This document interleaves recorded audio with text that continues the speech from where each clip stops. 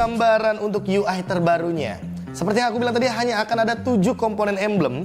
Dari basic common emblem, tank, assassin, mage, fighter, support, dan sampai dengan marksman. Dan yang paling aku suka adalah ini dia. Banyaknya variabel pemilihan status di emblem terbaru. Contohnya, kita ambil dari talent yang paling pertama yang tadi aku bilang. Ini penambah status rata-rata. Kayak di sini ada yang namanya nambahin adaptive attack, terus ada yang nambahin attack speed, terus ada juga untuk penambah darah kayak vitality, dan yang paling aku suka ini dia rapture atau penambah adaptive penetration. Terus ada juga yang namanya inspire, dia akan menambahkan 5% cooldown reduction. Terus ada juga di sini firmness, dia tuh bakal nambahin adaptive untuk physical dan magic defense. Ada penambah movement speed juga dan penambah untuk fatal atau status kritikal. Terus ini yang namanya sub talent nih teman-teman. Contohnya aja ya, ini season hunter buat para jungler tank, jungler damage, ini bisa kalian gunakan tanpa harus menjadi talent utama. Karena ini bakal jadi talent pasif. Jadi setidaknya kalau kalian ngejungle itu bakal lebih cepat. Karena setiap kali turtle dan juga lord, kalian akan ada tambahan 15% damage kepada objektif-objektif tersebut. Terus dari emblem tank ada juga tenacity. Tenacity juga jadi pasif. Dan ini akan aktif ketika kalian itu darahnya di bawah 50%. Terus ada juga Master Assassin. Siapa penggemar-penggemar Assassin? Ini salah satu emblem yang kalau di emblem patch lama ya, emblem-emblem yang udah dulu-dulu, itu tuh cuma aktif ketika memang 1v1 dan akan menambahkan damage ketika musuh kalian sendirian. Tapi untuk sekarang dia jadi pasif sistemnya. Sehingga wah, ini banyak banget nih yang bisa dikombinasikan. Bargain Hunter, dapetin diskon untuk item, terus Festival of Blood, kalian dari awal udah punya pasif spell vamp, bayangin tuh. Terus yang paling aku suka juga nih, pull yourself together. Karena ini akan mempermudah atau mempersingkat battle spell kalian dari cooldown umumnya. Dari misalkan kita ambil contoh flicker ya, 120 detik itu bisa cuma jadi 100 detik saja. Dan juga aktif skill item. Jadi buat teman-teman yang mungkin para pengguna Winter Truncheon atau mungkin Conceal, jadi lebih dipermudah nih, dipersingkat juga untuk durasi dari cooldownnya. Terus Weapon Master, ini yang paling adaptif banget nih menurut aku teman-teman. Karena Weapon Master itu bisa digunakan kepada user mage atau user marksman juga. Nah, terus ini dia nih yang paling utamanya, talent-talent utamanya ada Impure Rage, ada Quantum Charge, terus juga ada Conclusive Blast, terus ada Killing Spree. Dan Killing Spree sekarang tidak terbatas untuk assassin physical damage, tapi juga bisa digunakan untuk para magical damage. Nah, terus Lethal Ignition ini juga tidak melulu soal damage magic. Sekarang physical damage dealer bisa mengeluarkan efek burn ketika dia itu adalah physical damage dealer tipe burst. Terus ada juga Brave Smith nih teman-teman, yang dimana aku dengar kabar nih, katanya di patch terbaru, kebetulan tanggal 27 Juni ini fix, Brave Smith ini bakal muncul dan statusnya diubah. Dari yang 8% penambah darah jadi 5% penambah darah saja. Cuma bedanya untuk sekarang nggak perlu kalian ngeluarin efek CC atau crowd control. Jadi kalian cuma perlu mengeluarkan skill dan itu akan menambahkan darah kalian 5%. Terus ini juga bagus nih, focusing mark. Biasanya para gangker pasti bakal suka sama emblem atau talent utama yang satu ini. Serta biasanya buat para marksman, weakness finder itu bisa jadi pilihan utama. Kalau misalkan kalian nggak pede sama attack speed kalian, ya kalian bisa pakai quantum charge yang tadi aku sebutkan. Anyway, kita bakal coba hal itu semua di custom room langsung. Let's go! Yang pertama adalah efek dari Master Assassin. Yang kalau misalkan ini kan ada 2 hero berdempetan, artinya Master Assassin ini nggak bakal aktif. Kalau aku basic attack, damage-nya 143. Tapi kalau ke hero yang sendirian, dia akan menimbulkan damage yang lebih tinggi, 148. Dari sini teman-teman udah bisa ada gambaran ya, kalau sebenarnya Master Assassin ini sebenarnya jadi emblem pasif. Dan ini talentnya menjadi sub talent atau talent cadangan. Dan yang mau aku tunjukkan adalah efek dari bakarannya Lethal Ignition. Aku harus burst dulu ya, Dan nanti yang akan keluar efek bakarannya dalam warna biru di Layla ini adalah dalam bentuk damage fisikal. Tuh, ada biru-biru, ada efek bakaran, dan itu hanya keluar kalau kita secepat mungkin dalam 5 detik menimbulkan damage dalam kurun waktu dan juga efek dalam persenan darah tersebut lah. Intinya secepat mungkin kalau kamu bisa kasih burst damage yang tinggi, itu efek burn-nya bakal muncul lebih gampang. Gimana Sobat Land of Dawn? Asik banget kan untuk emblem terbaru yang nanti akan diluncurkan oleh Project Next di tanggal 27 Juni 2023. Tentunya dengan emblem terbaru ini membuat kalian itu bisa menggunakan variasi emblem talent yang lebih banyak. Jadi kalian gak bosen juga ketika menggunakan satu hero dengan emblem yang bisa bermacam-macam. Anyway, kayaknya kita sudah sampai di akhir video. Aku KB, mohon pamit undur diri. Sampai jumpa lagi di episode selanjutnya. Dan sampai jumpa lagi di Land of Dawn. Tahu nggak? Awesome Generation itu punya rule sendiri. Kayak aku. Nge-game, I am the game. Pokoknya harus win streak terus. See, that's my rules with Galaxy A Series 5G. Kalau kamu? Di dunia games, top up jadi lebih mudah. Pilih game, masukkan game ID. Pilih Diamond. Masukkan kode promo, dan pilih metode pembayaran. Masukkan kode OTP dan konfirmasi pembelian. Selamat, kamu dapat tambahan kuota. Kumpulkan DG Point setiap top up. Tukar dengan merchandise dan voucher game menarik. Nikmati juga promo setiap harinya. Upgrade gameplaymu sekarang.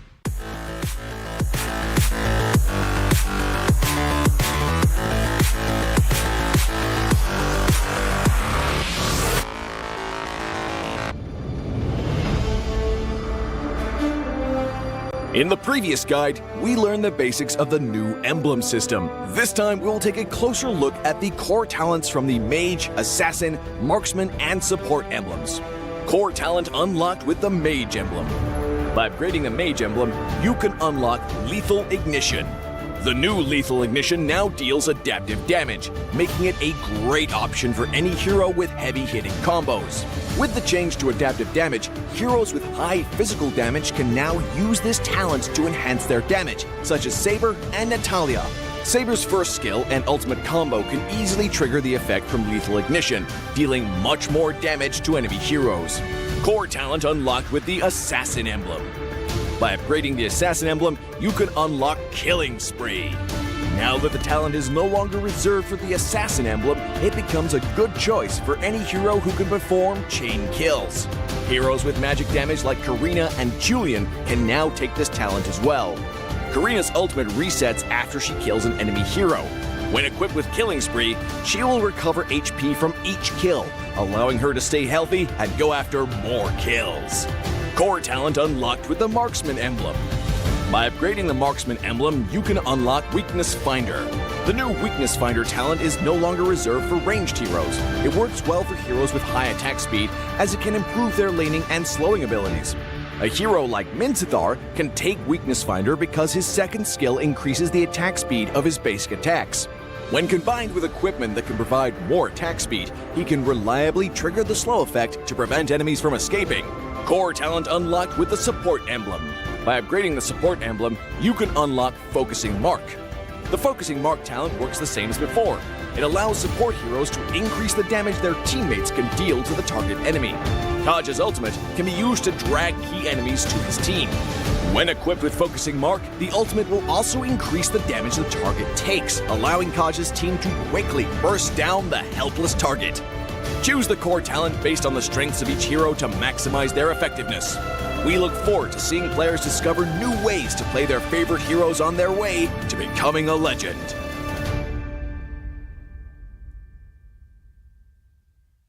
Tahu nggak? Awesome Generation itu punya rule sendiri. Kayak aku. Dalam kondisi apapun, nggak ada lagi halangan. Malah ngebuktiin potensiku. See, that's my rules with Galaxy A Series 5G. Kalau kamu? Hanya perlu melihat ke dalam dirimu. Dan kamu akan mengerti betapa berharganya nilaimu. Percaya pada dirimu. Bukan dengan tergesa-gesa, namun dengan caramu yang beda. Tunjukkan kilau kisahmu sendiri. Dan ciptakan emas dalam setiap karyamu. Trust in gold.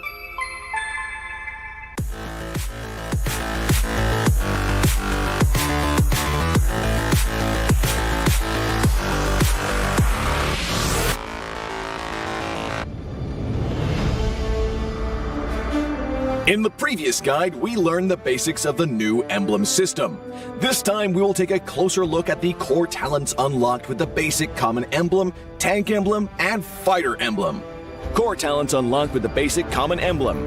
By upgrading the basic common emblem, you can unlock 2 core talents, Impure Rage and Quantum Charge. Both are suitable for most heroes. The new Impure Rage talent now deals adaptive damage, making it a good damage-enhancing talent for a variety of heroes, such as Eve, Nathan, and Diggy. Eve is a hero with great poke and control abilities. She can use the extra damage and mana regen from Impure Rage to constantly wear down enemies. The new Quantum Charge talent now restores HP based on the hero's level and not their physical attack bonus, making it viable on more heroes that want HP recovery and mobility, such as Edith, Leslie, Layla, etc. When equipped with Quantum Charge, Edith in both forms can use the movement speed bonus triggered by her basic attacks to keep a safe distance from the enemy and the extra HP regen to stay in the fight. Core talent unlocked with the Tank Emblem. By upgrading the Tank Emblem, you can unlock Concussive Blast. Concussive Blast works the same as before, providing an extra source of AoE damage for high HP heroes, such as Johnson, Baja, and Hilda. Hilda is a high HP hero who can tank a lot of damage when equipped with a full set of defensive equipment. The Concussive Blast talent will not only enhance her survivability, but also boost her damage. Core talent unlocked with the Fighter Emblem. By upgrading the Fighter Emblem, you can unlock Brave Smite. Brave Smite is no longer triggered by inflicting CCs. It now takes effect upon dealing skill damage and is suitable for most fighters and tanks that need more HP regen.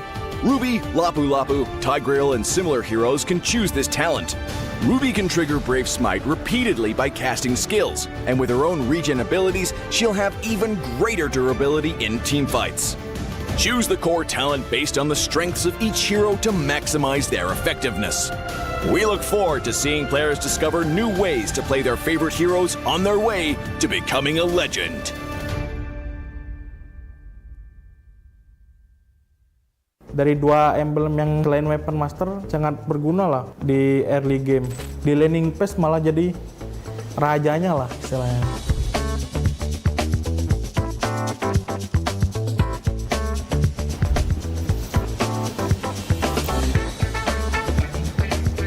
Kok kedapet di lampu?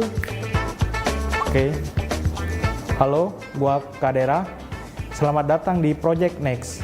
Butuh tutor main Godland setelah update patch emblem. Nggak akan ada yang lebih bagus dari episode ini, karena gue akan bahas 2 hal penting dari patch ini untuk para Godlaner. Yang pertama, kombinasi-kombinasi terbaik talent utama untuk Godlaner, dan hero Godlaner apa yang akan meta di patch kali ini. Nah, sekarang kita coba ke kombinasi pertama ya. Di sini gue pakai hero Beatrix. Rekomendasi dari gue yaitu yang pertama pakai Rapture, terus yang kedua Weapon Master, dan yang terakhir Weakness Finder. Oke, itu jadi kita langsung coba di in-game nya. Kan tadi kan pilihan emblem kita ada Rapture sama Weakness Finder. Nah, kalian nggak usah takut buat apa ya, ngepok gitu, karena kalau kita ngehit musuh nih, mereka dapat slow sama mereka nggak bisa ngepok balik gitu. Jadi kayak kalian di lane nggak bakal sering kepok. Terus yang Weapon Master itu kan nunggu dari item kan. Jadi dari 2 emblem yang selain Weapon Master sangat berguna lah di early game buat survive.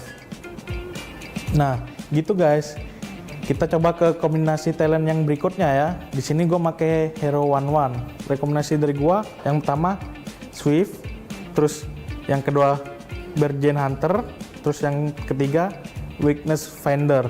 Oke, jadi emblem yang pertama kita kan ambil Swift kan tadi.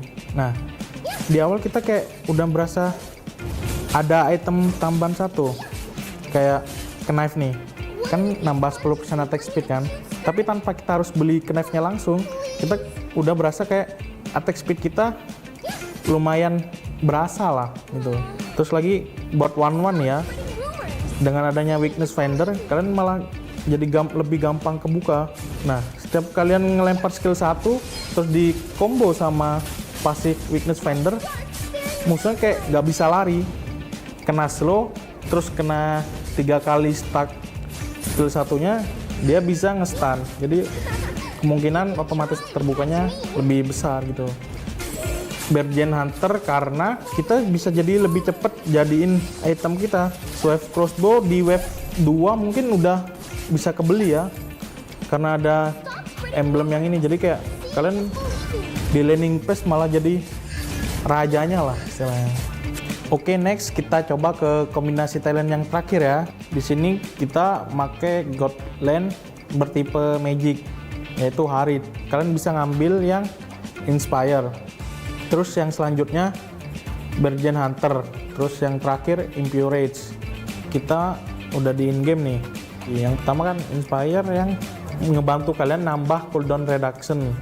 Jadi kalau sudah semisal kalian max emblem, terus kalian nambahin Inspire itu, kalian nggak perlu butuh yang namanya cooldown reduction lagi di item kalian. Jadi kayak beliin aja item yang paling mahal, Blood Wings contohnya, kayak gitu. Kita jelasin lagi di Impurage. Semisal nih kalian pakai Magic side lane, itu pasti kemungkinan jungler kalian assassin. Masa kalian mau egois, blue buff-nya diambil, nggak mau dikasih ke jungler assassin kan? Nggak mungkin kan? Nah, di Impurage ini kalian ngeakalin mana kalian. Di Impurage kalian bakal nerima balik 2% mana max kalian. Kayak contoh, gue pakai skill nih, terus ngehit atau nggak ngehit, pokoknya pakai skill bisa ngebalikin 2% max mana kalian. Tapi ada cooldown 5 detik. Ayo coba update Project Next hari ini ya. Tapi kalau menurut lo tips dari gua kurang relevan karena lo pemain role lain, tenang aja. Karena di next episode-nya akan dibahas mengenai kombinasi talent dan hero-hero meta di role lain. Dan jangan lupa share videonya ya. Gua Kadera, sampai jumpa di Land of Dawn.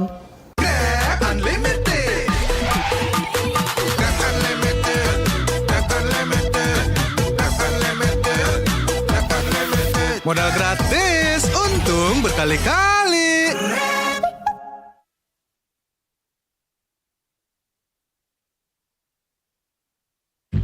12-nya kemana? 12-nya ada di Blibli 12 tahun Anniversary. Beli apa aja ada gratis ongkir 12 kali, cashback 12 kali, dan flash sale Rp12. Ayo belanja di Blibli sekarang.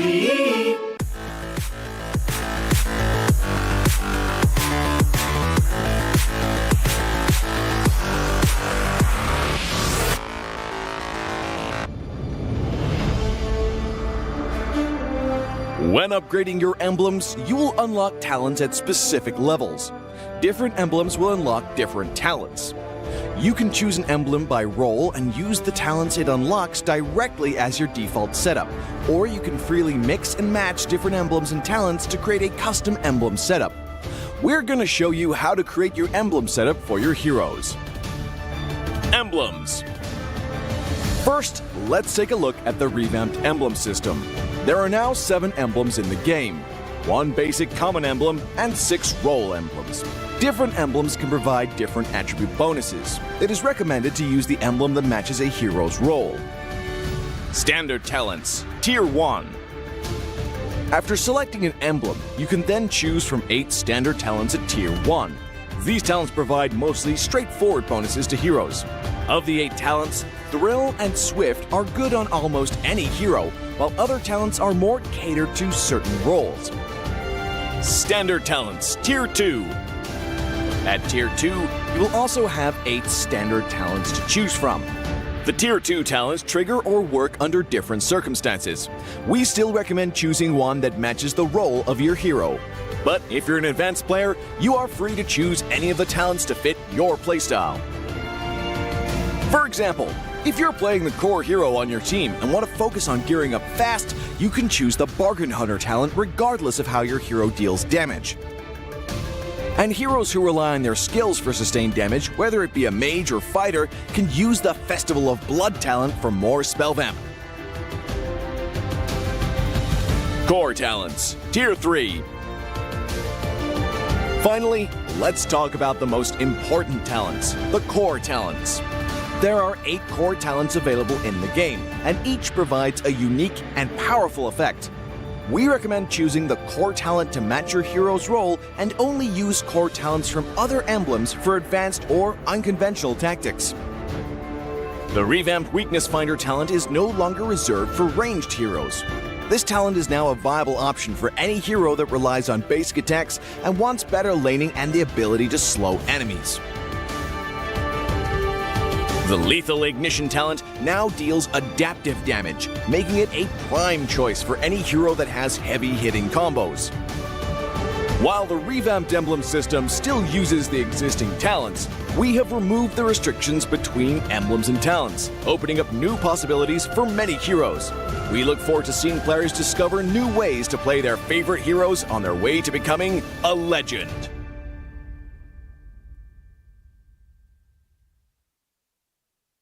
Menurut gua sih, update enemy ini sangat membantu kita para fighter ya.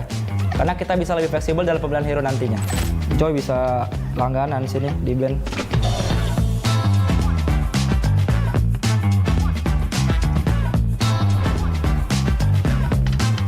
Hai, gue Sorizo.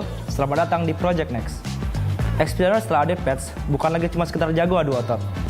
Karena kita juga harus memutar otak buat combination talent dengan emblem terbaiknya. Yuk tonton video ini agar lo bisa jadi explorer yang lebih hebat. Nah, sekarang kita coba kombinasi pertama nih. Dari yang gue pakai adalah Yuzong. Buat talent pertama, yang gue pakai adalah Agility. Yang kedua, yang gue pakai adalah Festival Blood. Yang ketiga, gue pakai Killing Spree. Jadi yang pertama kenapa gue pilih Agility adalah buat movement speed. Menurut gue Yuzong ini sangat butuh movement speed guys. Karena ketika lu mengejar musuh, kayak speed lu lebih kenceng gitu lah dibanding mereka. Yang kedua kenapa gue pilih Festival Blood, karena buat lifesteal. Lihat ini gue belum ada item lifesteal, tapi gue tetap bisa dapat lifesteal guys. Yang ketiga kenapa gue pilih Killing Spree. Killing Spree ini tujuannya ketika lu bunuh musuh lu dapat lifesteal serta movement speed. Ketika lu bunuh musuh,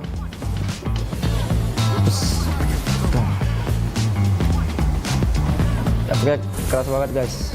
Dan kenapa gue seneng banget, karena yang dulunya gue di Factor cuma bisa Festival Blood, sekarang udah bisa pakai Killing Spree juga guys yang di Assassin. Jadi kayak lu bisa combine gitu. Nah gitu guys. Sekarang kita coba kombinasi talent berikutnya ya. Hero yang gue pakai adalah Joy. Buat talent pertama, yang gue pakai adalah Rupture. Yang kedua, gue pakai Bargain Hunter. Yang ketiga adalah Killing Spree. Nah, sekarang kita bakal coba langsung ke in-game-nya ya guys. Buat talent pertama, kenapa gue pakai Rupture? Ini sangat bagus banget guys. Karena damage lu 5%, penetration lu bakal sakit buat ke musuh. Contohnya, lebih sakit guys. Dibanding lu nggak pakai, ini lebih sakit. Dan yang kedua, gue pakai Bargain Hunter. Fungsi dari Bargain Hunter ini adalah ketika lu harga item lu bakal jadi lebih murah guys. Dari yang harga 100% lu beli di harga 95%. Contohnya ini ya, Genius One. Ini harga aslinya adalah 2000 jadi 1900 guys. Yang ketiga gue pakai adalah Killing Spree. Fungsi dari Killing Spree ini ketika lu bunuh musuh, lu mendapatkan 8% max HP dari musuh dan 15% movement speed selama 3 detik. Ini bagus banget guys, ketika lu dalam team fight yang gede lu bisa survive. Ini sih OP banget sih guys. Ketika lu yang biasa cuma bisa pakai Bargain Hunter, sekarang lu bisa pakai bareng Killing Spree. Joy bisa langganan sini di band. Oke, next kita coba ke kombinasi talent yang berikutnya ya. Hero yang gue pakai nanti adalah hero Esmeralda. Itulah hero favorit gue juga. Yang pertama, talent yang gue pakai adalah Agility. Yang kedua, Bargain Hunter. Yang ketiga adalah Constructive Blast. Oke, kita langsung coba ke in-game ya guys. Yang pertama, talent Agility. Kenapa gue pakai Agility? Fungsinya tuh menambahkan 5% movement speed guys. Jadi ketika lu ngezoning atau nge-cover temen lu, itu sangat bagus guys. Lebih kenceng lah jalan lu. Dan dikomboin dengan skill 1 Esmeralda, lu lebih cepet lah buat lu kemana-mana gitu, move lu. Yang kedua, kenapa gue pakai Bargain Hunter? Esmeralda ini early-nya membutuhkan item yang lebih cepat guys. Jadi gua pakai bagian hunter biar lu bisa beli item lebih murah lah di awal. Yang ketiga, kenapa gua pakai Cortex 11? Ini ketika lu basic attack ada kayak efek ledakan gitu yang mengandung magic damage. Jadi ketika lu clear wave jauh lebih cepat dibanding yang lain guys. Contohnya kayak gini. Nih. Tuh. Lebih cepat guys jadinya. Dengan ada stats baru nih gue makin suka sih main Esmeralda. Nah, dari 3 kombinasi itu, kalau yang paling cocok ke gameplay gue sih Esmeralda ya, dengan talent Agility, Bargain Hunter, dan Cortex 11. Nah, menurut gue sih update enemy ini sangat membantu kita para fighter ya, karena kita bisa lebih fleksibel dalam pemilihan hero nantinya. Gimana nih para SPLaner? Udah siap main meta terbaru belum? Yuk langsung update ke Project Next dan cobain ya. Nah, buat kalian yang main role selain XP, tenang aja. Karena di next episodenya akan dibahas mengenai kombinasi talent dan hero meta di role lainnya. Jangan lupa share videonya ya. Gua Sorizo, sampai jumpa di Land of Dawn.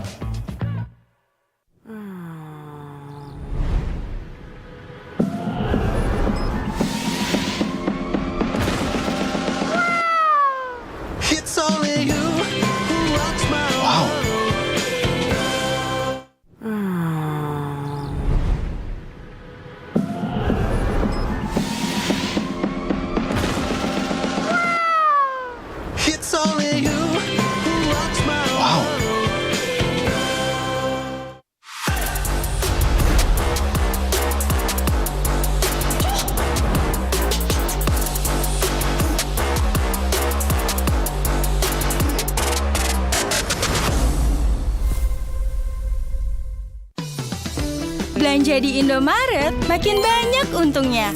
Kumpulkan cashback poin jadi untung terus. Makin sering belanja, makin banyak poin yang kamu dapatkan. Dapat diskon, jadi untung terus. Bayar belanjaanmu dengan poin yang kamu punya. Belanja jadi gratis, jadi untung terus. Dan untung terus dapat banyak promo. Jadi member Indomaret Poinku sekarang. Untungnya non-stop.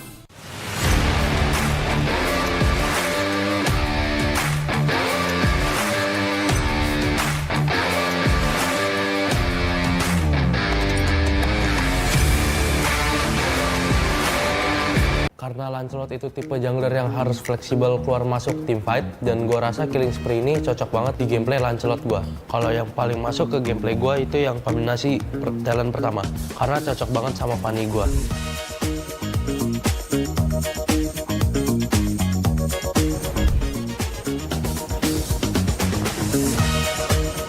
Hai, gue Super Ken. Selamat datang di Project Next. Kali ini gue mau ngasih beberapa rekomendasi kombinasi talent setelah update patch emblem nih. Dan gue yakin kalian bisa tiru ini biar rank kalian naik terus. Di sini gue akan bahas hal terpenting dari patch ini untuk pemain jungler nih. Nah, tonton sampai akhir ya guys. Nah, sekarang kita coba ke kombinasi pertama nih. Hero yang gue pakai, hero andalan gue yaitu Fanny. Emblem yang pertama di hero Fanny gue pakai Rapture. Emblem ini berfungsi untuk menambahkan physical penetration.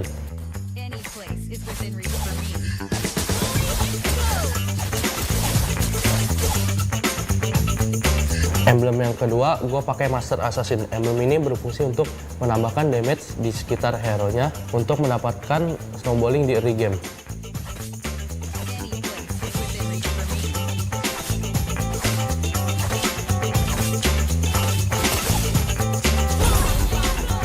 Emblem yang ketiga gue pakai Killing Spree. Emblem ini dapat memulihkan HP dan movement speed untuk bisa keluar dari team fight.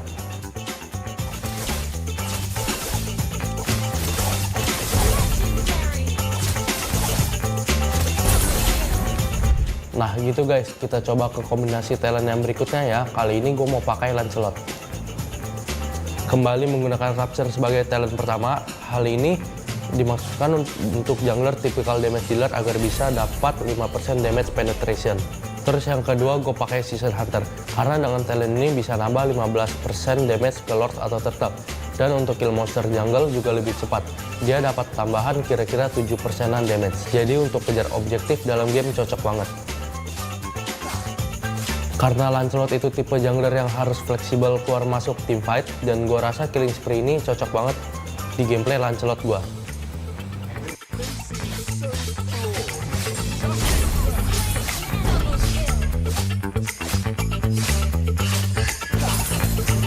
Oke, next kita coba ke kombinasi talent yang terakhir ya guys. Gue di sini pakai Fredrin.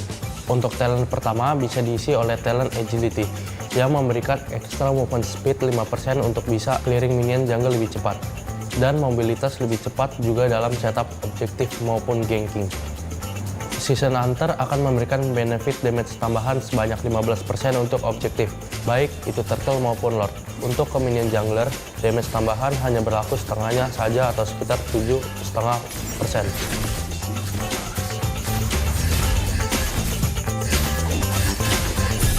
Conclusive Blast sendiri sebagai output damage tambahan yang mengambil keuntungan dari banyaknya HP hero yang kita gunakan sebanyak plus 7% dari total HP. Jadi dari 3 kombinasi itu, kalau yang paling masuk ke gameplay gue itu yang kombinasi talent pertama. Karena cocok banget sama Fanny gue. Langsung praktekin aja ya guys. Dan jelas patch baru ini bikin kita makin seru mainnya. Karena kita lebih bisa fleksibel dalam menyesuaikan ke hero yang kita pakai nantinya. Yuk langsung update Project Next dan cobain. Dan jangan lupa tonton juga episode tentang role lainnya guys. Jangan lupa share videonya. Gua Super Ken, sampai jumpa di Land of Dawn. Di dunia games, top up jadi lebih mudah. Pilih game, masukkan game ID. Pilih Diamond. Masukkan kode promo, dan pilih metode pembayaran. Masukkan kode OTP dan konfirmasi pembelian. Selamat, kamu dapat tambahan kuota. Kumpulkan DG Point setiap top up. Tukar dengan merchandise dan voucher game menarik. Nikmati juga promo setiap harinya. Upgrade gameplaymu sekarang.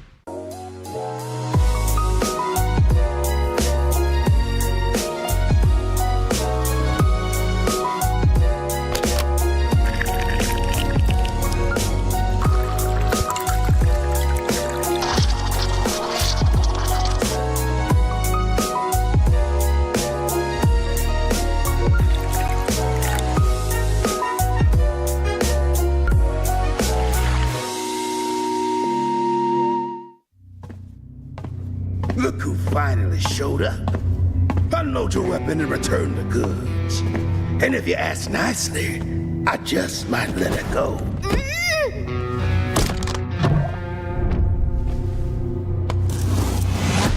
Who said I was returning it? You little... We had a deal! I just came here to test my new toys.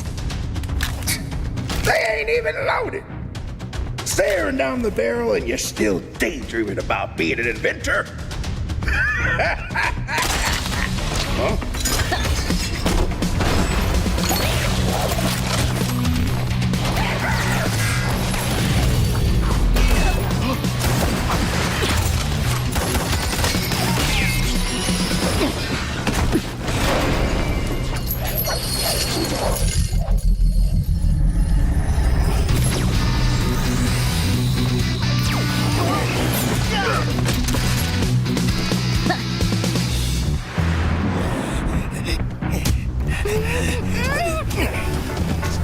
Or she gets it, then you'll have to answer to Eruditio. Eruditio? Well, isn't that perfect? I got a bone to pick with them. So how about I just blast you both? You're crazy! Leave me out of your squabbles!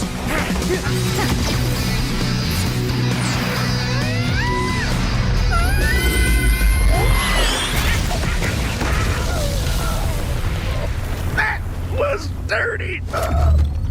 Haven't you heard? I do things my way. I really don't like being used as bait, you know. Anyway, let's return that to Eruditio. Oh, I have something special in store for them down the road. So I'll take this as payment.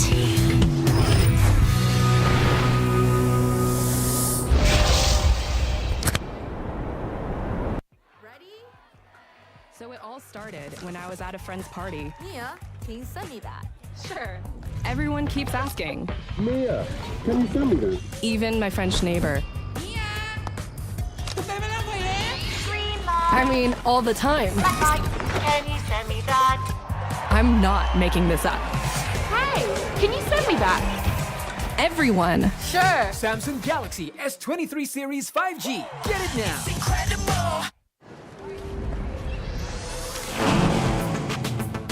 Wow. like... Wait, is that a phone? Look at the performance, the graphics. That thing's a gaming machine. A new challenger. Is that Faker? That man's a gaming legend. Everyone, fasten your seatbelts. And here we go! Samsung Galaxy S23 series 5G. Get it now. Kalau kamu bisa kasih burst damage yang tinggi, itu efek burn-nya bakal muncul lebih gampang. Bang, emblemnya ribet bang, bakalan susah gua belajarnya.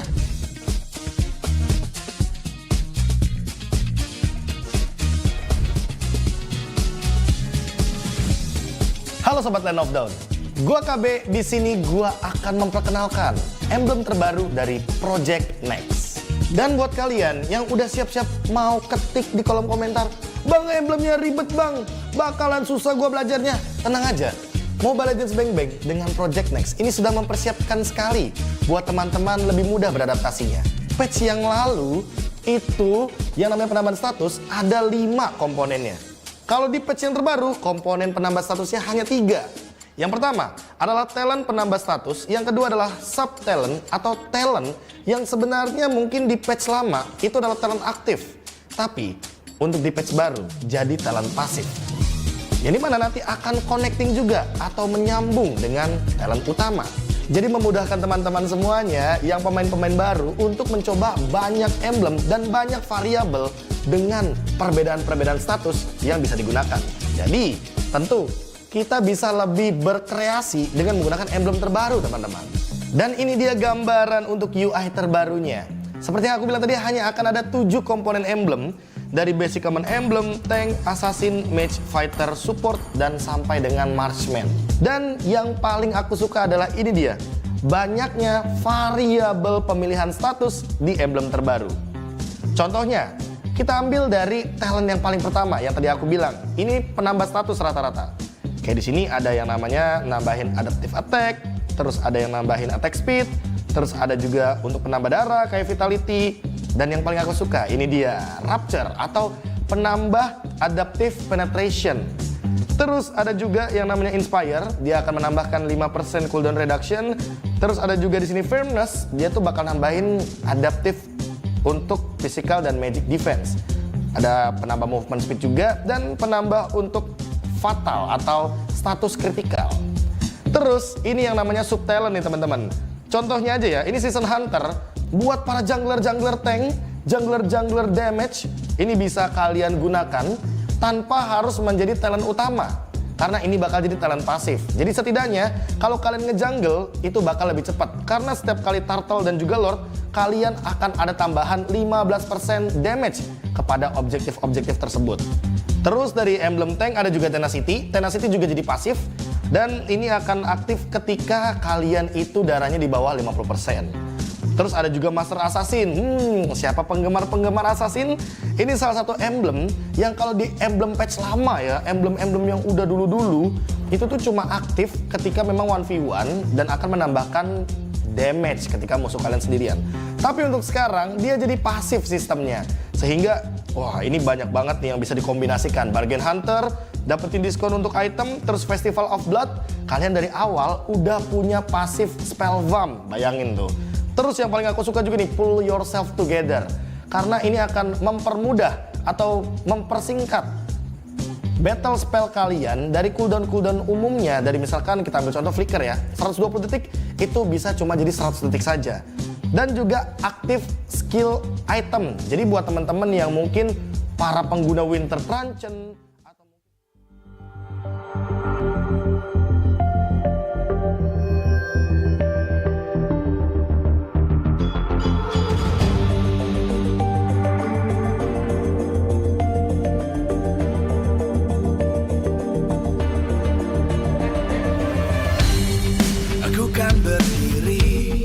dan terus berlari, terus ke arah puncak tertinggi. Ku takkan berhenti, hanya sampai di sini. Kemenangan abadi menanti. You know we won't miss if we unite our focus. And if you haven't noticed, we all nyalakan apimu, hadapi semua tantangan, hadapi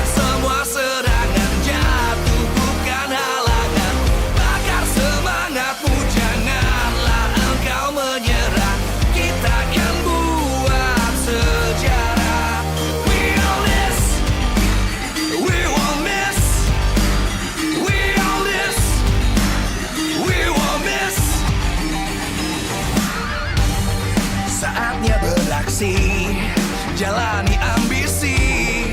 Aku kan menyawakan hari ini. You know we won't miss if we unite our focus. And if you haven't noticed, we'll live. Nyalakan apimu, hadapi semua tantangan, hadang semua serangan, jatuh bukan halangan. Bakar semangatmu, janganlah engkau menyerah.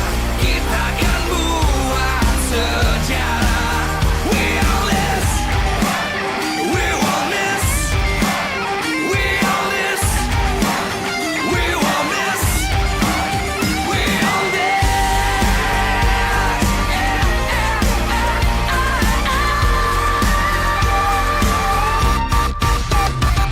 Nyalakan apimu, hadapi semua tantangan, hadang semua serangan, jatuh bukan halangan. Bakar semangatmu, janganlah engkau menyerah. Kita akan buat sejarah. We all this.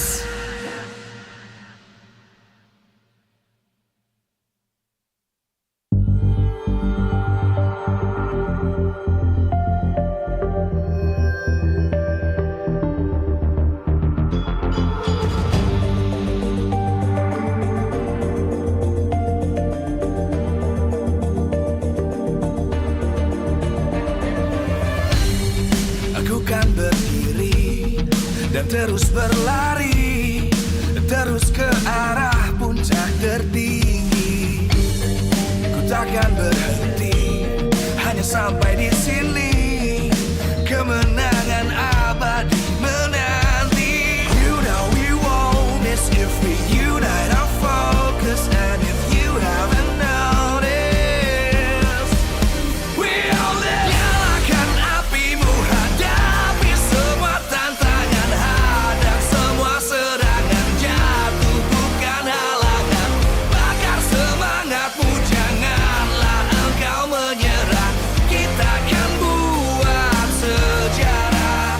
We all this, we won't miss. We all this, we won't miss. Saatnya beraksi, jalani ambisi. Aku kan menyawakan hari ini. You know we won't miss if we unite our focus. And if you haven't noticed, we all live. Nyalakan apimu, hadapi semua tantangan, hadang semua serangan, jatuh bukan halangan. Bakar semangatmu, janganlah engkau menyerah. Kita akan buat sejarah. We all this, we won't miss. We all this, we won't miss. We all this.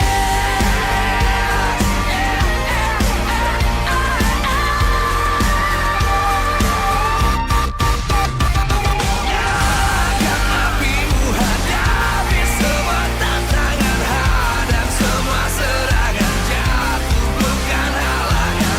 Bakar semangatmu, janganlah engkau menyerah. Kita akan buat sejarah. We all this.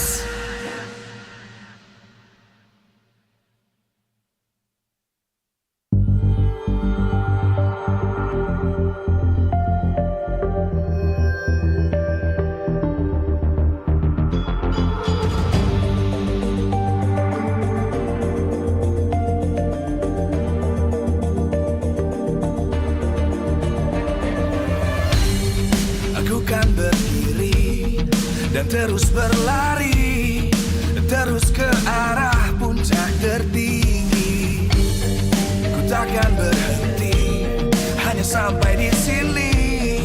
Kemenangan abadi menanti. You know we won't miss if we unite our focus. And if you haven't noticed, we all live. Nyalakan apimu, hadapi semua tantangan, hadang semua serangan, jatuh bukan halangan.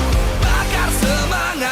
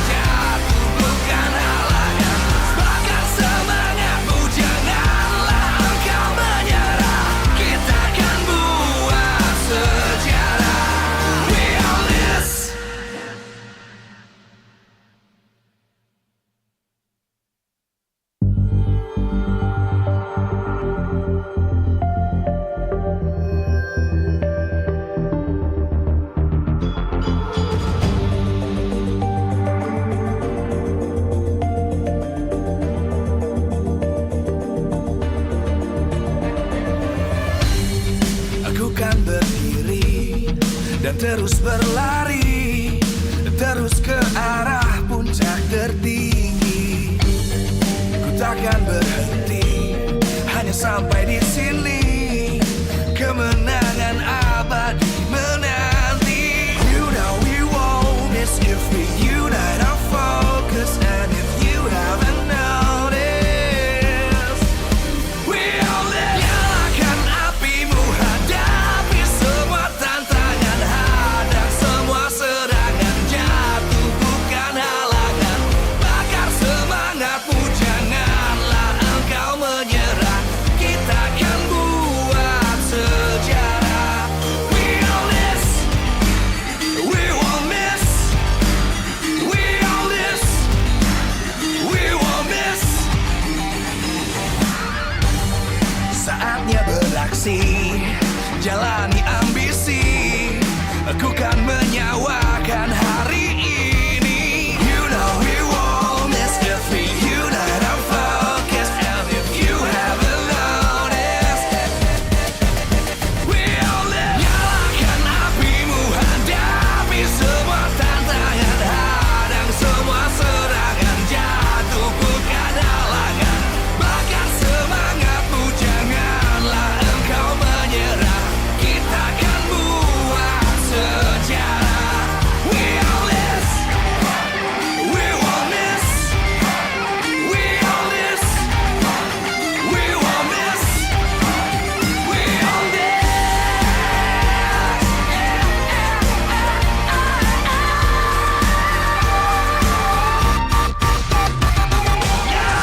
Nyalakan apimu, hadapi semua tantangan, hadang semua serangan, jatuh bukan halangan. Bakar semangatmu, janganlah engkau menyerah. Kita akan buat sejarah. We all this.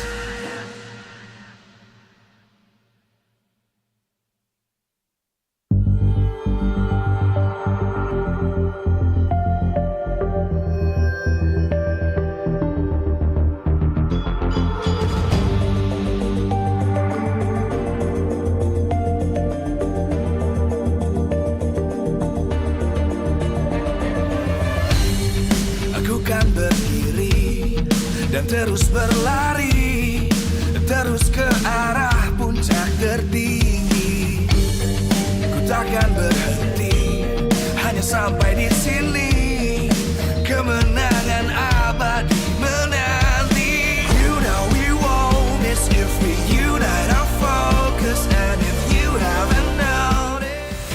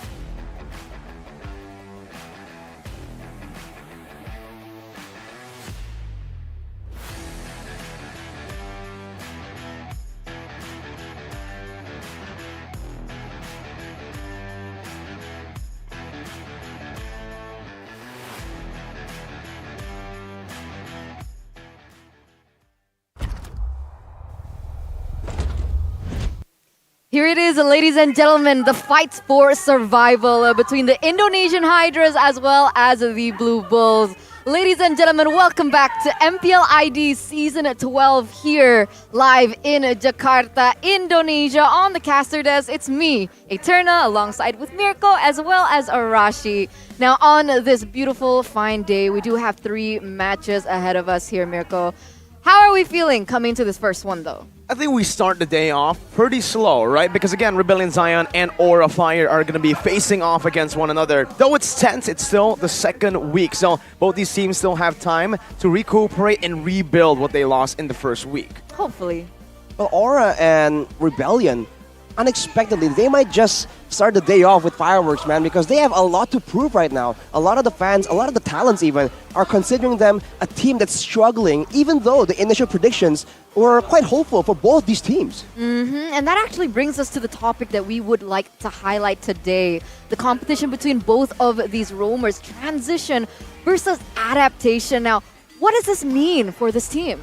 Well, looking at the way that they've been playing, we have been seeing a different variety of compositions. For Rebellion Zion, I think it's a roster swap between Renbu and Sway Low. But for Aura Fire, it's a swap within the roles.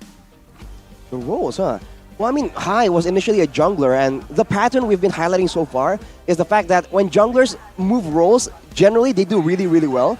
But for Hai, so far, not quite there yet, and we're hearing rumors that he's just a bit too passive. He doesn't really take control. He doesn't really get into the driver's seat, and that might be a big factor in how Aura has been looking a bit more reactive. Whereas for Rebellion, ODTZ, he's been able to bring out so much potential out of the rest of Rebellion, and he's been always a lot more proactive in his maneuvers, especially when he is able to get a comfortable hero that he is used to.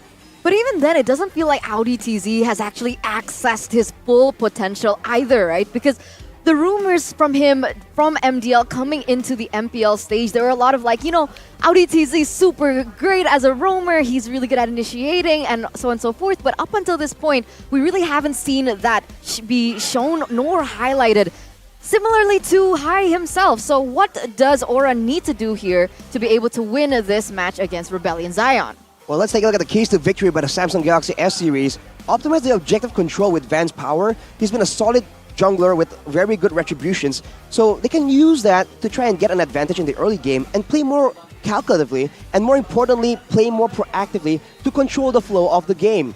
At this level of Mobile Legends, if you just react to what your opponents are doing, it's going to be very difficult for you to actually get ahead, especially against these teams who are now so calculative in where they go, when they go to each area of the map. So for Aura, now that they have potentially, right, a stronger initiator as well as a strong jungler that has shown again and again a tried and true retribution, they have to try and do something to get one step ahead of their opponents. I think looking the way Aura Fire has been playing, we've seen a big shift in their style. It was the controlled chaos that we once knew back in Season 9, Season 10, and even 11. But in 11, it really did feel like they lost that touch. Finally, now they found a new identity, but it's just not there. Because right now, the point is, it's very similar to what Rebellion Zion are facing. The struggles within the team, looking for that new identity. What gives the victory for Rebellion Zion, the team in question right here, by the Samsung Galaxy S series, is to prioritize the heroes for Audi TZ and Cars in the first phase of drafting. We've mentioned it already, but Audi TZ, on uncomfortable heroes and on his main heroes, there's a huge difference in performance. And for Cars, if he can actually get ahead in that laning phase, right, secure a good matchup, that could be a basis for Rebellion just having a bit more of a lead and a bit more of a solid game plan going into the mid to late game. But on the other hand, in the other side of the map, in the gold lane, Hais has always been very, very aggressive, and something they could do right here is to try and capitalize on how aggressively Hais likes to play, and then maybe get him ahead and bring him into these mid-game teamfights where, depending on the heroes, he might just swing and tip the balance in favor of Rebellion. Hopefully in a good way, right? Because I think from the past performances that we saw from Rebellion Zion, Hais likes to overcommit a lot. I don't know if it's misjudgment or maybe he's not using the right device. Because, ladies and gentlemen, if you guys want to up your gaming performance, don't forget to utilize the Samsung S series. Get ready to auto-win when playing games with the Samsung Galaxy S23 Series 5G. Its epic specifications will allow you guys to flex when playing together with your friends. Equipped with the fastest processor technology, 4nm Snapdragon 8 Gen 2 for Galaxy, large RAM of up to 12 gigabytes, and of course a 5G connectivity that guarantees a lag-free gaming experience. experience.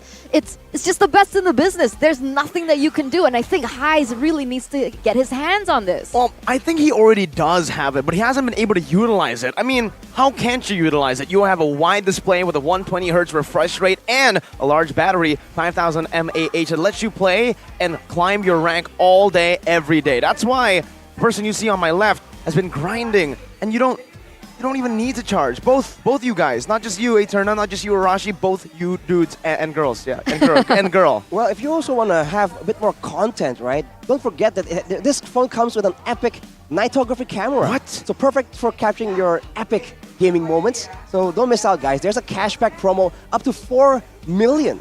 What? That's a lot. That's a lot. You guys don't want to miss that. So go ahead and get yours as soon as possible. Don't forget, it's until July 2023. Is this July or June? I forgot, honestly. Well, it's June, right? No, it's not. It's same right thing. now. what's the month? It's July, Eterna. It's July, Eterna. Is it July? Yeah. Wow. I need to double check. I Time don't believe flies it. when you're having fun. But honestly, True. Aura haven't been having a lot of fun so far in Season 11. Exactly. What's going on, right? At SPS, we saw them really just fly through all these huge teams. It seems like they had their synergy down, they had their identity, but coming into this, it feels different. Let's hope when we collect them onto stage, something does change. The old leader is now back in the pack. The Dragons make their return with Facehugger leading the pack. Ladies and gentlemen, Aura Fire! Aura Fire, man. We talked about a lack of direction, but now, with the old head, the old honcho coming back, Facehugger making an appearance right here. Now Rebellion are the ones who have a bit of an issue right here, but wait a minute. Let's see who's walking up on stage. No sway low, it's gonna be Renbu, the rookie from the MDL, the young bull, now walking up on the stage with style and class. Welcome the Blue Bulls! The Blue Rebellion Bulls. Zion! They're walking on stage right now with their fans. They want to extinguish the flame that is Aura Fire. And let's hope that they can, because remember, they are moments away of dropping into the red zone. And here it is. Everything begins with the coaching staff. So let's welcome them on stage. It's a little 2v1 here, though. Gonna be Coach Pralevi against Coach Chico with Vivi as his backup. And right here, I think it's a bit of a concerning situation here because the fan that Rebellion are bringing is usually used to fan the flames and make it bigger. So is this some kind of foreshadowing? I think Rebellion needs to be a bit careful because Aura for sure will have something in store with such a huge shift in their roster. I like that you mentioned that, right? We gotta talk about this. Facehugger coming back after so long on not being a part of the main roster. A lot of people have said that Facehugger was one of the reasons why it felt like Aura Fire was super limited in terms of hero pool and so on and so forth. So sure, it brings back the fact that he can lead the team and can shot call for the team, but in terms of mechanics, is it okay or not? That's the big question. You bring a lot of macro prowess to the team. You bring that shot calling power, the leadership, but you lose out on the mechanical power, the gunplay. Technically, for this team, Sin was a massive, massive player when it comes down to these team fights. And now, what do you think, Arashi, as we look at the team head-to-head by Head and Shoulders? Well, as you mentioned, being aggressive seems to be a bit of a spearhead for Aura. If you look at the first blood rate, 40% is quite high, but everything else falls behind Rebellion. So maybe they need to curb the aggression and play a bit more calculatively, because even Eterna was mentioning, sometimes Aura can get a bit too aggressive, right? Even though that actually applies for both these teams, I think having a bit more of a level-headed, experienced player might just be the solution that Aura Fire needs. Let's hope. I'm getting kind of nervous, right? Because both of these teams, obviously they have their plus and minuses, especially in terms of performance so far. Let's shift our focus now onto the EXP lane, Kars as well as Kimura. I do believe Kars has been a huge factor towards how Rebellion Zion have been able to at least get one match into their pockets. Whereas Kimura, he really needs to step up, and it also goes to show how that actually has an effect on both of these gold laners. Looking at the player head-to-head by Head and Shoulders, Kabuki against High Zamor. Right now, High's It looks like he has a bit of the edge here. He likes playing all these aggressive heroes as well in lane. He loves outputting that damage. For Kabuki though, considering the situation of his team, the fact that he's keeping up in the stats is really quite impressive, but he is a lot more geared towards being safe and being more aggressive only when he has the backup or the hero picks to try and augment his laning phase. So I think how this lane goes will be very important in how this game plays out. And of course, with such an important matchup in the gold lane, you can expect the roaming from the mid lane and the roamers and the jungle even to make a lot of emphasis on that lane. Yeah, I might even go as far as to say that it all comes down to the trio mid, right? Because Kabuki and Heise, they're really good mechanically, but if you do not get enabled by your team, especially for Rebellion Zion, that has been the main mistake, I would say, the main hole that a lot of teams have been able to exploit. It's that they are not in sync with one another in their trio mid and even towards where they rotate. Do they want to play for Cars or Heise? Looking at Heise's aggression, it feels like Heise wants them to play for his lane, but we just don't see that enough. And if they do find that, Rebellion are going to be a very scary team. I mean, we're talking about the EXP lane matchup, and Cars just seems a lot more suited right now. He was a gold laner, but as we mentioned in the first week, he has felt like this is his second calling almost. So we'll have to see. If there's a good matchup there for Cars, this might go Rebellion's way. We have a lot of questions, ladies and gentlemen, between this matchup, Aura as well as Rebellion. So let's start by answering the drafting phase here for game number 1. Aura Fire, they're going to ban out the Kaja as well as the Eve. Rebellion, pick out the Fanny here. Banning the Assassin early on, usually that really means that they want some kind of solid backliner, but in the current meta, banning the Fanny just seems like an overall good idea. It has good clear, good burst damage, and amazing mobility. So if they really want to limit those kinds of heroes, maybe they can do that, but I think it's more of a respect towards the whole team of Aura Fire. This might be a bit of a... I don't know if this is a coincidence or not, but Rebellion Zion are just banning all the F heroes. Fanny, Fredrin, up against Facehugger for some reason, right? Maybe they're trying to shut the aggressive maneuvers from Aura Fire that they can utilize with Facehugger at the helms. Remember, with that leader in the early game, you can expect Aura to go back to that early control, early centric team. And looking at the bans right here, Aura has banned away the Paquito as well, and people have been saying that the only reason why Cars is even doing so hot is because of the Paquito pick that he is so reliable on, and this is a bit of a power pick. So without the Paquito, we'll have to see if Cars can actually match up to Kimura, who has shown a bit more flexibility. Wow, but look at this. Ling, Fanny, and Fredrin being banned out. Double F plus L here, all in respect for Van, the jungler from the side of Aura Fire. The fact that he has been I would say, he has heavy shoulders, all right, for Aura Fire for quite some time now. The fact that he's able to land those retributions, get the objectives, and control the rotations from the early game. Rebellion Zion, they want to kind of limit that. So Aura Fire go for the Claude pick first up, giving it for Kabuki, and Rebellion Zion respond with the Valentina. I love it for Rebellion Zion.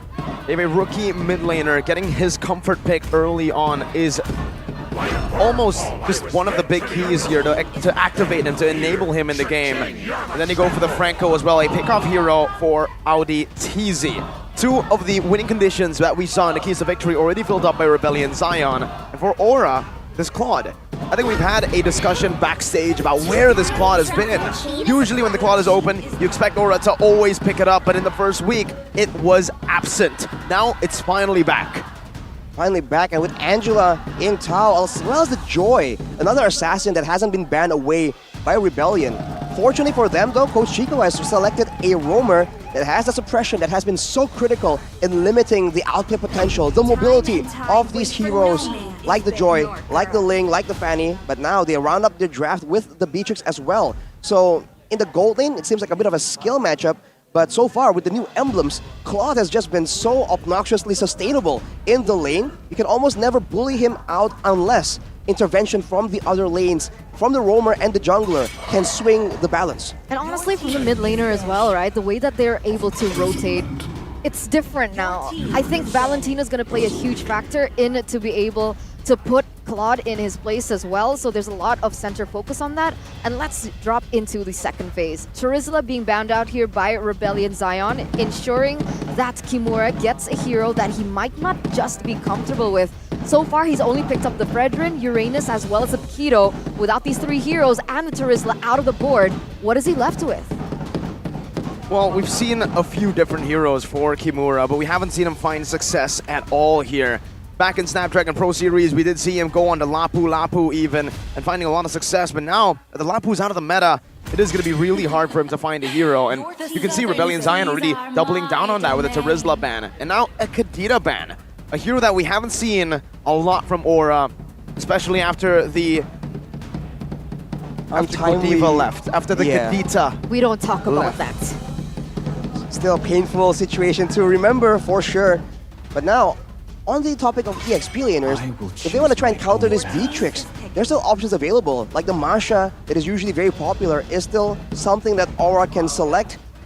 If they want to go with something a bit more aggressive, the Yuzong occasionally has made an appearance, but not too popular in the current meta. But the first pick goes to the side of Rebellion. Okay, hear me out. I think Aura Fire want to force Rebellion Zion onto Glue for Cars, and Aura Fire picks up Faramis for Facehugger. It's a signature hero. We've seen it time and time. This Angela can still be flexed into the roam if they want to, in the hands of High, which is what we saw, I think, 2 weeks ago in the first week of MPL ID. And if they do, they have a lot more to work with. Now, Rebellion Zion, they're going to focus on the Boxia first. Yeah. But keep an eye out for that. Instead of going for Dominance Ice, forcing the roamers to go for a very early Dominance Ice, taking a lot of resources away, they put the Boxia, they lock it in their composition for the Blue Bulls here to try to nullify that Angela and Joy presence early game. Now they don't need to go and rush Dominance Ice. And Aura, that bait, that glue bait, is no longer here, no longer present. They go for the Ruby and the Novaria. Range and Peel. Range and Peel, and of course scouting potential for this team right here. But for Rebellion, like you mentioned, Mirko, this trio roaming, we talked about the mid lane roam being so important. Having a Franco, Valentina, and Boxia, that is a terrifying combo. And for Aura, the only real solution they have is only the Ruby, and we have to see if that is adequate. Because even Novaria becomes a very easy target, and she doesn't have a lot of crowd control to help out the teammates. And now to make things worse, the Grok has also been secured by Rebellion, making for a very solid dive composition.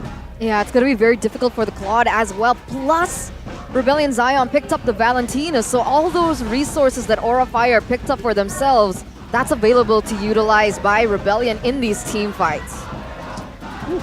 In the team fights, though, I think Aura might have a bit of a more wombo combo situation, but I think Rebellion's plan is to make sure that it doesn't get that late into the game. They want to make sure that they use all this mobility, the shield unit in particular from Boxia, to ensure that the jungle doesn't even get a chance to actually have an appearance in this game. Both teams are playing for mid control, mid power spike as well. Beatrix will hit that mid power spike a bit earlier than the Claude. We'll see how Rebellion Zion utilizes that better mid trio to try to rotate over to the gold lane. I presume with the Grok acting as just a sole playmaker. And with that, ladies and gentlemen, we are moments away of heading into the Land of Dawn, with both teams having a lot to prove.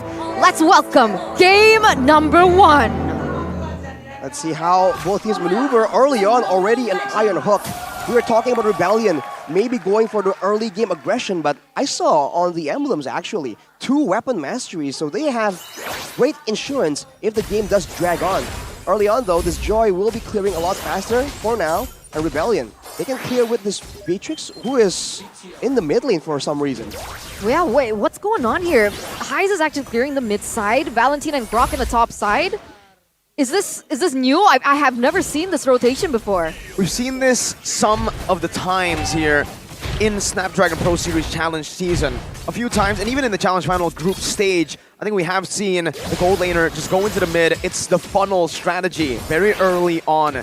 They have a Valentina and Franco though, so I'm not too sure.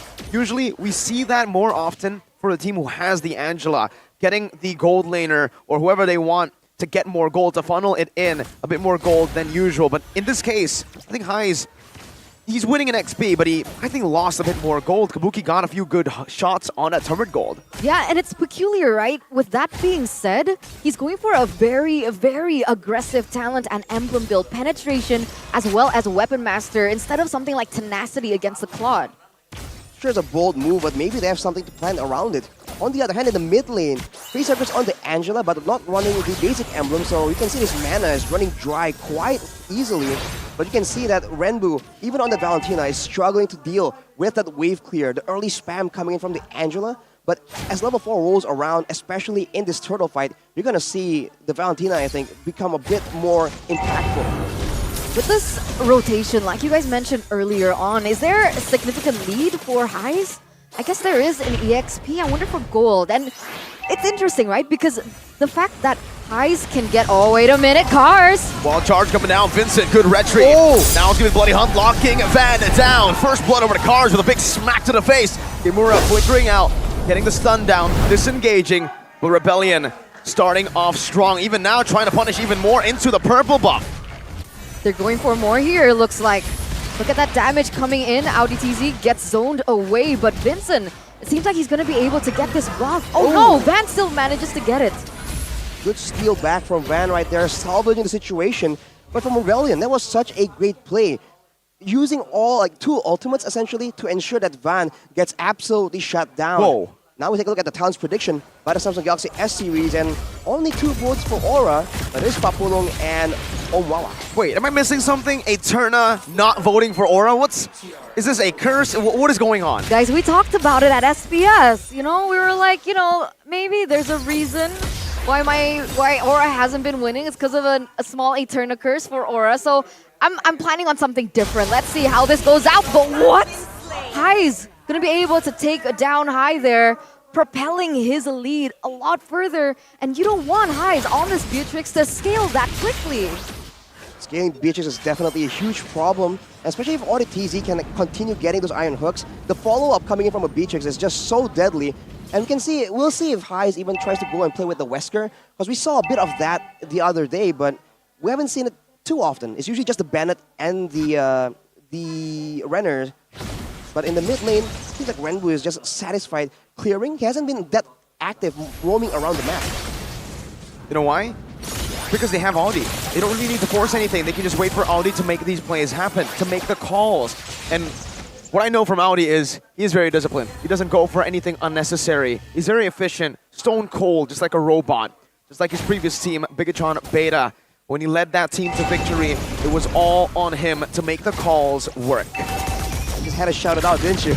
Well, in the bottom, it seems like there's a bit of a movement here. Rebellion pressuring both the turtle and the gold lane, sending Renbu down there, but that might be a mistake. Let's see. Van jumping in. Vincent now with the turtles with Sans. 50-50, Van. You don't doubt him in a 50-50. Van takes it away, not even close. No, that's going to be another objective here, falling into the hands of Aura Fire, despite both of these junglers being on at the same level. Let's take a look at how far things have gone for the gold laners, because, man, things are going to go down there. But Beatrix, not even a BOD yet, just Legion Swords. Very normal at this time. 6 minutes, I think you would expect the BOD. And they are dead even, essentially, even though there's been more priority for Rebellion to make moves in that gold lane.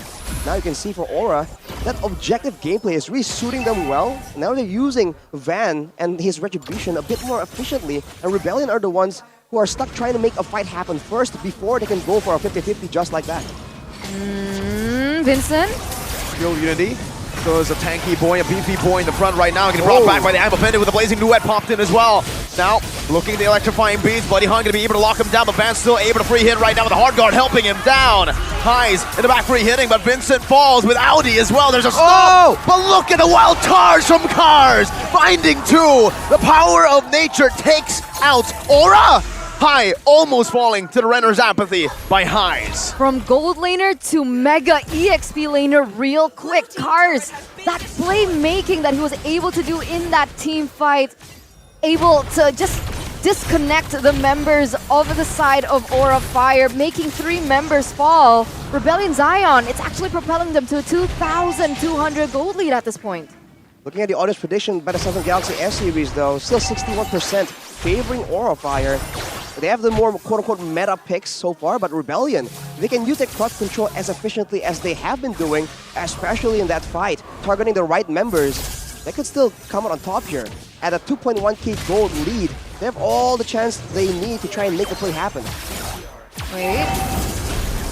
Okay, audience prediction I find a little bit peculiar. The fact that Rebellion Zion have already picked up a tower in the top side gives them a little bit more space, especially around these neutral objectives of the way that they're able to set up. And look at this. Oh, man, what? Still winning it out despite being one level down. This Prodigy is something different on that red tree. That's a lot of questions posed towards Vincent. On that Baxia, it's not like you have a weak neutral objective securing kind of situation. Baxia is usually quite reliable, and he is not succeeding right here. So I think Rebellion, they might have to try and adjust and try something different here. They cannot keep going for these 50-50s. Maybe ODTZ should try and make a play happen before the neutral objective comes in, and they can try and get something a bit more guaranteed. Yeah, I think they need to make it a little bit more level for Rebellion Zion in these neutral objective takes. Is it right? Vincent level 10, Van level 9 earlier on, and Van was still able to get that turtle? Yeah. What in the world? That's not supposed to be possible. Well, it is when you have a retry god like Van. We saw him on the Fredrin last season. Now he's expanding his hero pool, improving, and so far, he has been that sole carry for Aura Fire with Kabuki. I think you said it, heavy shoulders for Van for a while now. So now it comes down to the rest of Aura, because he's done his job in the mid game, securing these objectives. When it comes to the later stage, it's gonna be hard to rely on one man to win these team fights. Look at the damage dealt, especially for Highs right here. He's doing a lot of damage, and we saw one single Renner's Apathy is almost enough to just one-shot Facehugger. So Aura Fire, they need to be a bit more careful and be a bit more conscious with the damage that Highs can output. In the past few fights, he has not been targeted. He has not been, you know, disabled in any kind of way, but now Audi is stuck in a tough situation between 4 members.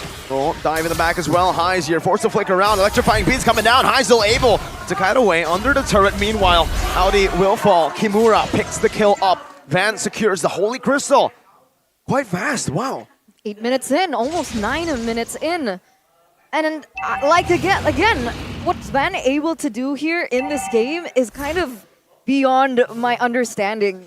Being able to get those retributions, the fact that he's still able to farm really efficiently. And the fact is, right, I understand there is a damage coming in from Highs, but you saw in that 1v1 situation, it's not as simple for Highs to output that damage. In that situation earlier on in the bottom side, he actually already picked up the Malefic Roar, but was unable to do damage onto Van. Right now, this is a bit of a Lord dance, and there's a lane swap being done by Aura, but it might be too early. Look at that low HP bar from Kimura getting very, very low. He might be out of the fight unless Facehugger can sustain him back up. Renner's Apathy, not connecting. Renbu stolen the Astral Echo.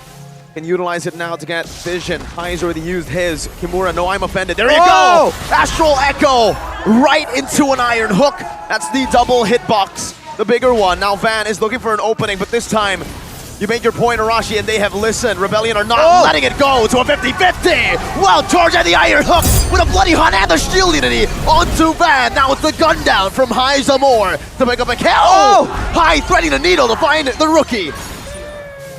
Man. Everything all in on to Van. Finally, Rebellion Zion pick up an objective in return for 3 kills. Look at that damage. High nearly gets taken down, but Rebellion Zion, they're picking up the pace, they're taking control, and another tower falls down in that mid side. The impact of the Iron Hook gets shown here yet again. And for Rebellion, everything is going so well because Highs is completely untouched, man. Unless he's alone and Van goes for a 1v1, Aura in all these fights are forced to try and deal with Renbu, with Cars, with Vincent. All this dive towards that back line, and that allows Highs to do so much damage. He doesn't feel that threatened at all, goes for the Has Claws right now, so even more sustained unless Aura really tries and focuses him down. And the defense and crowd control is really showing, because earlier, both members that are picked up by a Rebellion are literally stun-locked, unable to move at all. Yeah, and it gets even worse because Renbu has the option of being that engaged potential as well if he wants to. So now Rebellion Zion, they have actually a lot of things to work with, but oh, that was so close. The Joyce kit sure is quite annoying, especially if you have, you know, crowd control you want to land, but look at that damage. Highs is a monster right now, and the turret gonna be the next target. Iron Hook out. Goodbye, Kimura. Good night. Highs now gutting Kabuki down. Blazing away, coming down with the wind of nature. Flicker out. Kabuki gets all the BMI. Van in the back. Now with the electrifying beast, even the wild charge isn't enough to take him out to save Highs. But it is enough for Rebellion Zion to go full ham on the back. Facehugger 1 HP. Still able to run. Still able to escape. Audi TZ flashing the Bigatron emote as he finds another Iron Hook. Aura Fire went for a 50-50, and this is the result that they're going to receive. 3 members taken down. Will Facehugger be able to defend this alone? High comes back, Kimura as well. Audi TZ tries to get that hook on, but doesn't and will not be able to do this for now. Aura Fire still surviving here in the 12th minute of the game. The longer the game goes, though, the more damage Aura will have. Remember, they have essentially 2 mid laners, and High is starting to do a lot of damage. No Lightning Truncheon here, but the Clock of Destiny and the Divine Glaive allows him to do about 1,000 damage, and that was onto Vincent, I believe. That's a lot of damage, especially if it lands onto Highs. Earlier in that fight, Aura was able to pick up 2 shutdowns on both Cars and Highs, and that could be a huge swing in goal that Aura might need if they want to drag this game even longer. That's being optimistic, though. Because the fact is, Rebellion Zion, they're still holding on to the economy. And even if, let's say, things get a lot more even, Aura Fire gets those items that they really need, so on and so forth, how are they supposed to play these team fights, right? Because if you rely on Kabuki, like we saw earlier on, Rebellion Zion, they have so many answers to Kabuki. If Van goes in, like we saw before as well, they also have the resources to do so. Time everything right at the same time, but Van right now gets taken out! What? Wow! In a blink of an eye! This comes in, he has the Sea Halberd as well. Maybe that was a factor, but Van completely caught off guard there. He really needed to be a bit more careful, especially against the composition of Rebellion. Oh man, that burst damage from Valentina, you don't respect it until you feel it, until you experience it firsthand.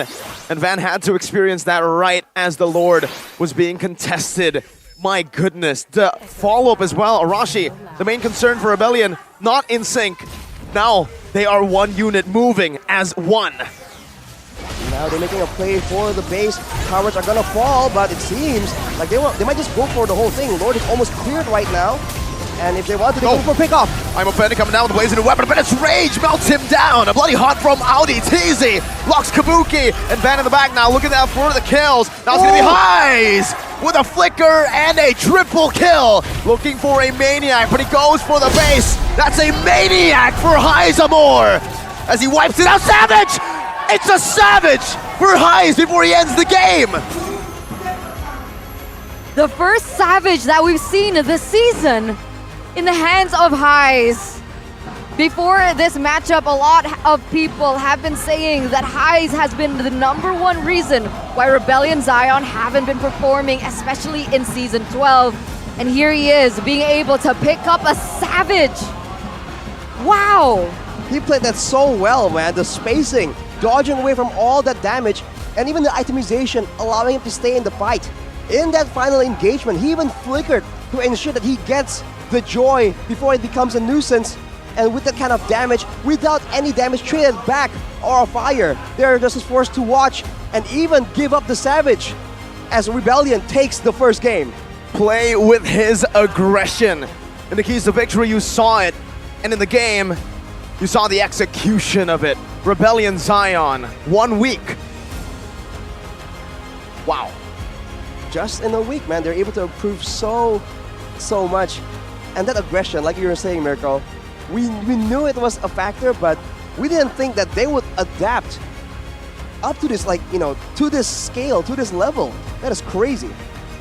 That, and I felt like Aura Fire, they're still working things out. I say this a lot about Aura Fire, and I won't get bored of saying it, but Aura Fire, they need to work on what they want to achieve in the game. Are they looking for team fights? Are they looking for pickoffs? What's their strategy? Are they trying to bring up Kimura as a winning lane? Kabuki? Which one? Because it felt like they were up and down, back and forth throughout that entire game, not really with a certain direction.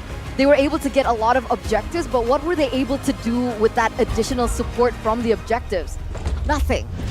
I think I can agree with that opinion, Eterna, because honestly, it seems like they are just going for strong heroes, but they don't really have like a roadmap on what they're trying to achieve all the way until the end of the game.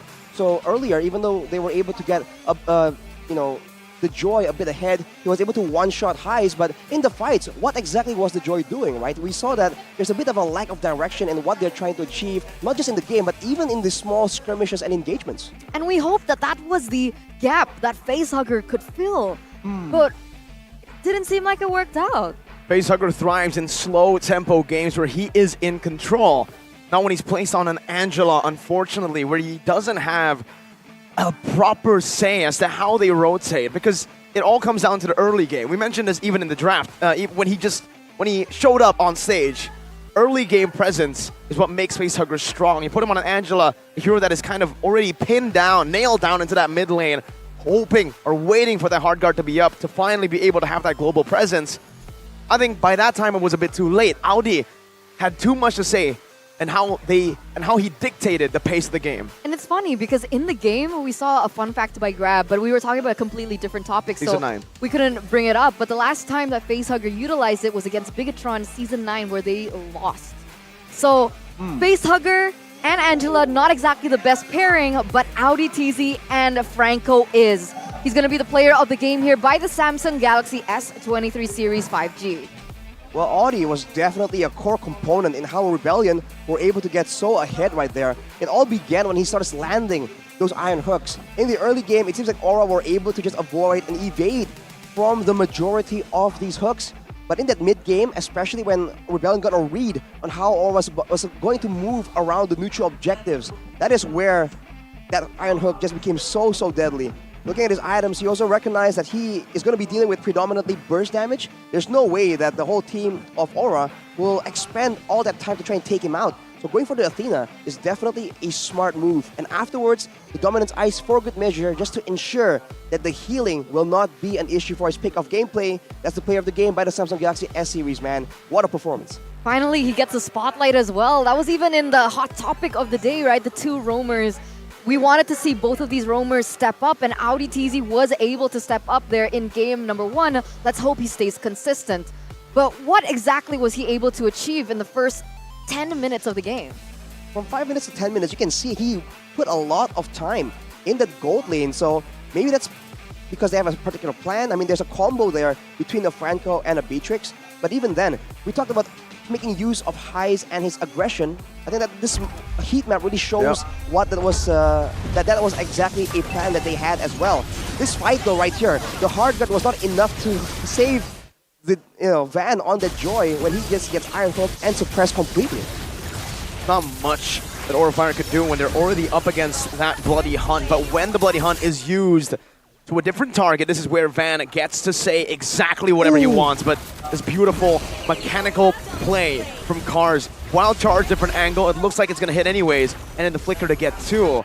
That's the little curveball that Rebellion Zion have been able to utilize, I think, in a lot of these positions in the game, even here. I feel like in the composition, Aura also lacks staying power. Every time they're moving up, if anyone gets hooked by the iron hook, it's game over.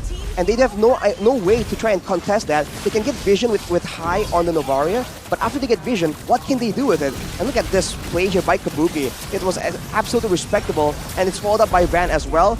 But afterwards, what can they do when they've used so many things to try and secure that kill? I think that's a problem here with Aura. They have damage, but it's only sufficient to deal with one person, and once there's a mistake like this, oh man, Van just gets completely obliterated. Yeah, which is why I feel like the drafts is so important. You can see that, look, Aura Fire, they went in for dive. But they couldn't facilitate the dive because there were so many things that Rebellion Zion could utilize against Aura's composition. There's not even someone that could try and quote-unquote bait the resources out for Claude as well as the Joy to dive in and deal the damage. There wasn't any like solution-based strategies from Aura's draft. And you saw there was no real focus on Highs either. There was only one fight where he was completely assaulted by both Claude and the Joy, but that was a bit too costly to use 2 ultimates only for 1 member. If you look at his items, he went full on the damage with the Hunter Strike as well, just for good measure. And with the Has Clause itemization, he knows that there isn't a real threat of like one-shotting him unless he really makes a big mistake, a big fumble. So he goes with the highest clause, and if he gets taken out by expending 2 ultimates from Orfire, I think he believes it's worth it. And for everyone else, for Cars on the Grok with the Sea Halberd to reduce the healing even more. That synergizes with his passive as well, giving him more tankiness, and then afterwards building the Radiant Armor. It's just good itemization as well from every single member of Rebellion Zion. You know, you've had a go on the itemization. I want to bring up the emblems that we actually spoke about that you pointed out early game, Arashi. The Weapon Master and the Rupture was the option, well, the decision that Hais had to go for here. And I think it worked out in the end. Not going for the Tenacity helped him, benefited him much more than the Tenacity. Why? Because usually if you're up against an XP Joy, I would understand the Tenacity. You need a little bit more defense because you cannot dish damage to a person with Vengeance. Here, there's no Vengeance. You can try to just out-damage the Joy, and that's what we saw towards the later stage as well. The fact that if the Joy even just jumps in, there is a Terrify, there is a Wild Charge, and there is most probably a Bloody Hunt there to lock him down. You just need more damage to one-shot him, to take him out. Even the shield unity, there's just so much crowd control. And on the other hand, opposite side, there is crowd control that's quite spammable in the hands of Kimura, but a Ruby in the lane. Let's talk about that, man. Ruby against Grok, you don't really win out in trades, you don't really win out in wave clearing, you only win in sustain technically, and in this current meta, it's not enough just to survive in the lane. You need to have impact elsewhere. And the Wild Charge compared to the I'm Offended, the difference in impact is just massive, man. Taking a look at the stats right here, Rich Guy and carries highs for sure, almost 900 gold per minute, so that's a lot of gold. And it shows again what Rebellion can do if they play around for highs. So does this mean that the early game rotation that we saw, that kind of funneled that gold for highs, worked out in the end? Well, I think it's always a domino effect, right? Can you explain it a little bit? Because I was like in the first few minutes of the game, it didn't feel like there was a significant difference between Claude and Beatrix. Yeah, it feels like, again, it just gives him more XP. We saw it earlier with our own eyes. Getting more XP is actually better in these matchups compared to gold. Because, again, in the gold lane, early game, you're not going to have a full item just with one full wave clear anyways. So getting a little bit more XP with some of the minions dying in the mid lane and then soaking in that cannon minion in the bottom lane, I think was enough. Because throughout this matchup, especially against the Claude is waiting for level 4 to have a say, to dictate this matchup. To just go and use that Blazing Duet. Similarly to how you can dictate your life decisions with good connection. Oh yeah, and that reminds me of Dunia Games. If you're watching your favorite team play, you must feel like you want to play too, right? Make sure you guys look cool using your favorite heroes and skins. And don't forget to check your quota before playing, because you don't want to AFK in the middle of a ranked game. Well, we actually do have a solution for you guys. Don't forget that Dunia Games has a promo for you, because with every purchase of MLBB vouchers or items using Telkomsel, you guys can actually achieve extra savings as well as additional 3 gigabytes data quota. Hurry up and buy at duniagames.co.id or through the Dunia Games app. I'm so happy that I use Telkomsel. Well, 3 gigs per purchase? Dude, like, come on, man. That's easy value. Exactly. It's small, but it builds up. I think that's the main point as well. That's why I was like 30. Of the XP. Oh. Because I was like, I buy a lot, so I get 3 plus 3 plus 3 plus 3 plus 3 times 10, 30. You have 30 gigabytes of bonus quota? Yeah, from Dunia Games. Oh, you're milking that promo for everything it has, huh? Well, you gotta use it, right? Well, you gotta go and find value around. Are you a bargain hunter? Oh! Oh! All right, all right. I'll give that a 5. That was a 5 out of 10?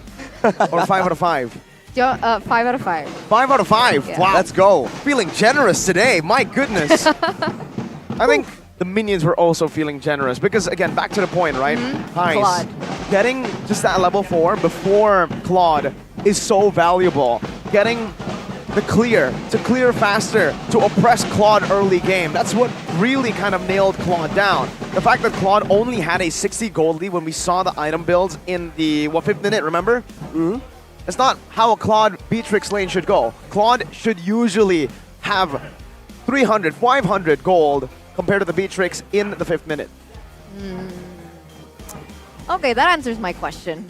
Well, I mean, so it was worth it. Because naturally, Beatrix and Claude, I would say Claude has a little bit of an edge, especially at level 4. So in order to balance out that matchup, you go for that funnel. Yeah. Interesting.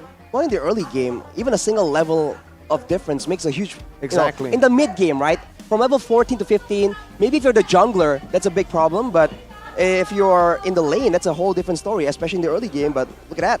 Yeah, look at that, Arashi. Look at her hair. It's so pristine. It's so beautiful. Silky smooth. Wow. She must be using Head and Shoulders, man. Really? Don't forget, guys, if you want hair as glorious as that, get your hands on Head and Shoulders and be 100% confident. Because, of course, wet and itchy dandruff will all be wiped out. Get the Do the promo line, do the bottle, line. the one with Gatot Kacha. Gatot line, Kacha. do the line. I think, no, wait. Do the line. What line? B? Oh, but that's not for Head and Shoulders. Oh, man. We'll wait. Give it some time. I remember the Tigreal and the Eudora one. I think you remember that. Yeah, Here, I think go. you remember the Gatot Kacha one very fondly. After you use Head and Shoulders on the caster desk. Arashi's so lucky that it didn't go to Arcam. You're right. Arashi would have had to experience Head and Shoulders to get that amazing, pristine hair. Did I not experience it once as well? No, you, we thought it you was said something no. Did you not say no? I don't remember. You rejected me last time. Unfortunate, man. Yeah. Sometimes I it just just think I happens. recall that Super refreshing unfortunate. feeling on my palm, but I might be wrong, man. There's so much happening in in the previous seasons of MPL ID, but now we are back to game number 2. Yes, so let's welcome the drafting phase here, ladies and gentlemen, for Aura Fire and Rebellion Zion. Both of these teams have opted to stay on the same side, as well as the same bans. Kaja Yi for the side of Aura Fire, Rebellion Zion going for the Ling as well. It wouldn't be surprising if they went in for the Fanny and the Fredrin, because being placed on a Joy, there's a lot more room for lockdown, and it was very difficult for Van in the later stage of the game to have that prowess that he usually has in these objectives. I think it's a bit weird going up against Aura, because with such a reliable retribution, it's almost as if the prio picks for Van are these fighters that can stay in the fight, they can just shrug off the damage, especially in the early game. So I think it's a great move from Coach Chico to try and respect some of these picks, just in case, right? But the Paquito now banned away still by the side of Aura, not a lot of difference. Maybe we'll see in the picks and in the second phase. Same exact bans from both these teams. But there you go, the change. The Valentina pickup for the side of Aura Fire. For Facehugger, a very creative mid laner. But will we see the Claude then now picked up by Rebellion Zion? We know Heis is a pretty good Claude himself. And securing the Claude with the Franco could work. Although, actually the synergy isn't too good there. Claude Franco. Claude Franco? Go for Claude Joy then. There you go. Oh, they go for Kadira. Kadira and There. Franco. Better synergy, yeah. Man, they're going in for full pickoffs. They're putting all their eggs there. Well, they want to go even more pickoffs, but this also means technically more ultimates for Facehugger to steal away with that IMU. So we'll see how this plays out. For Aura, the other issue earlier was the lack of frontliners, the lack of someone to take, in this case, the full combo coming in from this Kadira, as well as the suppression and the Iron Hook. So they go for this Grok right here, which is a great pick. It's still flexible as well if they want to move it around. And they have the Claude yet again, once more. Will Rebellion opt to go for the Beatrix to try and go for that same matchup, the same combo with even more pickup this time? It's tough to play a Beatrix here, man. I think a viable choice for the gold lane would be something like a 1-1, something that can survive the onslaught of dive that Aura Fire are presenting to Rebellion Zion. It's a big threat. They didn't get the chance to pick up the Claude because honestly the Claude would be a good option here as well. With the mobility, that blink, you can escape and fend off from the big wild charge coming down. If it's not a 1-1, maybe just pick up a Martis first. Secure that trio mid to be a very oppressive one. But oh wow, they still go for the Beatrix. Oh, that is risky. That is dangerous. I mean, they're doubling down on this Beatrix pick. But on that note, Mirko, this brings up the issue of pickoff right now. Games keep going later and later in the Land of Dawn, and the later the game goes, the more pickoff has value, and that's why the Franco has been such a trio pick. Almost pick or ban right here, since Kaja is usually denied very, very early on.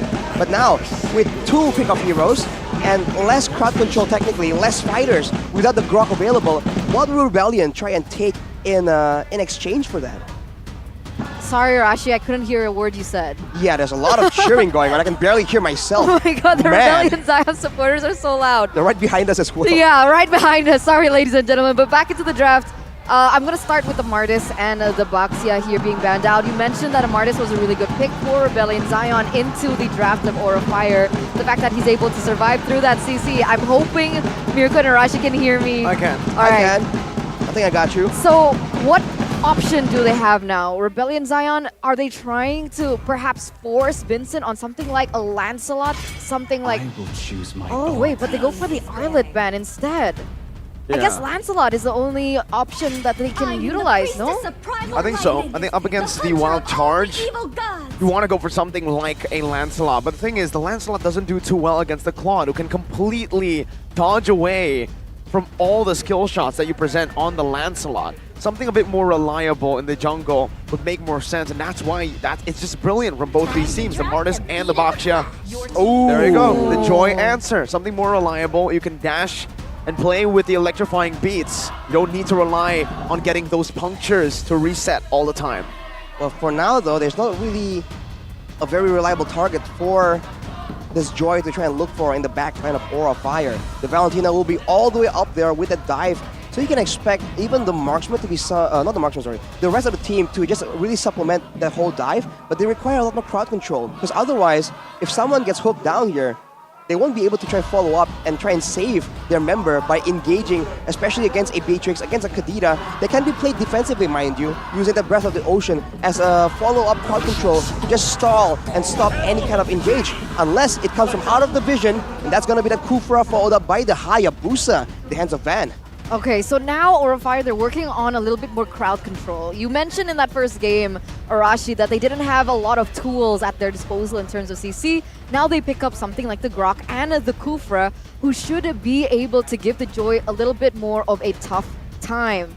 Rebellion Zion now, how are they going to close this out? Is this Joy Jungle or Joy EXP? And it turns out it's going to be Terizla in that EXP, so Joy Jungle. Yeah. And with this, there's a lot of winning conditions for both of these teams, but man, this is a bit more of an equal draft compared to game number 1 that was, I feel, very Rebellion Zion. This Beatrix is the main concern. If they can defend and if they can peel for the Beatrix, then they can win.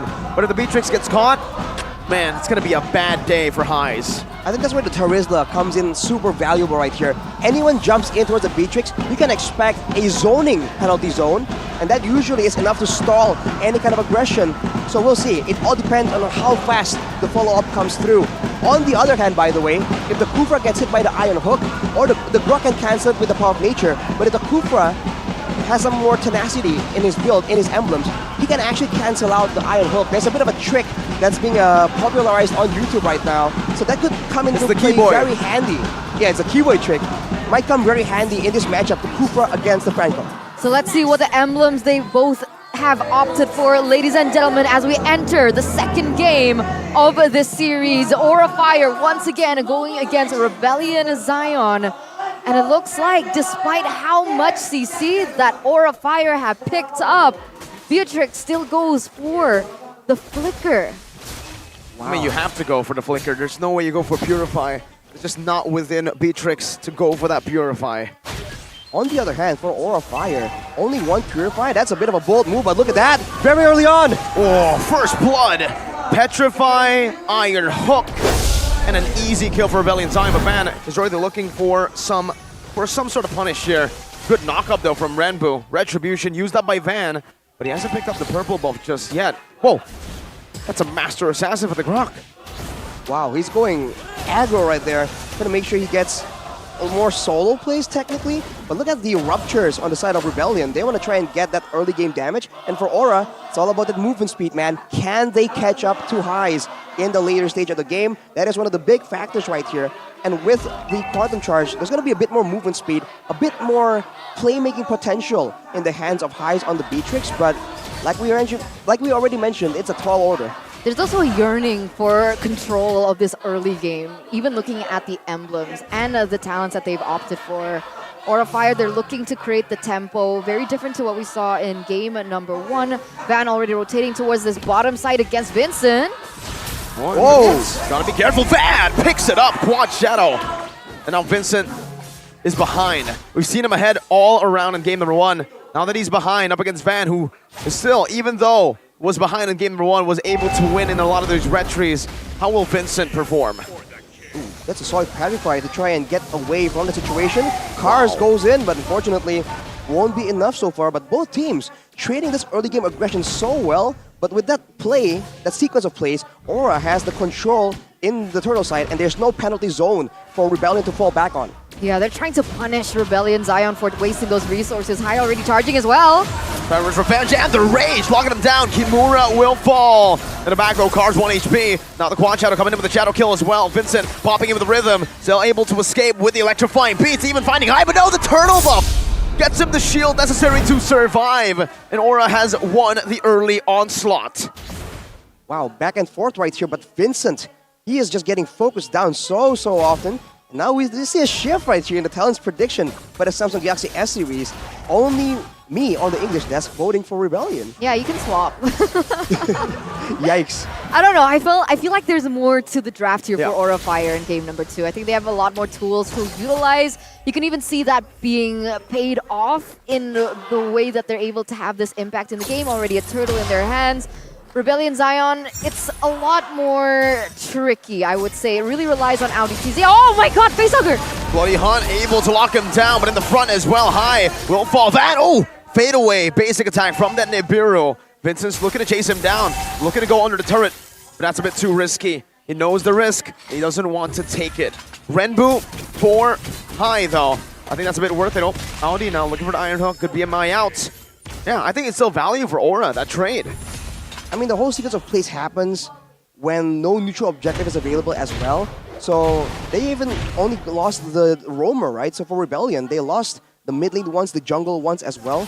So far they're having more of a tough time trying to crack open the setup from Aura, and they can't really rely on Audi as reliably as they did in game number 1. So maybe, right, maybe this game is going to go in your direction, in your predictions, Eterna and Mirko.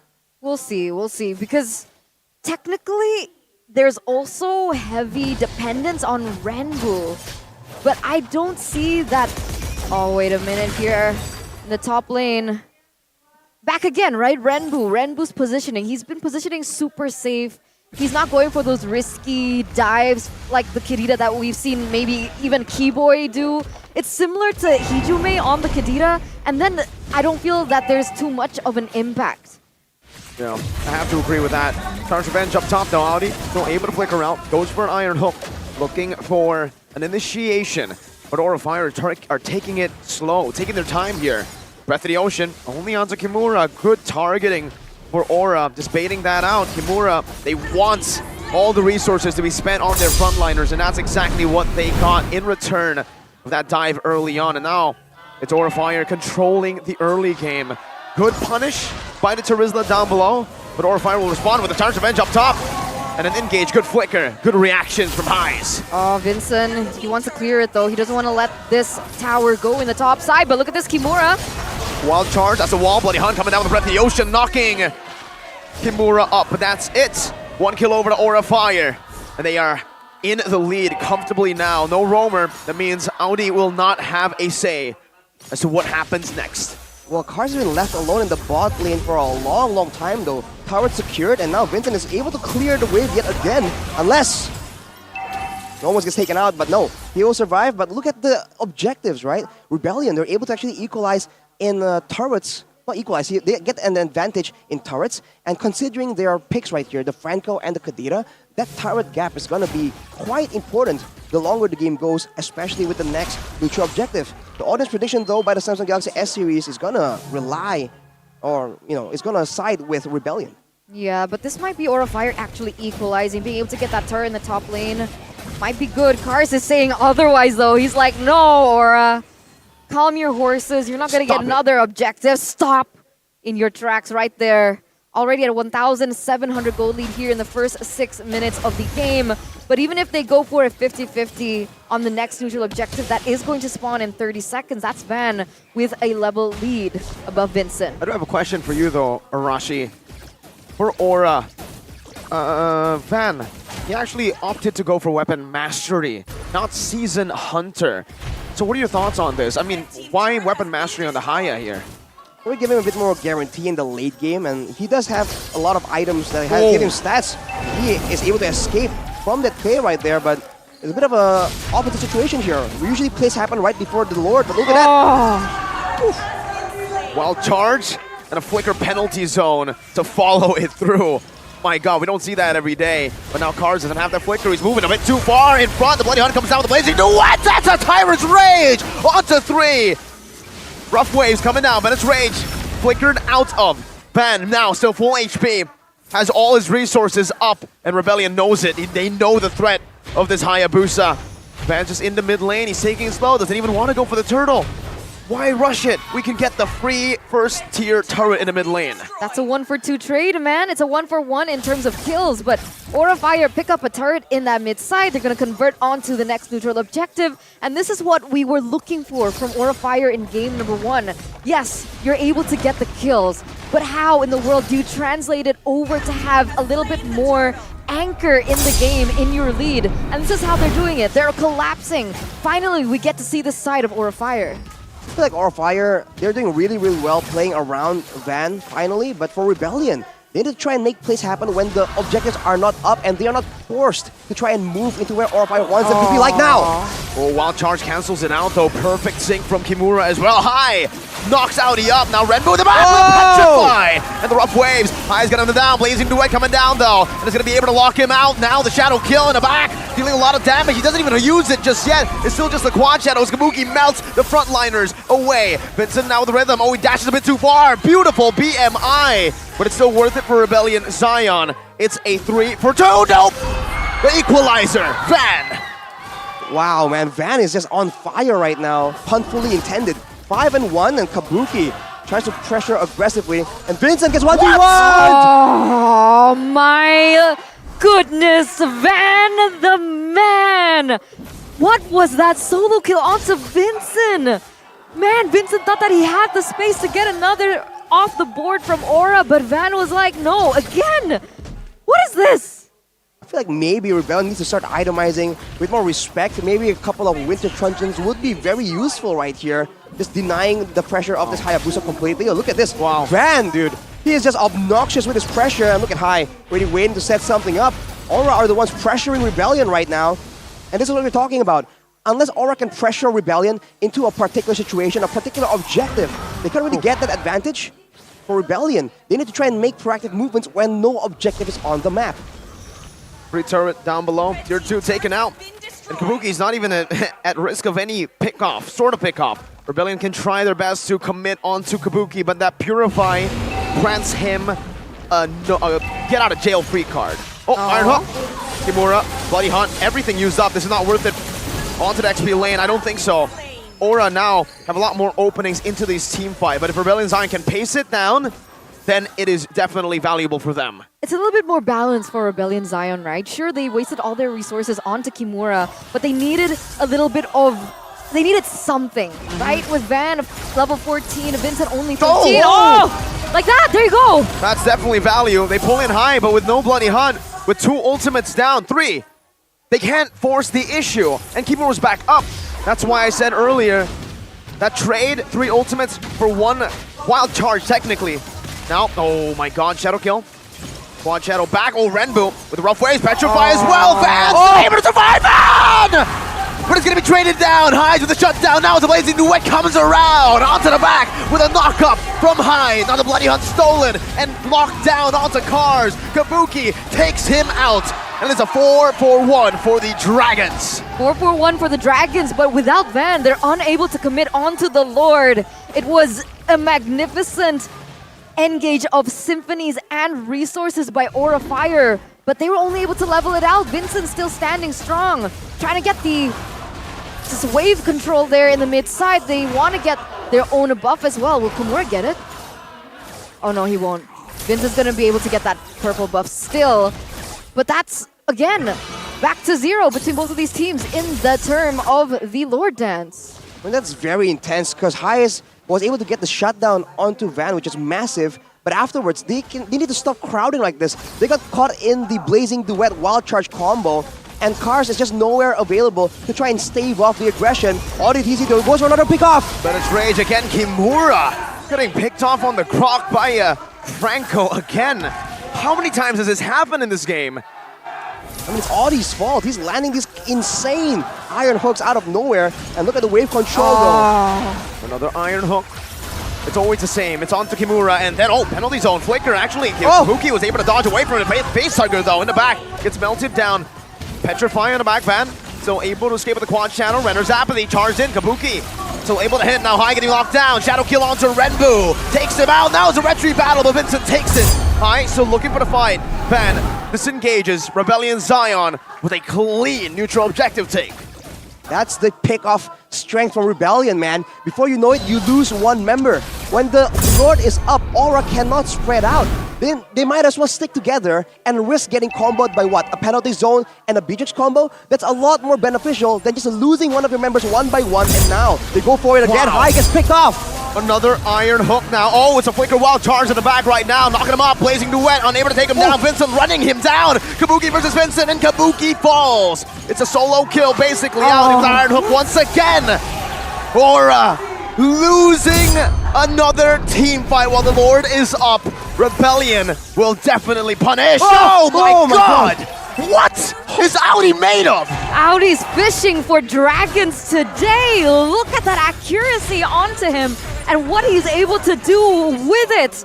Rebellion Zion from a 2,000 gold deficit. They've picked up the gold lead. They have a Lord marching down the bottom side. Kabuki hasn't even spawned yet. And it's just a disaster for Rebellion, for Aura. Renbo going deep, rough waves. It's all this distraction to zone them away from the Lord. Face turret number 1 taken down. Now Vincent gonna be engaged on Shadow Kill all the way. Vincent overextending. Shut down for Aura. And now it's back for Aura. Conceal. Rebellion need to respect this, and they do. Yeah, Aura definitely wants to try and extend that fight even more, knowing that Vincent is no longer in the vicinity. But man, for Aura, now you're seeing that the limits of the Hayabusa, Winter Truncheons, Wind of Natures available on the side of Rebellion that just swings the tides in their favor. Along with that, of course, the Iron Hooks from ODTZ is just insane, and Aura needs to try and find a way to circumvent that for sure. With 2 base turrets down, now there's going to be pressure in two of the lanes. One can be managed by Rebellion, and they have the chance to pull apart Aura from each other and deny them the chance to go for those big combos. This is where Aura needs to find a huge moment to turn this around. It's going to be with the next Lord for sure. Yeah, they definitely need to as well. The fact that if they do split off, Rebellion Zion are usually 1 or 2 steps ahead. Getting the right hooks at the right time, ODTZ especially.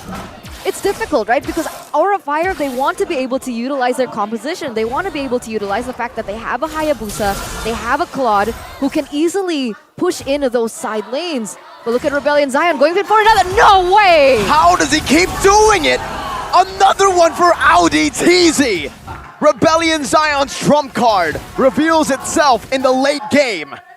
Aura, man, they need to respect the preemptive hooks. Because again and again, there is no vision. He just keeps hooking at common spots, and Aura is always in the right spot.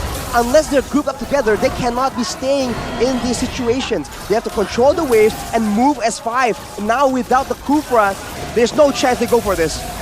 Or maybe they do. Kimura's opening up, Power of Nature, now Wild Charge on the 2 fan. Watch it win! It's gonna be Vincent who wins it though. Blazing Duet to the back right now, knocked up in the penalty zone. Still able to use that Purify and escape. Renner's apathy! Blocked by Facehugger. Rebellion wins the neutral objective, and they disengage.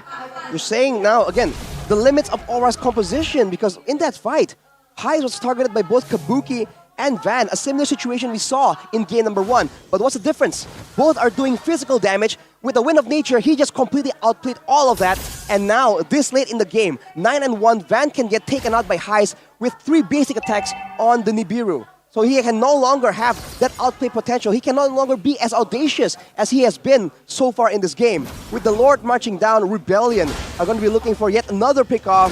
and they are looking to manage the waves. Look at this. How do they do it though? How do Aura Fire, are they supposed to just go full in onto Audi TZ? Get him off the board first? Like how? They have to force a 5v5. Just need to proper. engage a proper one. And now with 3 base turrets, I agree with you, it's getting harder and harder.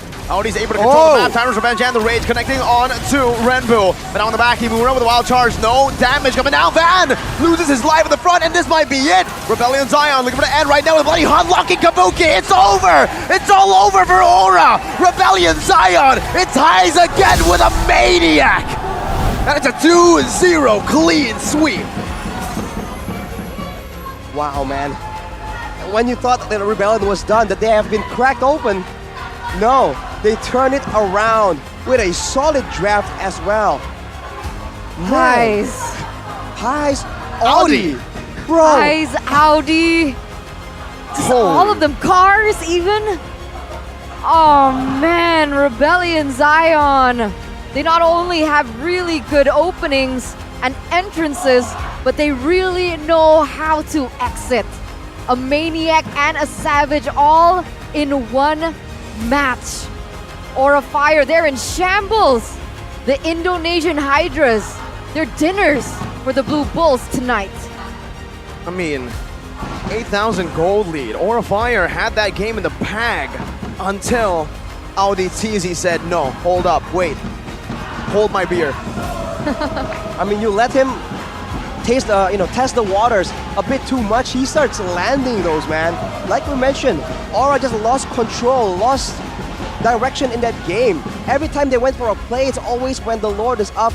And as a result, Rebellion, they cannot surprise Aura because they're always in the same general areas. But afterwards, they just stopped doing that, and again, with the turrets falling down, with the waves getting more and more out of control, Rebellion were just able to find so many more opportunities to just turn the game around.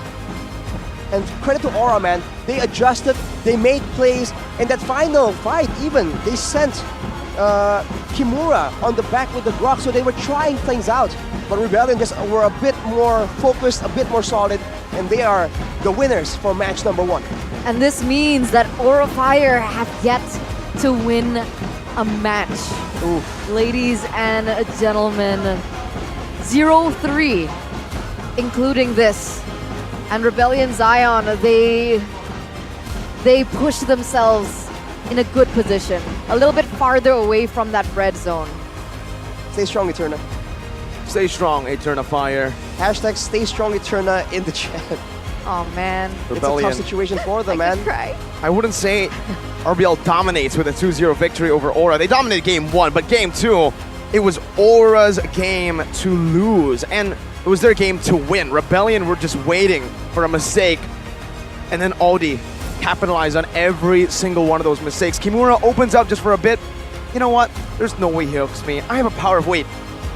Did he just get hooked? And then it happened again. 3 times in a row. And then high. Yeah. And then Kabuki in the end. So let's take a look at what Rebellion has to say about that match. Host, take it away. Dan inilah dia 2-0 Rebellion siap. Dan ditambah lagi bukan hanya kemenangan yang bersih, tapi kita melihat savage pertama, maniak pula di satu match yang mereka lakukan. Hais, balik Hais. Hais balik nggak? Tadi nggak balik ya? Hais, kamu ngedapetin dari savage dan juga maniak. Menjadi satu player pertama yang menorehkan savage di MPL Indonesia Season 12. Hais, apakah ini sebuah mungkin deklarasi dari Hais? Aku juga serem nih. Aku sih biasa aja. Biasa aja. Betul banget ya, kemenangan ini tuh bersih banget loh di minggu yang kedua ini untuk Rebellion. Dari Hais sendiri, ngeliat timnya gimana sih Hais? Lihat timnya? Yes. Tim aku. Keadaan timmu? Aku jago sih soalnya tadi menang. Timnya jago, bener sih ya, nggak salah ya. Tapi kita ngeliat juga kayak dari Audi dan juga Hais kemarin tuh sempet rame banget loh. Audi tadi kalau minggu lalu kamu bilang Hais balik, Hais tadi kamu bilang apa ke Hais, Audi? Bilang apa ya? Ada nggak tadi? Hais maju Hais atau ada nggak? Maju Hais, maju Hais. Maju Hais, maju Hais. Dan langsung kipas-kipas nih, kayaknya hari ini tema kalian apa sih? Bude penasaran juga nih, dari para rebel udah pada pakai peci, pakai kumis, bawa kipas juga, kalian juga bawa kipas. Ini temanya ada yang bisa jelasin nggak dari kalian?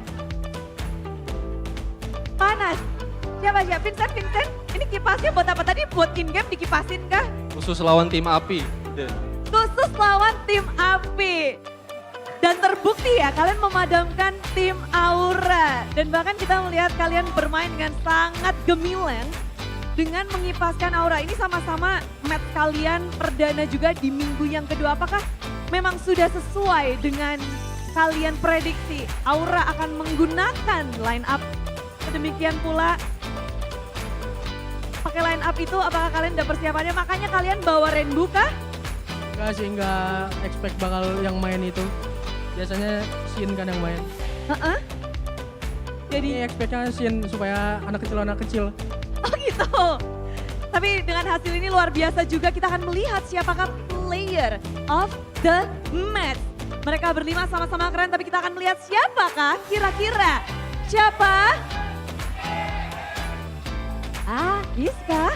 Siapakah? Mari kita cek bersama-sama player of the match untuk match pembukaan di hari Sabtu. Audisi dengan 2 kali menggunakan Franco menjadi player of the match. Gimana mancingnya hari ini? Mancingnya wangi banget. Mancingnya wangi banget. Kira-kira ini nextnya kamu bakal bisa pakai Franco nggak? Ketika kamu pakai 2 kali Franco terus jadi player of the match juga, kamu nggak khawatir Francomu di ban? Gak apa-apa, malah bagus. Nambahin slot ban jadinya. Malah bahagia, dia nggak takut. Dan sebagai kita bisa melihat juga dari Rainbow, kamu menjadi starting line up untuk kali pertama untuk Rebellion Zion. Bagaimana kamu menjadi starting line up nih? Alhamdulillah bisa menang. Alhamdulillah bisa menang. Dan kalau melihat mungkin dari Rebellion Zion di match yang pertama, Audi next-nya juga bersama dengan Rainbow ini bakal jadi klub berdua terus-terusan. Gimana sih kalian untuk membangun chemistry dengan berganti player gitu? By Wancho. Oh, By Wancho. Itu yang bakal bisa ngeklopin juga. Dan untuk memilih siapa yang bermain susah nggak sih? Dari Coach Chico. Dari Coach Chico. Dan ngelihat ini semua pemainnya benar-benar bersinar sekali untuk minggu ini. Nggak juga, Kars juga loh. Kars begitu bermain dengan sangat apik. Gimana sih caranya untuk mengimprove gameplay dari Kars? Kars bisa kasih tips nggak? Atau mungkin kasih tahu ke kita apakah dengan kebotakan Kars ataukah dengan hal lain yang Kars lakukan? Enggak sih, banyak latihan aja. Banyak latihan. Berapa jam Kars berlatih? Scrim doang. Scrim, dalam sehari scrim. Ya. Oke, Kars mungkin ada harapan untuk Rebellion ke depannya atau mungkin mau sapa-sapa para rebels yang ada di sini dan juga Papa mungkin? Yang pasti lolos playoff aja dulu. Yang pasti lolos playoff aja dulu. Itu harapan untuk Rebellion Zion. Kars disapa dong Rebellion. Para rebels dan papanya juga disapa dan mungkin mau mengucapkan sesuatu. Halo rebel. Halo. Siapa nih? Ada yang mau mengucapkan terima kasih untuk para rebels yang hari ini udah datang. Yang di rumah juga. Karena ini adalah match kalian yang pertama dan terakhir untuk minggu ini loh. Ada yang mau disampaikan untuk Rebel Squad? Makasih udah datang dan dukung kita. Tambah. Lagi dong. Ada yang mau ngomong lagi, Hais atau Vincent? Makasih tetap dukung kita terus aja buat lanjut ke lolos playoff-nya. Lolos playoff, amin. Dan sekali lagi mari kita beri tepuk tangan untuk match yang begitu gemilang dari Rebellion Zion dan juga Savage pertama ditambah dengan Maniac. Keren banget Aizen. Juga kita tentu saja akan langsung melemparkan kepada para caster yang bertugas untuk membreakdown seperti apa permainan cepat dari Rebellion Zion dan kunci kemenangan mereka. Langsung saja silahkan.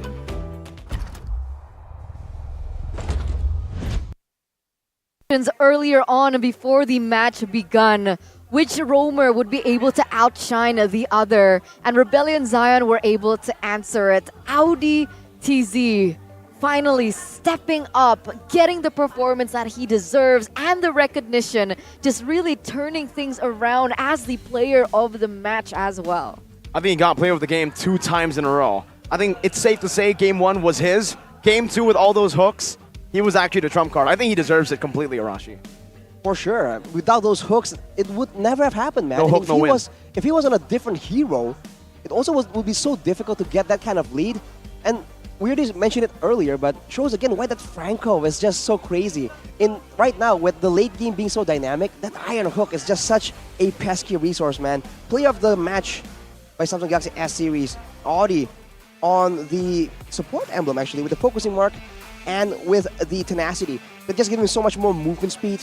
That's why he went for the anti-crowd control boots, technically the magic defense boots, because he has a lot of movement speed already built in on the emblem, and this is also part of why he was just so dangerous all the early game. But in this game, man, I mean, we've been talking about it. It's a great performance from Rebellion, but from Aura, man, it's such an unfortunate situation for them as well, because they had good things going, man. They had gold advantage, they had the control of the game everything overall, but I guess Audi just got the better of him. Yeah, it was crazy, right? Because early to mid game, we saw that percentage coming in from his hook rate, and it was 50%. And then I felt like that even already is huge. 50% on a Franco, that's 1 every 2 hooks he gets. And mid to late game, he went Super Saiyan mode, nearly landing every single hook onto these members. And it's crazy because you would think that, okay, hooking something like a Grok wouldn't be worth it.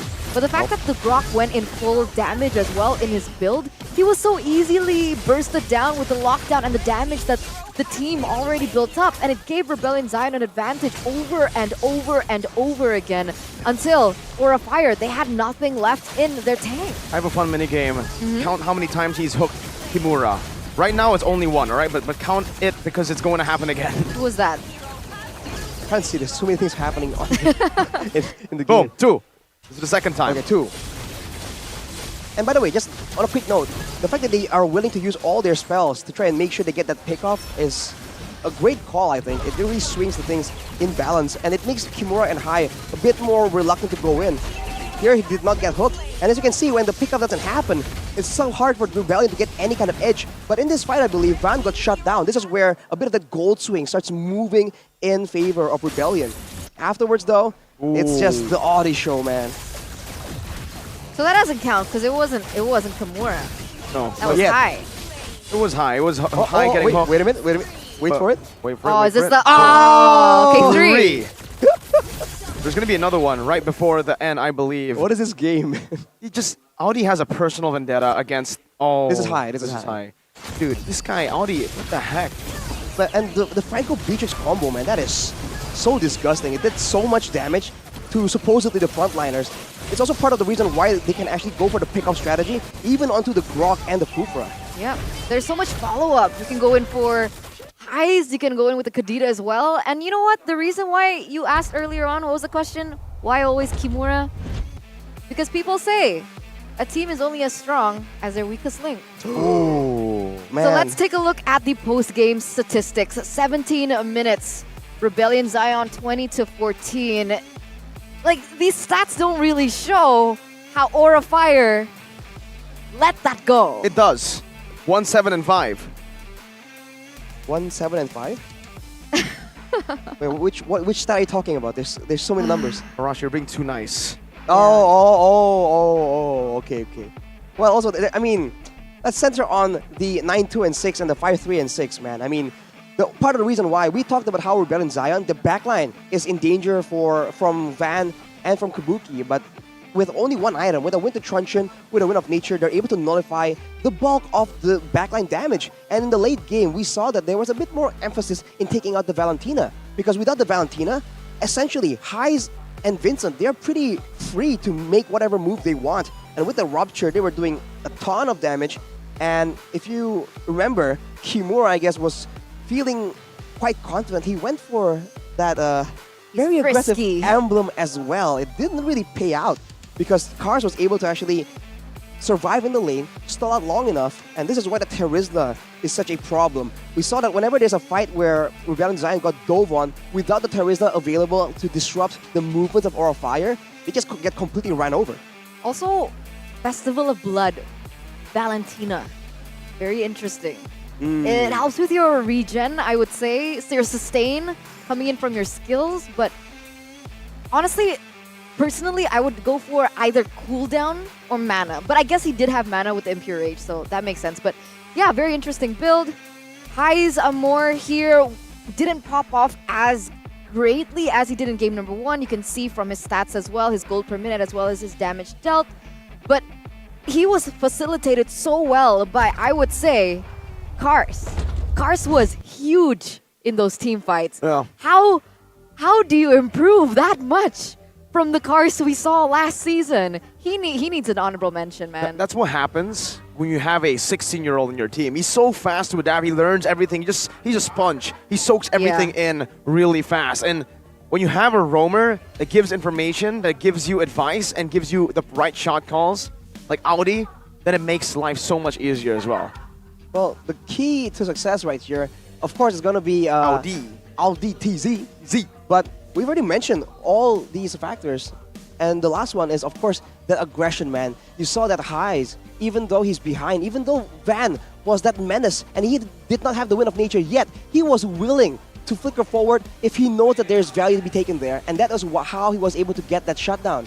He was half HP, chunked down, he flickered forward and he traded his life, but he got a huge reward in return. So that aggression, like we mentioned, if Rebellion can use it to its full potential, it can be great, but they have to be careful, right? Because in the late game, aggression can be dangerous. And I think that also shows in how Aura was playing. They just weren't investing properly in like how they want to work in the late game. Investing. I like that word. That actually reminds me of UBS Gold. Ooh. The fact that you guys can invest in UBS Gold X MPL ID Season 12 with prices starting from 500,000 rupias. And you guys can also get a free MLBB skin to boot. It's all available at ubslifestyle.com, UBS Lifestyle e-commerce, as well as a Bli UBS Lifestyle. So don't forget to invest properly with UBS Gold. Because, you know, at my age, I'm not going to tell you what my age is. 77? Maybe. Very 64? close. A little bit lower. But just a little bit? Just a little bit. 62. At my age, it's so important to invest, right? It is. And it's so difficult because like you don't know what to invest in. Do you want to invest in this and that and that? But luckily, we have UBS Gold. So I'm not too worried now. Absolutely, right? Investing, you can start it at Eterna's age. You can also start it older or younger. It really depends on how old Eterna is. But regardless, investing is great. And you know what? When you already have that investation, when you already have a lot of money now to spend and to utilize, come on, guys, right? We know that skills don't actually get you wins in-game, but still, that's a massive morale boost. When I play with my skin, I get a confidence boost.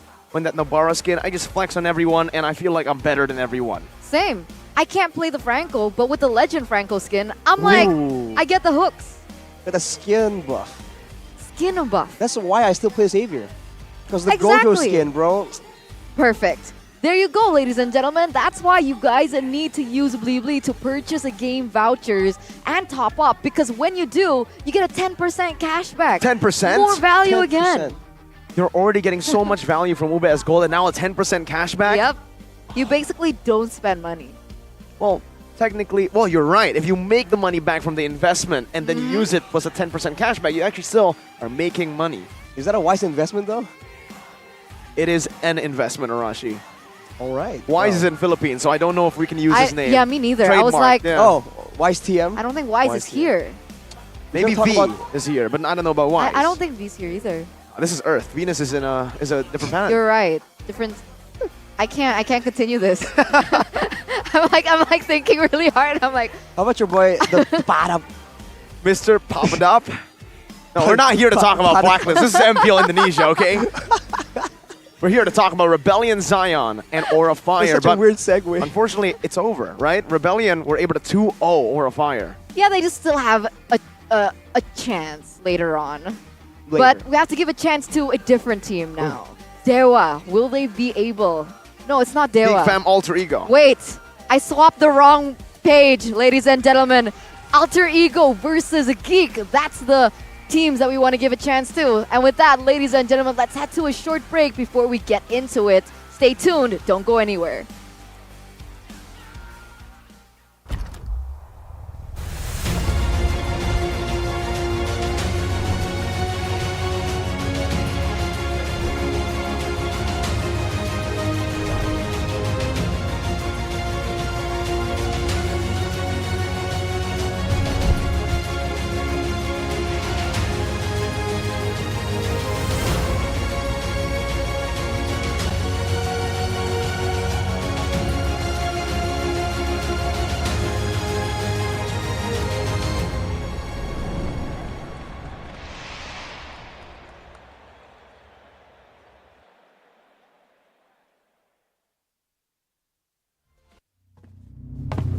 Look who finally showed up. Unload your weapon and return the goods. And if you ask nicely, I just might let it go.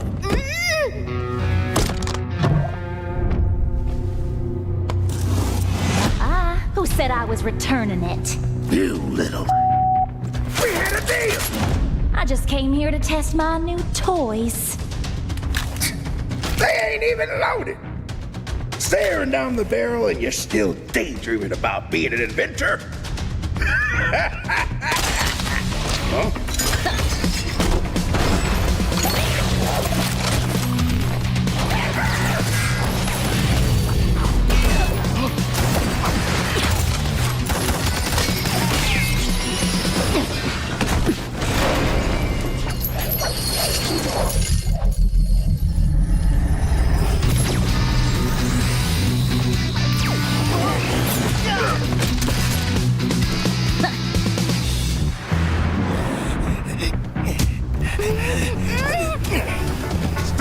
Or she gets it, then you'll have to answer to Erudicio. Erudicio? Well, isn't that perfect? I got a bone to pick with them. So how about I just blast you both? You're crazy! Leave me out of your squabbles!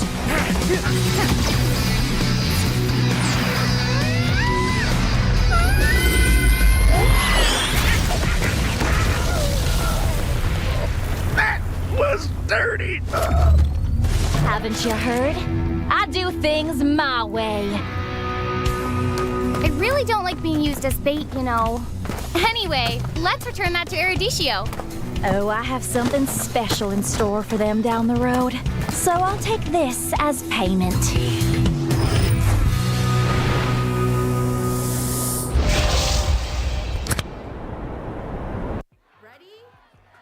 So it all started when I was at a friend's party. Mia, can you send me that? Sure.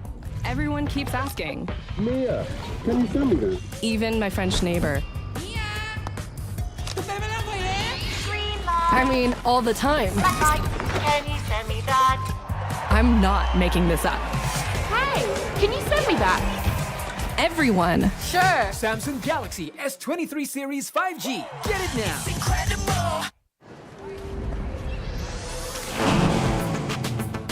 Whoa. Attention passengers. Final call for flight. Wait, is that a phone? Look at the performance, the graphics. That thing's a gaming machine. Hang on. A new challenger. Is that Faker? That man's a gaming legend. Everyone, fasten your seatbelts. And here we go! Samsung Galaxy S23 Series 5G. Get it now. Kalau kamu bisa kasih burst damage yang tinggi, itu efek burn-nya bakal muncul lebih gampang. Bang, emblemnya ribet bang, bakalan susah gua belajarnya.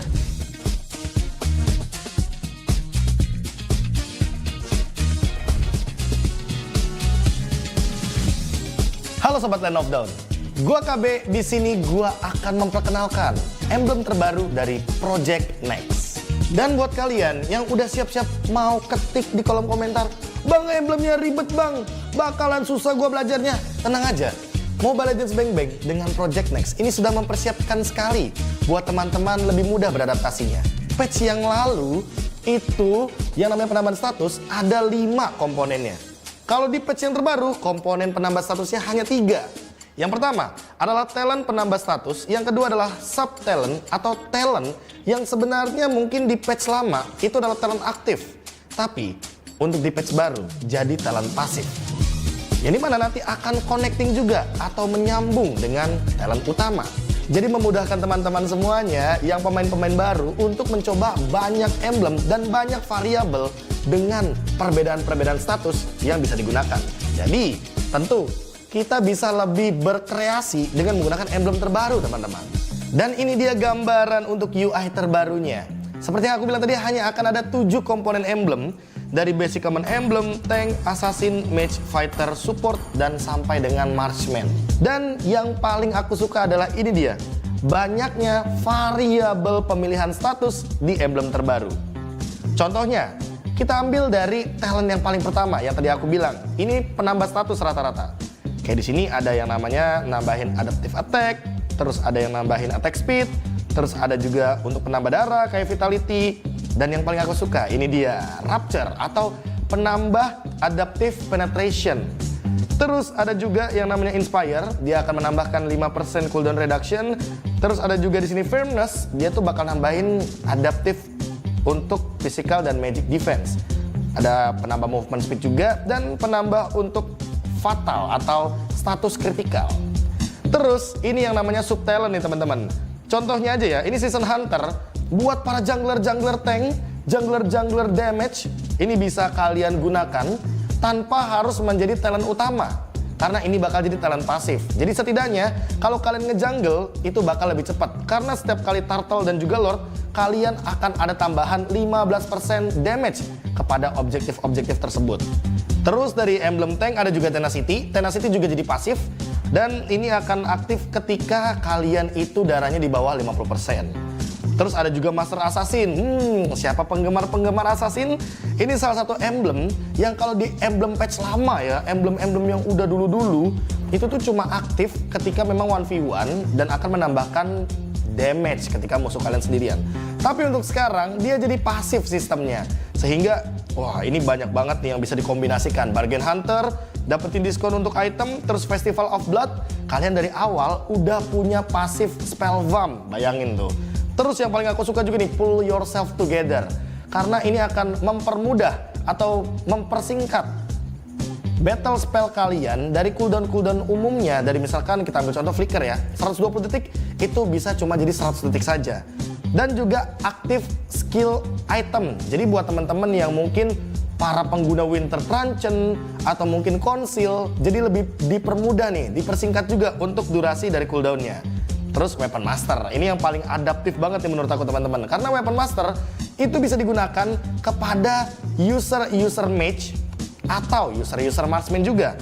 Nah terus ini dia nih yang paling utamanya, talent-talent utamanya ada Impure Rage, ada Quantum Charge, terus juga ada Conclusive Blast, terus ada Killing Spree. Dan Killing Spree sekarang tidak terbatas untuk assassin physical damage, tapi juga bisa digunakan untuk para magical damage. Nah, terus Lethal Ignition ini juga tidak melulu soal damage magic. Sekarang physical damage dealer bisa mengeluarkan efek burn ketika dia itu adalah physical damage dealer tipe burst. Terus ada juga Bravesmith nih teman-teman, yang dimana aku dengar kabar nih, katanya di patch terbaru, kebetulan tanggal 27 Juni ini fix, Bravesmith ini bakal muncul dan statusnya diubah. Dari yang 8% penambah darah jadi 5% penambah darah saja. Cuma bedanya untuk sekarang nggak perlu kalian ngeluarin efek CC atau crowd control. Jadi kalian cuma perlu mengeluarkan skill dan itu akan menambahkan darah kalian 5%. Terus ini juga bagus nih, focusing mark. Biasanya para gangker-gangker pasti bakal suka sama emblem atau talent utama yang satu ini. Serta biasanya buat para marksman, weakness finder itu bisa jadi pilihan utama. Kalau misalkan kalian nggak pede sama attack speed kalian, ya kalian bisa pakai quantum charge yang tadi aku sebutkan. Anyway, kita bakal coba hal itu semua di custom room langsung. Let's go! Yang pertama adalah efek dari Master Assassin. Yang kalau misalkan ini kan ada dua hero berdempetan, artinya Master Assassin ini nggak bakal aktif. Kalau aku basic attack, damage-nya 143. Tapi kalau ke hero yang sendirian, dia akan menimbulkan damage yang lebih tinggi, 148. Dari sini teman-teman udah bisa ada gambaran ya, kalau sebenarnya Master Assassin ini sebenarnya jadi emblem pasif. Dan ini talentnya menjadi sub talent atau talent cadangan. Dan yang mau aku tunjukkan adalah efek dari bakarannya Lethal Ignition. Aku harus burst dulu ya, Dan nanti yang akan keluar efek bakarannya dalam warna biru di Layla ini adalah dalam bentuk damage fisikal. Tuh, ada biru-biru, ada efek bakaran, dan itu hanya keluar kalau kita secepat mungkin dalam 5 detik menimbulkan damage dalam kurun waktu dan juga efek dalam persenan darah tersebut lah. Intinya secepat mungkin kalau kamu bisa kasih burst damage yang tinggi, itu efek burn-nya bakal muncul lebih gampang. Gimana Sobat Land of Dawn? Asik banget kan untuk emblem terbaru yang nanti akan diluncurkan oleh Project Next di tanggal 27 Juni 2023. Tentunya dengan emblem terbaru ini membuat kalian itu bisa menggunakan variasi emblem talent yang lebih banyak. Jadi kalian gak bosen juga ketika menggunakan satu hero dengan emblem yang bisa bermacam-macam. Anyway, kayaknya kita sudah sampai di akhir video. Aku KB, mohon pamit undur diri. Sampai jumpa lagi di episode selanjutnya. Dan sampai jumpa lagi di Land of Dawn. Tahu nggak, Awesome Generation itu punya rule sendiri. Kayak aku. Nge-game, I am the game. Pokoknya harus win streak terus. See, that's my rules with Galaxy A Series 5G. Kalau kamu? Di dunia games, top up jadi lebih mudah. Pilih game, masukkan game ID. Pilih Diamond. Masukkan kode promo, dan pilih metode pembayaran. Masukkan kode OTP dan konfirmasi pembelian. Selamat, kamu dapat tambahan kuota. Kumpulkan DG Point setiap top up. Tukar dengan merchandise dan voucher game menarik. Nikmati juga promo setiap harinya. Upgrade gameplaymu sekarang.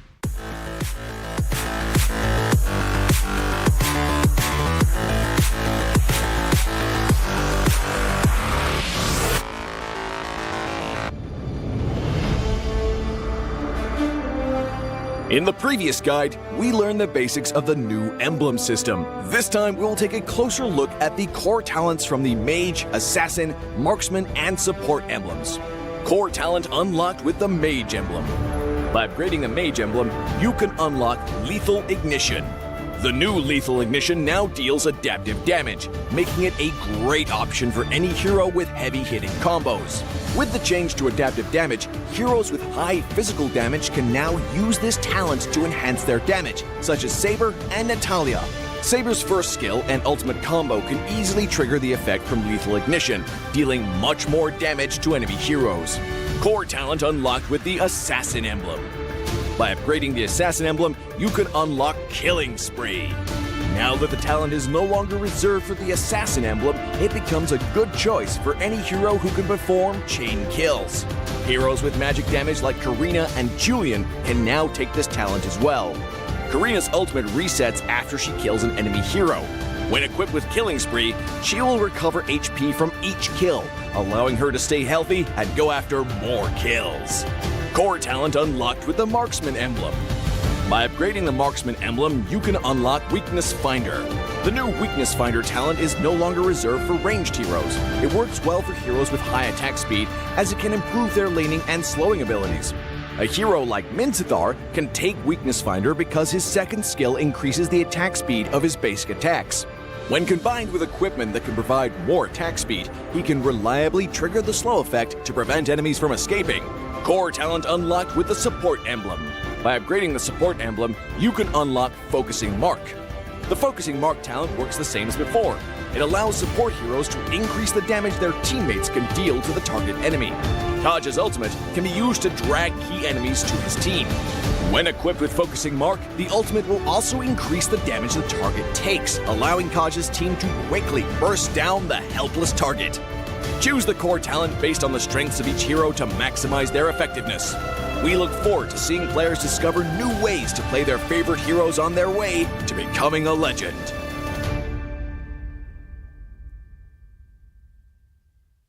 Tahu nggak, Awesome Generation itu punya rule sendiri, kayak aku. Dalam kondisi apapun, nggak ada lagi halangan. Malah ngebuktiin potensiku. See, that's my rules with Galaxy A Series 5G. Kalau kamu? Hanya perlu melihat ke dalam dirimu. Dan kamu akan mengerti betapa berharganya nilaimu. Percaya pada dirimu. Bukan dengan tergesa-gesa, namun dengan caramu yang beda. Tunjukkan kilau kisahmu sendiri. Dan ciptakan emas dalam setiap karyamu. Trust in gold.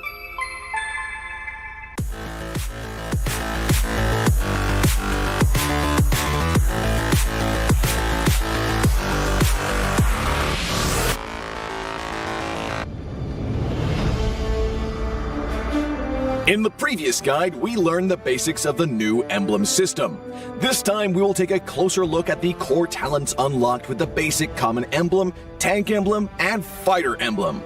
Core talents unlocked with the basic common emblem. By upgrading the basic common emblem, you can unlock 2 core talents, Impure Rage and Quantum Charge. Both are suitable for most heroes. The new Impure Rage talent now deals adaptive damage, making it a good damage-enhancing talent for a variety of heroes, such as Eve, Nathan, and Diggy. Eve is a hero with great poke and control abilities. She can use the extra damage and mana regen from Impure Rage to constantly wear down enemies. The new Quantum Charge talent now restores HP based on the hero's level and not their physical attack bonus, making it viable on more heroes that want HP recovery and mobility, such as Edith, Leslie, Layla, etc. When equipped with Quantum Charge, Edith in both forms can use the movement speed bonus triggered by her basic attacks to keep a safe distance from the enemy and the extra HP regen to stay in the fight. Core talent unlocked with the Tank Emblem. By upgrading the Tank Emblem, you can unlock Concussive Blast. Concussive Blast works the same as before, providing an extra source of AoE damage for high HP heroes, such as Johnson, Baja, and Hilda. Hilda is a high HP hero who can tank a lot of damage when equipped with a full set of defensive equipment. The Concussive Blast talent will not only enhance her survivability, but also boost her damage. Core talent unlocked with the Fighter Emblem. By upgrading the Fighter Emblem, you can unlock Brave Smite. Brave Smite is no longer triggered by inflicting CCs. It now takes effect upon dealing skill damage and is suitable for most fighters and tanks that need more HP regen. Ruby, Lapu Lapu, Tigreal, and similar heroes can choose this talent. Ruby can trigger Brave Smite repeatedly by casting skills, and with her own regen abilities, she'll have even greater durability in teamfights. Choose the core talent based on the strengths of each hero to maximize their effectiveness. We look forward to seeing players discover new ways to play their favorite heroes on their way to becoming a legend. Dari 2 emblem yang selain Weapon Master sangat berguna lah di early game. Di laning phase malah jadi rajanya lah istilahnya.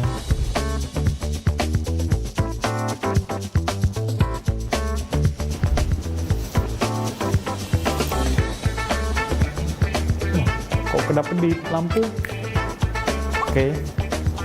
Halo, gua Kadera. Selamat datang di Project Next. Butuh tutor main Godland setelah update patch emblem.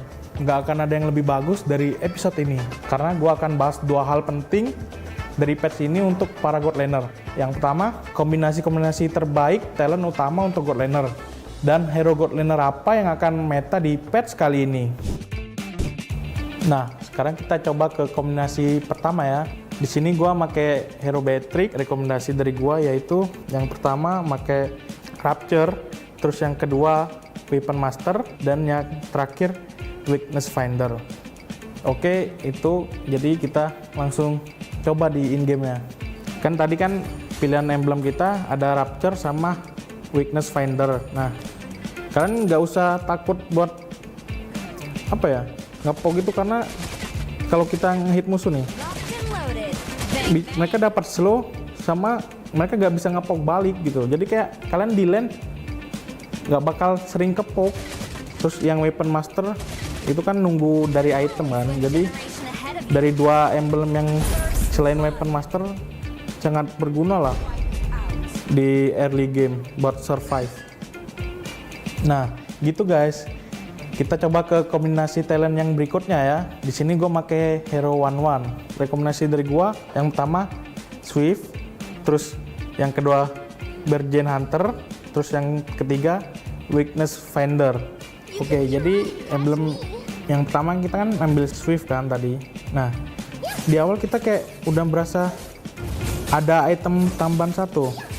Kayak knife nih, kan nambah 10% attack speed kan. Tapi tanpa kita harus beli knife-nya langsung, kita udah berasa kayak attack speed kita lumayan berasa lah gitu.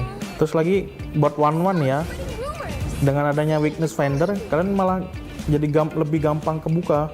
Nah, setiap kalian ngelempar skill 1 terus di combo sama passive weakness finder, musuhnya kayak nggak bisa lari, kena slow, terus kena 3 kali stuck skill satunya, dia bisa nge-stun. Jadi kemungkinan otomatis terbukanya lebih besar gitu.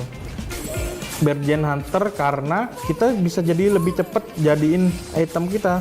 Wave crossbow di wave 2 mungkin udah bisa kebeli ya, karena ada emblem yang ini. Jadi kayak kalian di laning phase malah jadi rajanya lah istilahnya.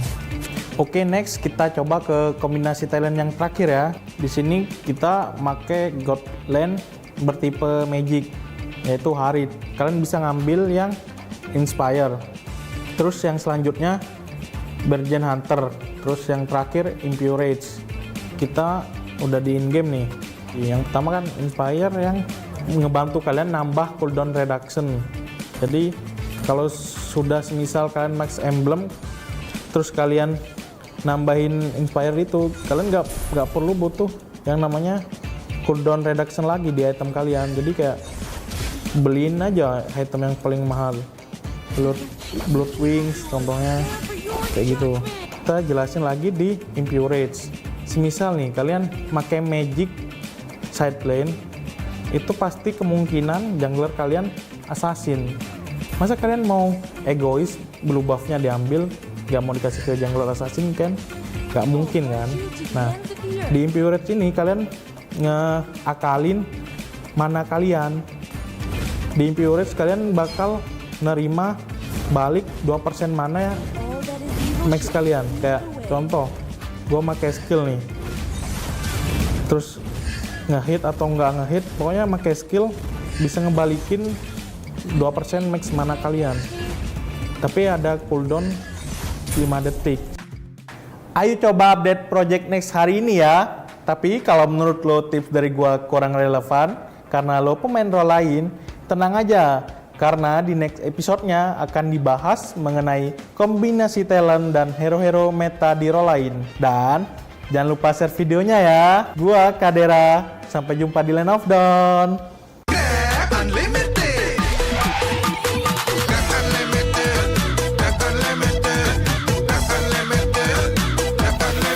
Modal gratis, untung berkali-kali.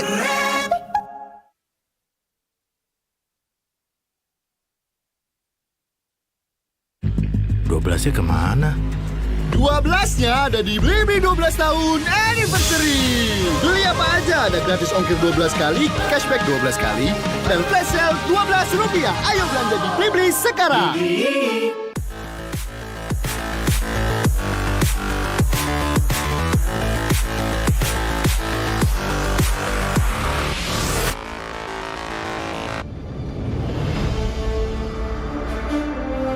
When upgrading your emblems, you will unlock talents at specific levels. Different emblems will unlock different talents. You can choose an emblem by role and use the talents it unlocks directly as your default setup, or you can freely mix and match different emblems and talents to create a custom emblem setup. We're going to show you how to create your emblem setup for your heroes. Emblems. First, let's take a look at the revamped emblem system. There are now 7 emblems in the game, 1 basic common emblem and 6 role emblems. Different emblems can provide different attribute bonuses. It is recommended to use the emblem that matches a hero's role. Standard talents, Tier 1. After selecting an emblem, you can then choose from 8 standard talents at Tier 1. These talents provide mostly straightforward bonuses to heroes. Of the 8 talents, Thrill and Swift are good on almost any hero, while other talents are more catered to certain roles. Standard talents, Tier 2. At Tier 2, you will also have 8 standard talents to choose from. The Tier 2 talents trigger or work under different circumstances. We still recommend choosing one that matches the role of your hero. But if you're an advanced player, you are free to choose any of the talents to fit your playstyle. For example, if you're playing the core hero on your team and want to focus on gearing up fast, you can choose the Bargain Hunter talent regardless of how your hero deals damage. And heroes who rely on their skills for sustained damage, whether it be a mage or fighter, can use the Festival of Blood talent for more spell vamp. Core talents, Tier 3. Finally, let's talk about the most important talents, the core talents. There are 8 core talents available in the game, and each provides a unique and powerful effect. We recommend choosing the core talent to match your hero's role and only use core talents from other emblems for advanced or unconventional tactics. The revamped Weakness Finder talent is no longer reserved for ranged heroes. This talent is now a viable option for any hero that relies on basic attacks and wants better laning and the ability to slow enemies. The Lethal Ignition talent now deals adaptive damage, making it a prime choice for any hero that has heavy-hitting combos. While the revamped emblem system still uses the existing talents, we have removed the restrictions between emblems and talents, opening up new possibilities for many heroes. We look forward to seeing players discover new ways to play their favorite heroes on their way to becoming a legend.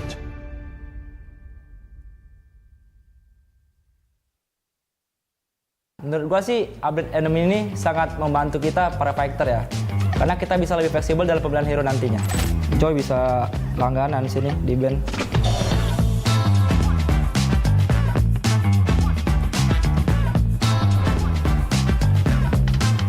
Hai, gue Sorizo. Selamat datang di Project Next.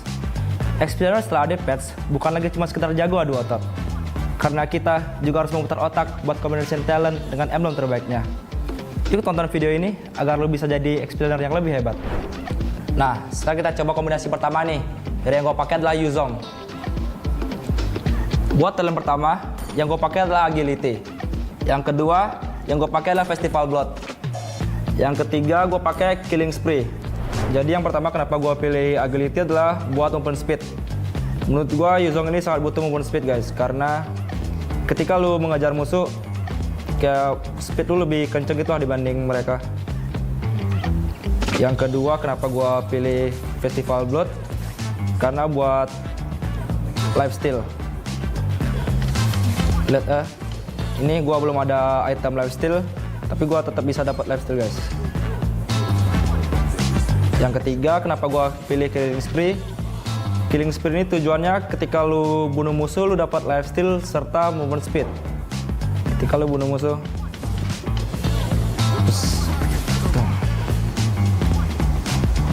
efeknya keras banget guys. Dan kenapa gue seneng banget? Karena yang dulunya gue di Factor cuma bisa Festival Blood, sekarang udah bisa pakai Killing Spree juga guys yang di Assassin. Jadi kayak lo bisa combine gitu. Nah gitu guys. Sekarang kita coba kombinasi talent berikutnya ya. Hero yang gue pakai adalah Joy. Buat talent pertama, yang gue pakai adalah Rupture. Yang kedua, gue pakai Bargain Hunter. Yang ketiga adalah Killing Spree. Nah, sekarang kita bakal coba langsung ke in-game-nya ya guys. Buat talent pertama, kenapa gue pakai Rupture? Ini sangat bagus banget guys. Karena damage lu 5%, penetration lu bakal sakit buat ke musuh. Contohnya, lebih sakit guys. Dibanding lu nggak pakai, ini lebih sakit. Dan yang kedua, gue pakai Bargain Hunter. Fungsi dari Bargain Hunter ini adalah ketika lu harga item lu bakal jadi lebih murah guys. Dari yang harga 100% lu beli di harga 95%. Contohnya ini ya, Genius One. Ini harga aslinya adalah 2000 jadi 1900 guys. Yang ketiga gue pakai adalah Killing Spree. Fungsi dari Killing Spree ini ketika lu bunuh musuh, lu mendapatkan 8% max HP dari musuh dan 15% movement speed selama 3 detik. Ini bagus banget guys, ketika lu dalam team fight yang gede lu bisa survive.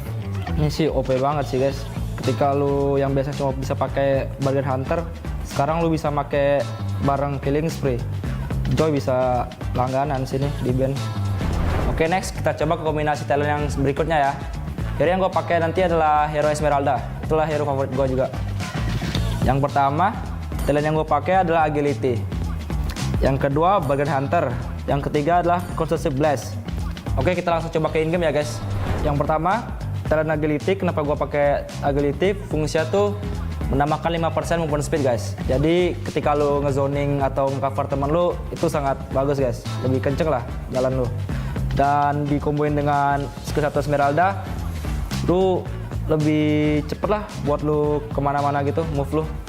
Yang kedua, kenapa gue pakai bargain hunter? Esmeralda ini early-nya membutuhkan item yang lebih cepat guys. Jadi gue pakai bargain hunter biar lu bisa beli item lebih murah lah di awal. Yang ketiga, kenapa gue pakai Counter 11? Ini ketika lu basic attack ada kayak efek ledakan gitu yang mengandung magic damage. Jadi ketika lu clear wave jauh lebih cepat dibanding yang lain guys. Contohnya kayak gini. Nih. Tuh. Lebih cepat guys jadinya. Dengan ada stats baru nih gue makin suka sih main Esmeralda. Nah, dari 3 kombinasi itu, kalau yang paling cocok ke gameplay gue sih Esmeralda ya, dengan talent agility, bargain hunter, dan conclusive blast. Nah, menurut gue sih update enemy ini sangat membantu kita para fighter ya, karena kita bisa lebih fleksibel dalam pemilihan hero nantinya. Gimana nih para SPLaner? Udah siap main meta terbaru belum? Yuk langsung update ke Project Next dan cobain ya. Nah, buat kalian yang main role and XP, tenang aja. Karena di next episodenya akan dibahas mengenai kombinasi talent dan hero meta di role lainnya. Jangan lupa share videonya ya. Gua Sorizo, sampai jumpa di Land of Dawn.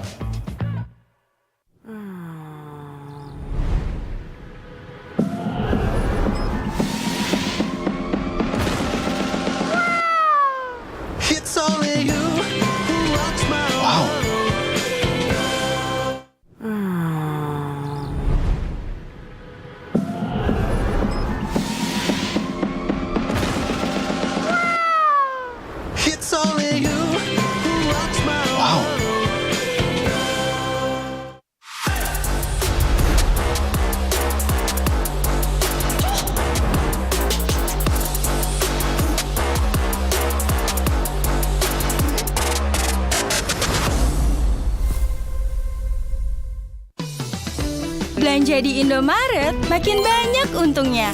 Kumpulkan cashback poin jadi untung terus. Makin sering belanja, makin banyak poin yang kamu dapatkan. Dapat diskon, jadi untung terus. Bayar belanjaanmu dengan poin yang kamu punya. Belanja jadi gratis, jadi untung terus. Dan untung terus dapat banyak promo. Jadi member Indomaret Poinku sekarang. Untungnya non-stop.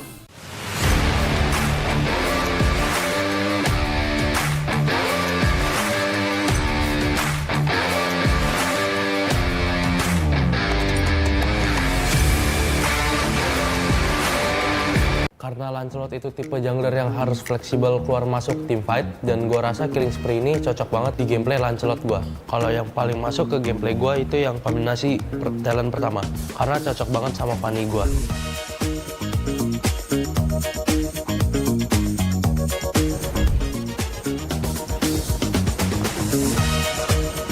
Hai, gue Super Ken. Selamat datang di Project Next. Kali ini gue mau ngasih beberapa rekomendasi kombinasi talent setelah update patch emblem nih. Dan gue yakin kalian bisa tiru ini biar rank kalian naik terus. Di sini gue akan bahas hal terpenting dari patch ini untuk pemain jungler nih. Nah, tonton sampai akhir ya guys. Nah, sekarang kita coba ke kombinasi pertama nih. Hero yang gue pakai, hero andalan gue yaitu Fanny. Emblem yang pertama di hero Fanny gue pakai Rapture. Emblem ini berfungsi untuk menambahkan physical penetration.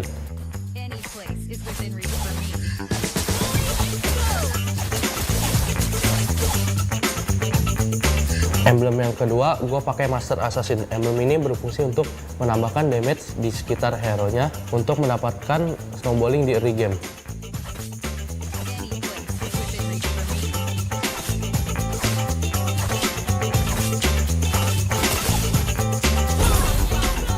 Emblem yang ketiga gue pakai Killing Spree. Emblem ini dapat memulihkan HP dan movement speed untuk bisa keluar dari team fight.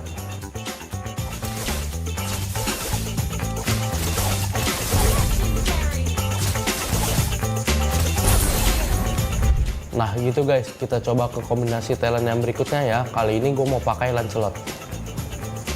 kembali menggunakan Rapture sebagai talent pertama. Hal ini dimaksudkan untuk jungler typical damage dealer agar bisa dapat 5% damage penetration.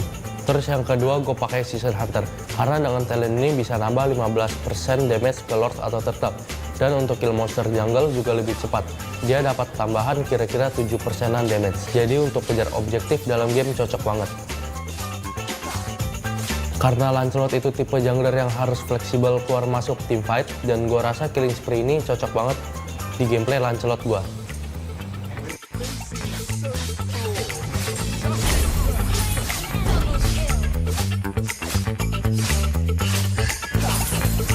Oke, next kita coba ke kombinasi talent yang terakhir ya guys. Gue di sini pakai Fredrin. Untuk talent pertama bisa diisi oleh talent agility yang memberikan extra movement speed 5% untuk bisa clearing minion jungle lebih cepat, dan mobilitas lebih cepat juga dalam setup objektif maupun ganking. Season Hunter akan memberikan benefit damage tambahan sebanyak 15% untuk objektif, baik itu turtle maupun lord. Untuk ke minion jungler, damage tambahan hanya berlaku setengahnya saja atau sekitar 7,5%.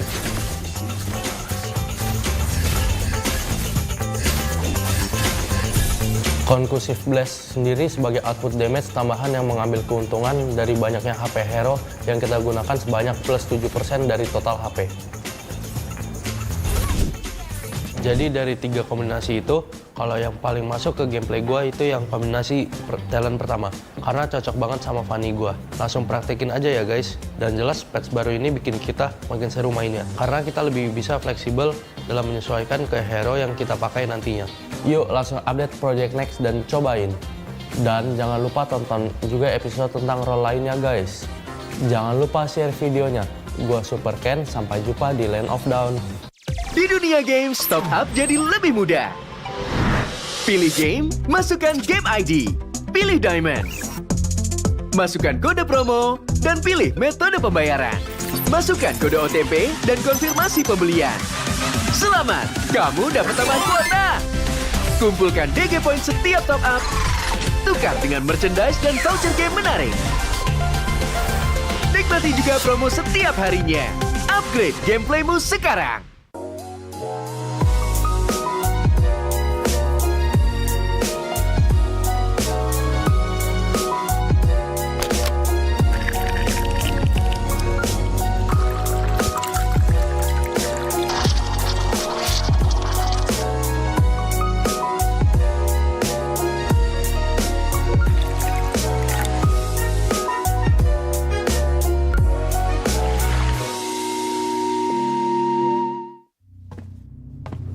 Look who finally showed up.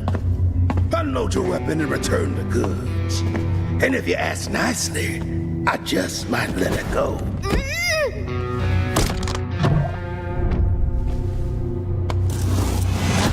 Who said I was returning it? You little... We had a deal! I just came here to test my new toys. They ain't even loaded. Staring down the barrel and you're still daydreaming about being an inventor? Huh?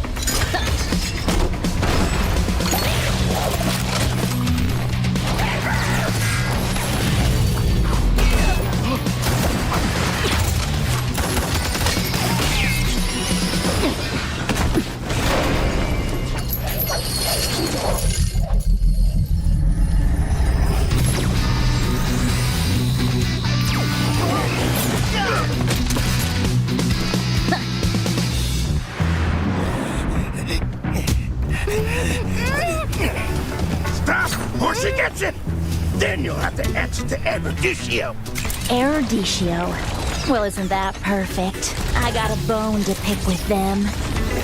So how about I just blast you both? You're crazy! Leave me out of your squabbles!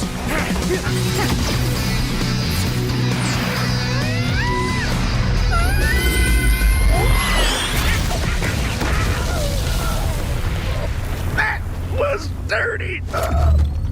Haven't you heard? I do things my way. I really don't like being used as bait, you know. Anyway, let's return that to Eruditio.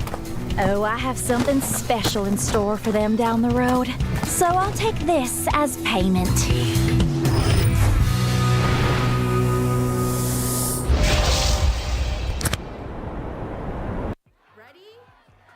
So it all started when I was at a friend's party. Mia, can you send me that?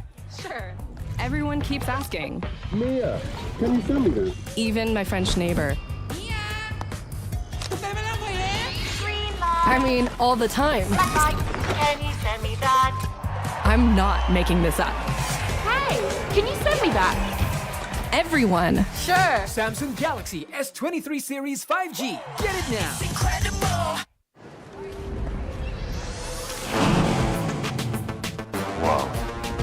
Attention passengers, final call for flight. Wait, is that a phone? Look at the performance, the graphics. That thing's a gaming machine. Hang on. A new challenger. Is that Faker? That man's a gaming legend. Everyone, fasten your seatbelts. And here we go! Samsung Galaxy S23 Series 5G. Get it now. Kalau kamu bisa kasih burst damage yang tinggi, itu efek burn-nya bakal muncul lebih gampang. Bang, emblemnya ribet bang, bakalan susah gua belajarnya.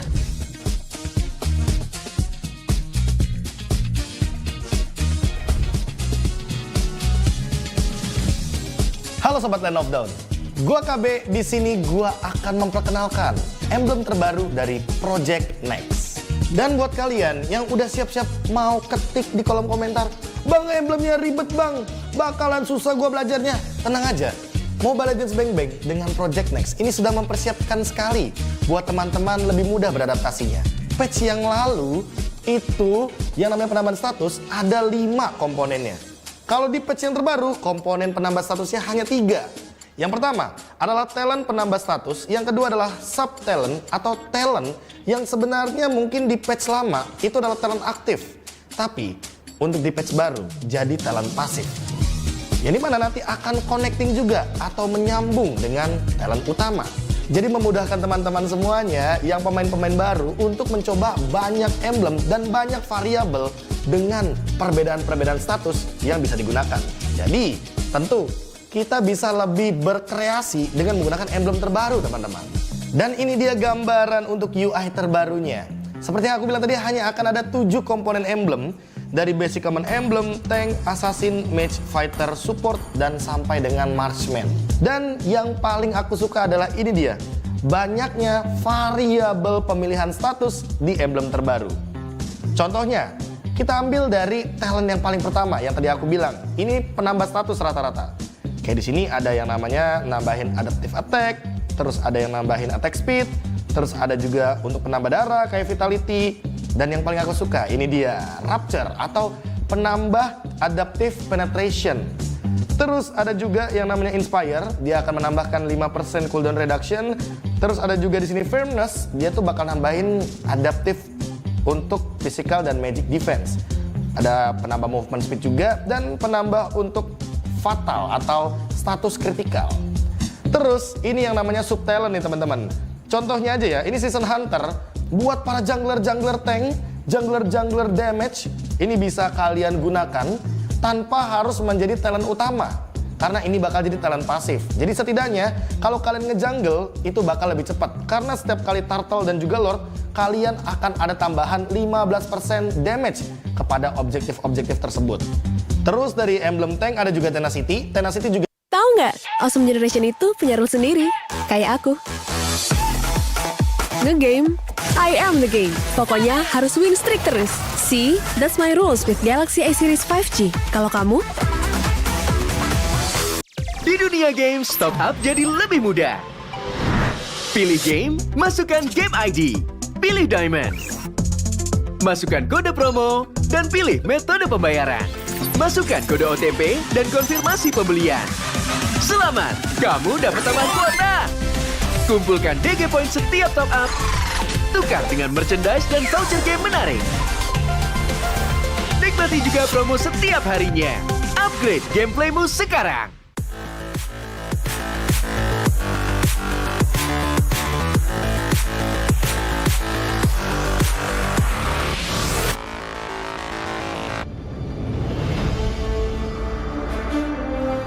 In the previous guide, we learned the basics of the new emblem system. This time, we'll take a closer look at the core talents from the Mage, Assassin, Marksman, and Support emblems. Core talent unlocked with the Mage emblem. By upgrading the Mage emblem, you can unlock Lethal Ignition. The new Lethal Ignition now deals adaptive damage, making it a great option for any hero with heavy-hitting combos. With the change to adaptive damage, heroes with high physical damage can now use this talent to enhance their damage, such as Saber and Natalia. Saber's first skill and ultimate combo can easily trigger the effect from Lethal Ignition, dealing much more damage to enemy heroes. Core talent unlocked with the Assassin emblem. By upgrading the Assassin emblem, you can unlock Killing Spree.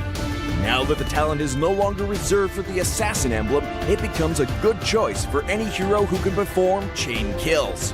Heroes with magic damage like Karina and Julian can now take this talent as well. Karina's ultimate resets after she kills an enemy hero. When equipped with Killing Spree, she will recover HP from each kill, allowing her to stay healthy and go after more kills. Core talent unlocked with the Marksman emblem. By upgrading the Marksman emblem, you can unlock Weakness Finder. The new Weakness Finder talent is no longer reserved for ranged heroes. It works well for heroes with high attack speed, as it can improve their laning and slowing abilities. A hero like Minzathar can take Weakness Finder because his second skill increases the attack speed of his basic attacks. When combined with equipment that can provide more attack speed, he can reliably trigger the slow effect to prevent enemies from escaping. Core talent unlocked with the Support emblem. By upgrading the Support emblem, you can unlock Focusing Mark. The Focusing Mark talent works the same as before. It allows support heroes to increase the damage their teammates can deal to the target enemy. Kaj's ultimate can be used to drag key enemies to his team. When equipped with Focusing Mark, the ultimate will also increase the damage the target takes, allowing Kaj's team to quickly burst down the helpless target. Choose the core talent based on the strengths of each hero to maximize their effectiveness. We look forward to seeing players discover new ways to play their favorite heroes on their way to becoming a legend.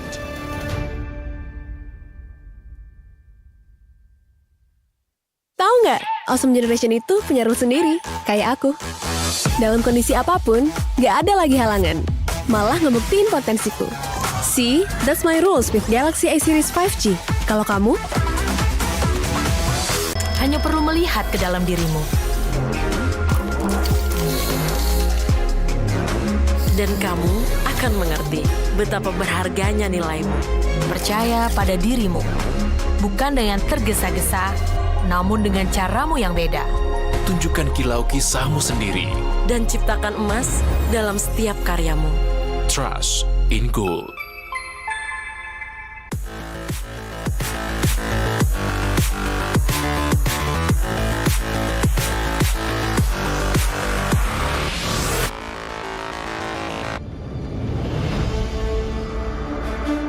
In the previous guide, we learned the basics of the new emblem system.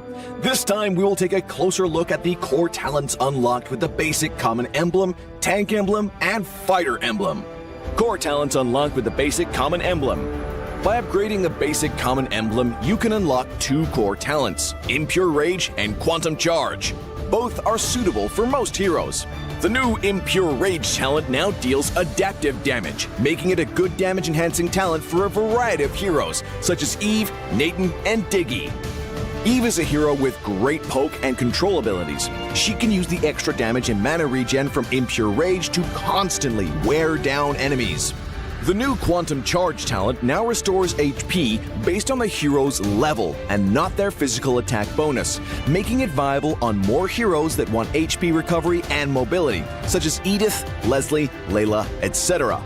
When equipped with Quantum Charge, Edith in both forms can use the movement speed bonus triggered by her basic attacks to keep a safe distance from the enemy and the extra HP regen to stay in the fight. Core talent unlocked with the Tank emblem. By upgrading the Tank emblem, you can unlock Concussive Blast. Concussive Blast works the same as before, providing an extra source of AoE damage for high HP heroes, such as Johnson, Baja, and Hilda. Hilda is a high HP hero who can tank a lot of damage when equipped with a full set of defensive equipment. The Concussive Blast talent will not only enhance her survivability, but also boost her damage. Core talent unlocked with the Fighter emblem. By upgrading the fighter emblem, you can unlock Brave Smite. Brave Smite is no longer triggered by inflicting CCs. It now takes effect upon dealing skill damage and is suitable for most fighters and tanks that need more HP regen. Ruby, Lapu Lapu, Tigreal, and similar heroes can choose this talent. Ruby can trigger Brave Smite repeatedly by casting skills, and with her own regen abilities, she'll have even greater durability in teamfights. Choose the core talent based on the strengths of each hero to maximize their effectiveness. We look forward to seeing players discover new ways to play their favorite heroes on their way to becoming a legend. Dari dua emblem yang selain Weapon Master sangat berguna lah di early game. Di laning phase malah jadi rajanya lah istilahnya.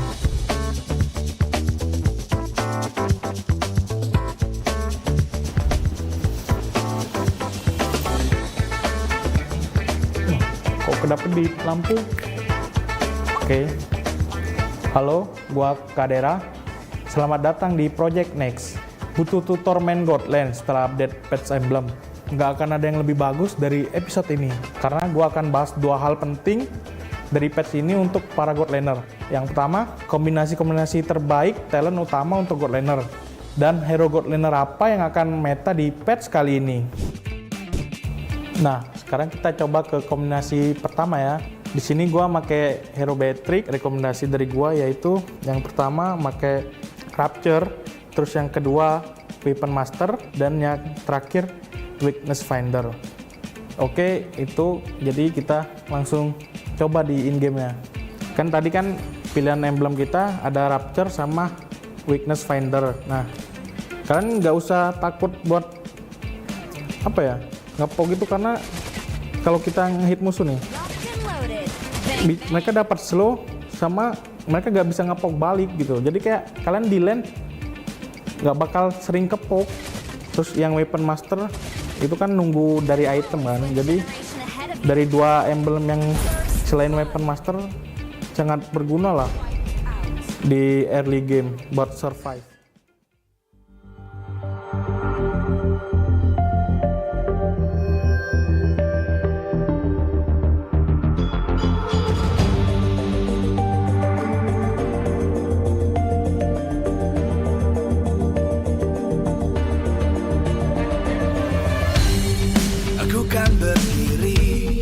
Dan terus berlari, terus ke arah puncak tertinggi.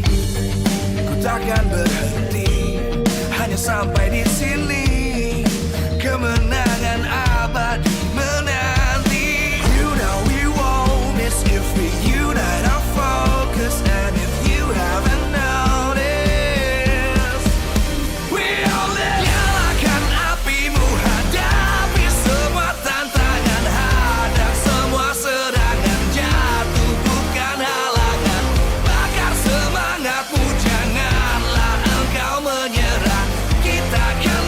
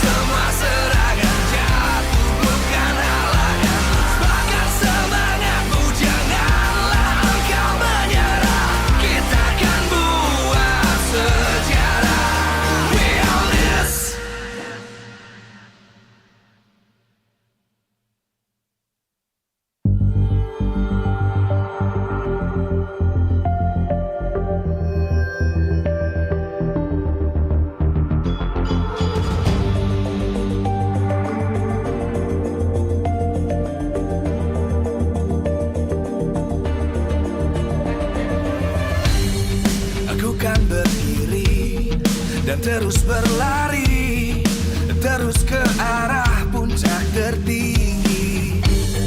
Ku takkan berhenti, hanya sampai di sini. Kemenangan abadi menanti. You know we won't miss if we unite our focus. And if you haven't noticed, we all live. Nyalakan apimu, hadapi semua tantangan, hadang semua serangan, jatuh bukan halangan. Bakar semangatmu, janganlah engkau menyerah. Kita akan buat sejarah. We all this, we won't miss. We all this, we won't miss. Saatnya beraksi, jalani ambisi. Aku kan menyawakan hari ini. You know we won't miss if we unite our focus. And if you haven't noticed, we all live. Nyalakan apimu, hadapi semua tantangan, hadang semua serangan, jatuh bukan halangan. Bakar semangatmu, janganlah engkau menyerah. Kita akan buat sejarah. We all this, we won't miss. We all this, we won't miss. We all this.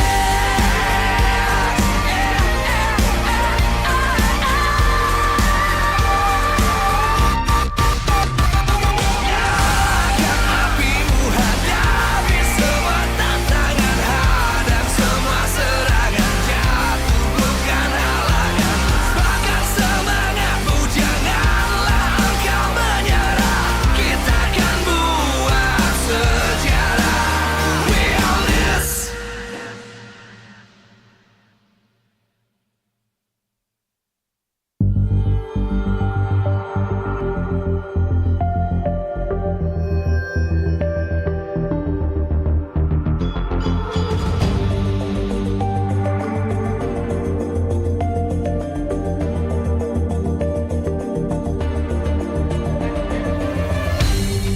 Aku kan berdiri dan terus berlari, terus ke arah puncak tertinggi. Ku takkan berhenti, hanya sampai di sini. Kemenangan abadi menanti. You know we won't miss if we unite our focus. And if you haven't noticed, we all live. Nyalakan apimu, hadapi semua tantangan, hadang semua serangan, jatuh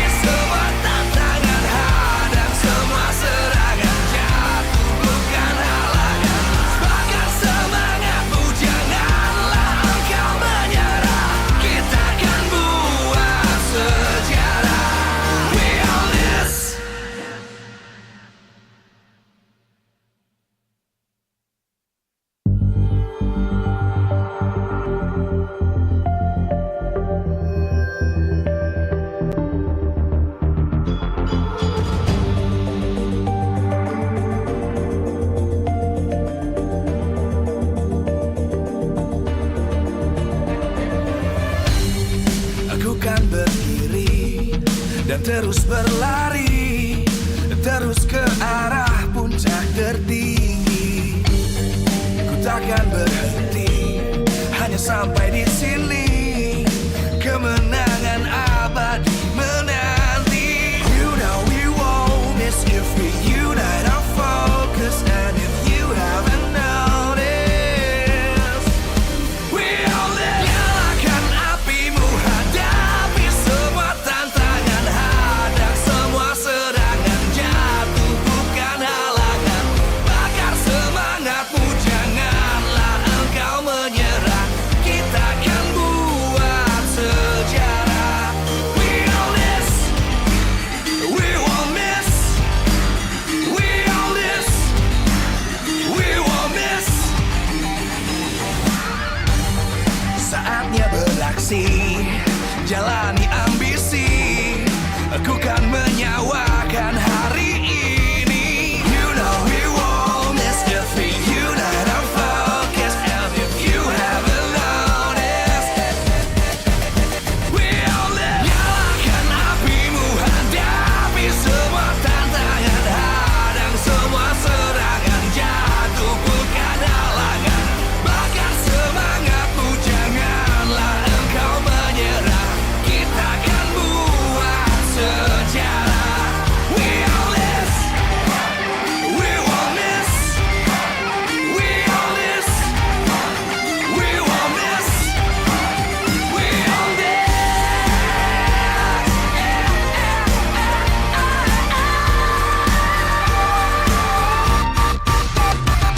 Nyalakan apimu, hadapi semua tantangan, hadang semua serangan, jatuh bukan halangan. Bakar semangatmu, janganlah engkau menyerah. Kita akan buat sejarah. We all this.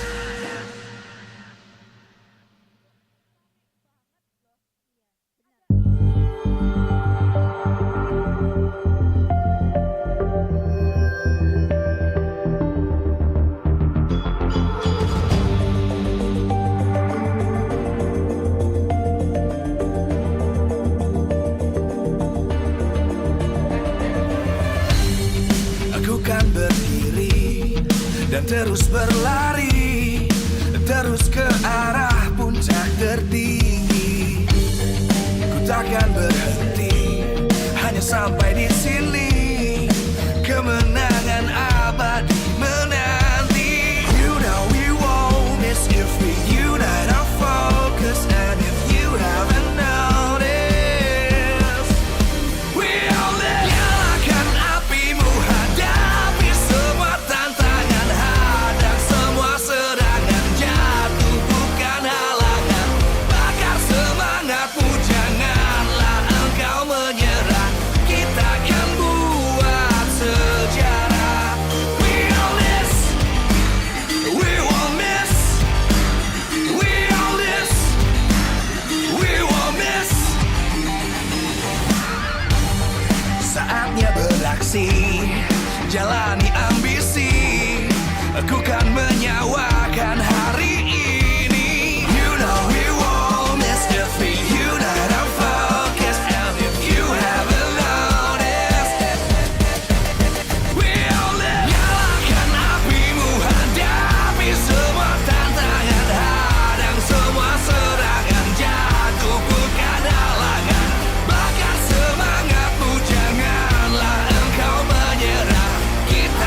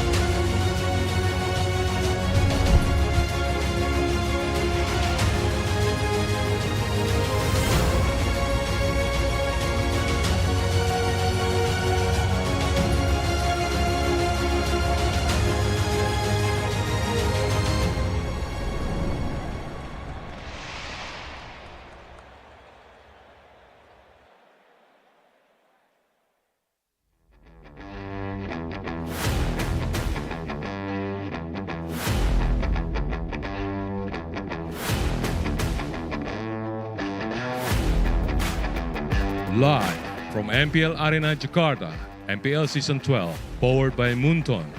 Presented by Samsung Galaxy Official Gaming Phone. Official sponsor, Head and Shoulders. Official mobile internet partner, Telkomsel. Official gold partner, UBS Gold. We own this.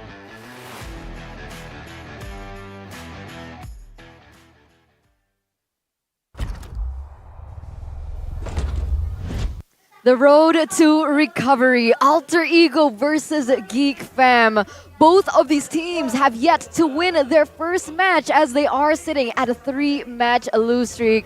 Ladies and gentlemen, welcome back to MPL ID Season 12 here on the caster desk. It's me, Eterna, Mirko, as well as Arashi. And before we get into the tidbits of this next match, match number 2 to be exact, MPL ID Season 12 is powered by Moonton. Presented to you by the Samsung Galaxy Official Gaming Phone, our official sponsor, Head & Shoulders. Official mobile internet partner, Telkomsel. Official gold partner, UBS Gold. We also have our partners in esports. We have Blibli, Dunia Game, Grab, Ovo, as well as YouTube. We have our suppliers, Indomart, Mineski, Samsung. Our official broadcast is Maxstream, Teferi Sport Video. And of course, MPL ID Season 12 is supported by PBSE. Now, coming back to match number 2 here, Alter Ego and Geek Fam. A lot of people have said there are certain similarities, and it's because of both of these junglers. Well, they both like combat, right? It's two teams with combat-loving junglers is what the asset says right here. But right now, in the current season, they can't be further apart, man. They have quite a difference in kills, and in the neutral objective secured, that's where the real difference can really be seen. Boy in a bit of a fall from grace right here, just losing out to the rookie, Nail, who's shown at least some presence, some mechanical skill, a bit of retribution battles. So right now, both of them have to prove something to the fans, but for Boy, even more so because of his reputation. Let's take a look at the keys to victory though by the Samsung Galaxy S23 Series 5G for Geek Fam. Winning the mid lane matchup will be critical, shutting down Udil, and letting their own mid laner roam around and help out the side lanes. That is definitely one of the ways they can get ahead, especially in those side lanes. And aside from that, exploring options beyond the one-dimensional play centered around Beloyski. We've seen traces of this before, where Geek seems to be relying on Nail a bit more, having a bit more diversity in how they want to approach big targets and how they want to attack the backline of their opponents. But they have to try and become a bit more consistent and a bit more solid in that department. It's almost like they have the nail, but they don't have the hammer to nail it in to get him enabled to carry the game. Fanny, that was the pick that surprised all of us. Yesterday, we saw the outplays, and right now, if they are able to enable him even more, get him to that position faster in the game, I think they've got what it takes to get it done. Well, that's why the keys of victory by the Samsung Galaxy S series for Alter Ego is breaking that mid-lane trio play, providing coverage to the side lanes, making sure that the advantage from the jungler, from the roamer, doesn't spill over and ruin the matchups they've established for Nino, as well as Sorpai in the side lanes. After that, further exploring the hero pool of Udil and Rekt, we've seen them play some very standard, some well-known picks for themselves, but at this point in the current meta, and with their situation, they need to explore other options maybe that can have more potential or more ways that can surprise their opponents, because at this point, everyone knows the Alter Ego that is aggressive and likes to make plays happen, so they gotta try and shake things up a bit. It's very interesting to see that a team like Alter Ego, who has variety, literally in their roster, lacks variety. Ooh. What's up, Eterna? Oh, that was funny. that was funny. That was funny. It was pretty funny, but you know what? You know what's not funny? You know what's just epic and amazing and Mobile Legends pride? What? Mobile Legends Bang Bang emerges as the biggest winner at the Mobies. No surprise here. Held in Los Angeles, Mobile celebrates the best mobile games in esports. And the message here, thank you for everybody for the support, really. Yeah, thank you to the fans, the partners of Moonton who have contributed to building the MLBB community, making Mobile Legends Bang Bang the best pro scene in the world. Let's hope and let's continue supporting each other, and let's aim for more extraordinary achievements in the future, because this truly is the start to what could be an amazing pro scene. and it's going really great. And it's just the beginning. We have, well, MPL Indonesia and the MLBB esports scene, it's still in its infancy? Infancy, you're right. I mean, it's still very, very young, and looking at all of it, it is just 100%. Unfortunately for Grab, it's not 100%, but it's 90%. Still pretty good. Yeah, it's near perfect. Near perfect. Near perfect. If you It's use like the a Rashi. discount code grb.to/MPL though, or if you scan that QR code. Yeah, right down below Arashi, guys. So don't forget to grab it as soon as possible because with the promo code that Arashi mentioned earlier, you guys have a chance to get a 50% discount on Grab Food and the 90% discount on Grab Car or Grab Bike. So if you guys want to head over to the venue, for those of you in Indonesia, come ahead, go use Grab. And for those of you who aren't in Indonesia, unfortunately, there's no Grab plane, but I'll try pitch it to Grab. Maybe. If Eterna expects it, if Eterna requests it, then maybe we have a 90% chance of it getting accepted. Yeah. Wait, Eterna, you said come ahead, not go ahead? That's interesting, man. Come ahead. Because she's a very inviting person. She wants everybody to be invited. Come Exactly. over, not Come go over. over, because we're going to be here too. You come over to MPL ID to meet us, but whoa! Oh, Geek Fam with the boy Luke, Chidera, Nile, and Beloyski. Let's welcome them to the stage. Ladies and gentlemen, the Geeks. They have the nail, the hammer is the man you see on your screen. Chidera, the gold digger. Welcome, Geek Fam! This team has a lot to prove. Now with Marky stepping out of the gold lane and Chidera coming back in, will they have a chance to be able to push Alter Ego even deeper into the red zone? Well, up against them today, Udil, Pai, Nino, City Boy, and it's still the man himself, the man, the myth, the legend, Wrecked, walking onto the stage. Give him time to adapt. Give him space to improve Alter Ego, to take them to the top. Welcome, Alter Ego Esports. Last season, they were able to make it to top 4. This season is no different. They had an early, shaky season earlier on as well at MPL ID Season 11, and they were able to pop off. Let's hope with the coaches that are arriving on stage as well, they are going to be able to go for a miracle run. Yet again, it's going to be a 2v1 for Coach Renzi against KCS and Nafari. In match number 1, we saw that Aura in a 1v2. The coaching staff, quote-unquote, didn't really come out on top, but now we'll see if Geek Fam can fare any better against Alter Ego. For both these teams, they all have potential, but I think the draft is where everything gets outlined in the beginning and will set the course of the path all the way till the end of the game. Yeah, drafts. That's where it all starts. They need to be able to facilitate both of their EXP laners. Honestly, mid trio is important. EXP laner is important as well. But honestly, gold lane too. So if we take a look at a team head-to-head by Head and Shoulders, what exactly stands out between both of these teams? 57 first blood rate for Alter Ego shows that they are still that aggressive, exciting team that the fans just expect them to be. But against Geek Fam right here with more solid performances and more calculative, more experience playing out the late game that is becoming more and more important, Alter Ego needs to find something surprising to ensure that Geek Fam cannot stall long enough for the rest of the team page all the way until the game is won. Yeah, it's funny that you mentioned the first blood rate here, Arashi. Alter Ego have the higher stat, and going against Geek Fam, Beloyski is known in Indonesia as Duta First Blood.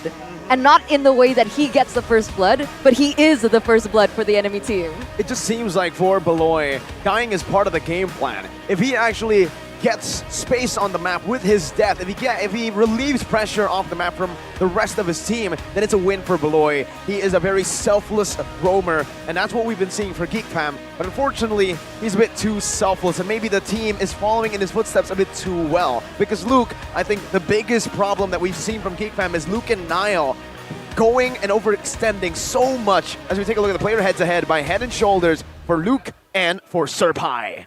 Both standout XP laners for sure. Luke with his signature pick, the glue, does so well with being disruptive in the fight, whereas for Serpai, if you give him aggressive heroes that can solo kill, that can roam around, that can just intrude into the jungle of his opponents, he is a lot more terrifying if he's left unchecked. Whereas for Luke, he really stands out in those team fights. So maybe that is something that Alter Ego can try and play around, right? Maybe stop Luke in his tracks and prevent him from even participating in those 5v5 team fights. Which is why the lane matchup in that EXP lane is so important. And then the domination effect occurs as well. I think Miracle mentioned that Alter Ego and Geek, it's going to come back to that mid lane pressure from both of the roamers, Rekt as well as Beloyski. But on the other hand, we saw yesterday when Alter Ego played, when Pi was on the Uranus. Sure, it isn't exactly the most playmaking type of hero, but it's a hero that is allowing space for that mid trio to rotate around the map and give space for Sally Boy as well to get in those kills. And looking at this, the top 3 EXP lanes, 69% for Pi in terms of team fight participation. Nice. That's higher than Super Cerezo. That is. And, we can take this with a grain of salt, though, right? Because he took the most damage taken per minute, but that can also show that maybe he's dying a bit too much. And so far, from week 2, in day number 1, we did see that. We saw that Pi was targeted heavily by a lot of different teams, and his team fight participation has dropped down by a lot, significantly. It was at 58% or 52% earlier, 53.8%. So it has dropped down from that 69.3. I think we're talking a lot about the deaths here and the statistics, but I think it just shows again that in this current meta, sometimes when you're playing so heavily on the macro game, sometimes deaths are unavoidable. It's all about making sure that your deaths absolutely count. I mean, if your death is traded for a Lord, for example, or for the main carry of your opponent's team, then it's absolutely worth it, and there's no issue giving up that death. But that's why it's so important to try and calculate all these things in the middle of the battle to ensure that you know exactly what you're trading for. Now that's why, that's kind of a challenge that Alter Ego are facing right now, right? The fact that how do they make these things count, whether it be deaths, whether it be kills. Because we saw, right, Sally Boy, #1, most kills, but they haven't won a single match so far. So then you can kind of assume from that, it's like, okay, they get the kills, then what? How do they just channel it onto something else? How do they convert it onto the objectives, into map pressure?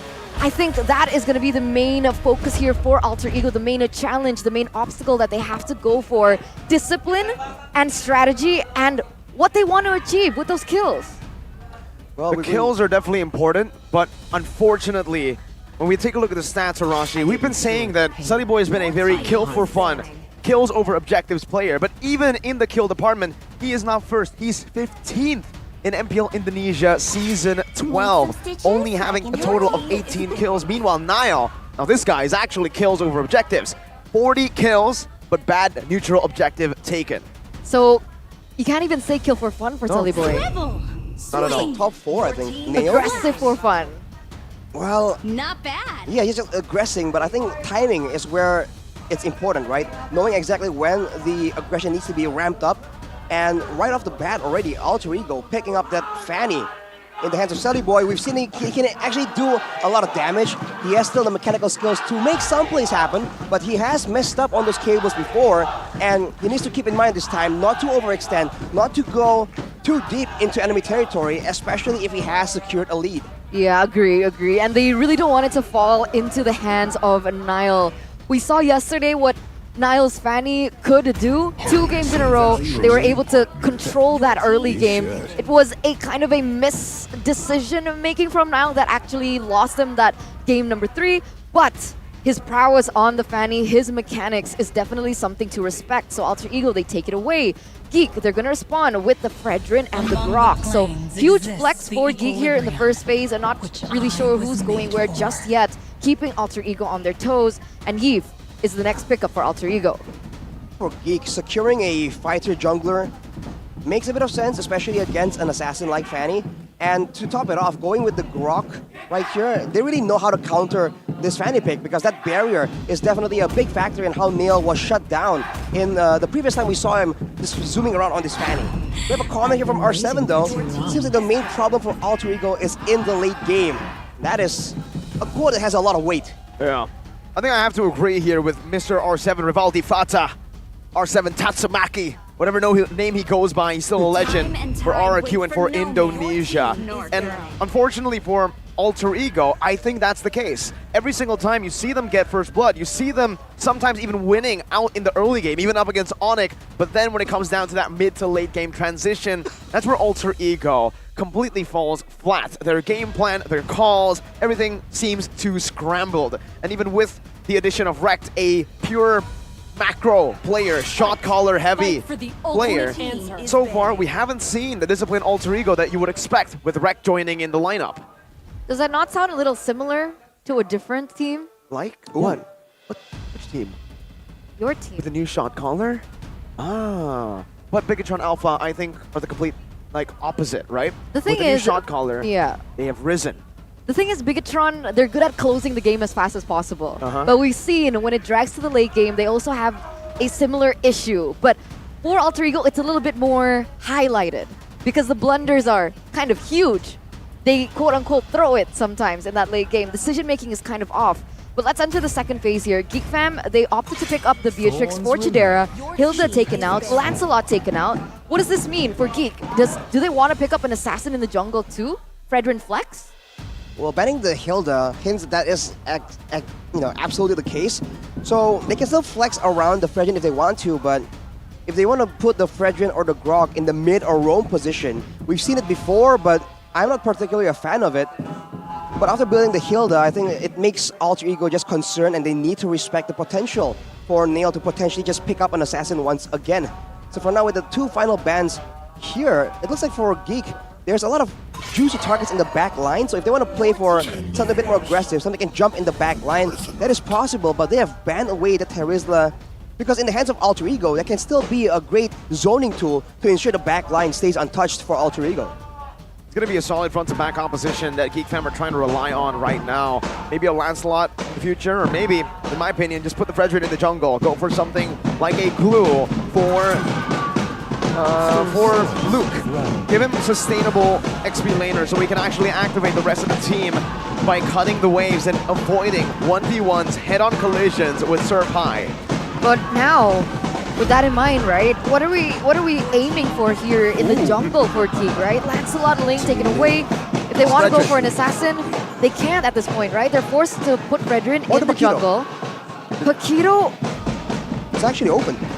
I don't like it though. I mean, mind it. You don't mind it? No. Against the Fanny in the jungle?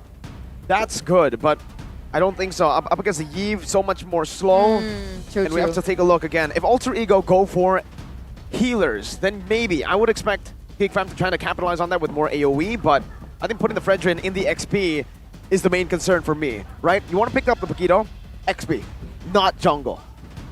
Hero XP. That's definitely the preferable option right here. The jungle Paquito has been a bit situational, but it's definitely a strong pick, and Alter Ego can still go for it. To be a big threat towards the Beatrix, but no, they go for an Edith that we've seen in the first match of Alter Ego, I believe, and that X-Borg that's been notorious, picked up by Bigatron Alpha usually. Yeah, huge curveball. Honestly, I thought Paquito maybe for Alter Ego, but they're gonna go for the X-Borg instead. Edith is one of Rek's heroes that he can utilize, and we've seen it actually do really well against these assassins. But if Geek, they go for the Fredrin in the jungle, so what are we looking for here? Joy! Right, Joy was left open. Joy jungle. Yeah, Joy jungle. Joy jungle, high mobility, good clear. In the hands of a mechanical player like Nail, that is definitely a big problem. And if you look at the side of Alter Ego, they don't really have a lot of crowd control to try and deal with this Joy jumping around. So this is going to be a bit of a tough one. They have to adjust their whole playstyle to compensate for the lack of lockdown for Nail. Might be the final nail in the coffin for them. I don't think it's lack of. I don't really think it's a lack of lockdown though. They have the Edith, very good hero to try to lock people down with Onward, and that survivability in the back. Remember, when you pop in the Primal Wrath, you still have that immobility effect from your basic, from your skills, and that can really stop Joy. I guess the issue is that the Earth Shatter is slow. Very. So there is still a chance for these heroes to kind of, just duke it out. So it really depends on their skills, how they execute it in-game. And with this, ladies and gentlemen, both compositions have been set in stone. Put your predictions in the live chat and your support, because both of these teams, they dearly need it. And with that, let's welcome you to game number 1, Alter Ego and Geek Fam. Right now, it's going to be the early game for the side of Geek. And knowing that, Alter Ego, they are picking up all the purifiers they require for the main backline. That backline is what they're trying to rely on. But in order for them to have any success, the early game needs to be managed properly as well. On the topic of the crowd control, though, yes, the Edith can stun, knock up the Joy, but it's not a suppression. Even though only the Franco was available in that game, but without a suppression, the Joy is a lot more dynamic, a lot more dangerous than usual, I must say. Yeah, definitely the Joy can run rampant, especially for that early game snowball. It really depends on how this team is going to play it out. You can already see a lot of pressure there in the mid lane. Yep. Oh, Onward. Onward and the Flicker. A combo I haven't seen in a while, or maybe even ever. Onward Flicker is something that usually is used to gain distance. Boy jumping in. Nile, though, steals it away. I just had my fingers crossed, to be honest, to see, to check if Rekt brought Revitalize this time. Right. It's a bit of a meme at this point, but he is going with a Brave Smite Edith. So a lot more survivable, especially while he's moving around in the lane like this. But we talked about the mid trio being so important, and for right now, for Alter Ego, it's very immobile. The Edith cannot match up to the mobility of this Fanny. Yeah, not just yet. You can even see that they're losing in the wave clear as well. GeekFam going to be able to rotate a lot quicker. Abboy actually already in the bottom lane as well, giving some pressure, trying to get that level 4 as soon as possible. Boy. There you go, first blood giver versus... Well, no, Boy didn't have the cutthroat there, so he is just going to fly away. So it's partially thanks to Niall stealing away some of the jungle camps, but right now with the turtle coming up, he certainly has more playmaking tools. They might just go for it first. Onward, Shadow now onto Luke. Good taunt. Oh, Appraiser's Wrath! Doing so much! Boy falls! First blood over to Geek Fam. Pi not able to steal it away. Niall with some good moves on that Joy. Picks up the first turtle for Geek Fam. Yeah, that's a huge win here in the early game for Geek. Taking Boy down and getting an objective on the board. The first objective. And it's pushing them even further. And this is why the rotation from that mid lane is so important. The fact that the Cult Altar was available as well in that team fight was able to stave off so much damage coming from Alter Ego in that 3v3. Geek Fam winning it out.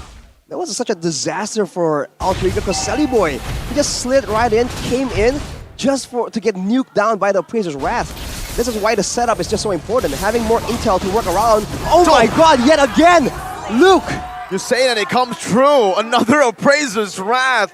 Boy. Yikes. 0-2-0. 3 minutes in. Almost a death a minute in the hands of Luke.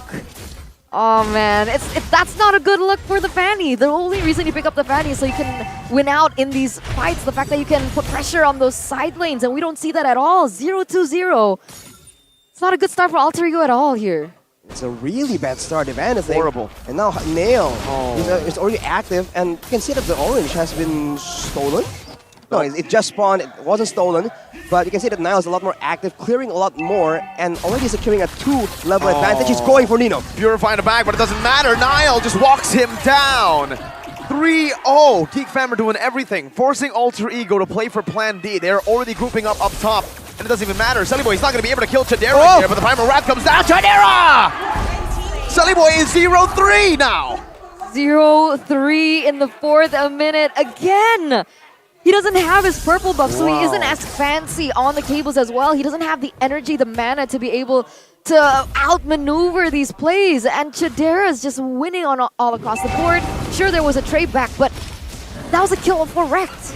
Still a kill in the hands of Kadera as well. And speaking of the battle, the mental battle is also running rampant, right? Because Nail is just flashing the M1 sticker at Rekt. Could he be trying to send a message? Beloyski tries to disrupt, but on the other side, Geek are going to secure this turtle for free. All right, so Geek, for the first 5 minutes, they've been able to out-rotate Alter Ego. 2,000 gold lead. Is there a certain power spike that we should be aware of for Alter Ego? Because the fact is Nino hasn't...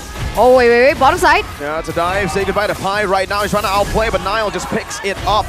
Good chain. Just to take that turret aggro from both of the members. Onward, Earthshatter. Oh, wrong angle. Beloyski just gets out even without the power of nature. But back to that point, right? Alter Ego, their side lanes are so punished. Even if you want to wait for the power spike, will it come in time? Oof. Talent prediction by Samsung Galaxy S-Series. only Mr. Pak Pulung having the contrary opinion as always. On that point, Eterna, in the really late game, they essentially have a really long range mage with spammable abilities and 2 marksmen, so they can rely on that, but can they even reach there? And even if they do, there's gonna be a solid assassin in the late game in the form of Joy, and there's a cult altar to contend with as well. So their best bet is to drag this out, but at this point I'm not sure if they even can. If you take a look at the emblems right here, Tenacity is across the board. Will it matter because Nino's getting bursted down? Boy walks back, but I don't even think that's a threat. Geek Fam just looks at it as an attraction. They're like, oh, look, some cables. That's so brutal. He's 0-3-1. That early game pressure that he has for the killing threat, it's gone. Aboy, at this point, is able to zone him away, and now purple buff steal should come through. Niall, he takes it away. Sullyboy with the retry, unable to do anything. 3 levels above Niall. I mean, Niall is 3 levels above, and now it's a free turret up top. Geek Fam have transitioned into the mid game splendidly. Niall already with the Holy Crystal as well, Arashi. Is not boding well. Like you mentioned, there's no lockdown for Niall either. 3 levels ahead at this point, 2 levels ahead. Geek 4,000 gold lead. More damage as well. Sullyboy, he doesn't even get his buffs, and Geek, they're looking for more damage. Rekt can't even find an opening. He can't find that pickoff either. Valoisky is also just walking around unthreatened at all by the aggression, the posturing of Alter Ego, because he knows with the power of nature, there's no way he gets taken down. Just like that, next turtle goes into the hands of Geek. And real quick, by the way, Pi, is that a focusing mark I see on the X-Borg? That is a peculiar option. Oh, top side.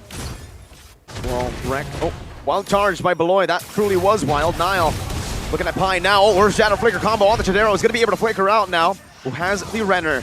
Still chilling. Beloy getting burnt down, but Chidera now on the Nibiru is able to zone Alter Ego away, creating some space for his roamer to escape. Both teams just trying to go at it, but at this point, Alter Ego, if they keep matching the movements of Geek Fam like this, they're going to be forced to keep fighting. And at this point, it's at a 4K gold disadvantage. They either need to get a really good pickoff, a really good fight, a really good combo, or they should just go for trades at this point, because the best they can do is minimize or equalize the difference in turrets at least, because the bigger the difference, the more dangerous it gets, and Nino gets taken out once again. Onward, Earth Shatter coming down. Luke all alone, still able to flicker out. The cut through comes through. There you go. The last Insanity gets it done. Alter Ego on the board again, but still, Geek Fam were able to find the better trade there. It was Nino, Beloy on the back with a wild charge. Now Udil gonna be taken out. My lord, that damage from Niall and Aboy.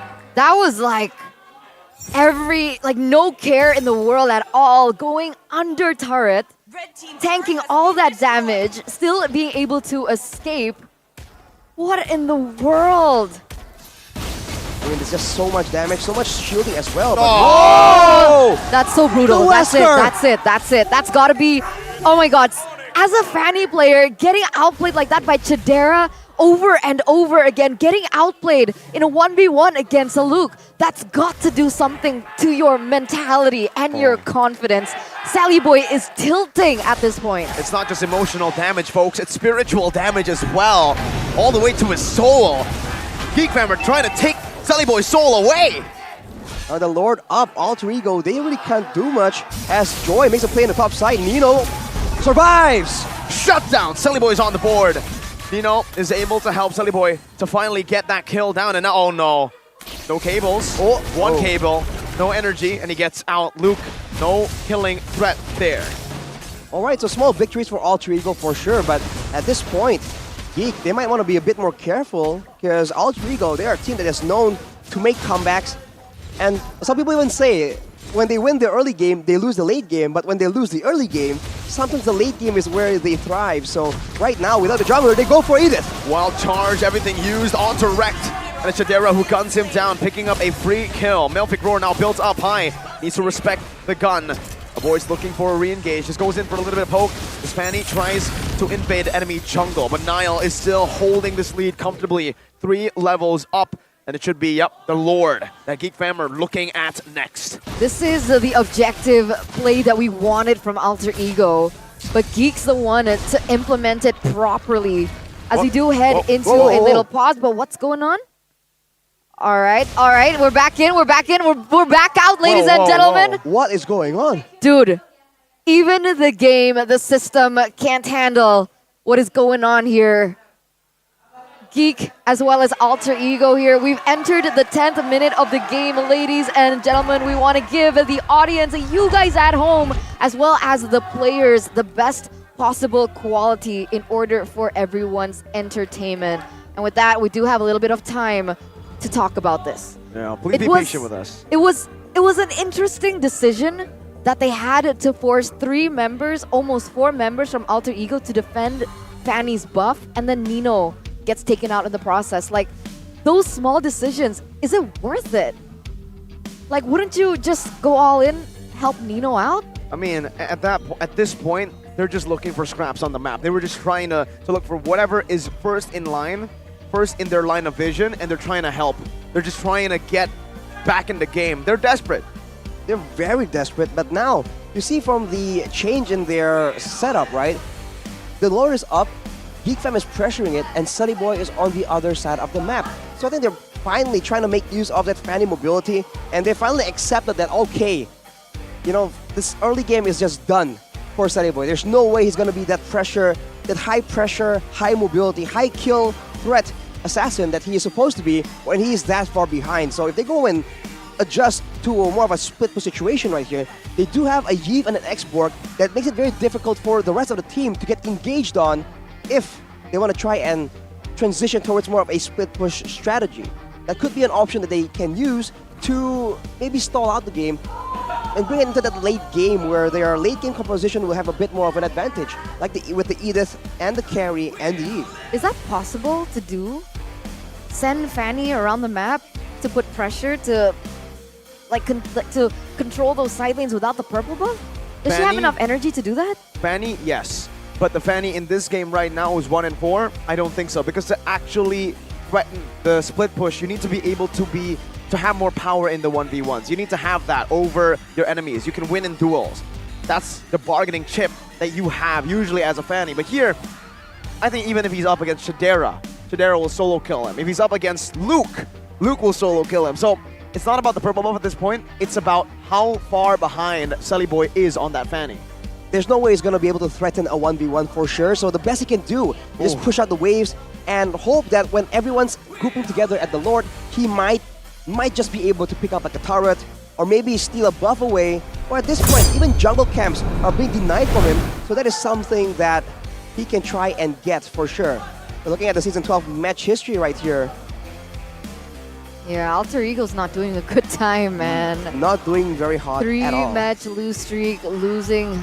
The last loss was to Onyx, where it was so close to being a best of 3. A full best of 3. Until Albert Albert did that. Until Albert he had to do it. He had to replay what happened in Season 6 Grand Finals. A bitter pill to swallow. Ladies and gentlemen, welcome back to the game. Recap. Lord taken by Geek Fam. Oh man, we missed that entire sequence. All right, 5,000 gold lead here for Geek. A Lord on the way in the bottom side. Look at this. Oh, Bloisky looking for a pick here. Oh, beautiful wall. Wreck now with the Primal Wrath. Going to be able to get that shielding down. Zoning. Geek Fam away. Whoa, Nino's doing a lot of damage. Bloisky forced a flicker back now. Sunny Boy in the back. Oh my goodness. Finds the cut thrown into the real world manipulation. But Janero is able to dash out. Alter Ego have defended quite well. Oh, that was such a good engage coming from Beloyski though. Edith nearly being taken off. But yeah, it's a defended Lord push. The first Lord though. I mean, they were very close on taking out Kadera right there, but the Cult Altar once again saves the day. That is still one of the biggest trump cards that Geek Fam has that Alter Ego doesn't really have an answer for as of right now. Because even if they can win out in damage output, they can't really win out in the crowd control department. Look at the items right here. For Kadera, with the Malefic Roar completed, even the tankier members on the side of Alter Ego needs to be aware of his damage potential. But looking at Beloisky, he is going full tankiness with the Dominance Ice as well, just to deny the shielding and the lifesteal coming in from the side of Alter Ego. Yeah, Chidera also picked up that Has Claw, so a little bit more survivability in these team fights. Whereas Nino, in my opinion, already has the 3 core items, right? DHS also picked up. So technically he's ready for a fight. He just needs that proper setup coming in from his teammates, as we do have a fun fact here by Grab. After the patch, this is the first time that X-Borg was played? Really? Yeah. Wait, Bigatron haven't picked it up at MPL? Not an MPL ID. We signed in Snapdragon Pro Series. So it's as SPS. All right, so far it hasn't worked, but we'll see. Niall? Be a free steal, yeah. Niall gets it with a Retribution, still ahead of the Fanny. This time only by 1 level. So Alter Ego have honestly caught up. Looking at Nino's items, 3 items. Corrosion, Scythe, into the DHS and Golden Staff. The Power Spike is already here. And guess what? Kadera. He's not respecting the Fanny at all. Early game, it makes sense, but now with no Wind of Nature, he's very susceptible. Damage coming in from that Fanny still. They're just purely relying on the Cold Altar as a denial tool right here, but with a big fight coming up, I feel like all the pressure is on Rek to try and get a good takeoff. If he can get the crowd control onto the right member, but potentially a boy or Kadera, because a boy doesn't have a Purify, so if they can jump on him and burst him down somehow, there's still a chance for Alter Ego to come back, and unless they get picked up first though. All right, conceal. No Faraga armor for Pi. Trying to get it back right now. Trying to get it all the way to full stacks. A boy, Shadow Stampede, zoning Pi, taking him very low. Fanny, not split pushing. They want to try to commit for this. They want to try to go for 50-50. Wall already being placed down, and Geekfab takes it for free. Whoa! He goes in now, flickering out of the Primal Wrath. Miscommunication. Not good at all, man. He went in, and the target he landed on was Beloyski as well. Maybe it was a boy. If it was Kadera, something else could have happened, but on the Grok, full tank, Brave Smite, there's no way that's the target that you want. So with that Lord coming in, Geekfam wastes no time at all, going again for the buffs. Pi trying his best to try and do something about it, but he will actually be able to take it back. But it's on Pi. That's kind of funny, actually. Oh, no, but Sally Boy needs it. Okay, Sally Boy's going to be able to push there in the top lane, but that's a 1v1. That he can't That's win. a lot of damage placed onto him by Niall. Yes, he doesn't win that 1v1, but he's trying something as the Lord is marching there in the bottom side. Beloyski has his ultimate. If he wants, he can make a play here. Let's see. There's a good wall placed down by Beloy to stop, to prevent the Lord from going in a bit too fast. Last Insanity already used up to try to clear the enhanced Lord. Beloyski in the back now. Flicker, wild charge. Whoa. Connecting. Oh, the taunt as well, but he save that Purify for this time. Niall diving deep, but he finds the kill. Doesn't need the Winter Truncheon. Now Udil just stands still, and he gets caught. Niall with the electrifying beats and a Winter Truncheon, but it's going to be a 2-for-2. Alter Ego, their base has been cracked open. Is it still worth it for Geekfam? Losing Luke and Niall there. We talked about the overextension. He was able to get both the backliners, but at what cost? Pi now going in. Not going to be enough. Oh, he's going to be gunned down. Chadera not going to flicker forward just yet. Cable, Selly Boy, looking for the cut from. Oh, Chadera! And a boy bursts Selly Boy down before he can do anything to the Geekfam members. A huge win for Geek, getting 2 inhibitor turrets. That's permanent damage for Alter Ego as they're pushing their pace there in the top side. Gonna get another turret as well. Alter Ego, they're scrambling for opportunities. They're scrambling for just answers to everything that's been pushed onto them here by Geek. How are they gonna make the space? Even if they want to rely on Turect for that initiating play, it's not simple. It's not as easy as a wild charge. It's not as easy as something else. That Earth Shatter, short range, slow animation, you need to go for a flicker as well. There's so much room for error. They have to play around the other forms of crowd control and use Rekt as follow-up at this point. They can use Udil's slow, they can use Pi's slow and pull back as well, as Nino's slow as well. They have a bunch of slow that can be used to set up Ida's combo, but in order to do so, I think they are stuck waiting for that high ground defense. That range is the only real advantage they have right now. And with the glowing one in the hands of Udil, there's a potential for a play to happen right here, but he is forced to build an Athena shield as well. And that is the only reason why he wasn't completely deleted in the previous fight, but eventually he did fall. So right now, with that situation unfolding, Geekfam will have all the space in the world, secure this Lord, and then once again go for a play. Unless Rekt wants to go in 1v4? Well, at this point, it's Hail Mary, right?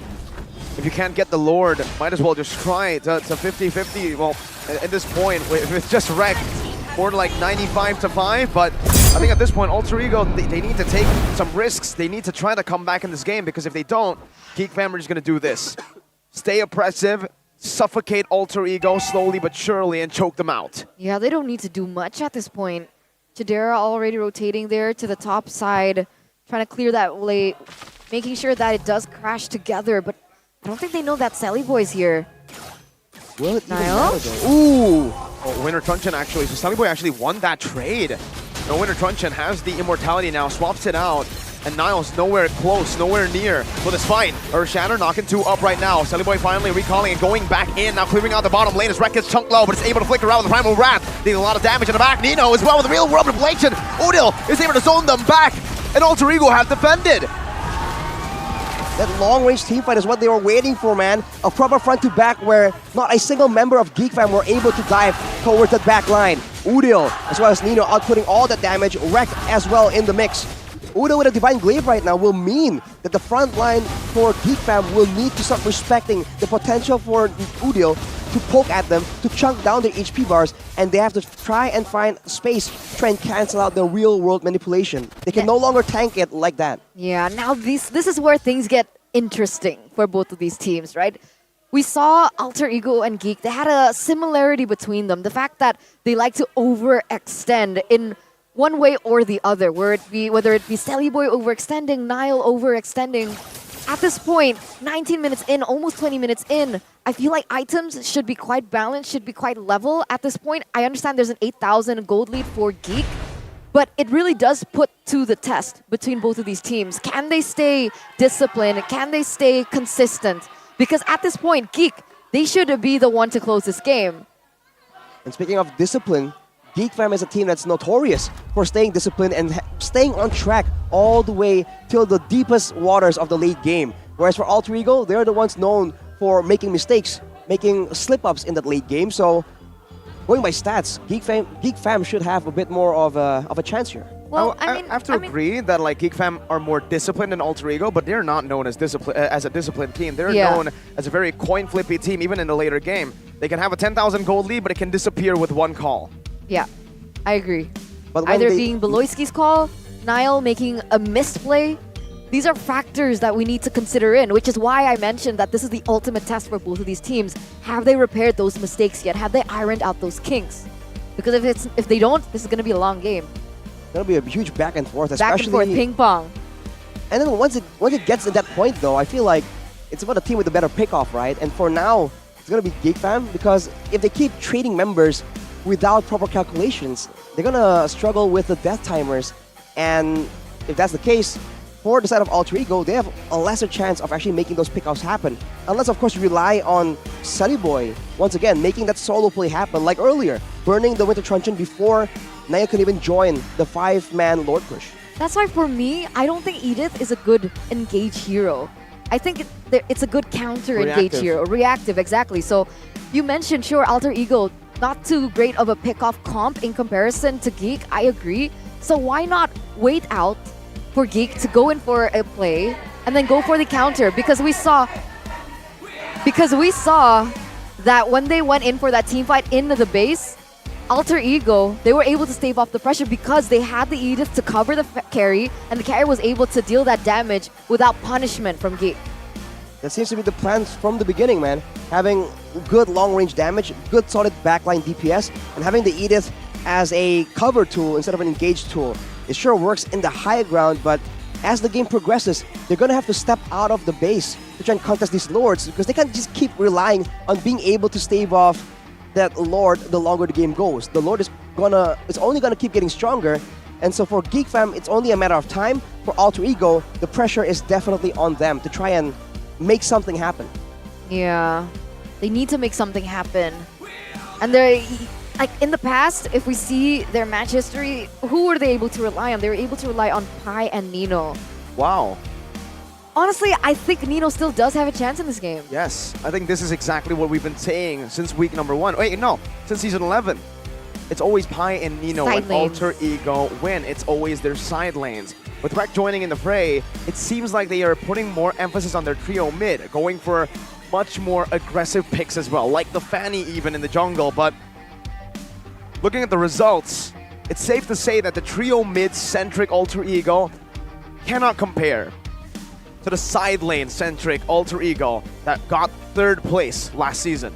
I think the stats speak for itself, and by all means, even though they haven't been doing so well, the side lanes have been showing great potential, right? There's outplays happening from Serpai, from Nino as well, even though the rest of the team hasn't been that successful, especially in these early game engages. So I think relying on them more is definitely a legitimate strategy as of right now.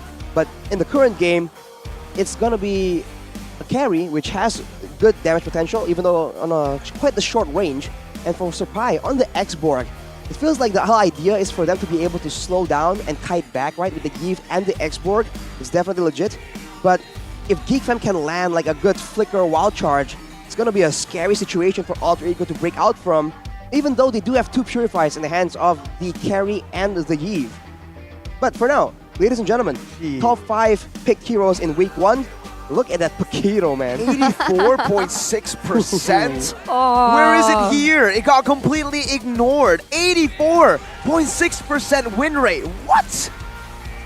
Composition's more important than prio picks. I think that's what it tells us right now, right? But you know what it tells us as well? Uranus is overrated. 27% win rate? Yeah, never mind. Don't ban that. Yikes. You're right. Well, there was That's such a low win rate, 27%. There was a roam Uranus as well. That factors into the win rate, by the way. Even if we take that out, right, that doesn't really count.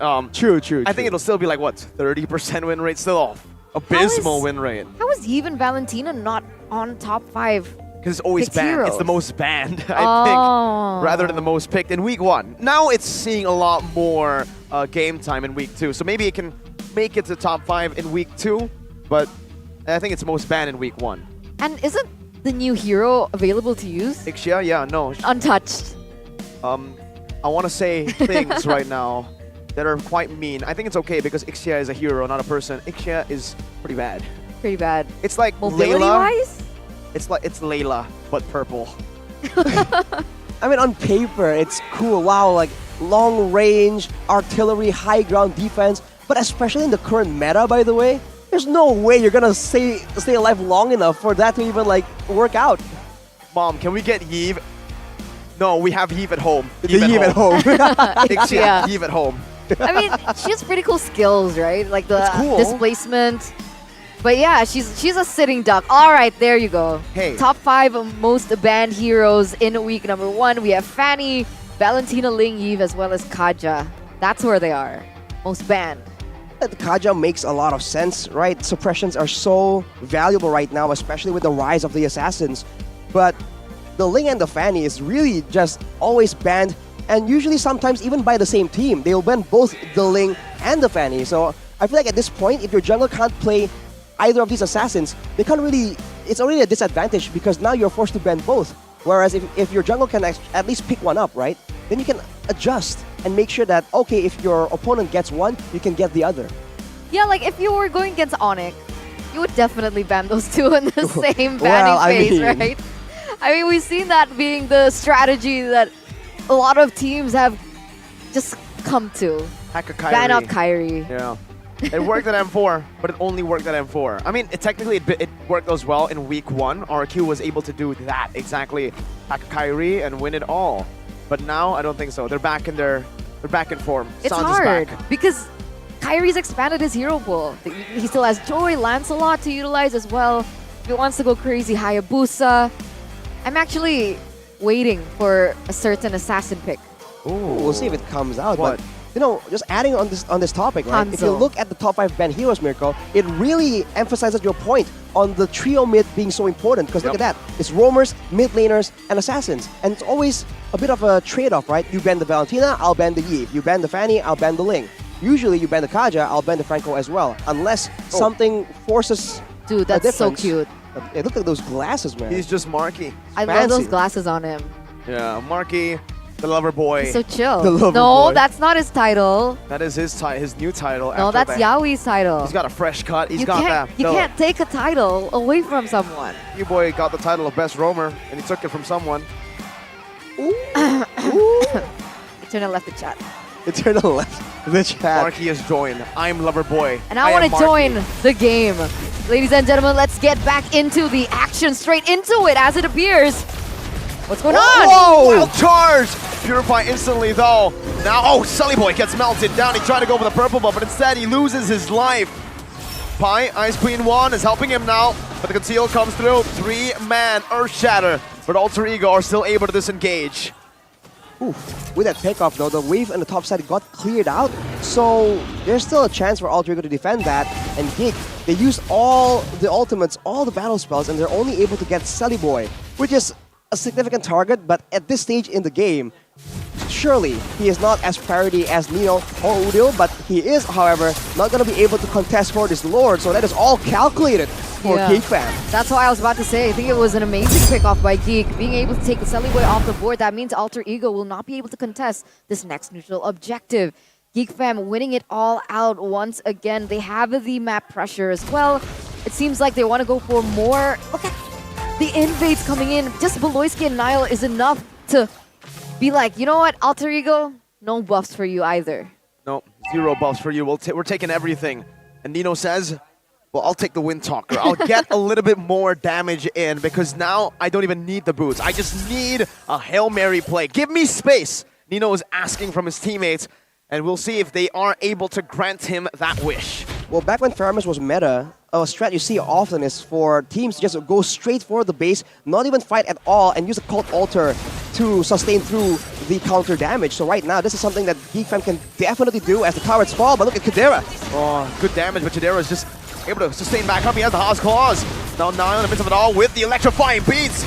It's going to be the wall charge on the Doom in the back line. Real world manipulation still there, but the race is wide open, and Geek Fam, once they see a chance, they take it. 1-0. And they secure and lead this best of 3 series. Geek Fam. Wow. Very fam. Very fam. That was a great play with the Lord, fam? man. I mean, that's a Lord gap if you've seen one. That Lord just allows them to be so much more aggressive. It opens the door for the direct end. It doesn't matter if you have such a great teamfight composition, if you don't even get to actually output that damage when the base just gets taken out from below you. So that was definitely the way to go for Geek Fam, showing again great decision making, decisive calls, but we'll see if Alter Ego can make adjustments and come back stronger in game number 2. Yeah, it all comes back down to that discipline that we were looking for both of these teams. Alter Ego, it wasn't that much of a discipline issue, I would say, but in hindsight, that fanny pick, it's just not a thing for Alter Ego. They tried to deny It's not worth a it, pick just ban from it out. Nile, but instead they denied a win for themselves. Man, Facts. that is painful. Words, bars. Especially because, like, you know, all hopes were on Sully Boy, right? Whoa, remember, in the beginning of the season, Assassin meta, it's back. Sully Boy is going to wreak havoc. Well, apparently not for the opposing team, so game number 1 might just set the tone, might just, you know, prevent Alter Ego from going for those Assassins. And if Geek Fam sense that that is the case, they can definitely take advantage of that in the next game's drafting phase. Just being sure that Sully Boy will not be given Assassin. Yeah, I think even before this match begun, we were supposed to highlight what Alter Ego and what Geek Fam did right before we went into the fact that they overextended. One of the things for Alter Ego that they improved on was they put Sully Boy on non-assassin heroes. They put him on heroes that can also be aggressive but isn't as risky. Things like the Martis, I think, would have been better for someone like Sully Boy. The Martis, huh? Well, I agree. Being a bit more aggressive, but still having a bit more of a safety net, right? Being a bit more tanky, having the crowd control immunity as well. That certainly seems to be the way that Alter Ego has been able to utilize Sully Boy and his killer instinct, but still be safe from the counter engages. So that might be exactly why they picked Fredrin up first, to deny that pick from Sully Boy. Yeah, but they couldn't deny this, right? Player of the game, Beloyski on the Grok. POTG by the Samsung Galaxy S23 Series 5G. There were a lot of moments where he kind of missed his skills, but when he landed it, that was the groundbreaking play for GeekFam. It's Beloy. It's just typical Beloy. It's the Beloy Grok that we've all come to love, I would say, right? I mean, the calls that he made throughout the game, sometimes you do see him wild charge miss, but we can ignore that because of the shot calling just being crisp and clean. When the game is slow tempo, Beloy's mind, one of the best minds of Mobile Legends when it comes down to shot calling in the world. One of the best tacticians for sure, and the earth-shattering plays, man, from Beloy.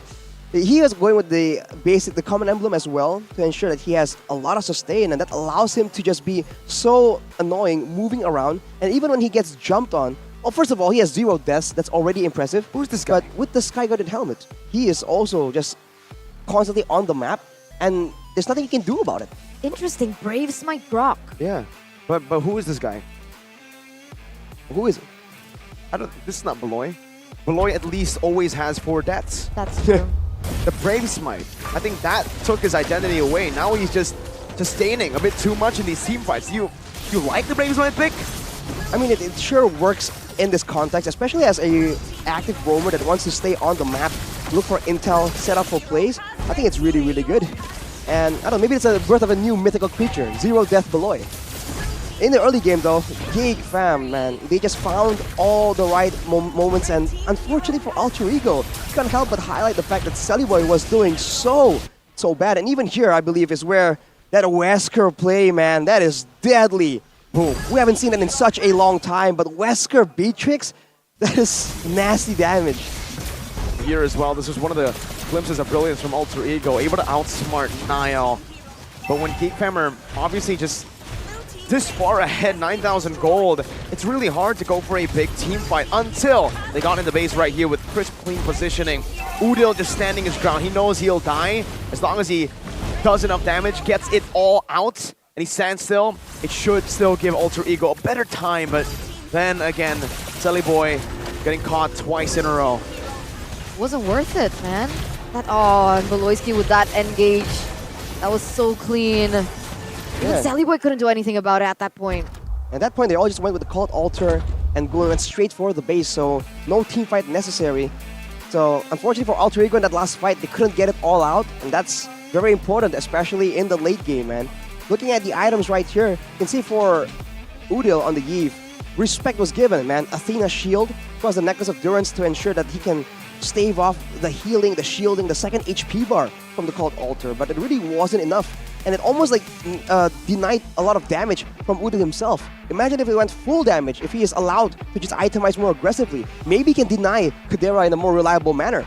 But in this game, with the Rose Gold Meteor in the end there, Kadera was just so dominant. Maybe a lot of people have been saying that they prefer him over Marky even. That seems to be a question still up for debate. Can you answer that, Eterna? Who's better? Chidera is a lot more consistent, honestly, with the laning phase, even in the team fights. Especially in the team fights. I think mainly because he's had experience with his lineup. He's been here since Season 10. Now this is his 3rd season, and he's really showing the synergy that he has, the sync that he has with Beloy and the rest of the team. Even though there was a bit of miscommunication last season, remember, when Beloy tried to tell him to end, but he didn't get it.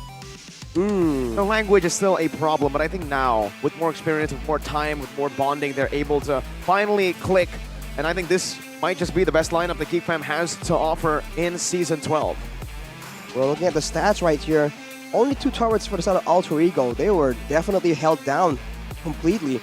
Sandbag's going to be Beloyski on the Grok, when the Forgotten One is always a boy on his Faramis, man. He had some really solid Cult Altars, and he is very willing, I don't know if this is a positive or negative, he is very willing to let one of his teammates die if he knows that the Cult Altar is better saved for something of higher importance. And I think being able to discern when is the right moment to use that Cult Altar is definitely one of his huge selling points as one of the best Faramis players in MPL ID. Sorry, did you just say a man? Yeah. What? Because he's a man now. I honestly want to draw the comparison to Sellyboy. Or I just want to talk about Sellyboy, honestly. Looking at Season 11 and 10, I think the main story arc that he went through was he matured as a player. He was placed on utility junglers and he was completely fine. He was actually doing better on utility than he was doing on assassins. Like the Barats even. Yeah, that's why we were just calling him Selly Man. Selly Boy is finally matured, but you can't turn back the clock. Now it's back to Selly Boy, and they're trying to make him play the assassins again, to be the hard carry in the team. I think that time has passed, but they're still living in the past. Do you think it's over for him? Not over. Because like I remember coming into it, like I think it was my first season, and then Selly Boy was like really good on the assassins. His mechanics was so close, on par with first, like very close to Albert as well. Is that over? Is that age over? I don't think it's over. Sad. You can always adapt, but you can't change the fact that, you know, no one can beat Father Time. So what you can do is adapt, adjust. We've seen it from world champions before. Heck, Wise, Carl Teasy. They were assassin players back in the day. That's a good point, Mirko. That is a good point. Thank you, Rashi. Just You're like point. Indomart Point Coup. Ladies and gentlemen, become a member at Indomart Point Coup in order for you guys to get the best of the best. You guys, as a member, can get discounts, special member-only gifts, and as well as free products. All you need to do is download the app and just use it every time you shop. And ladies and gentlemen, Indomart, it's everywhere.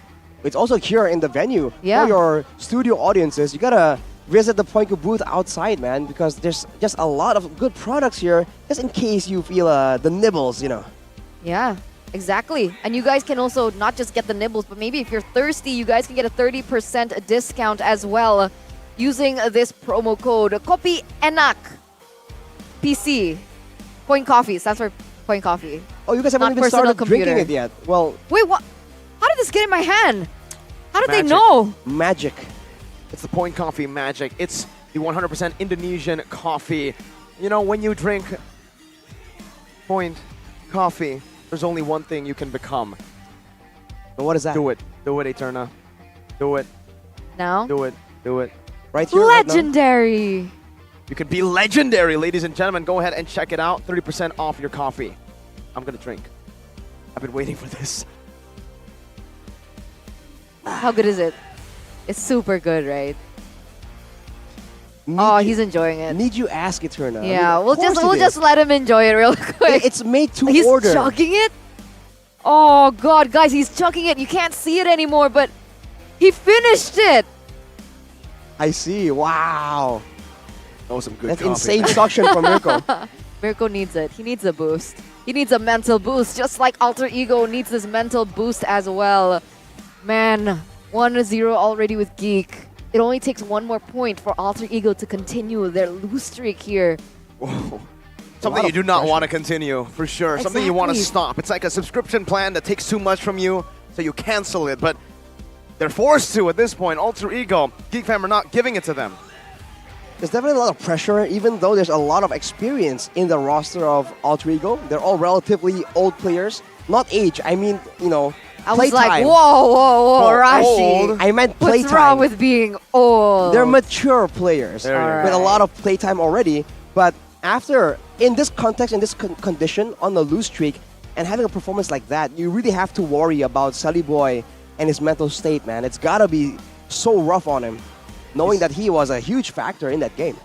He's been here before. He's been here many times before. He's been here, what, since Season 3, Season 4? He's a veteran, like you said.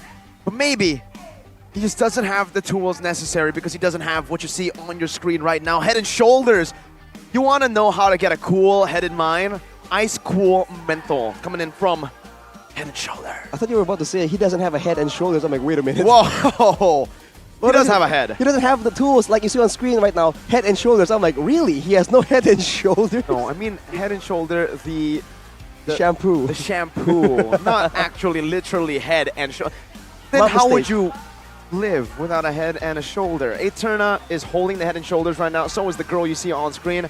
And Eterna, give them a review. Mine smells like lemon.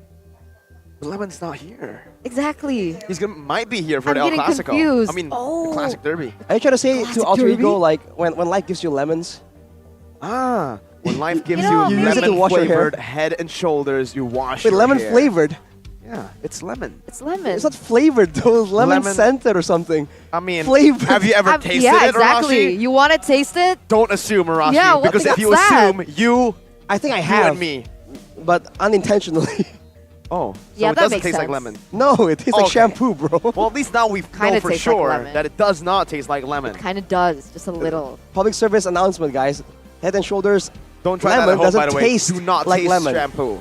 Yep, it's a bad idea. It's only something that Arashi can get away with. Who and- does that, bro? Who does that? Arashi. Wait, speaking of losing streaks, No. GFAM is also on a lost streak. Yeah, but they're close to not being in their lose streak. Hey, remember, they win games. They win one game and then they can lose. That's something that I think that might be the GFAM curse, right? Even against EVO's Legends in playoffs last season. First day, 2-0 start, reverse swept by EVO's, and yesterday it happened again. Might be, yeah, the kryptonite of some sorts. No, I think that's Evo's passive, rather. Maybe, right? The comeback kings.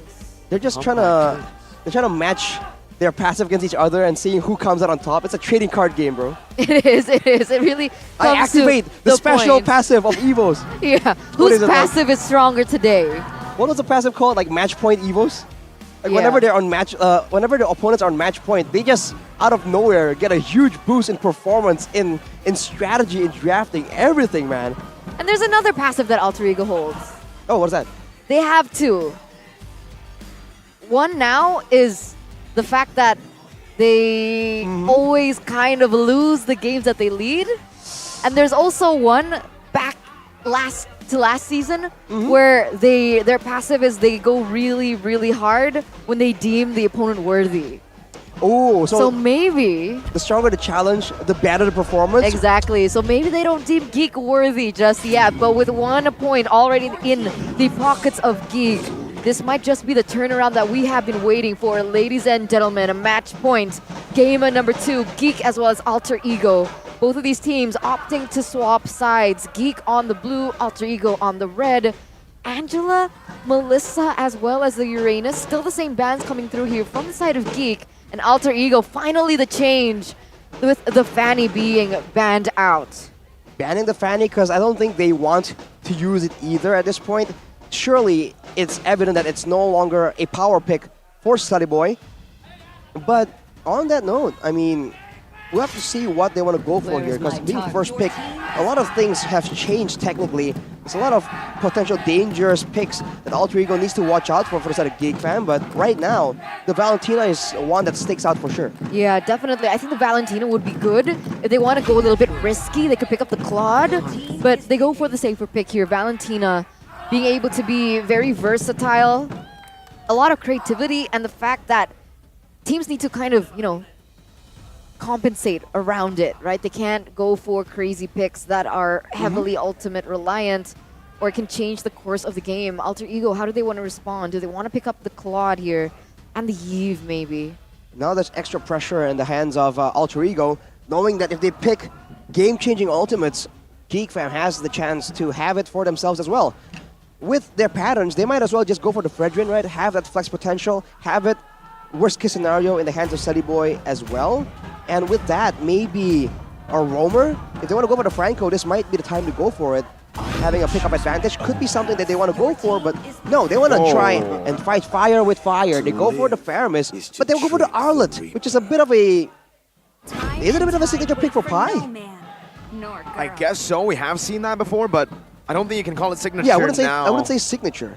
Valentina Beatrix, though. Now it's the Beatrix that's picked up. They still want to go for that front to back. Geek Fam just love their front to backs, don't they? They've kind of steered away from that pick-off-centric gameplay that they used to show off, but you can't blame them. With Kanja and Natalia always banned away from them, they kind of are forced to adapt and change.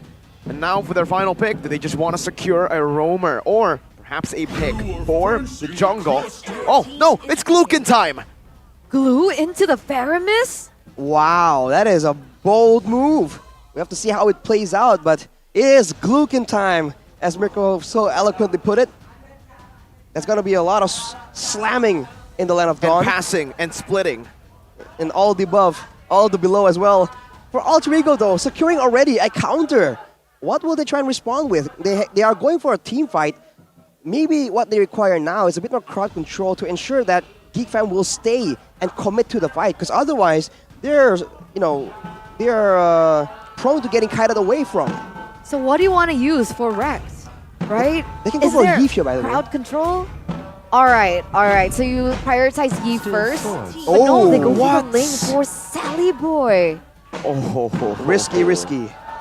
Sully Boy, you didn't do well on the Fanny in game number 1. Now prove the haters wrong is what Coach Casius is trying to tell every single person doubting Sully Boy. But now it's all going to fall on Sully Boy's shoulders. The pressure Can you to perform. imagine? After that performance on the Fanny. Yeah. And the performance he had yesterday as well. Oh, man. All right. Ling going to be the last pick here for Alter Ego. Let's head into the second phase, because now I'm kind of worried. If Geek Fam pick up something like the Joy. All right, so the Joy is already taken away here by Alter Ego, just as I say it. Geek Fam now, they have the choice to ban away from Alter Ego. They could go for the Claw to ban. That's still a possibility for them to utilize with the Melissa being off the board already. What else can they go for? Ooh, I don't know, man. I mean, first of all, before we even go there, the fact that it's a Ling against a Valentina and a Beatrix, these two heroes, they don't really counter assassins. They don't stop assassins from moving around, but they do a surprising amount of damage and a very instant amount of crowd control with the Terrify coming in from the Valentina. So this is already a tough assignment. And for Geek Fam, they are trying to protect the backline here, denying the Kadita pick for Alter Ego, but they can also ban some more gold laners if they want to, assert that dominance, get that gold lane rolling. As we take a look at this comment from Keyboy. Yeah, stay motivated, Rex. You will surely get the feeling back. Just make sure that the enthusiasm doesn't fade away. And let's hope, man. 1-0 already. Geek winning it out. Alter Ego, they dearly need that enthusiasm, that spirit, that determination to push forward. Especially now, Rex hasn't even picked up a hero for himself. With Franco as well taken off the board, what options does this leave Rex? Do they want to go for Edith again? Correct. It seems like Geek Fam are trying to force that out of him. Florin with a Revitalize, maybe? Something that we have seen before. Taken out. With the Uranus Angela. Oh, it's banned out. Geek Wow. Fam not letting it happen. They say, stay on the Edith. Hey, they can still go for the Minotaur. They I can think go for Minotaur would be good, yeah. other healing methods if they really wanted to try and play around that. Because, the sustained meta, we've seen Bikichan bring it out. Ew. But with the Faramis, right, it could be a bit of a combo. Yeah, exactly. Estus Faramis? Ew. Pretty disgusting combo. How do you, burn through that? Pretty obscene. If they do so, then Geek Fam will have to find something else. A split push, a pick-off, because there's no way they win in a full-out team fight unless they can limit the gold lane, and it is going to be a Brody though, so in a long drawn-out fight, actually, this puts Alter Ego at a bit of a disadvantage. Yeah, it does. It really does. But it is a composition that we have seen many times before from teams who like to clump up, for teams who play the signature healing in the mid lane as well, with also a Faramis. Let's say if Geek Fam want to go for even more AoE CC, maybe the same Grok here, or up against a Faramis. Heck, why? Should we not Atlas? expect a no, I was about to say Lolita, but it's Choloiski. Choiloiski. I like it. Choloiski. But we have a comment here from Highs. The match against Alter Ego and M1 champion Rex was exciting, but perhaps they need more adaptation to become stronger. Coming from the man who was adapted so fast as well, from getting held savage back player. by the team. Don't go in, but still going in, to then now telling the team, go in with me. Nerds, okay. be a Chad, be Highs, a more. Mistakes happen. Exactly. It's how you learn from it. So let's see Alter Ego here. With Faramis being picked up, is this going to be a Faramis roam? Are they going to pick up something different? Atlas? In the mid lane? Or are they going to go for, all right, Diggy? I mean, technically, Cho's pickoff does get taken away. Plus the fact that with the deadly catch from Bane, that should be a huge detriment to Alter Ego. So with the ultimate coming in from the Diggy, it sustains Alter Ego and it allows and facilitates their dive comp. I was going to say that they lack a bit of damage, right? They can out-sustain, but can they out-damage? But the last time we've seen this Diggy make an appearance, it was the highest damage in the game. So maybe it's not just for the time journey, it's also for the catch potential to make sure that Geek is forced to commit. It might be for the extra bit of damage as well. And look at that. It's a Purify in the hands of the Faramis, in the hands of Voodoo. So this is shaping up to be a bit more of a close match, but the early game needs to be more, I don't know, a lot neater for Alter Ego, because if they fall behind, this composition is difficult to manage, man. Yeah, and it really depends on how farmed Selly Boy can be in this early game, especially with that emblem he's opted for. And with that, ladies and gentlemen, let's welcome you to the Land of Dawn for game number 2 between Geek Fam as well as Alter Ego.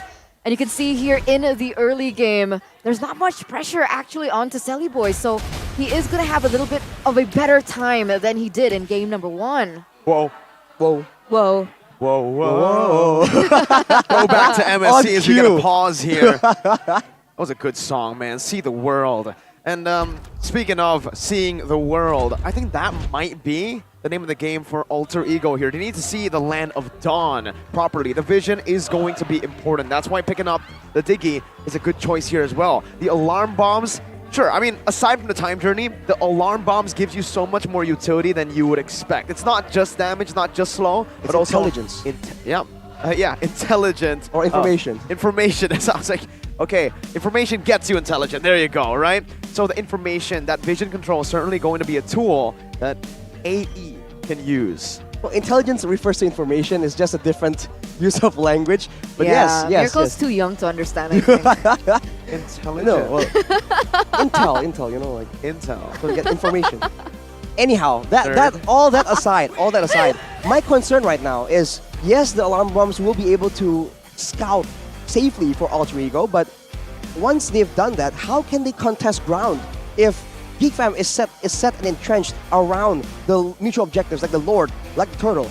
How are Alter Ego supposed to push them back and wrestle control away when their main engage tool, I think at this game, is just the Arlet? Yeah. And he needs to jump in and get an insane like Final Slash in order for that to even happen.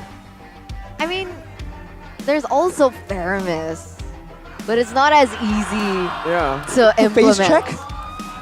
That's dangerous, man. That's dangerous. Not to face check, but more of like an initiation tool.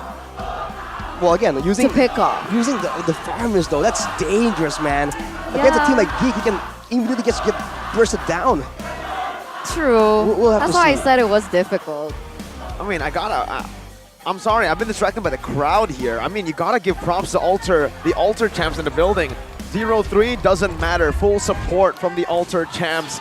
And they still think it's gonna be a 1-1. So let's see if that will come true. Beloyski, 2v1 on the Cho. Brought back. Reverse time 2 times. Bringing him back. But Beloy, he's tenacious. Oh, okay. So we can actually see that Beloyski is trying to attempt to be aggressive onto the lane in that jungle, but Alter Ego, they picked that up really quick, going in for the pick onto him instead, actually forcing him to recall here in the first few minutes of the game.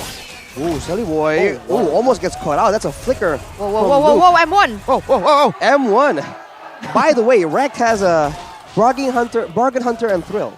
Yeah. That's a interesting combination. We'll see if it works out. Luke, though, has the Quantum Charge, so this is a very speedy glue that can stick on you. Wait, interesting. Rekt goes for Bargain Hunter. Wants to get the fleeting time ASAP, I believe. Just the items as fast as possible. Fleeting time? Yeah. But I do really want to talk about Nino here. Quantum Charge. We've seen Lethal Ignition, Brody. We've seen Killing Spree, Brody. Now we're seeing Quantum Charge on Nino. I think it can work. It helps with distance management. And right here, I wonder if the plan for Alter Ego is just to siege with the Brody and then like stifle the engagement. Look at that. Spy now jumping in. No follow-up though. Selly Boy unable to finish it off. And it's going to be first blood. Oh, Beloyski on the Cho. Cancel out with a Shadow Stampede, but the Tempest of Blades stolen away. Oh boy, my goodness. What? He stole it away. The Tempest of Blades is now Geek Fam's. Yeah, 3-4-0 trade here in favor of Geek. 2 kills plus a turtle in their pockets here in the first 2 minutes of the game. And that's the difficulty of it. You saw that Pai was trying to make a move onto Geek, but they didn't have the time journey, so the Deadly Catch was able to push him and displace him in that team fight, get him picked off, and there was nothing much everyone else could have done afterwards. You saw that Pi just went in aggressively with the flicker before the team was even there to help follow up on that engagement. So the communication needs to be cleared up for Alter Ego as well, because again, with limited engage, with limited thought control, it becomes all more important to make sure that you actually land yours properly. And look at that. The Cho pick shows again its value by being able to flinch that reverse time from Wrecked on that Diggy. With that, the lethal will be secured. And the taunts are coming through. Oh, Nile gets it as well. And if you take a look at the items of both of these gold laners, they're quite similar. Fury Hammer and then Pants. Why both of them Pants and Pants. Fury Hammer? Well, Pants are important in Eterna. Don't leave home without them. Apparently. But for Kadera, he has more tools to play around with right here. Nino can set up for more ganks, but who is supposed to actually come in here and support him with that gank? Because Beloyski is zoning everyone away. You would expect a Brody and a Diggy to lose lane here, but that's exactly what's happening. Alter Ego are unable to make use of this winning matchup. Diggy Brody, my goodness. How is Nino behind? You're seeing Chidera completely just outlaning him now, and this is a big problem. The reason you go for the Brody here and then the Diggy later is to bully, is to get him ahead. So if he falls behind, Alter Ego's winning condition might just be gone in the 4th minute of the game. Well, Kadera has always been a very solid laner. We've said so since his first appearance in MPL ID, and it's standing true up till today. There's going to be another turtle in the hands of Nail, and he immediately goes in. Ooh, almost just walks into a free orange buff, but fortunately, Sully Boy still has it. But he needs to try and find something on the map right here. Look at Luke just taking the turret. Look at Luke. Oh, flicker, slam, pass. Deadly catch. Pi still able to escape with the vengeance, now jumping back and forth. Flickering out. Luke tanking the turret up. Nile with a few scratches back. And Luke picks up the kill. Burnt flicker for that. He still dies. Meanwhile, Beloy being a nuisance here on the Joe, jumping in with the Jikundo. Flickers out. Now comes down the Cole Alter, but it's Rage coming down with Tempest Blaze as well. Popped in by Sully Boy. A Cole Alter as well from Udil. I think a bit of a too much respect there from Udil. I didn't think that was necessary. Just being a bit careful. This is what we're talking about, the mental state. Our Alter Ego just on, you know, hyper careful kind of mindset, because that would lead you to overcompensate, overcommit, or even overreact. But here, Beloyski might take it out, but look at that. Nope. Beloy still survives that.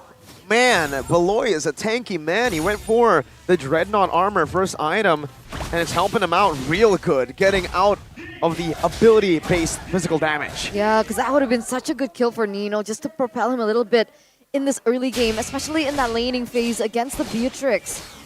He's actually losing. Exactly. Beatrix is 500 gold ahead, Arashi, almost to that BOD. Well, look at the gap from the other side as well. 1,000 gold ahead is Luke on that glue, his signature pick. And look at this playstyle right here. Everyone is roaming to the gold lane, and all that Luke is doing is clearing the top side, the EXP lane, and going to the mid lane, and they can't do anything to him. And look at Luke. Look at him. Split now. An Alter Ego. Whoa! Oh, there you go. That's a fair miss. That's what it was picked for. And that's why we were all so shocked for the glue pick when it got picked against the fair miss. But still, Geek Fam are able to steal away the orange buff. Sunny Boy will still be able to secure that purple buff. And now, Geek Fam need to respect this. Glue and Luke, definitely, I think he forgot about the fair miss. He forgot? I mean, that's kind of critical, but so far though, he's been able to actually pressure his lane more, and he has a lot more impact because he's always clearing the mid lane, allowing 4 people to always be present around Kadera. That's part of the reason why Nino on the Brody really can't be as aggressive. And look at the switch up. Once Luke is no longer in the area, Nile takes that spot, but Selly Boy gets chugged. Yeah, this is the problem, right? When they're rotating a spore, that one lane is so free to take. Nile has been rotating out of his mind, getting creeps, getting buffs away. And even if they want to go here, look at Geek already did the bottom side. Time Journey, Cole, Alter, everything used up to disengage, but they don't have any damage. Everyone's still at full HP for Geek Fam. Turn apart memory coming down, and Luke is still able to survive now. Picks up the kill, and look at Nile in the back, just taking them down. 4-4-0 under the turret. Wow. What an engagement, full aggression coming in from Geek. Flanking all the way from behind, and shows again that with the Cult Alter, Do you have enough damage to trade back?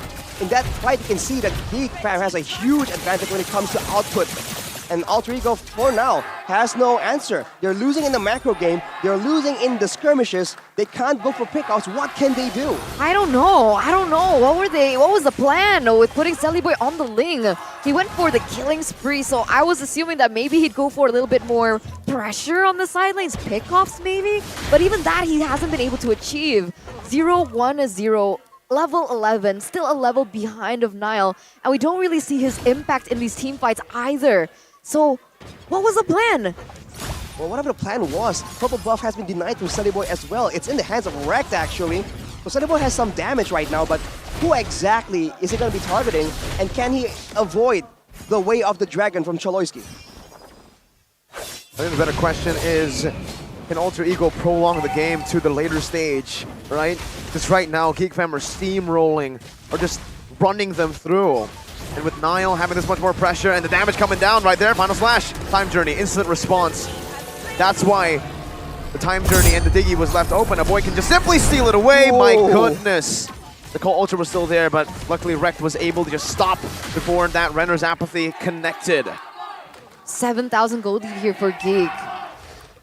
Even if, like you mentioned, they bring it to the late game, does Alter Ego have a better late game comp than Geek? I personally don't think so, which is why I was questioning it. If they bring it to the late game, there is a Bane, a Valentina, and a Beatrix. And if you're gonna throw it into the mix, Glue technically scales really well because he only builds HP, he still does HP-based damage. So overall, when it comes to AoE, when it comes to damage output, tankiness, like Geek has so much more going for them, which makes you question again, what was the main core idea for this draft? Because nothing is working in favor of Alter Ego right now. And with the Lord coming in, Geek Fam is looking for even more advantage. They're trying to end this game in dominant fashion. Yeah, they are. And that's why I thought they were banking for that early game, even looking at the talents that they've opted for. But it didn't work out, and now they're scrambling for answers. Geek Fam gonna be able to get that turret in the bottom, in the mid lane. They're falling like flies. Alter Ego, they don't even have the engage tool as well to go for something. Nope. And now Deadly Catch comes down. Tadera is still able to just chunk that turret with the Renner's Apathy. Now shooting, oh my god! Would have been able to take Rekt down, but he is able to just walk out of that one. 8,000 gold lead now held by Geek, 7-1. The 2-0, the clean sweep is looking to be Alter Ego's fate. Looking quite inevitable as of right now, but you have to give Alter Ego a chance here. They might be able to pull something off, but at this point, who are they even supposed to target? Because every single one of the heroes of Geek Fam, they are a problem. Even Beloyski here, if he's left unattended, will find the target eventually. So Alter Ego are just thrown an array of questions they have no answer for completely. And right now, as we were mentioning earlier, without anyone to actually face check into these bushes, they are stuck just rotating around their base. Look at this. They are just stuck. Yeah, they can't go for it. The only thing they can do is utilize Boy, the fact that he's able to mobilize around the map quickly, try to push that top lane as well, but even that is scary. If he continues to do so, Geek can just rotate there, get a pick off onto him, and then try go for the neutral objective take, which is the Lord, and that's super dangerous. Look at all the positioning already. 3 members just to help Boy get that orange buff. And now, Geek, they know where Boy is. Well, you can see where they move once they have the information. The purple buff immediately gets investigated by Beloyski. It won't be denied just yet. Then they're just waiting for it to be taken later, maybe. With Luke pushing on top side, they're going to go for the Lord right here, uncontested.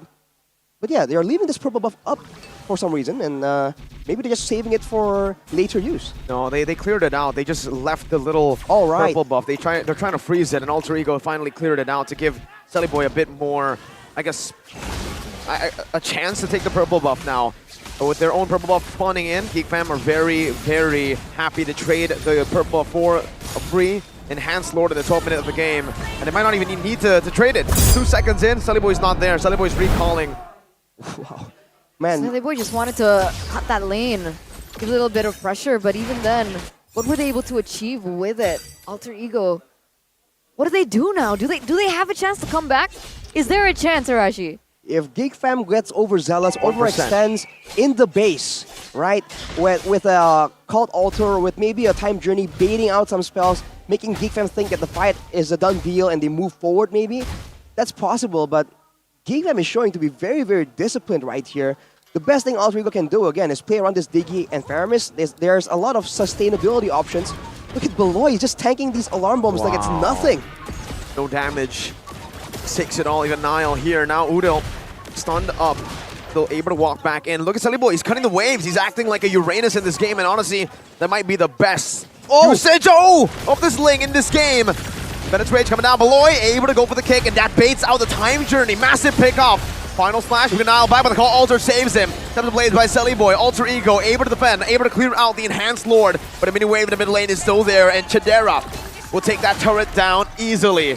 Geek Fam, pull back. Alter Ego, great defense. Selly Boy, again, that cut was fantastic.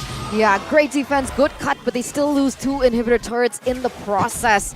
And you can see Alter Ego, the issue, right? When they go for a play, final slash from Pi, and you can see the deadly catch coming in from Nile to deny that. And then Geek has the Cult Altar on top of it from a boy. Alter Ego, they don't have the damage to push through all that space coming in from Geek. And to make things worse for them, honestly, right, there's a choice for Beloyski to just go for a Rect and force that Time Journey. So there's a lot of ways Geek Fam can maneuver around this. But you saw earlier, they can have a chance to actually end the game if they want to go for a 50-50, but they are playing so disciplined right now. They know that they don't have to risk anything at all. They can wait for the next Lord. And Alter Ego, look at how far they're able to move out of the base. Usually with a roamer that is a bit tankier, they can frontline a bit more. They can go at least to the river. But with Alter Ego's composition, that's not even an option. They're relying on this Magic Sentry, and look at Beloyski, man, already on a stealth mission. Just the conceal, now deadly. Oh, what final slash for the mini waves there, bringing it back, but it should be a turret still free. Teleboy's looking to engage Shadera with an Avir's Passion. Able to stop Alter Ego in their tracks, cannot go for that initiation. And just like that, Geek Fam, again, like you said, are playing it disciplinedly. They took the turret, they got what they sought out for, and now they're backing away. They know the Lord's coming up, and they'll just take it. Yeah, they're setting it up. You can see that they're opening up the map. Oh, look at that damage from a boy onto Rect. Forcing out his ultimate. That's value right before the Lord. Oh, Sully Boy steals it, but again, I think Geek Fam win nonetheless. No retry, no 50-50. Alter Ego will take or will concede the next Lord. Look at Beloyski though, looking for some information perhaps, knowing that the Lord is pretty much uncontested. Spots them out, won't really matter. And now it's about the lane management, it's about the team fight execution. And like you mentioned, there is the chance for the Cult Altar to be stolen yet again. And if they have it at their disposal, they can just go for the end, deny the counter engage with the deadly catch, and this is going to be a repeat of game number 1. They don't have it just yet though, right? A boy still hasn't picked up an ultimate. Let's see what he deems most worthy here in this siege, because it's going to be the make or break point, I believe, for Geek. All 3 lanes are pushing Alter Ego with their final stand. Beloy with the Jikundo with the Dragon as well, locking Pi down. That might just be it. Final slash, bringing it back under the turret right now, but Alter Ego, they're clumped up. Devil the Blades to disengage. Now Nino's doing all that he can. Torn apart memory coming down, but it's going to be mounted on. Luke in the back, Immortality going to be popped. Alter Ego, my goodness. They found another good defense, and now Geek Fam are frustrated. What do they do to end this game? Oh, now there's room for mistakes for Geek. Being pushed to your limit here. That's gonna put Geek in a difficult position. Why, do you think, have they not been able to end? Well, when you're fighting in the base, it's a whole different story right now. There's a limited distance that Geek can force Alter Ego to move back towards, right? There's Alter Ego can just go back to the base and heal up. So as long as Geek Fam can't get a solid engagement, an all-in from Alter Ego, they can't really get a catch because of the Time Journey. And because their engage tool isn't a wild charge this time. It's a Jeet Kundo Way of the Dragon combo. So they have to just play patient. And while that's going on, it does mean that Alter Ego will be able to catch up a bit when it comes to items. As you can see, for the most part, they're almost completed with a full inventory slot for the majority of them. So it's going to be closer and closer, but on paper still, composition-wise, Geek Fam still wins. Oh man, another good bait in. Beloy not even brought back. And it's the little things like this, the little wins, you know, if they are able to bait that out constantly and then force a team fight right after, then Alter Ego are really in deep trouble. I think the reason they've been able to defend mostly has been due to the time journey and Cold Alter, right? If it wasn't the Fairness, if it wasn't a Diggy, it would have been much easier for Geek Fam to just CC them and then lock the base down. So then it gives value to the fact that Beloyski has been able to bait these resources as Pi goes in. Still able to get away for now. Do they really want to invade this? Nile? No, I don't think they can risk it at this point. Now, it's a lot more 50-50 than you would think. 7-2, 9,000 gold lead, you would think, hey, it's still Geek Fam. Yeah, map pressure, I would say still Geek Fam, but if we look at the items, they're almost all fully built up. It's more 50-50 than it looks like. Sure is closer now. Alter Ego finally is able to bring the game this late out. But for Sally Boy, he will be able to have a purple buff this time, and Geek, Kadera is not in the area. This could be a dangerous situation to be in, but Alter Ego has not been able to find and engage due to their composition yet again. For Geek, they can just keep waiting, and the waves are going to be constantly pushing towards their base. So this is an advantage that they have secured by investing in tower damage in the early game. Feel the tension, ladies and gentlemen. The Lord Dance has begun.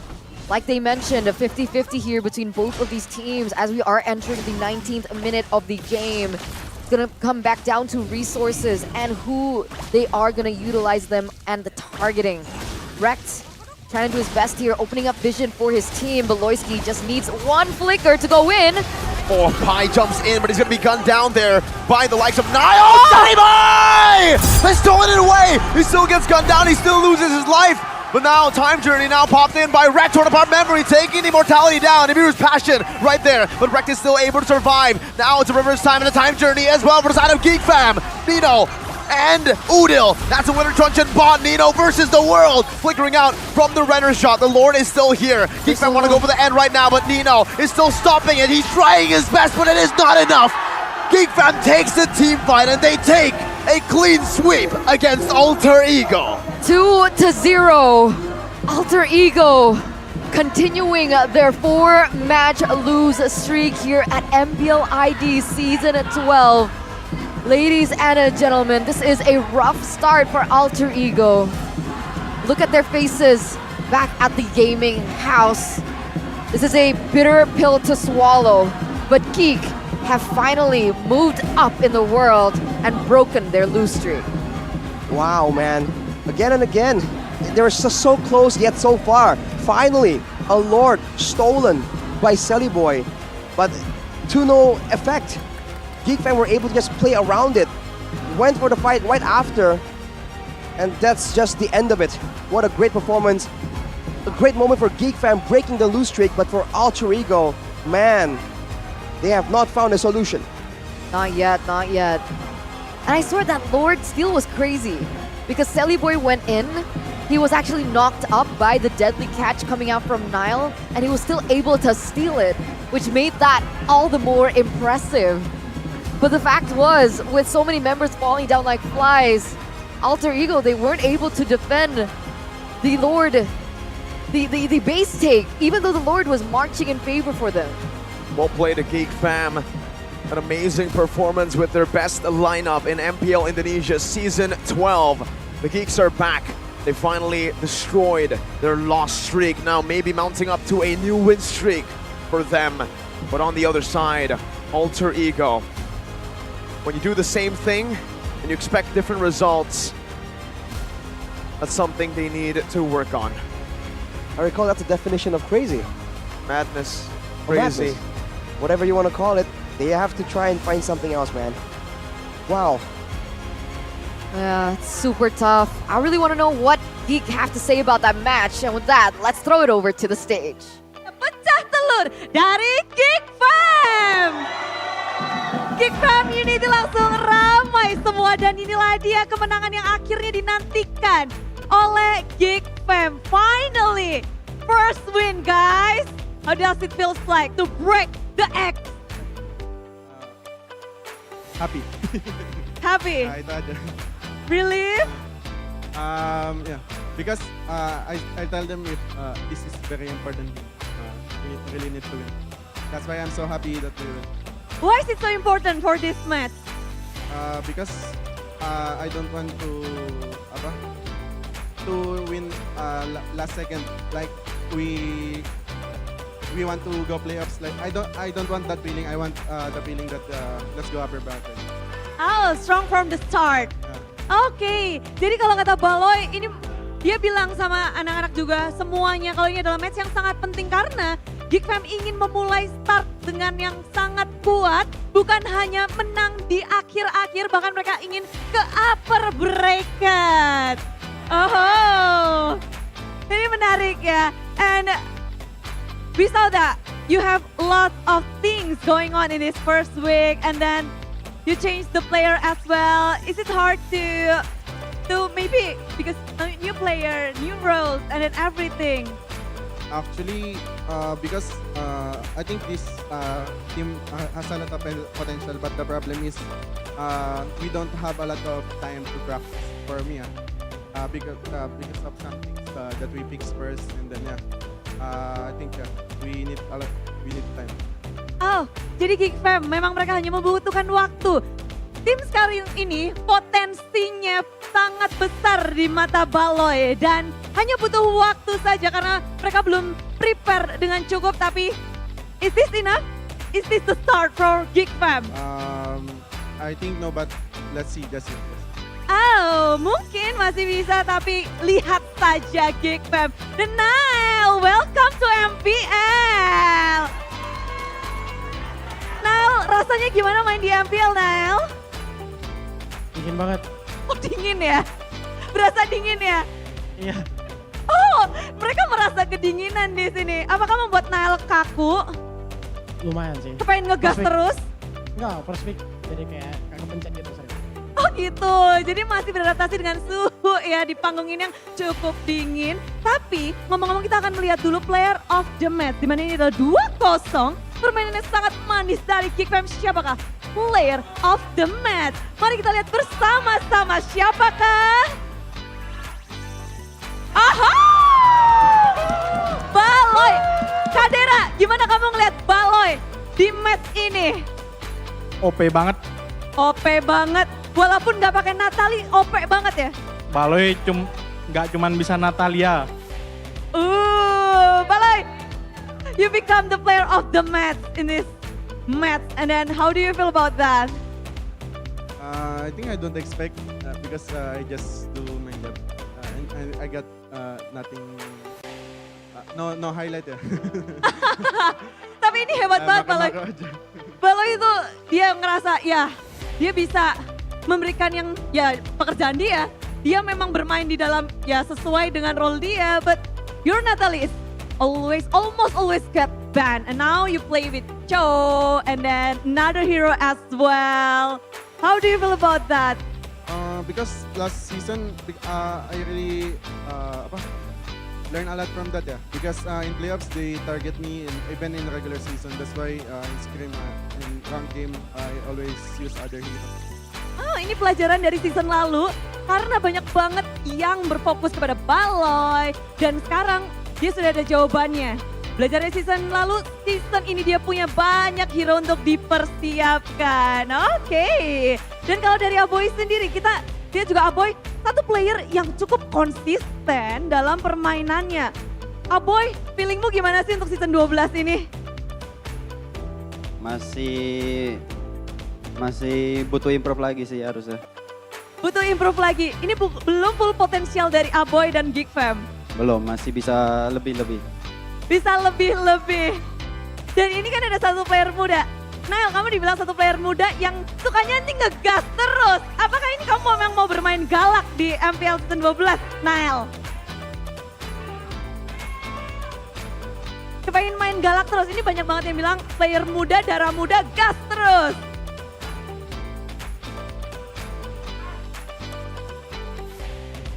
Emang, gimana? Emang permainan Nail tuh agresif dan ingin menunjukkan kegalakan Nail nih di sini?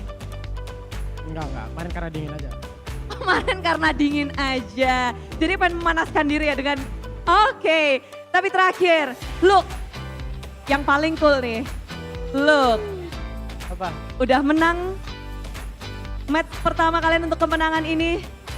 Look, untuk nextnya akan seperti apa, Look? Apa harapan Look untuk Geek Fam? Bisa menang lagi. Bisa menang lagi? Nggak ke base skor gua. Oke. Kami butuh Joy Luke. Joy Luke jago banget ya. Udah auto ban itu. Udah gak bisa auto ban. Ini Oke, ini ramai banget. Mungkin ada yang mau kamu sampaikan juga untuk Geek Community dan juga semua yang lagi ngedukung kalian di sini, Luke. Makasih banyak sih udah dukung kita.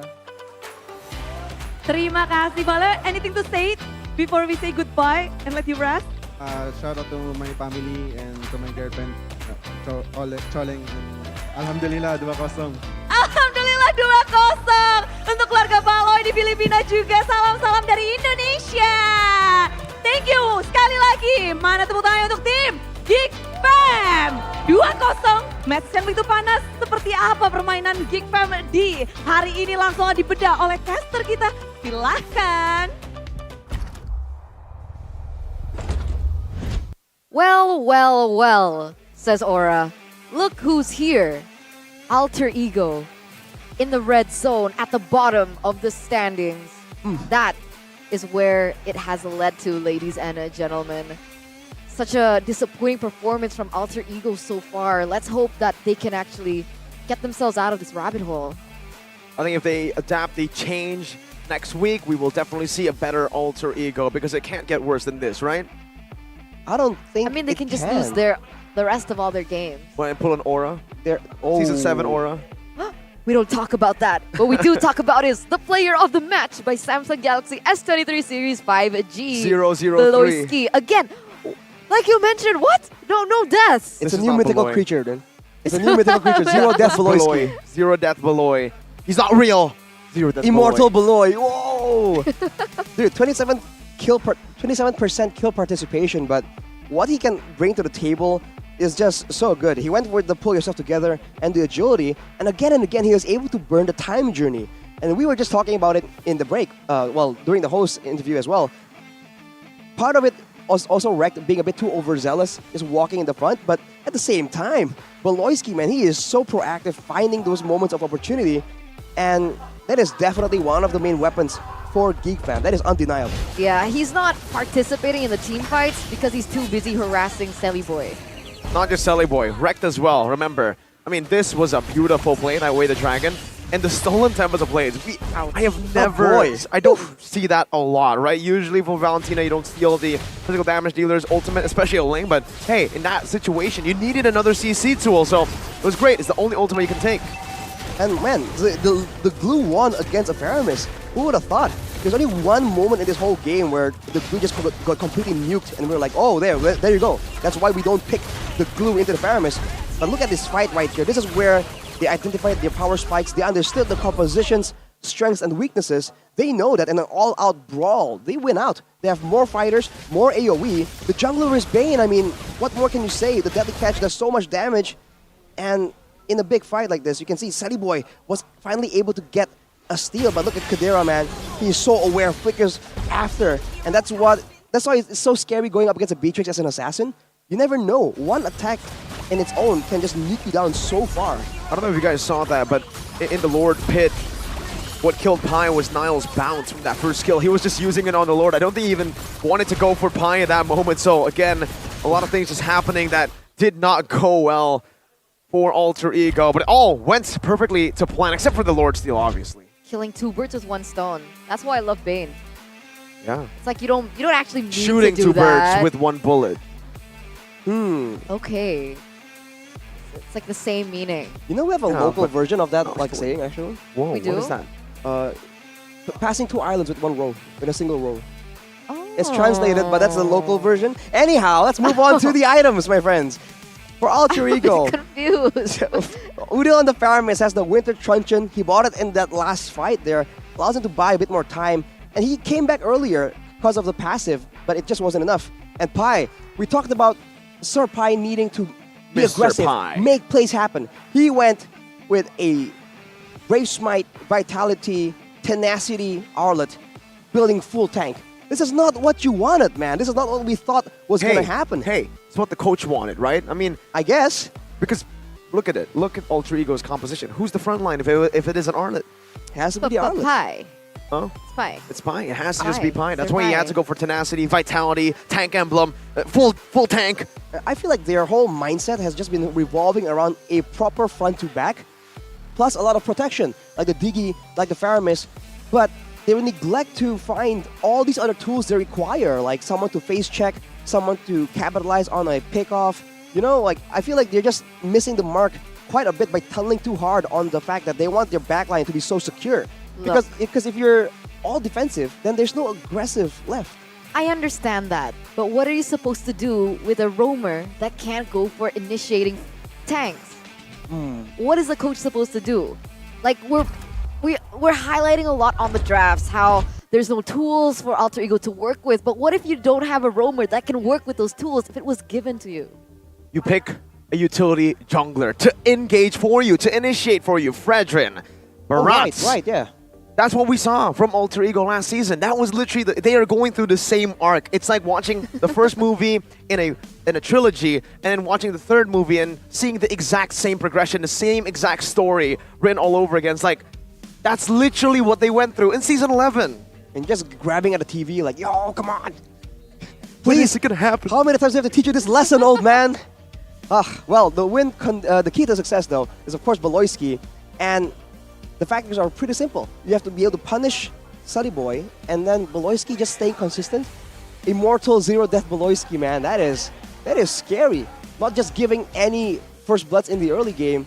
Seems to be working out for them so far. This might be a trend that will continue. Maybe the way you win the game is to not die. Wow. Is it? Not for Beloy usually, but no one has Beloy ever now. done that. No one ever thought about that in the history of Mobile Legends. I mean, he's been given different heroes. I feel like heroes that are a little bit more mobile. Gronk? Gronk is a... Well, yeah, okay. He's crowd control immune. Crowd control immune. Yeah, there you still go. counts. Thank you, Arashi. Well, it depends, right? The Grog is crowd control immune. You know where I'm getting at. What are you getting at? Yeah, I don't understand. The Gronk is crowd control immune unless... Oh. I don't get it. Well, don't worry, Eternal will ladies get and it tomorrow. If you get it, put it in the comments. Maybe Eternal will read it and get it as well. But moving on. World? Moving on. What's going on? It's not our fault you don't get it. We gotta move on here to the next one. Of Guess course. what the next match is, Eternal. What is the next match? What is the next match? You're asking me what the next match is? Ladies and gentlemen, this is going to be the Classical Derby Leg #1. Finally, the match to behold. EVO's Legends going against RRQ. Let's see who wins after the break. With that, stay tuned, ladies and gentlemen. Me, Mirko, as well as Arashi will see you in 5.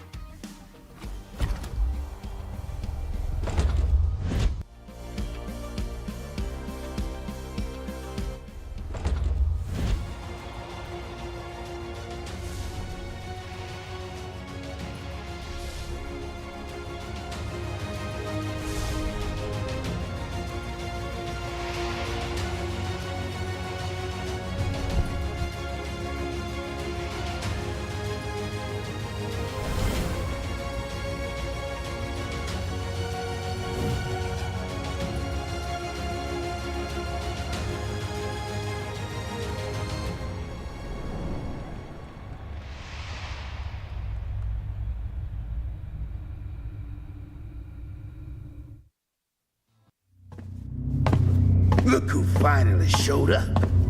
Unload your weapon and return the goods. And if you ask nicely, I just might let it go.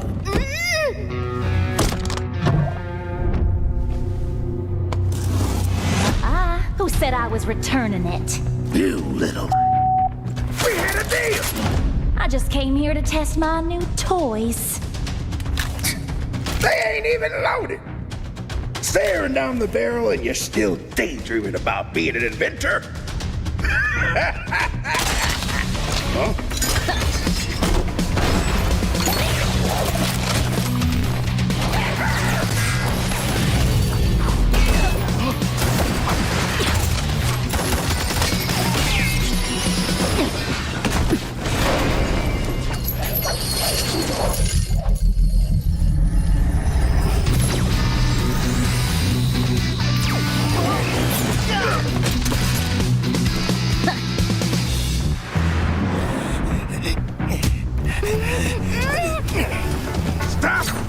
question? Then you'll have to answer to Erudicio. Erudicio? Well, isn't that perfect? I got a bone to pick with them. So how about I just blast you both? You're crazy! Leave me out of your squabbles!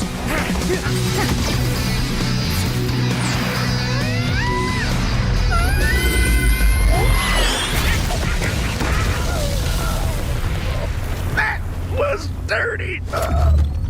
Haven't you heard? I do things my way.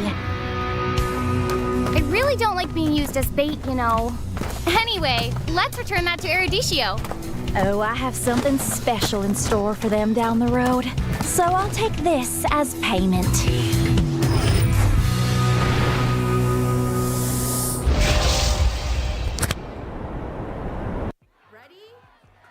So it all started when I was at a friend's party. Mia, can you send me that?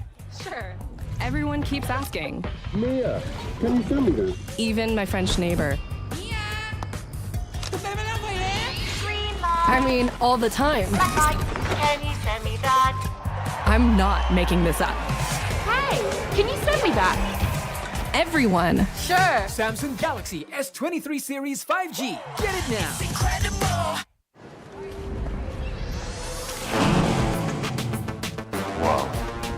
Attention passengers, final call for flight. Wait, is that a phone? Look at the performance, the graphics. That thing's a gaming machine. A new challenger. Is that Faker?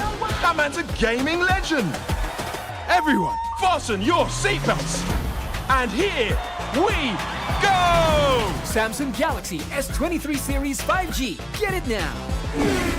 Tahu nggak, Awesome Generation itu punya rule sendiri, kayak aku. Nge-game, I am the game. Pokoknya harus win streak terus. See, that's my rules with Galaxy A Series 5G. Kalau kamu? Di dunia games, top up jadi lebih mudah. Pilih game, masukkan game ID. Pilih Diamond. Masukkan kode promo, dan pilih metode pembayaran. Masukkan kode OTP dan konfirmasi pembelian. Selamat, kamu dapat tambahan kuota. Kumpulkan DG Point setiap top up. Tukar dengan merchandise dan voucher game menarik. Nikmati juga promo setiap harinya. Upgrade gameplaymu sekarang.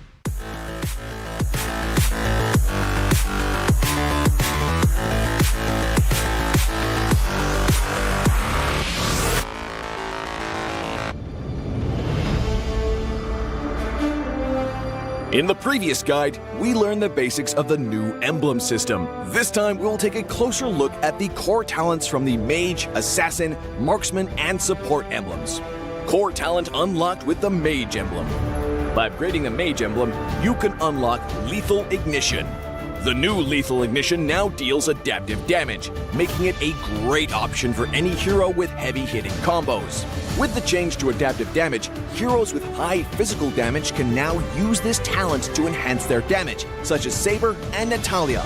Saber's first skill and ultimate combo can easily trigger the effect from Lethal Ignition, dealing much more damage to enemy heroes. Core talent unlocked with the Assassin emblem. By upgrading the Assassin emblem, you can unlock Killing Spree. Now that the talent is no longer reserved for the Assassin emblem, it becomes a good choice for any hero who can perform chain kills. Heroes with magic damage like Karina and Julian can now take this talent as well. Karina's ultimate resets after she kills an enemy hero. When equipped with Killing Spree, she will recover HP from each kill, allowing her to stay healthy and go after more kills. Core talent unlocked with the Marksman emblem. By upgrading the Marksman emblem, you can unlock Weakness Finder. The new Weakness Finder talent is no longer reserved for ranged heroes. It works well for heroes with high attack speed, as it can improve their laning and slowing abilities. A hero like Minzathar can take Weakness Finder because his second skill increases the attack speed of his basic attacks. When combined with equipment that can provide more attack speed, he can reliably trigger the slow effect to prevent enemies from escaping. Core talent unlocked with the Support emblem. By upgrading the Support emblem, you can unlock Focusing Mark. The Focusing Mark talent works the same as before. It allows support heroes to increase the damage their teammates can deal to the target enemy. Kaj's ultimate can be used to drag key enemies to his team. When equipped with Focusing Mark, the ultimate will also increase the damage the target takes, allowing Kaj's team to quickly burst down the helpless target. Choose the core talent based on the strengths of each hero to maximize their effectiveness. We look forward to seeing players discover new ways to play their favorite heroes on their way to becoming a legend.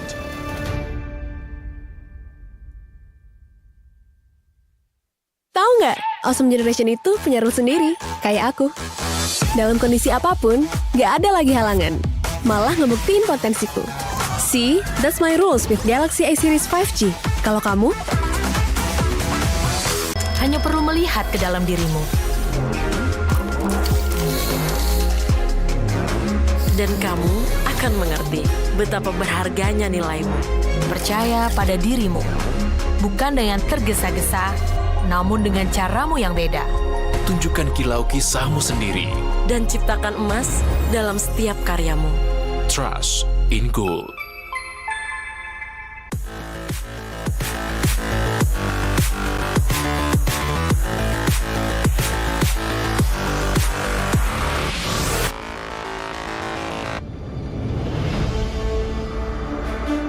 In the previous guide, we learned the basics of the new emblem system.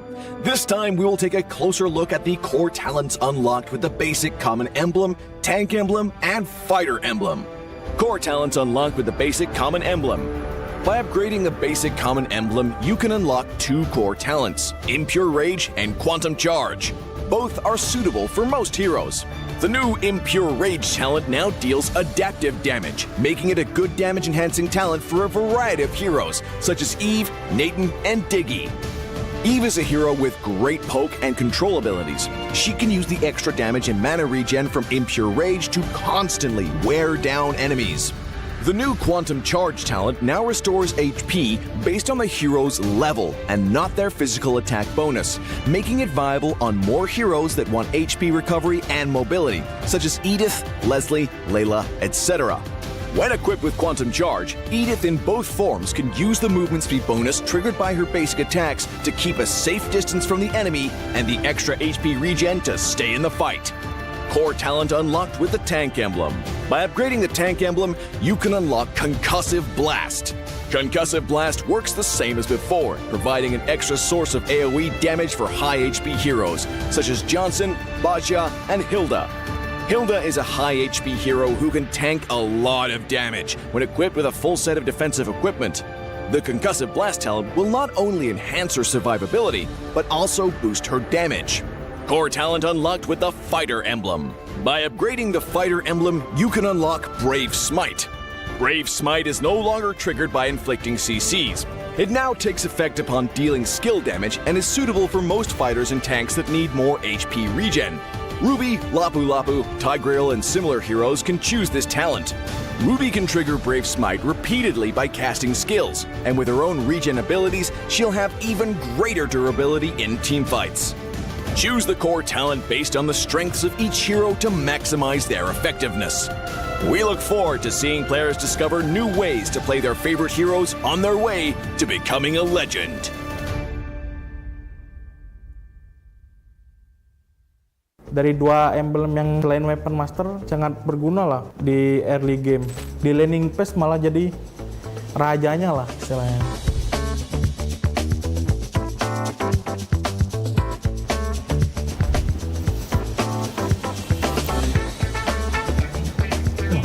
Kedapet di lampu. Oke. Halo, gua Kadera. Selamat datang di Project Next. Butuh tutor main God Lane setelah update patch emblem. Nggak akan ada yang lebih bagus dari episode ini, karena gua akan bahas dua hal penting dari patch ini untuk para God Laner. Yang pertama, kombinasi-kombinasi terbaik talent utama untuk God Laner. Dan hero God Laner apa yang akan meta di patch kali ini. Nah, sekarang kita coba ke kombinasi pertama ya. Di sini gua pakai Hero Beatrix. Rekomendasi dari gua yaitu yang pertama pakai Rapture, terus yang kedua Weapon Master, dan yang terakhir Weakness Finder. Oke, itu jadi kita langsung coba di in-game-nya. Kan tadi kan pilihan emblem kita ada Rapture sama Weakness Finder. Nah, kalian nggak usah takut buat ngepok itu karena kalau kita ngehit musuh nih, mereka dapat slow sama mereka nggak bisa ngepok balik gitu. Jadi kayak kalian di lane nggak bakal sering kepok. Terus yang weapon master itu kan nunggu dari item kan. Jadi dari 2 emblem yang selain weapon master sangat berguna lah di early game buat survive. Nah gitu guys. Kita coba ke kombinasi talent yang berikutnya ya. Di sini gue pakai hero 1-1. Rekomendasi dari gue yang pertama Swift, terus yang kedua Bergen Hunter, terus yang ketiga Weakness Finder. Oke, jadi emblem yang pertama kita kan ambil Swift kan tadi. Nah, di awal kita kayak udah berasa ada item tambahan satu. Kayak knife nih. Kan nambah 10% attack speed kan. Tapi tanpa kita harus beli knife-nya langsung, kita udah berasa kayak attack speed kita lumayan berasa lah gitu. Terus lagi buat 1-1 ya, dengan adanya Weakness Finder, kalian malah jadi lebih gampang kebuka. Nah, setiap kalian ngelempar skill 1, terus di combo sama pasif Weakness Finder, musuhnya kayak nggak bisa lari. Kena slow, terus kena 3 kali stuck skill satunya, dia bisa nge-stun. Jadi kemungkinan otomatis terbukanya lebih besar gitu. Bergen Hunter karena kita bisa jadi lebih cepet jadiin item kita. Swift crossbow di wave 2 mungkin udah bisa kebeli ya, karena ada emblem yang ini. Jadi kayak kalian di laning phase malah jadi rajanya lah istilahnya. Oke, next kita coba ke kombinasi talent yang terakhir ya. Di sini kita make God Lane bertipe Magic, yaitu Harit. Kalian bisa ngambil yang Inspire. Terus yang selanjutnya Bergen Hunter. Terus yang terakhir Impurage. Kita udah di in-game nih. Yang pertama kan Inspire yang ngebantu kalian nambah cooldown reduction. Jadi kalau sudah semisal kalian max emblem, terus kalian nambahin Inspire itu, kalian nggak perlu butuh yang namanya cooldown reduction lagi di item kalian. Jadi kayak beliin aja item yang paling mahal, Blood Wings contohnya kayak gitu. Kita jelasin lagi di Impurage. Semisal nih kalian pakai Magic side lane, itu pasti kemungkinan jungler kalian assassin. Masa kalian mau egois, blue buff-nya diambil, nggak mau dikasih ke jungler assassin kan? Nggak mungkin kan? Nah, di Impurage ini kalian ngeakalin mana kalian. Di Impurage kalian bakal nerima balik 2% mana ya max kalian. Kayak contoh, gue pakai skill nih, terus ngehit atau nggak ngehit, pokoknya pakai skill bisa ngebalikin 2% max mana kalian. Tapi ada cooldown 5 detik. Ayo coba update Project Next hari ini ya. Tapi kalau menurut lo tips dari gua kurang relevan karena lo pemain role lain, tenang aja. Karena di next episode-nya akan dibahas mengenai kombinasi talent dan hero-hero meta di role lain. Dan jangan lupa share videonya ya. Gua Kadera, sampai jumpa di Land of Dawn.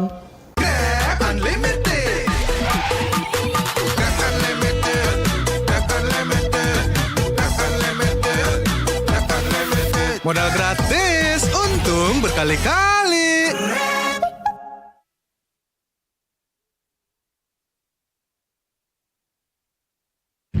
12-nya kemana?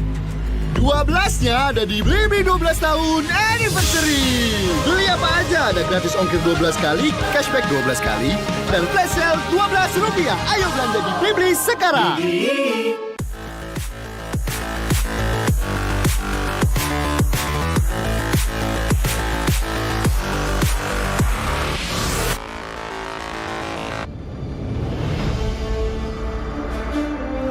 When upgrading your emblems, you will unlock talents at specific levels. Different emblems will unlock different talents.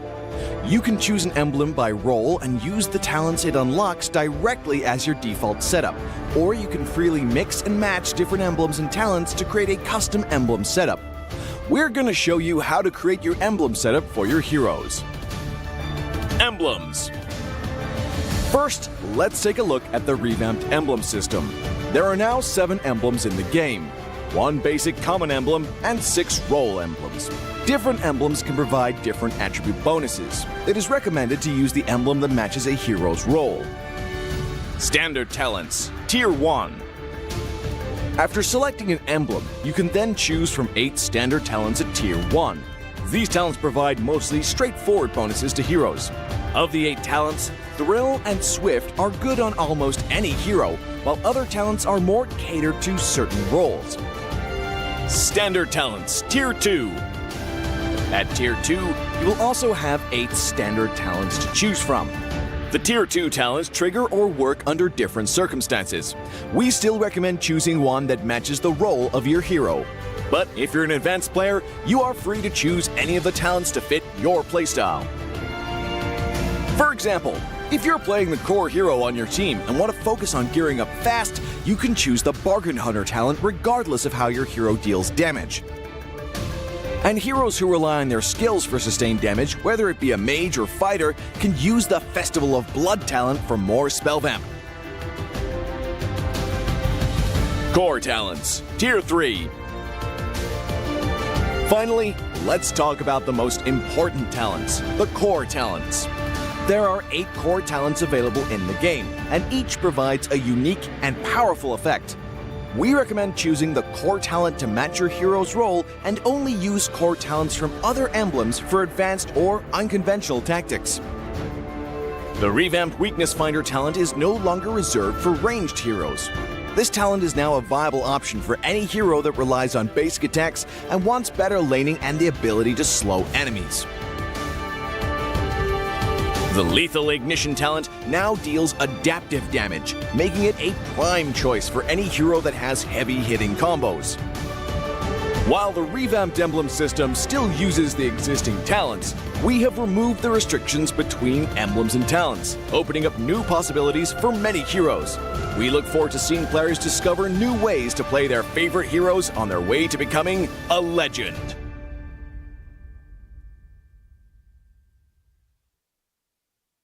Menurut gua sih update enemy ini sangat membantu kita para fighter ya, karena kita bisa lebih fleksibel dalam pemilihan hero nantinya. Joy bisa langganan sini di band.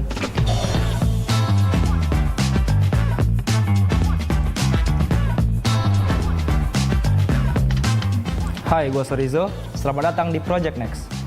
Explorer setelah ada patch bukan lagi cuma sekedar jago adu otot, karena kita juga harus memutar otak buat combination talent dengan emblem terbaiknya. Yuk tonton video ini agar lo bisa jadi explainer yang lebih hebat. Nah, sekarang kita coba kombinasi pertama nih. Dari yang gue pakai adalah Yuzong. Buat talent pertama, yang gue pakai adalah Agility. Yang kedua, yang gue pakai adalah Festival Blood. Yang ketiga, gue pakai Killing Spree. Jadi yang pertama kenapa gue pilih Agility adalah buat movement speed. Menurut gue Yuzong ini sangat butuh movement speed guys, karena ketika lo mengejar musuh, kayak speed lu lebih kenceng gitu lah dibanding mereka. Yang kedua kenapa gua pilih Festival Blood, karena buat lifesteal. Lihat ini gua belum ada item lifesteal, tapi gua tetap bisa dapat lifesteal guys. Yang ketiga kenapa gua pilih Killing Spree. Killing Spree ini tujuannya ketika lu bunuh musuh lu dapat lifesteal serta movement speed. Ketika lo bunuh musuh,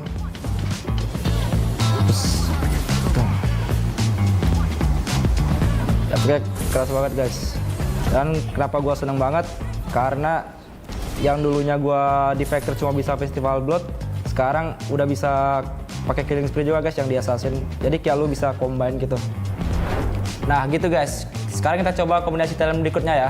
Hero yang gue pakai adalah Joy. Buat talent pertama, yang gue pakai adalah Rupture. Yang kedua, gue pakai Bargain Hunter. Yang ketiga adalah Killing Spree.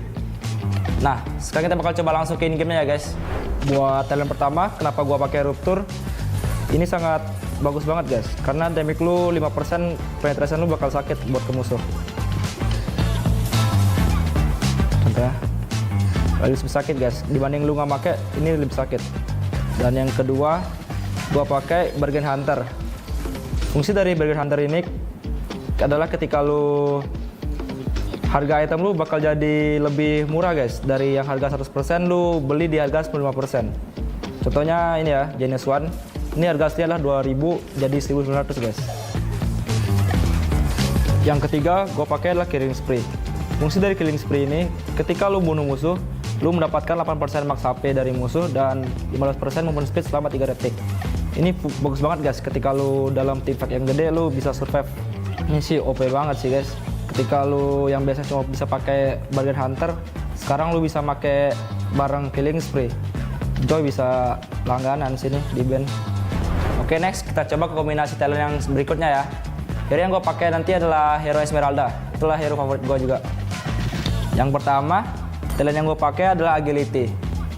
Yang kedua, Bargain Hunter. Yang ketiga adalah Constructive Blast. Oke, kita langsung coba ke in-game ya guys. Yang pertama, talent Agility. Kenapa gue pakai Agility? Fungsinya tuh menambahkan 5% movement speed guys. Jadi ketika lu ngezoning atau nge-cover temen lu, itu sangat bagus guys. Lebih kenceng lah jalan lu. Dan dikomboin dengan skill 1 Esmeralda, lu lebih cepet lah buat lu kemana-mana gitu, move lu. Yang kedua, kenapa gue pakai Bargain Hunter? Esmeralda ini early-nya membutuhkan item yang lebih cepat guys. Jadi gue pakai Bargain Hunter biar lu bisa beli item lebih murah lah di awal. Yang ketiga, kenapa gue pakai Counter 11? Ini ketika lu basic attack ada kayak efek ledakan gitu yang mengandung magic damage. Jadi ketika lu clear wave jauh lebih cepat dibanding yang lain guys. Contohnya kayak gini. Nih, tuh. Lebih cepat guys jadinya. Dengan ada stats baru nih gue makin suka sih main Esmeralda. Nah, dari 3 kombinasi itu, kalau yang paling cocok ke gameplay gue sih Esmeralda ya, dengan talent Agility, Bargain Hunter, dan Constructive Blast. Nah,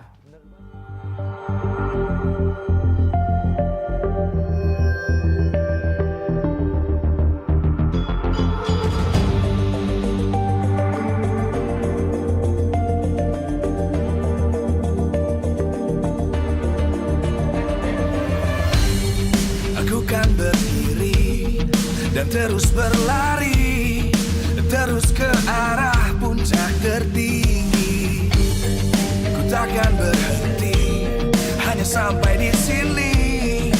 Kemenangan abadi menanti. You know we won't miss if we unite our focus. And if you haven't noticed, we all live. Nyalakan apimu, hadapi semua tantangan, hadang semua serangan, jatuh bukan halangan. Bakar semangatmu, janganlah engkau menyerah. Kita akan buat sejarah. We all this, we won't miss. We all this, we won't miss. Saatnya beraksi, jalani ambisi. Aku kan menyawakan hari ini. You know we won't miss if we unite our focus. And if you haven't noticed, we all live. Nyalakan apimu, hadapi semua tantangan, hadang semua serangan, jatuh bukan halangan. Bakar semangatmu, janganlah engkau menyerah. Kita akan buat sejarah. We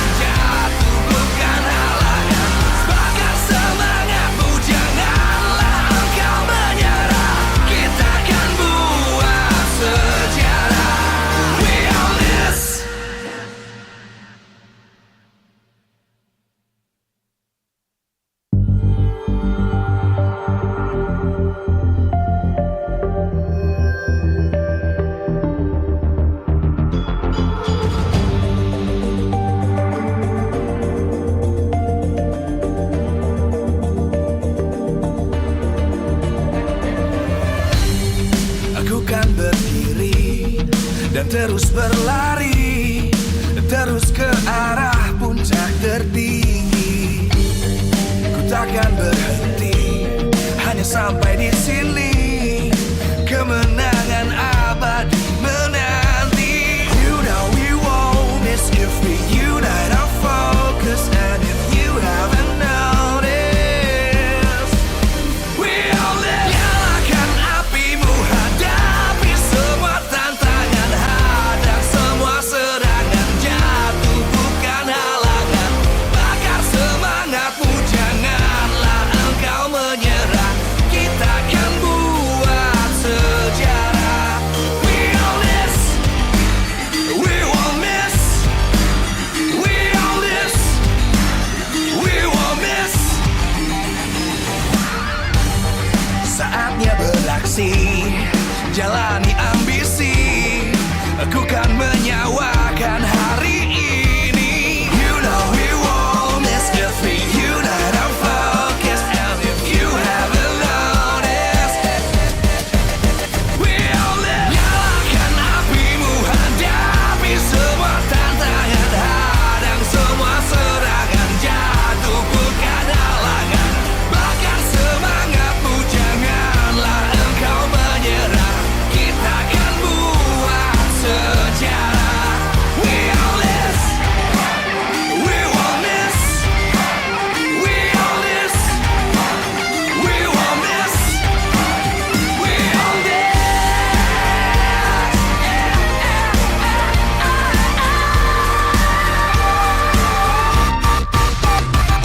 Nyalakan apimu, hadapi semua tantangan, hadang semua serangan, jatuh bukan halangan. Bakar semangatmu, janganlah engkau menyerah. Kita akan buat sejarah. We all this.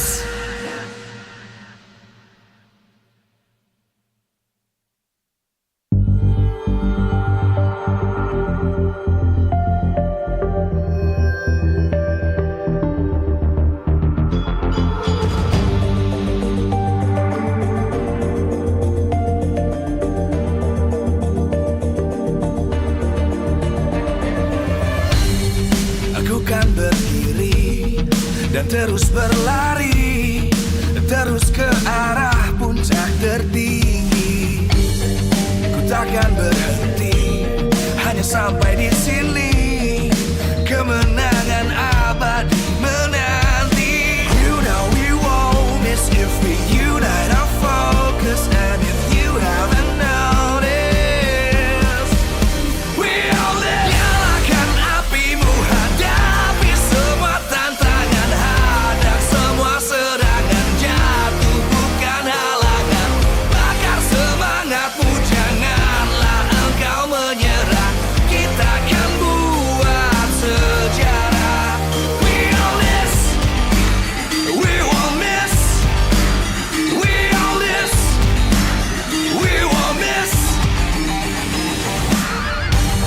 Saatnya beraksi, jalani ambisi.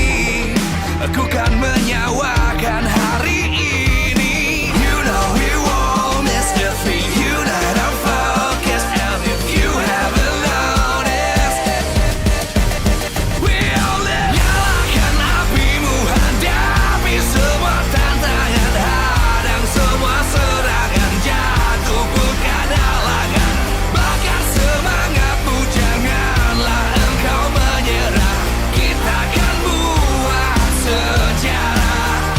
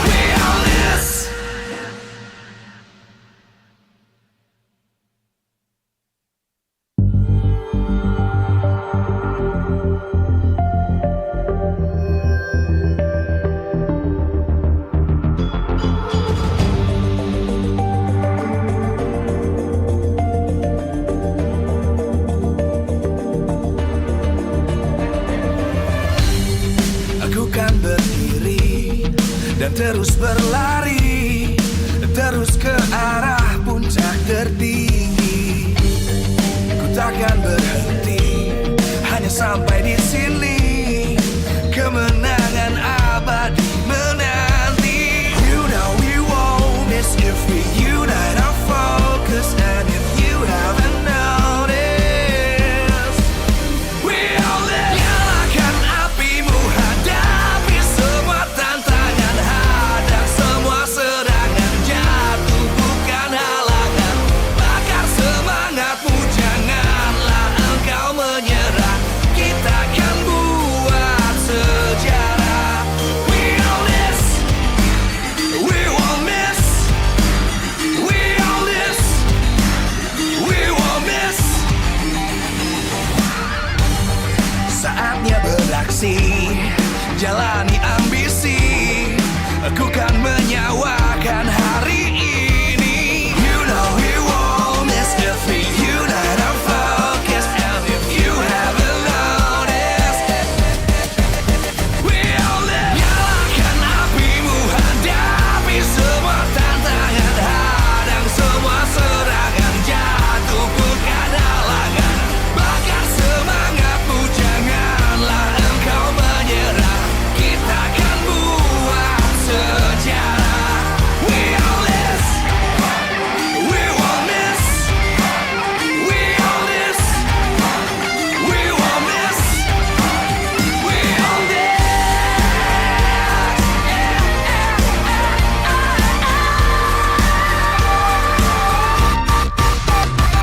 Nyalakan apimu, hadapi semua tantangan, hadang semua serangan, jatuh bukan halangan. Bakar semangatmu, janganlah engkau menyerah. Kita akan buat sejarah. We all this.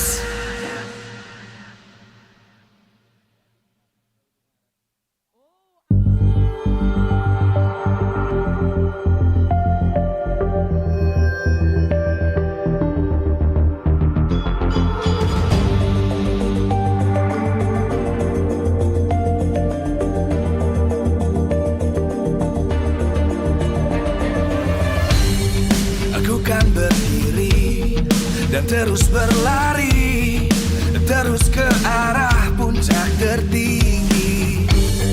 Ku takkan berhenti, hanya sampai di sini. Kemenangan abadi menanti. You know we won't miss if we unite our focus. And if you haven't noticed, we all live. Nyalakan apimu, hadapi semua tantangan, hadang semua serangan, jatuh bukan halangan. Bakar semangatmu, janganlah engkau menyerah. Kita akan buat sejarah. We all this, we won't miss. We all this, we won't miss. Saatnya beraksi, jalani ambisi. Aku kan menyawa.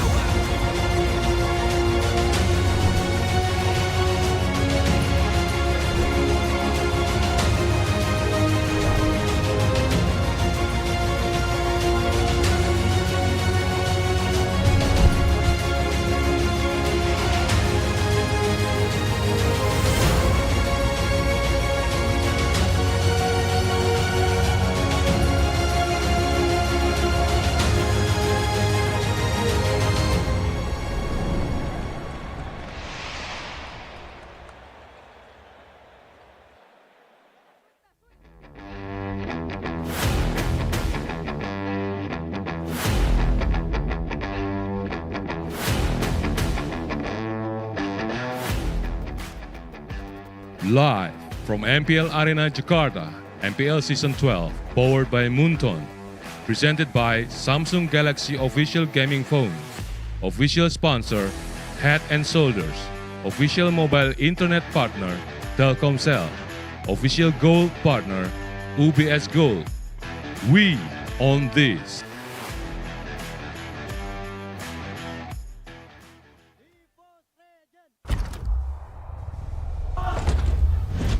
Let's close this day out with a bang. Our final match of the day, it's gonna be the Classical Derby Leg 1 between RRQ as well as EVO's Legends. And of course, today on the Cassidy's, once again, it's me, Eterna, alongside with Mirko as well as Arashi. And before we get into the discussions of this match, which is plentiful, we would like to thank our sponsors. MPL ID Season 12 is powered by Moonton, presented to you by the Samsung Galaxy official gaming phone. Our official sponsor is Head & Shoulders. Our official mobile internet partner, Telkomsel. Official gold partner, UBS Gold. We also have our partners in esports. We have Blibli, Dunia Games, Grab, OVO, as well as YouTube. Our official broadcast is Maxstream, as well as Stefer Esports and Video. Suppliers, Innomart, Mineski, Samsung, and of course, MPL ID Season 12 is supported by Bebe SE.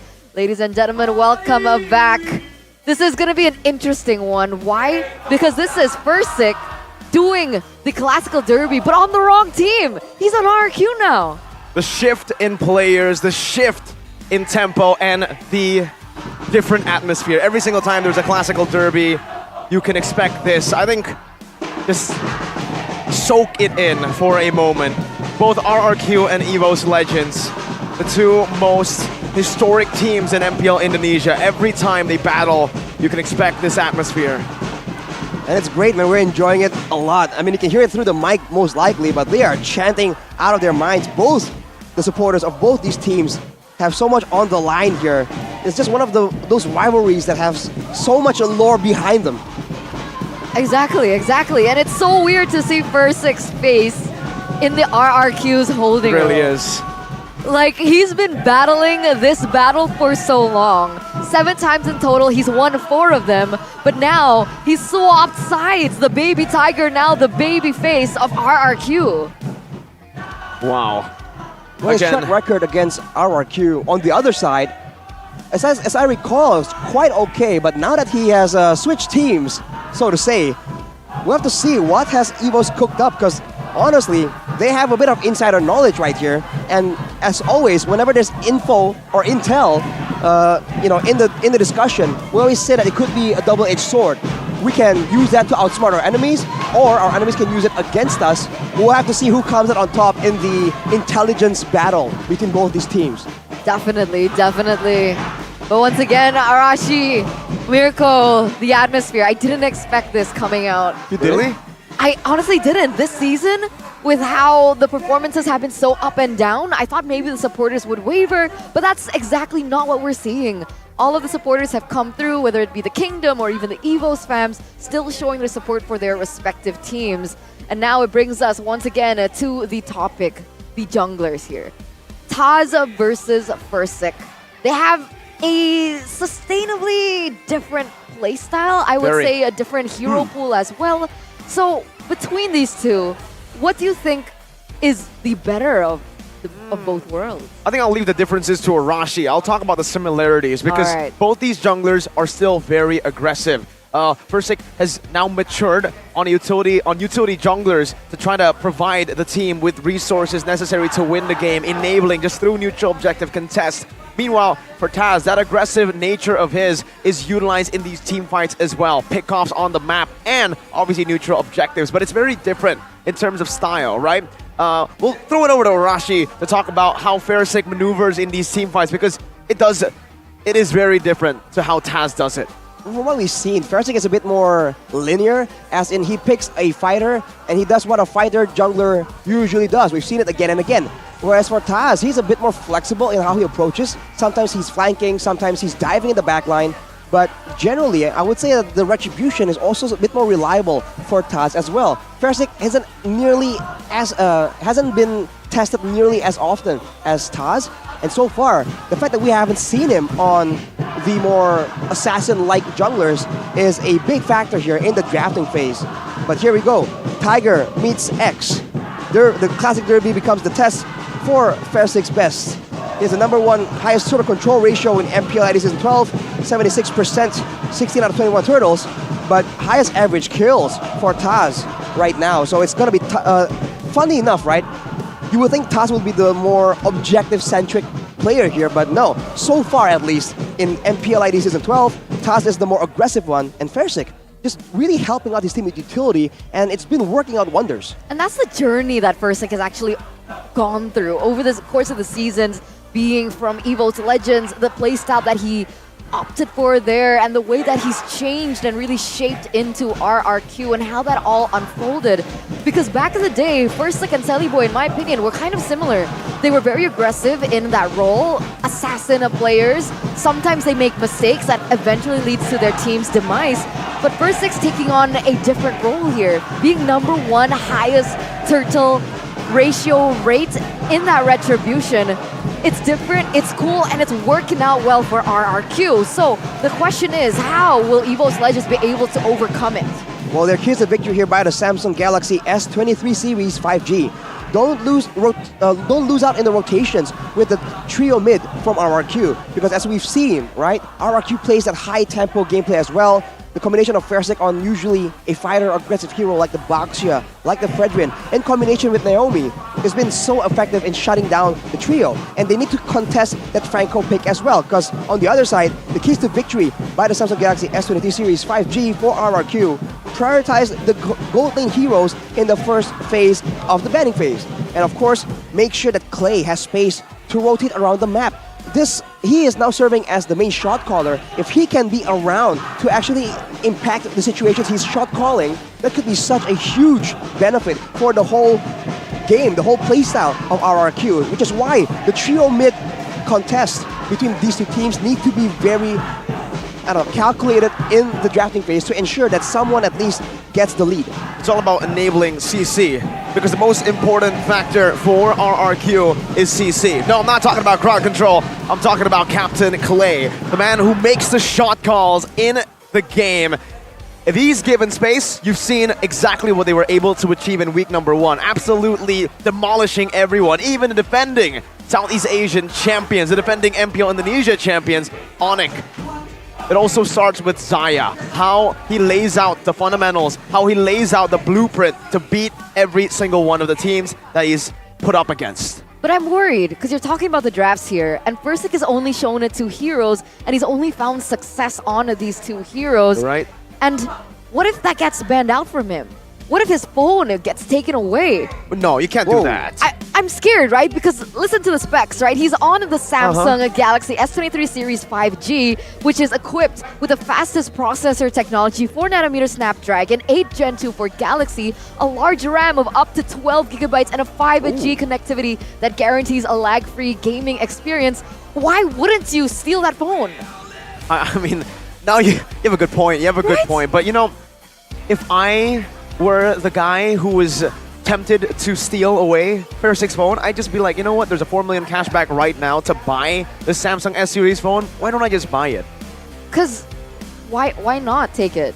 I don't know. That's Maybe we should just ask Arashi. Oh, yeah, I guess so. It's not allowed. Yeah, true. I'm not condoning stealing, by the way, ladies and gentlemen. But you have to check out the display as well. It's super wide, 120 Hz refresh rate, a large battery capacity, 5,000 mAh, and it's also ready to support you in pushing rank all day long. You're right. Maybe it's not worth stealing, but it definitely is worth commending this team onto the stage. Ladies and gentlemen, welcome the Tigers as they make their way up on the stage. Once again, ISF champions, EVO's Legends! A team with challenges of their own coming into the season with their changes. But against this team, a team with also their own fair share of restructuring. Let's welcome to the stage the Kings of Kings, out for blood, out for their throne that has been captured by another team. Welcome, Rex, Regum, Chaos! The new lineup here from RRQ, the Kings of Kings with Naomi, Skylar, as well as Clay. It looks like that this is going to be a big challenge, a big hurdle for EVO's Legends. They want to make it to the very top of the standings. And like you guys mentioned, it all starts with the masterminds behind everything. The architects behind, well, I say architect, but these people are the ones responsible, essentially, for the performance. Zaya and Age, which coach Tech Stump, as well as Rave. And Rave from the side of RRQ. Man, they have a lot to do right here, but for RRQ, the fact that they are able to do so well despite so many different changes, I mean, a lot of people, full disclaimer, including myself, were quite concerned with their performance, but we have been very pleasantly surprised. So I think Coach Zaya has the right idea in mind, and now given even more time to develop this team, you have to wonder what does RRQ have in store for EVO's Legends? Yeah, we'll see from their history even, right? Taking a look at the 1, 2, 3, 4, 5, 6, 7, 8 times that they have met in the past, EVOs have only won 3 of them. Yeah, 5 out of 8 for RRQ from Season 9 to Season 11. And I think even up to Season 12, it does seem like RRQ have been the more consistent team. Unfortunately though, EVOs always have that trump card. Whenever you bring up stats, they will always just say, who won M1? Yeah, well... I mean, they also have the comeback. Their legendary comeback strategy, or I don't know, passive. Match point EVOs. And their Match second point shield. EVOs. Don't forget their second shield, ISF. Yeah, all right. Well. Okay. Looking at the last time that they met, it was a 3-2 win for EVOs. We all remember how that went down. Yeah, I certainly do. And but this is the thing right here. It's not the same roster for both these teams, so we're looking forward to a new look from both these teams, right? It could be completely different, or maybe considering the stakes and how familiar this atmosphere feels, they might just end up defaulting to the usual RRQ and EVOs we've come to know in these big matches. But here's a player head-to-head by head and shoulders between Dreams and Naomi. Average damage taken is higher for Dreams, as well as the kill participation, which means that they do a lot more team fighting. Whereas for RRQ, the fact that the average KDA is higher for Naomi just speaks for itself. A much more aggressive style that's really in line with the kind of tempo, the kind of pace that RRQ really likes to push onto their opponents. Very active as well, right? A lot of plays were created on the back of Naomi, especially when he's given his comfort heroes like the Franco, like the Kaja, which is why in the Keys to Victory it was so important to shut it down, make sure Naomi doesn't get his hands on these play-making heroes. And it's just focused back onto Dreams. There's been a shift, I would say, towards the play style of EVO's Legends. Before, we were so used to more dynamic initiation coming in from EVOs, looking for flanks, Hijume and Dreams a little bit more active around the map. But now, yesterday especially in their match, I saw that Hijume on the Kadira was very passive. Why? I think it's more so just the fact that Geek were very chaotic. This is for Hijume, right? The way he plays it, passive, it was because Geek Fam understands how to witness or how to withstand the flanks. And I think this is kind of the same when it comes down to RRQ, a very systematic team, but maybe it's the opposite. Maybe because they're so systematic, maybe because they're so formulaic in a good way, EVOs can crack that with a bit of chaos from the Kadira, with some flanks, some creative flanks. Because Hijume, he's been on and off as a player. I would say that he hasn't been super consistent, but whenever he is at his peak, he is very creative. The way he tackles these engages, these flanks in the game.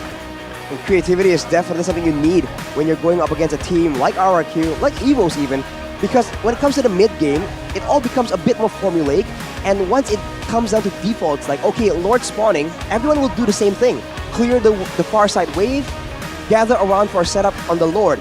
When you're creative, you can find opportunities right there to cut off someone mid-rotation, to get a pick-off, or to even surprise your opponents by lying in wait in a bush near the contested areas. So I think the creativity will definitely play a huge role, especially if the game goes into those later stages. And with that, ladies and gentlemen, let's welcome you into the drafting phase of the first game of the Classical Derby.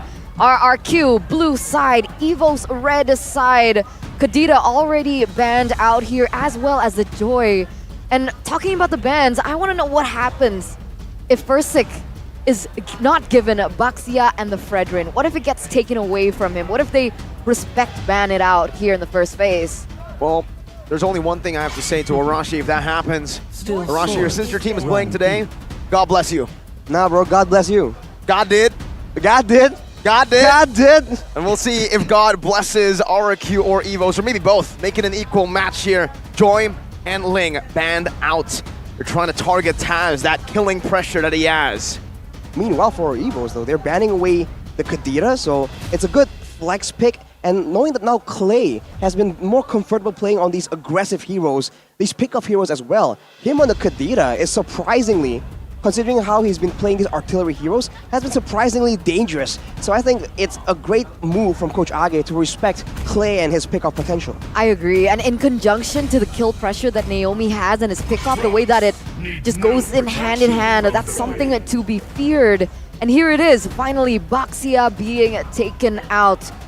We saw RRQ just steamroll over their enemies in the early game with Baxia in the hands of Fursic. Without it, will he pick up something like the Fredrin here in the first phase to be able to flex? Or does he have something else in store?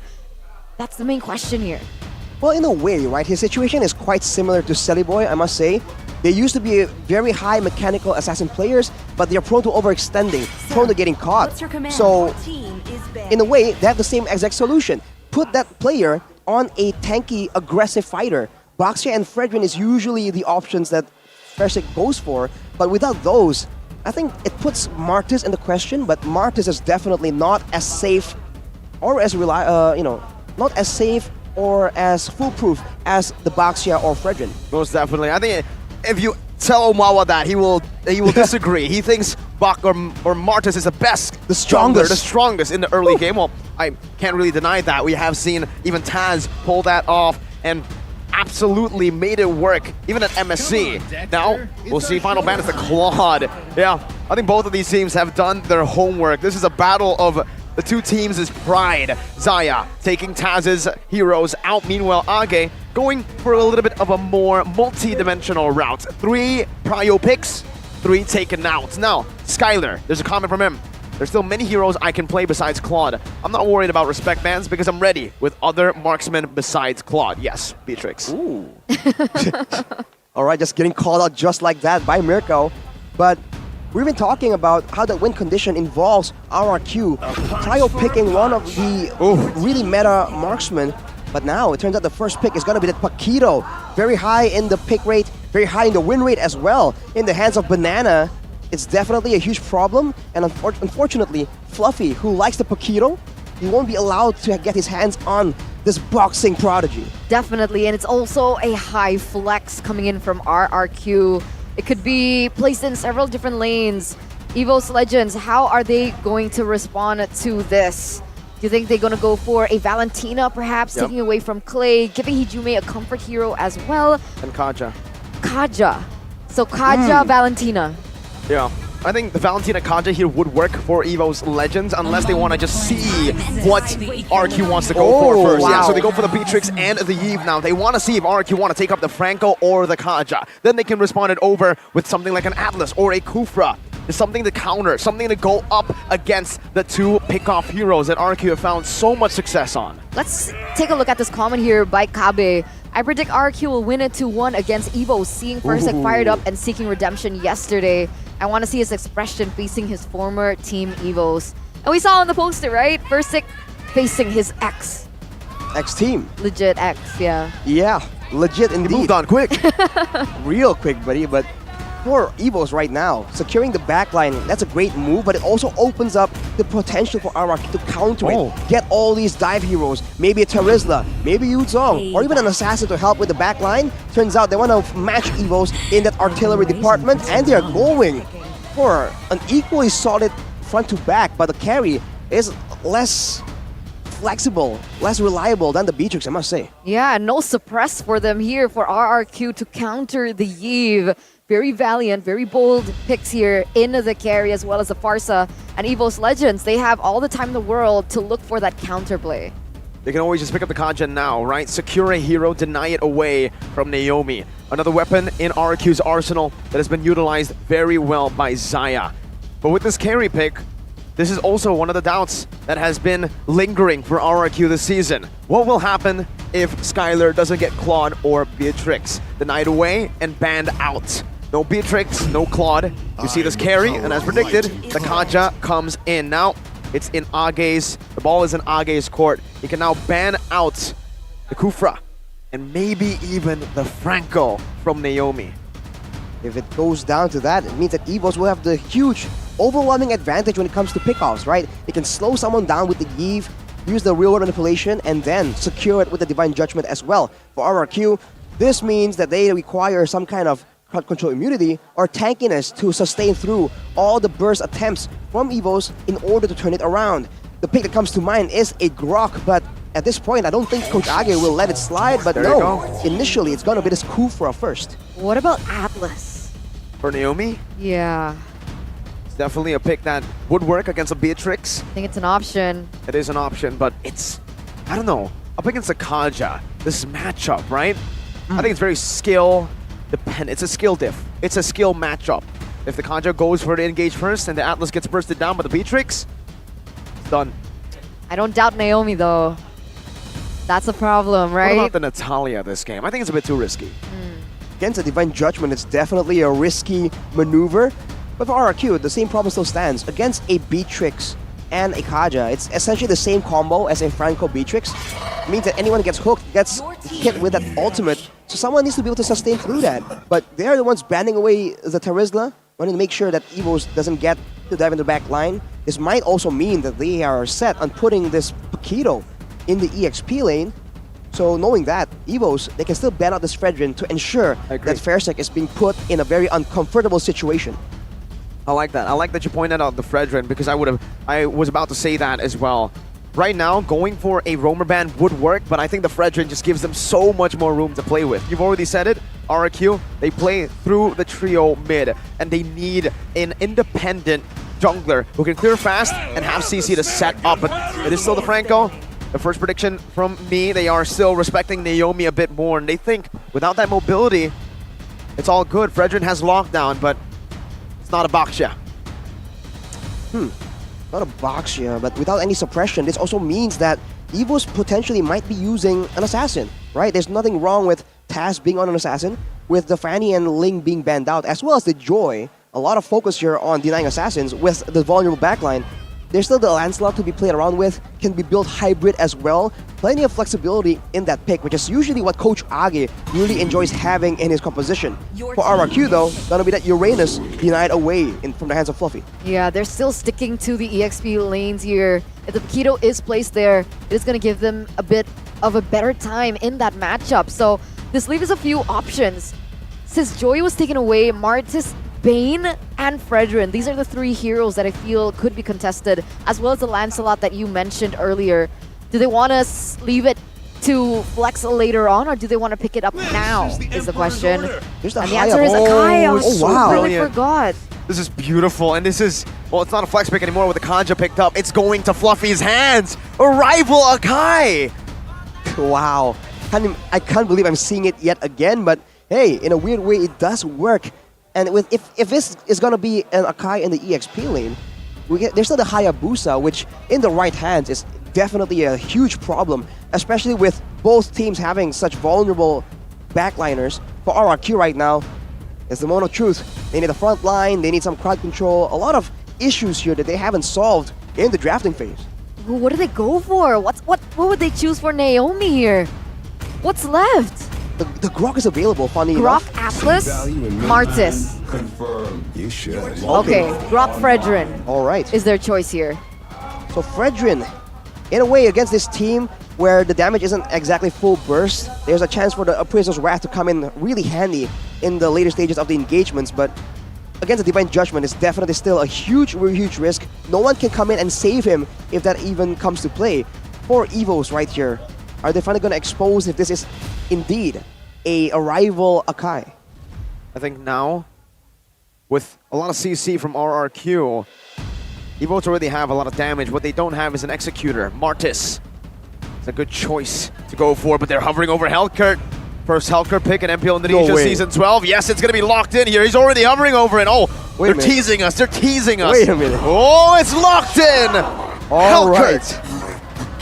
And now I'm going to enjoy this match. Ladies and gentlemen, the debut of Helkert here. Let's see if it's gonna work out. I like experimental. This is something that we could expect coming in from Coach Age himself. The question is it gonna work? Helkert.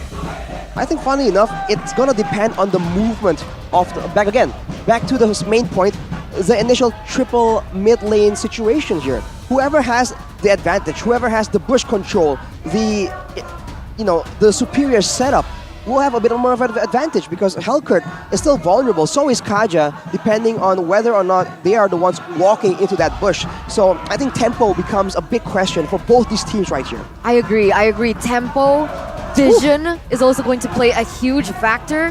Hellcurt has the kill pressure, but his animation of his kills, it's so slow. You can actually dodge out of it. So once again, a matchup. But with that, ladies and gentlemen, welcome to the first game of the Classical Derby Leg 1. RRQ going against EVO's Legends here. Let's see if the Hellcurt is going to work out. But again, the tease. It's always the tease. It's okay. It gives us time to dissect the emblems. It gives us time to set more hype. Make it a bit more tense for you guys back at home. We were teased for the Hellcurt pick. Now let's tease them for the game. But, all right. Let's talk about focusing mark on Grok. That's what Naomi went for. I noticed that as well. It seems like he is still very much intent, not on being a survival frontline Grok like Maloyski. He wants to go aggressive and get these pickoffs for sure. The barrier, by the way, can still be a huge tool here, considering that a lot of the members from EVOs can't really jump over it.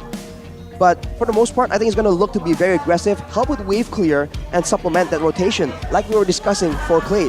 Whereas, on the other hand, I think there was a weakness finder in the hands of the carry, in the hands of Skylar. That one was, that is intriguing. Definitely intriguing. We usually see the Quantum Charge on a hero like carry who needs an extra mobility, extra sustain, especially considering he's up against a Beatrix. Maybe it's a lack of lockdown. Usually when you see a carry, it's either paired up with a Franco or a Kaja. To have someone just nail down, suppressed as he goes for the free hits. Now without that, you might need to do it yourself. You would have a corrosion sight, now the weakness finder as well.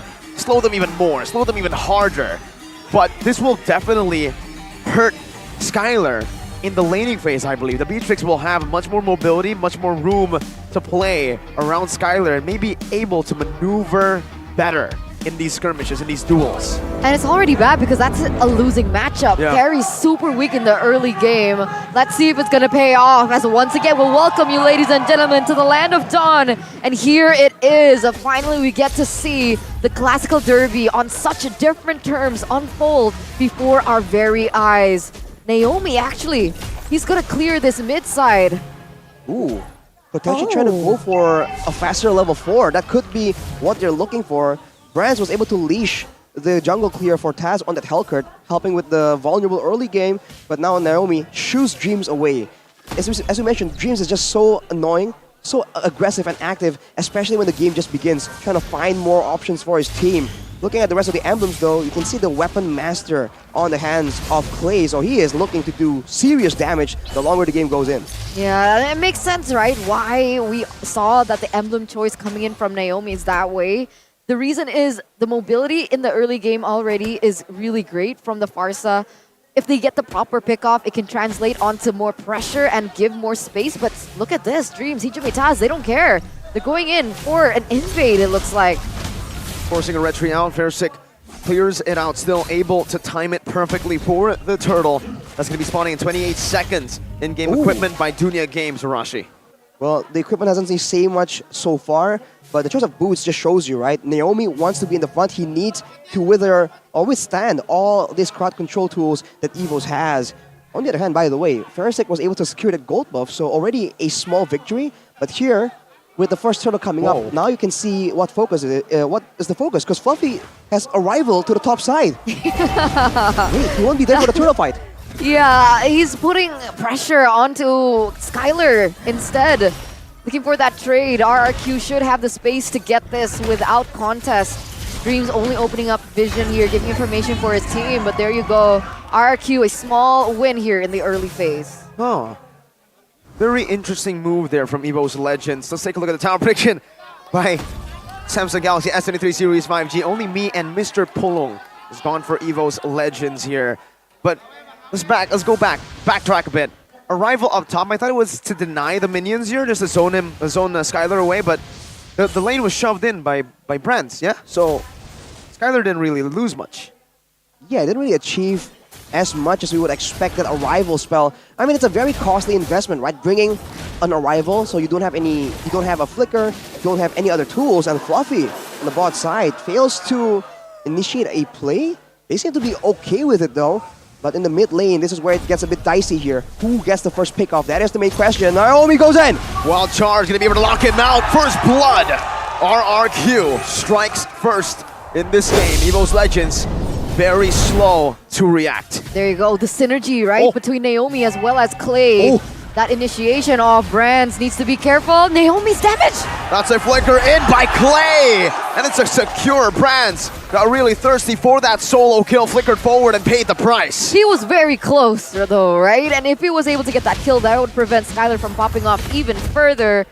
But now RRQ with a 1,100 gold lead. Is that the weakness finder? Finding value, slowing him down so he can't secure that kill? Might just be. Whatever it is, for now, it seems like RRQ still has that tempo. And that's what you come to expect, right? Pakiro in the side lane. Carry 1v1 is deceptively high damage, actually. And in the mid lane, Afarsa and Fredrin is usually already such a huge problem. And now with the addition of a Grok, it's definitely a big issue. And Dreams now gets jumped on yet again. Wild Charge taunt. And the damage, the collapse, all in. Hijume taken low. Forced to back away. No regen and no chance to fight out in the turtle. Does Naomi ever miss? If he's on the Kaja, Franco, Grok now. What was that pick coming in? And that just is the perfect timing as well for RRQ to secure that turtle once again. 2 already in the pockets of RRQ. It comes down to the clearing again. Because in the mid lane, you can see Hijume is struggling so much to match the clear coming from Clay as well as Naomi, right? The power of nature is such a underrated wave clear tool. Looking at the items right now, Demon Hunter Sword finished for Taz, so bit of a spike in damage. But Skylar also has the corrosion side, so he is going to be a lot harder to chase. And if you are getting all in, it's going to be a lot harder for you to escape. So 1v1, if Brents falls even further behind, this could be a very easy solo kill lane for Skylar. Wait, for a minute I forgot Taz existed. He's on the Hellcurt. Not too active on the map just yet. No pickoffs just yet. What's the game plan here for Taz? One big fight is the game plan right now. Good silence, wow. Takes Naomi out instantaneously, right with the Divine Judgment to lock him down. See, Evo's Legends, they are specialists at pickoffs with this composition. RRQ do better in these team fights. So it's all about who uses, who executes better. Well, keep in mind as well, right now, there's a pickoff for Evos, but there's nothing on the map. Whereas when RRQ went for that pickoff, they were able to get turtles, towers, solo kill pickoffs, shutting down Brands as well. And now, look at that. First tower has fallen, and RRQ, with more ground, with more control around these objectives, they can look for more pickoffs. Well, Fluffy's gonna get engaged on now. Banana giving some damage. Fluffy, wow, first item immortality here. He's gonna look for some big engages later on. And that might be the reason for the immortality first item. He knows he's gonna dive deep inside of RQ's front to back composition. Still though, picking up that item so early on definitely raises a bit of a few eyebrows for sure. Fluffy though has just recalled with the turtle popping up, so he has the arrival to make plays with, but he is not going to the opposite side of the map. He is moving down the mid lane. Yeah, he wants to go in for the all-in. Divine Judgment, Bruce Passion, real world manipulation into the Stinger coming down. Now the heavy spin locking Naomi down as the real world manipulation does its work. For the airstrike canceled out, Dreams gonna be able to put that ring down, but now is gonna be slain by Clay, who picks up a killing spree. 2 for 1 in favor of Evo. So Brands looking for that one last snipe, but Clay is able to evade from it. Flaps his wings and gets away. All right, that's a good trade for Evo's Legends. But even then, it doesn't look like they're looking to secure any objectives. They had the option to do so, but Taz was so far up in the top side, looking for perhaps to push onto that top tower, and they're not gonna get a turtle for it. The issue for Evos right now is also the lack of damage, right? The turtle is getting taken so slow. If they don't really go for it immediately, it's going to be very difficult. And Naomi now is looking for a chance, but he gets pulled instead. Bennett's Rage, wow, that burst. The pickoff. Evos are taking it very slow. Now they have a man advantage. No real initiation tool. Hijume poked down. Heavy spin, baited out. RQ, they get a small little win here as they take control back of the turtle. But wait a minute, they're still centering around it. For the second time, it does get resetted earlier on by Naomi, and now it's going to be resetted once again. RRQ, it looks like they want to contest it, and Evo's Legends, they're just retreating. no fight whatsoever. Well, Brands is forced to go in the top side to clear that wave and shows you again RRQ. High tempo gameplay, but the macro game is still very much in consideration. Right now, we are forcing the arrival onto the tower in the bot side. Fluffy will get chunked down, but for RRQ, getting the turtle is already such a huge win. And the timing of everything just falls into play so well. And Brands didn't even get the tower in the top lane. Man, Banana was already there. He knew what Brands was trying to do. Skylar gets more damage on the turret in the bottom side. Just a little bit of a nudge, and it's going to fall for RRQ. They're winning it out on all trades, but Taz goes in for a play. Dark Knight falls. It's only all to distract here as Brands picks the turret up. No, he doesn't. Good feather airstrike and good zone from Fiersick. Banana is lingering around that topside river, and most Legends are forced back. Look at the pressure of this Paquito though. The top turret is once again taking a beating from the minions without RRQ needing to do anything. It's all Banana just having the preemptive maneuvers. Brands is once again pulled away, and this could be a chance for RRQ to go for a fight, but they're just waiting. They have no issue just farming up and going for the plays only when there's an objective that they are really gunning for. So we finally see Hellcurt being put in here at MPL ID Season 12, but so far, we haven't really seen the impact of the Hellcurt pick, Arashi. He hasn't been able to secure any real pickoffs. The ultimate is great, but when your team is coordinated, it might be a bit too idealistic to assume that they're going to panic from the Darkness Fall, but look at that. Heavy spin coming down. Taz diving deep in the back line. Fiersick isolated and taken out. 26 seconds for the Lord. They still have time. Dreams stunned up now. No Divine Judgment. Skylar locks him down, takes him out. Brands is looking to deal some more damage.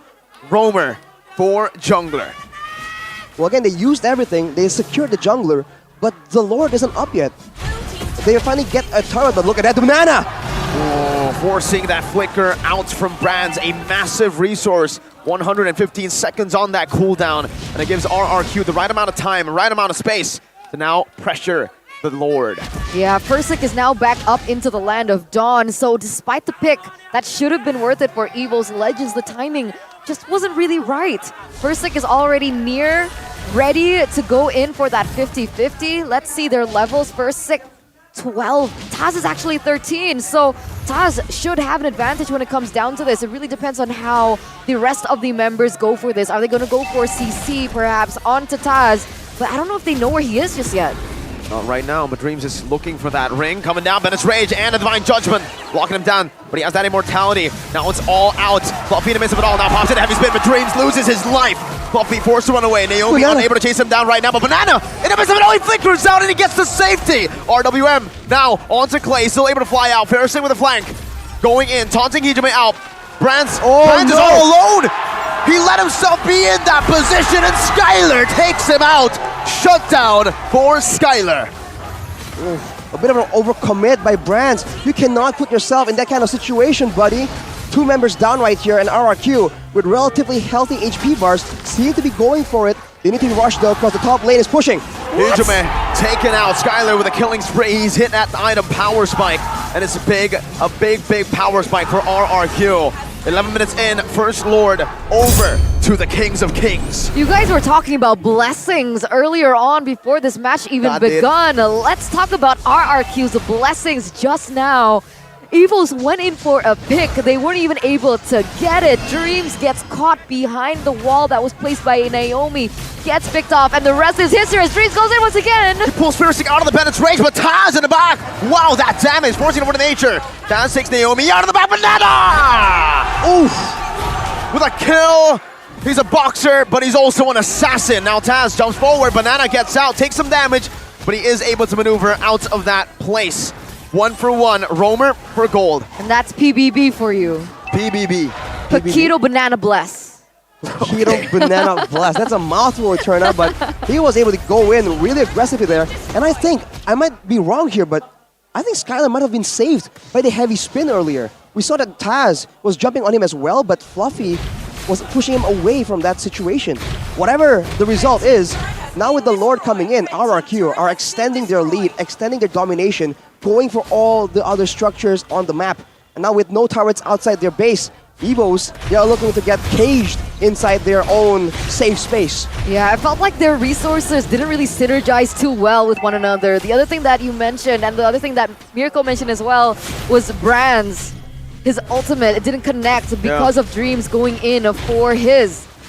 Unfortunate. It could have been a really good pickoff onto Fursic, but I don't know. I guess that's what happens when you have a lot of heavy CCs that causes displacement. Sometimes it just doesn't work out the way that you intended to. And by the way, on the note of the arrival, Fluffy has just used it again, and it seems like the main use of it is to deny damage on the turrets, which is an interesting strategy, but at this point, if you're this far behind, is saving a single turret what you want to do compared to like getting a massive flicker engage with a heavy spin? I'm not quite sure if I agree with this selection, but on the damage dealt, Clay is all the way up there, even more than Hijume, so he is definitely also one of the main targets, but with two different types of damage and two really far apart heroes for the side of RRQ, Evos, they're struggling to find something. Heavy spin, Taz able to secure. Oh, Banana brings Fluffy back into the Feather Airstrike zone. That real world manipulation was very far-fetched. Evos Legends now, they've lost a lot of their resources to just defend, to just get through. And that purple buff is taken. Taz, is he even? Has he hit his power spike, right? Taz on the Hellcurt. Thunderstrike, Blade Heptases, DHS, Malefic Roar. Is that enough for Rashi? It was level 15 and he was able to almost one-shot Banana, so there's definitely power there, but can he output the damage to the right people at the right time? Evos go for it though, it's Banana! Divine Judgment, Brand's now gunning him down. The suppression is enough now with no Banana. They don't need to care about the side lane, but RRQ. Skylar is on this Lord. Evos, I don't think they can make it in time unless Fluffy makes a miracle play. Renders apathy, Taz jumping in, Clay with a flicker out. Oh, he's winning it! Taz runs into winter! Truncheon by Clay. He buys enough time. RRQ, they secure the Lord, but they lose out in the team fight. Brand's now looking for Naomi. Immortality gonna be popped, Skylar gonna be zoned, and Naomi falls. Evos Legends are looking for more. Skylar forces a flicker, RWM from Hijume. Skylar's burning. He's still able to survive. Versik now loses his immortality as Brands guns him and takes him out. Oh no, 4 members are gone from the side of RQ. Skylar, Banana finally gets back into the Land of Dawn, but that nearly was a disaster for RRQ. The instant turnaround coming in from Evos Legends as they make their way to get that turret in the mid side. That top lane is going to fall as well into the hands of Taz, and now things are a little bit more even in the Land of Dawn. What was that gold lead? It's shrunk to only 1.9k. Oh, what a chain of events right there. One single pickoff, and Evos just went all in for it. They know they haven't been able to get the upper hand, the proactive moves. And there they know that with a man advantage, with the slows, with the movement speed coming in from the Hellcurt, they can just go all in and chase down the members of RRQ. With that happening once already, RRQ now will have a newfound respect for the chase potential for Evos, and that means they must play a lot more careful. Banana needs to be more aware of the situation on the map, lest he gets picked off yet again. But how intense was that? You hate to love to see it, right? The outplays coming in from both of the teams. The fact that Clay was able to survive that long as a Farsa against a Hellcurt, that shouldn't be legal. But look at this, a little bit more space coming in for Evos. They're going in for more. Naomi's pin, the taunt is able to bring Fluffy back in now. He loses his immortality, the RW is placed down. Fluffy's gonna be able to escape right now. It's gonna be his passion. It's popped in by Brands. Banana with a kill in the back, but look at the base, wide open. My goodness, Dark Knight falls. Oh! Running around now, Clay's looking for the kill. Flickers forward, Taz has the immortality, 1 HP now. They're still looking for him. Taz jumping back and forth. Immortality still there, popped in, and he will be shut down by Clay. Oof, wow. Back and forth endeavor, but the bottom lane is getting pushed, and Naomi will be tasked to clear it up. But for RRQ, this is the RRQ we are used to, man. Just back and forth, not giving up an inch wherever it's possible. With 2 members down right here, there's going to be 5 seconds available for Taz to make it to the Lord. And while doing so, it means RRQ will have a huge setup advantage. As whoa, look at that burst damage. Feather Airstrike is definitely ramping up. Banana's nasty, right? Banana's nasty. There's so much No, I love Banana. burst. Yeah, we all love Banana, but like in a nasty way. Like it's so good, and it becomes so nasty. if he's not on your team. If right. Banana's given a signature hero like the Paquito, this is what happens. Look at the pressure that he has on the back line. How is Bran supposed to deal that much damage if Banana isn't taken out first, like we saw earlier on? So there's a little bit more homework here for Dreams, for, I would say, Taz as well, to try pick up Banana before this goes out, because Bran needs a space, man. He needs a space to deal the damage. Breaks a position.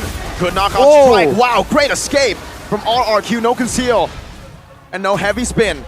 Two big resources used up by Evos. Banana jumping back in. Dreams has a Divine Judgment. Not going to go for it just yet for the airstrike. Going to be able to zone Brands away. Flicker defensively by Dreams. Look at the flanks. Naomi is looking for it with Skylar. Meanwhile, down below, Helkert is waiting for his time. Fluffy moving forward, going to lose a lot of HP. Dark Knight falls! Taz! In the back, finds the flank of his life. 3 members down for RRQ. Make that another one. Naomi gets chased down by Brands. He's gonna get taken down as well. Look at Banana. the timers. Banana against the world. I don't think it's possible, man. Evos, they make their move right here. Their rival even, to deny the wave clear. Silence down. Solo 1v4. He buys the winner truncheon in time, but it's only to delay the inevitable. Evos Legends, the comeback legends. 1 minion as the mini waves gets cleared out. 1-0. Evos Legends lead the series in this best of 3 against RRQ. That should have been their game to lose. RRQ played it perfectly. They collapsed kills for objectives. They controlled the early game.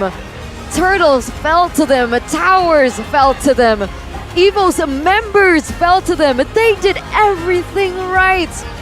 And Taz comes in with his Helkert pick, and he says, it doesn't matter. Not today, RQ, not today. That is the advantage that an assassin gives you. Even in the late game, you gotta be aware, man, and you cannot stick to each other like that. The fact that Evos' composition is so pick heavy means that RRQ, the back line, is always trying to cover for each other, and as a result, Taz just finds what a tremendous moment right there. I couldn't even believe it as it unfolds. He single-handedly turned the game around, man. Didn't do my voice any favors, man. It's already on the brink. Taz, he had to do that. He had to. He had to make a moment where he was able to dictate how the fight was taken. Taz, oh my god, this guy's so good. Holy moly. I've been a fan of him ever since MSE 2023. Remember? No. What happened? No, he's just a cool guy. Oh, because like they lost, so I don't really remember. But Taz was always good. Remember, in these losses, Taz was the sole glimpse of brilliance in that MSE 2023 performance. Yeah, I agree. That lineup shouldn't have worked. I really liked the draft coming in from RRQ. I was excited about the Helkert pick. I was wondering what it was for from the beginning of the game towards the mid, because in my head, pick up a Helkert and you'd go for pickoffs from that early game, try to get pressure on the side lanes in the objective takes as well. But Taz was so gone. He was so passive. He didn't show up too much. He was too busy farming. At some point, he was a level ahead, but even then, he didn't even use that level lead, that EXP lead, to get the objectives. He ignored all of that. And then in the final moment, he caught it. Luck or strategy is my question. 100% strategy, man.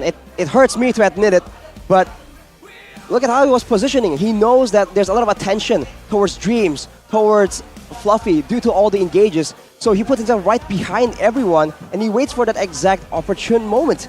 I mean, it's all well thought out, and I feel like in the early game, the draft doesn't really make that much sense, right? It wasn't really working out the way Evos wanted it to, but the player of the game, by the Samsung Galaxy S-Series, is gonna be Taz, dude.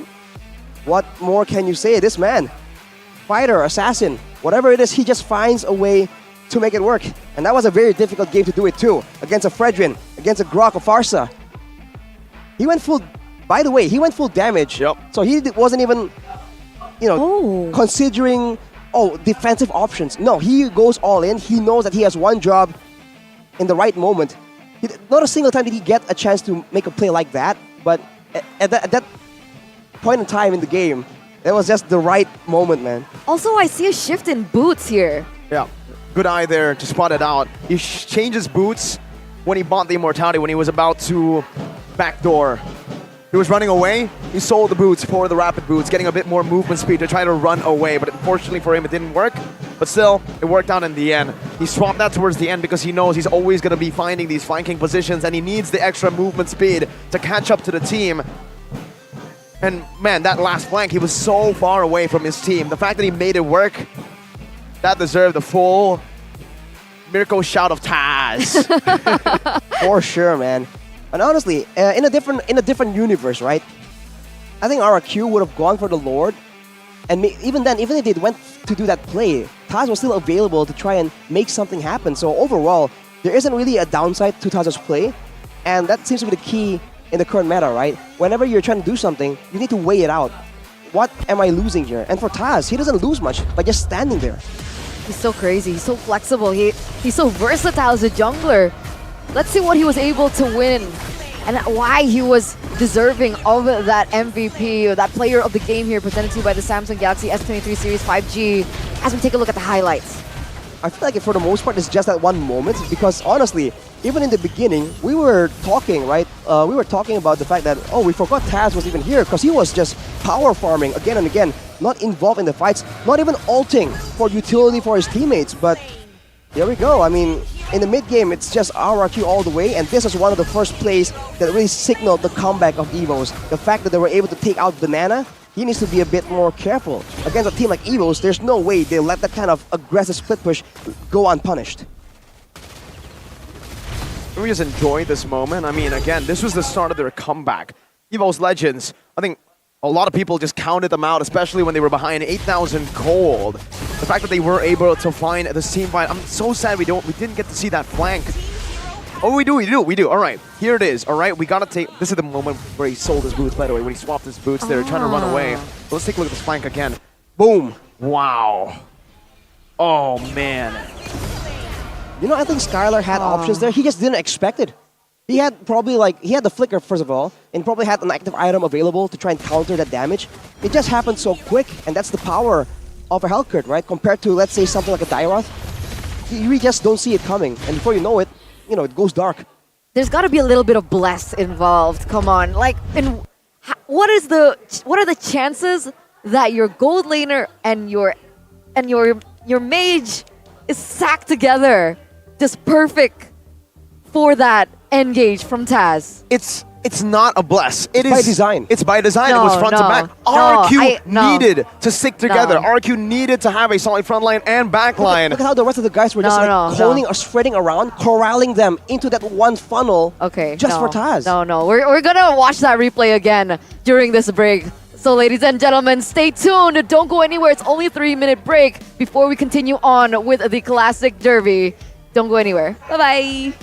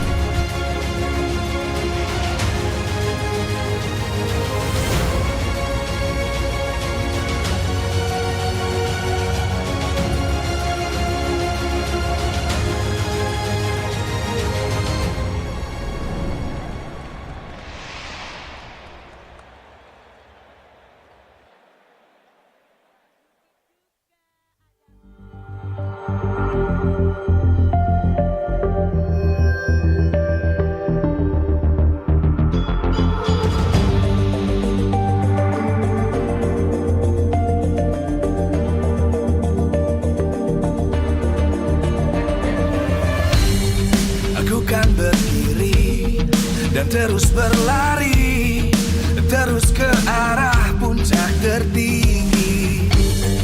Ku takkan berhenti, hanya sampai di sini. Kemenangan abadi menanti. You know we won't miss if we unite our focus. And if you haven't noticed, we'll nyalakan apimu, hadapi semua tantangan. Semua serangan jatuh bukan halangan. Bakar semangatmu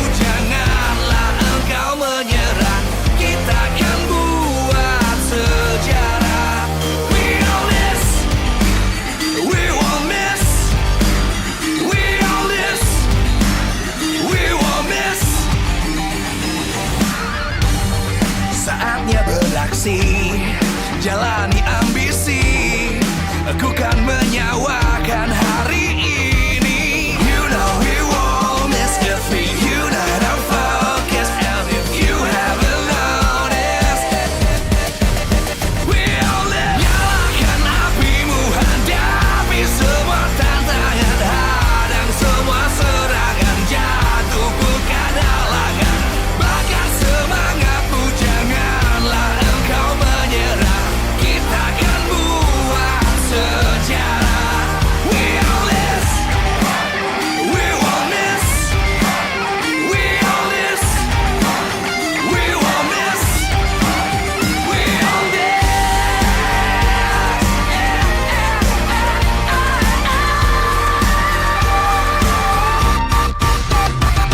Nyalakan apimu, hadapi semua tantangan, hadang semua serangan, jatuh bukan halangan. Bakar semangatmu, janganlah engkau menyerah. Kita akan buat sejarah. We all this.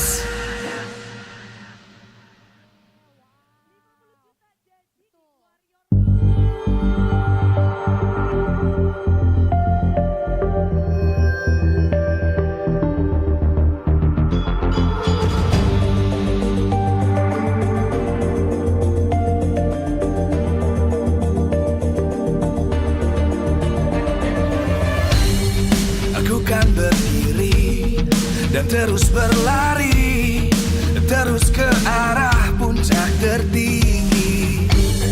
Ku takkan berhenti, hanya sampai di sini. Kemenangan abadi menanti. You know we won't miss if we unite our focus. And if you haven't noticed, we all live. Nyalakan apimu, hadapi semua tantangan, hadang semua serangan, jatuh bukan halangan. Bakar semangatmu, janganlah engkau menyerah.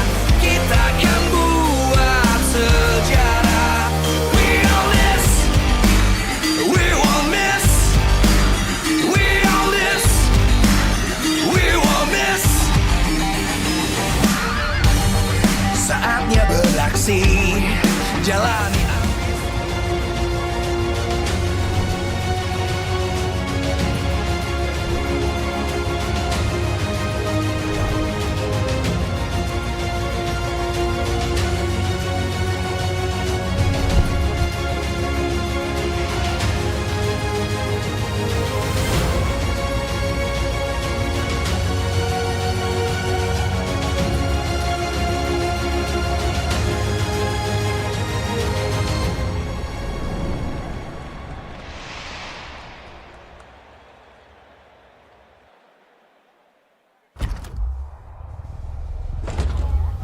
All right, so ladies and gentlemen, welcome back from the break where we had a fruitful discussion. And I agree. Okay. It wasn't blessed. It was calculated talent by Taz after looking at the replays. Did we clear out what this was though? What? Stack. It was stacked. I meant stacked. Skylar and Clay stacked. Yep. There. Usually that's what Yeah? you would want to do, actually, right? I mean, usually you would want to stack up, group up together when you're up against a lot of dive so that you guys can actually like work together and deal with the onslaught of dive coming through you. But against a Hellkurt, yeah, no, that actually just benefited Taz Exactly. so much. He got one big stinger in and everyone disappeared. Well, I bet they weren't intentionally Definitely sticking together as well. They were just moving in the same direction, right? Probably trying to go towards the Lord. And that's the problem with the front-to-back composition. Realistically, right? If someone gets behind your team, even though if it's not an assassin, right? If let's say Neo, the Grok was on the other team. If a Grok was behind you like that, same idea, same problem. So intelligence becomes that much more important. And I think RQ learned that the hard way. Intelligence. Well, still pretty value though, right? They gotta learn, right? So they can win next. Do they? Hopeful thinking, wishful thinking. Okay, Value, value. That actually brings me to the value that you guys can get with OVO. If you guys want a variety of heroes, you want to get more skins to show off to your friends when you're playing with them, whatever your needs are, don't forget that you can buy the MLBB Diamonds using OVO. Simply connect your OVO account to Google Play, make in-game transactions in MLBB, choose OVO as your payment method, and then make the payment. It's that easy to buy diamonds with OVO. And of course, for those of you who are new, enjoy a 90% cashback of up to 10,000 IDR in the form of OVO points after a successful transaction. And with those points, you can actually utilize that for something else. So it's just so much value with OVO. So don't forget to buy your MLBB points with that. And that brings us to the top 3 gold lanes of week 1. Skylar, Super Saken, and Watt. And it's crazy, right? Because in my opinion, Skylar was able to be very dominant in that lane against the Beatrix on a carry with these choices of emblem, with the way that he itemized, going for the pants first to give him a little bit more versatility in the lane. And even despite all that determination from the guy you see on your screen, it wasn't enough. Just one from Helkert is that the was sound all effect? it took. That's the sound effect for Helkert. Okay. Yeah. I can't even make that sound. Same. I'll teach you maybe later. But when the stinger hit, yeah, I agree. I think thing is, for Skylar, I wouldn't say it was a dominant laning phase for him. Did he win the laning phase? Yes. I don't think it was dominant though. I think for the most part, he was setting up for these ganks to happen, right? Because in the end, the kills came through not from a just solo kill, but through the ganks. Clay and Naomi rotated up top, killed Brands, and then Skylar was able to get to that item power spike first. But it was always going to happen. It was always between him and Helkert. It was never between him and Brands, I think, in that game specifically, because of the Helkert pick. The Helkert pick was just, I think, it was a great pick to round off EVO's Legends draft, because no other assassin would have been able to do that to a carry. And that poses a different question now for RRQ, the flexibility of the jungler flexibility diff between Fursic as well as Taz. The way that he can actually be last pick, utilize several different heroes, it gives EVOs, honestly, another layer that they can work around with. Meanwhile, RRQ, they're kind of stuck with only 3. Baxia, Fredrin, and perhaps even the Martis pick up here for Fursic. And one more thing I do want to add before we talk about the drafts here. The Helkert pick was great because the other picks already kind of forced Skylar to go for Flicker, right? Sir, if you go for Purify, you can actually purify the silence from Helkert's kit. So the fact that he went for the Flicker, it actually hurt him much more. He wasn't able to get out of the silence and pop that Wind of Nature. And with that, let's see how this drafting phase unfolds, because it's going to come back down to this once again. EVOS and RQ, they've actually swapped sides here. And the drafts, the bans coming in, quite peculiar. Kadita, Baxia once again respected away from RQ. Meanwhile, Joy and Fanny. So Ling still available here from RQ. Claude taken away as well from Skylar. Do RQ... They can't ban out of Helkert first phase. It's too expensive. And they might ban out something against Stave of Aggression. I get the feeling that they were really feeling the lack of impact that Naomi had in that game. On the Grok, he still was able to get pickoffs, but Grok is not meant to be a pickoff hero. And I think they were really feeling it. They were really wishing that they had a hook, they had a Divine Judgment, something of that nature. Well, now they ban out the Eve instead to deny that slow potential, that kite back potential maybe. And RRQ, I think they're going to prioritize the roam a bit more than in the first game. Because honestly, early on, it was still okay when they were spreading out. They sent Banana as the outlier, right? Standing on the sides of EVOs. But as a result, Naomi had to pick. Does he want to engage? Does he want to frontline? Or does he want to protect the backline? And having to do 2 of those jobs at the same time is a bit too much, I think, for Naomi. So I think they're going to try and find a composition that's a bit more balanced. The way they're drafting now, though, it's still the same routes. There's no changes whatsoever for the side of EVO's Legends. They lose out on the Eve pick, so they go for the Valentina first pick. But this does give RRQ a chance to go for the Beatrix here. They can go for the Beatrix and maybe the Kaja this time around, securing 2 good picks for Skylar and Naomi. I also want to point out that Ling is open this time around, right? Yep. So that's definitely something that can be tossed up between both of these teams. They go for the Paquito for Banana. Once again, a power hero for him, and they go for the Beatrix. It's kind of funny, right? Skylar was saying, I have plenty of other marksmen. He picks the carry, doesn't succeed, goes back to the Beatrix. I mean, it is what it is. Now with a combo, essentially, a Paquito and Beatrix can be chained together, but for Evos, they're definitely gonna pick a suppressed hero here. I don't think they really want to deal with Naomi on a suppressed hero unless they have one of their own. So I think they're gonna try and put something in the hands of Dreams. If you had to choose between Kaja and Franco, which hero would you choose? Oof, that's a tough. I would still say Kaja because I don't trust my hooks enough. Yeah, exactly. It's whether or not the hooks can prevail. But right now for Evos, one of their win conditions is to contest that Franco pick. Along with the Terizla, this means they're solid team fight, solid disengage, essentially solid zoning from the backline. And with the hook, does Naomi want to go up against it using the Kaja, or does he want to default back to a Grok that can, block some of these hooks with the power of nature?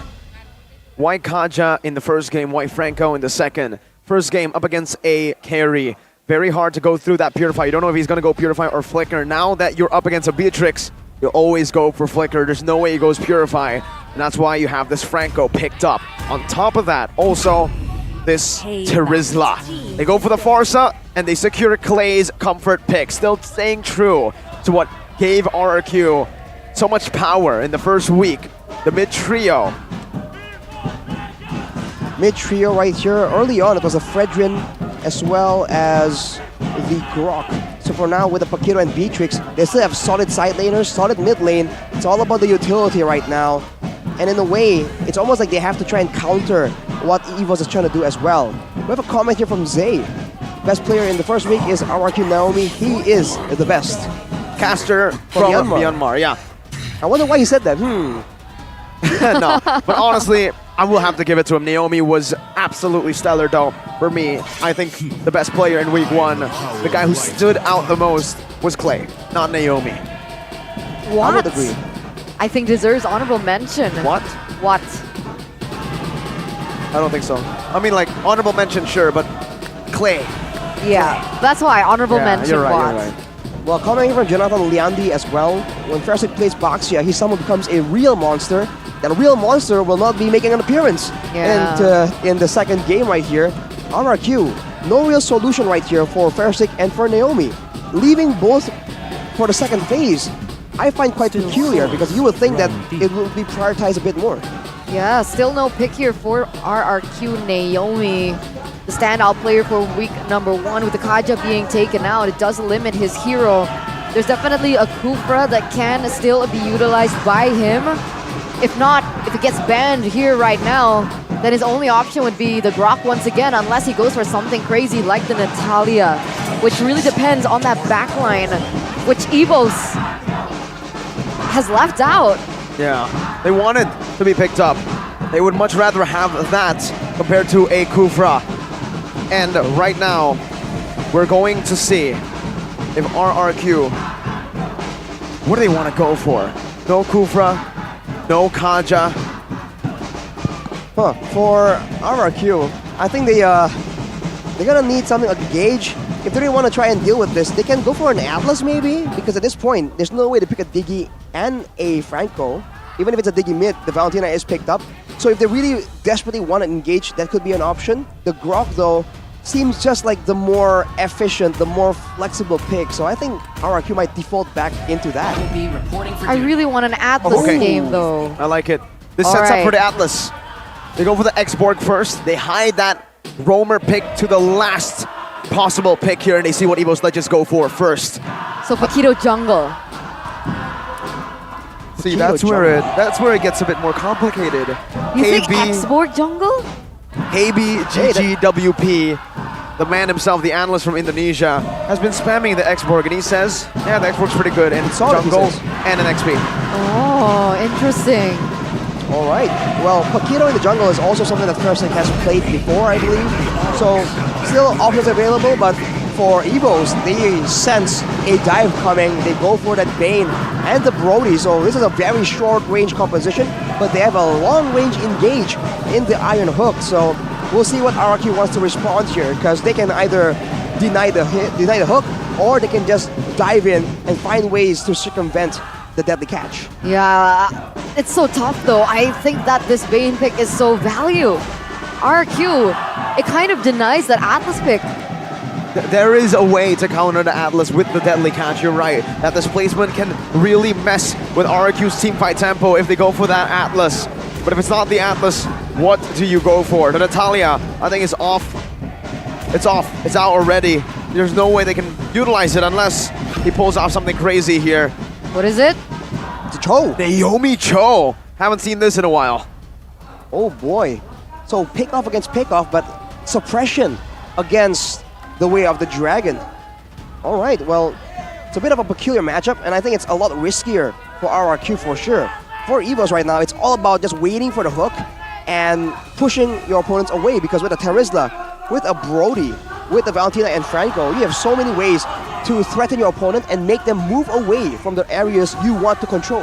And yet still, my question hasn't been answered here, Arashi. Who's going to be in the jungle for RRQ? Is it Paquito or is it Xborg? Knowing Fursic, it should be Paquito. Xborg in the EXP lane. And it does better against Terizla. I think that's it, yeah. Yeah? Did you see the swap?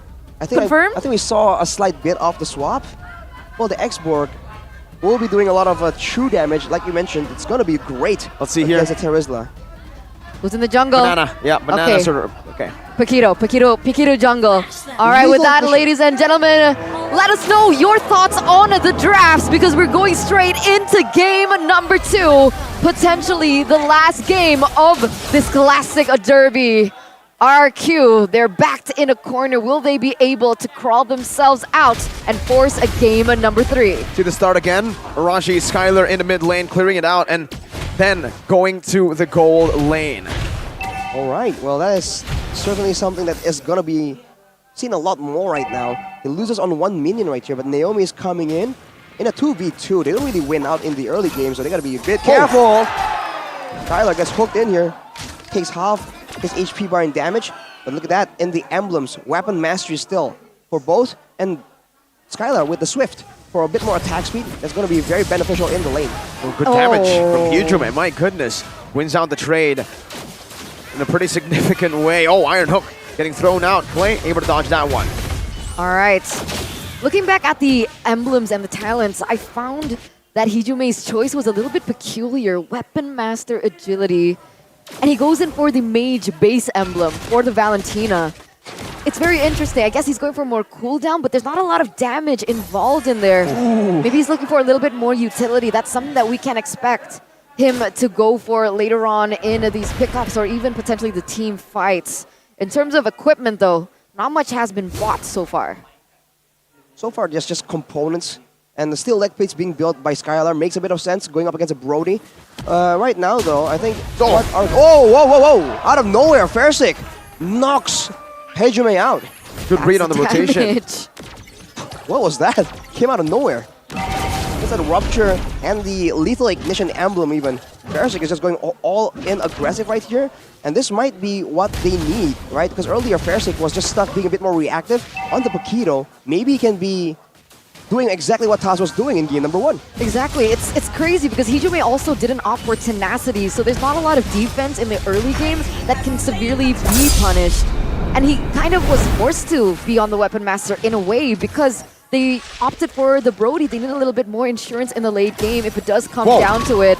But it looks like this is a 1v all here for Arashi. Deja vu. When have I seen this prediction before? It's okay, the kingdom loves you. They're all staring at you. It is what it is, man. I mean, it's no secret. It's no secret. But I do think they have potential, though, right? Yeah. Their draft is a lot more well-rounded compared to previously. And now Taz gets kicked. Where the dragon beautifully done by Naomi into the Renner's Apathy.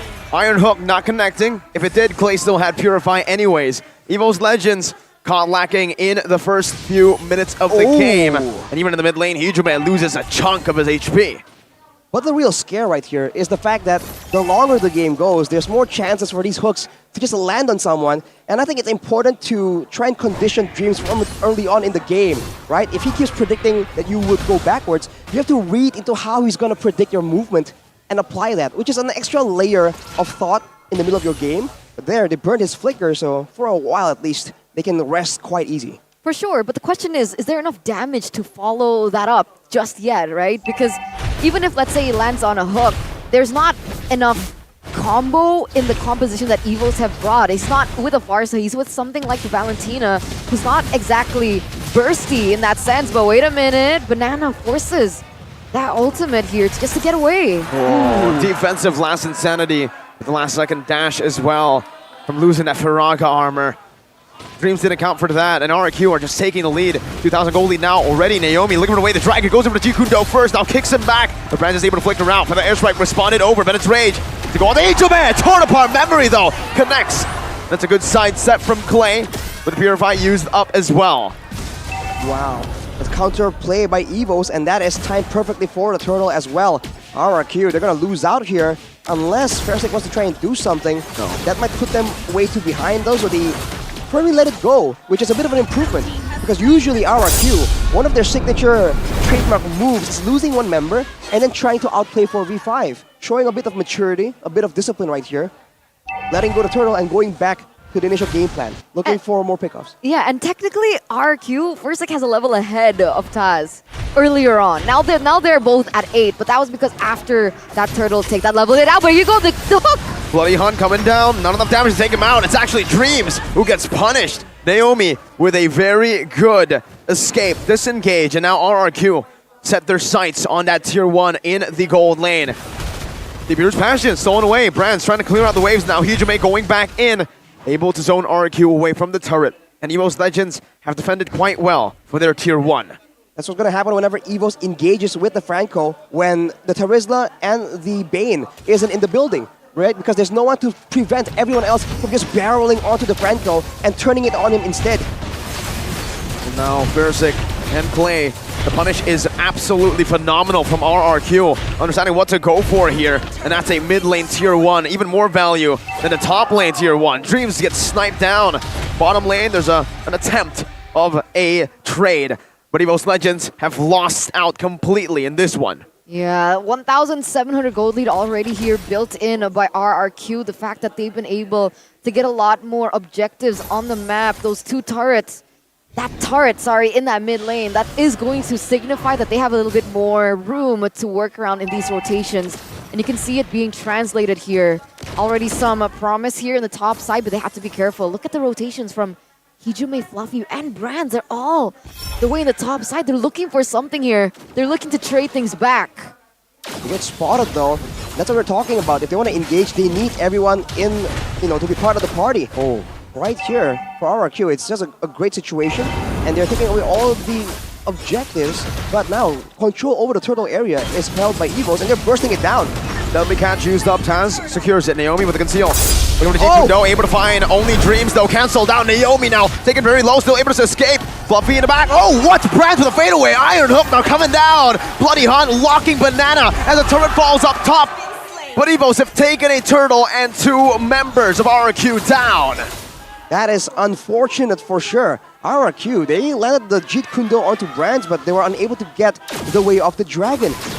And I was just saying, Naomi, he was doing a great job just avoiding sitting in default locations in the bush, switching it up so that Dreams doesn't get any easy hooks. But with that sequence of plays, one turret finally gets taken by Evos Legends. RRQ, they are losing the early game advantage, and in the late game, it's a bit more of a 50-50. It's not a guaranteed win for either side, I believe. Do you not think, with RRQ having Clay as well as Skylar in comparison to Brands? Well, there's the Valentina and the Bane, though. Those two heroes in the late game, on top of the fact that they have a more reliable engage or a more spammable engage with the Iron Hook, I think makes it quite dead even. It all will come down to the execution. And in game number 1, Evos got the better of RRQ. So let's take a look at a bit of the items. Malefic Roar and Hunter Strike for Versik means that any squishy heroes unfortunate enough to be in front of him will get instantly deleted. Don't forget, Arashi, the more reliable way to deal damage. I think Evos Legends has that in the later stage of the game. They have proper dive to penetrate or to distract RRQ's back line. For Skylar and Clay, they're going to have to work some overtime here to evade from all the CC coming their way.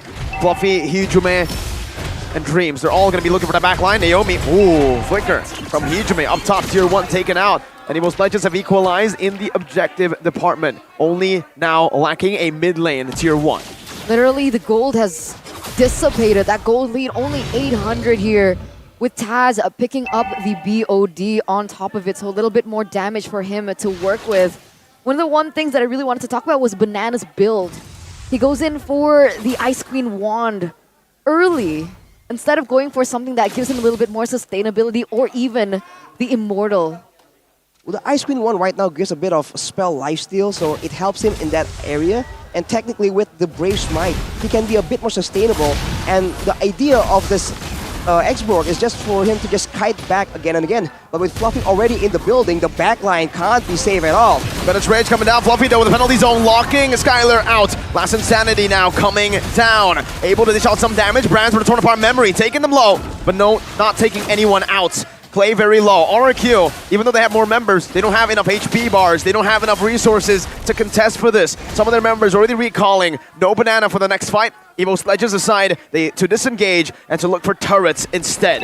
Ooh, very disciplined for both of these teams. No one really forcing the issue here.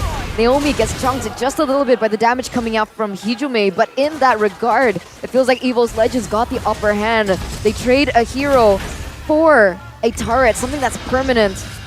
And whoa. Fancy. Calm down, Dreams, calm down. And Clay used the Purify though. It didn't connect, but Clay used the Purify. That's a big resource. Now Fluffy has a better entrance into the team fight. And look at the bottom side on the EXP lane. The wave is stacking to try and push towards RRQ. The minion equilibrium just favoring EVOs at every turn. RRQ needs to make something happen or back away right now. Deadly catch used up. Naomi trying to go for the kick, but it's already too late. Taz still secures it. Meanwhile, Fluffy in the back still able to sustain. Meanwhile, Naomi gonna be chunked down, taken out by Brands. 1-for-1. Roamer for XP. RRQ gonna go trade into her with a jump forward to take Clay down. Out Taz once again with a bounce. Banana with a flicker out. Dreams looking for that iron hook. Gets punished by the Bennett's Rage. Taz is looking for a turret, but they've already gone the Lord. No way, 2 members taken out. Taz gonna use the deadly catch to get that damage onto the turret, and that turret will fall. 2,000 gold lead here for EVO's Legends as they completely turn it around with that team fight. And the Lord is still marching on the top side. There's gonna be more things falling down here for EVOs if RRQ don't have a say in what happens next. On a silver lining though, they do have a lot more high ground, the Beatrix and the Farsa. Wow, that was very, very close. But they can defend this quite reliably, but they can't keep losing team fights like this. The Terizla and the Brody combo is just way too annoying. They will be able to clear out the Lord and defend their base turrets, but for how long? The jungle just falls victim to the clutches of EVO's Tigers strike back. Slow down the pace is what EVO's Legends wants to do. The way they're taking this game has been very different to game number 1. Game number 1, very slow start. Even in the mid game, it was RQ making the moves, but now, EVO's Legends, now you can really see that they are no longer that slow starter team that just gets ahead in the later stage. No, now they have a better understanding of the game, of their composition, of when the power spikes hit. Right as the mid-game power spike hit, EVO's Legends started to be more proactive, started to punish RRQ, where they overextend. I'm interested because, sorry to cut you off there, Arashi, that Feather Airstrike, it didn't deal too much damage despite already having that Clock of Destiny and that Lightning Truncheon. It barely touched Hijume. How is that possible? Well, I think with the Lightning Truncheon, I think it did okay amount of damage. It's just not as much as we're used to, but look at that, Banana. Old Duffy! 3-man penalty zone! And all the resources have just been used by RRQ to disengage. Purify already used up by Clay again. Big resource spent up. Dreams has the flicker. Naomi trying to run. Ooh, very close with that iron hook. I think it's because there's no penetration yet. No Genius Wand, no Divine Glaive, and for most of EVO's Legends' members, they have tough boots. No, Rashi? They have a lot of tough boots for sure, knowing that there's a lot of crowd control. Pick-off attempts gonna be heading their way. But for EVOs right now, the real hero of the story is Fluffy on the Terizla, man. Every time, he just blocks everyone away, and that allows Brands to just get free hits again and again. 3-0 and 1, he is essentially untouched in the middle of the fight. Even with the true damage coming in from the X-Borg, it's not nearly enough to deal with how tanky Fluffy gets. Especially the lower he gets, right? Without any burst damage, it's gonna be way too difficult. You're right here. EVO's though still holding that 2,800 gold lead so far. And interesting, thank you for pointing that out. So Brody built tenacity in his talent choice, so that's why he's a little bit more sustainable going against the damage from Clay without the penetration items. That makes sense. And with that, does RRQ have what it takes to win this 5v5 Lord Dance? They have to skip Fluffy and go straight for Brands or Hijime or Taz at this point. There's no way. Oh! Oof. No Purify. Fortunately still available, but again, they cannot, there's no way they can both weather down the Terizla and still win the fight afterwards. They need to just ignore him and find ways to get to the back line. With the wave pushing for the side of RRQ in the bottom side, this could be the opportunity that they need. Evos though recognizes that and they're going for something aggressive. Naomi's looking for a pick right now, has a G Kundo. Taz going for 50-50! It's Skylar who steals it away. The torn part memory was used up, but Skylar's still free hitting in the back. Hijime now in the midst of it all. Banana taken low, flickers out to safety. Dreams wants to go for the iron hook, but Skylar knows the limits. He flickers out of it, and RRQ, they've taken a big dub. 1 kill, 1 Lord. Wow, man, that's just so clean from RRQ. And you said it, Skylar. Most gold in the game right here by UBS Gold. Ooh. He was able to just use a preemptive Nibiru's Passion to just zone everyone from Evos away. It almost took out Taz, but Taz, again, showing great awareness in the middle of all the heat of battle. He was able to just step back and, reestablish themselves. Now, against a Lord, RRQ, they have range, but Evos can't cancel it out. So it's all about the mind games here. Who does what first? We'll see who does what first here as Naomi goes in for a pickoff onto Fluffy. But it's Rage Bay the Dragon locking him down. 1 member out before anything begun. Now Naomi loses immortality. Still value for RRQ to have the enhanced Lord. Oof, with no frontliner. This will definitely help and benefit the Kings of Kings, who are now taken down to Tier 2 in the mid lane. Tier 2 in the bottom should follow next, but Evo's Legends should be able to keep these base turrets up. They have control right here. But the question is, what can they do with it? If they wait for the next Lord, it's going to be the same story, sort of, again and again. But now with both teams reduced to just the base turrets, this means that the whole area of the Land of Dawn is available for a cat and mouse game, a chase between the Tigers and the Kings of Kings. In that sense, it really does favor RRQ with more mobility that can kite back away and move back and forth, whereas Evos, they're very reliant on getting a really decisive engage, especially with the penalty zone. And now the tension begins. That gold lead is gone from both of these teams. Things have equalized the number of turrets, 3 inhibitor standing for both of these teams. If we take a look at the items, there is a little bit of a lead from Skylar, but at this point, it seems like Brands only needs a little bit more to get that Athena shield, which is what he was going for. A little bit more sustain in these team fights, especially with Clay's damage and his penetration item in the Divine Glaive already built up as well. I feel like initially, RRQ, they're going to play for a front-to-back composition, right? Very good long-range damage and solid front line. But at this point, I feel like the better bet for them is to just make sure that the penalty zone does not land on multiple people. If they can get to the back line, there's no way Brands can match the damage output of Skylar, for example. And Hijime, unless he steals the Feather Airstrike, can't match the damage output of Clay as well. So for RRQ, the messier the fight gets, actually, they do have a bit more value in that sense. They're also outranged. The RRQ can poke them down, slowly but surely. Feather Airstrike renders apathy. Naomi with the conceal knows Brands is there. But look at Dreams and Hijime. A good splash to cancel out the conceal play. No way! Oh, no way! But Skylar Dreams! Wow! Evo's Legends, you count them out, and that's when they make the plays happen. Out of all the members who clumped up, how did he find Skylar, the Indonesian nightmare? I saw it. Skylar was trailing behind everyone else, which is why I screamed, no way, before it hit, and it did. Evo's Legends coming back, taking out the main damage leader from RRQ. This is truly a huge moment here as they completely turn the tables around once again. Skylar just not respecting the fact that Dreams has his signature hero, the Franco, in his hands. That was really unfortunate. Let's take a look at the instant replay by the Samsung Galaxy S23 series. Look at that. He was the last guy in the back.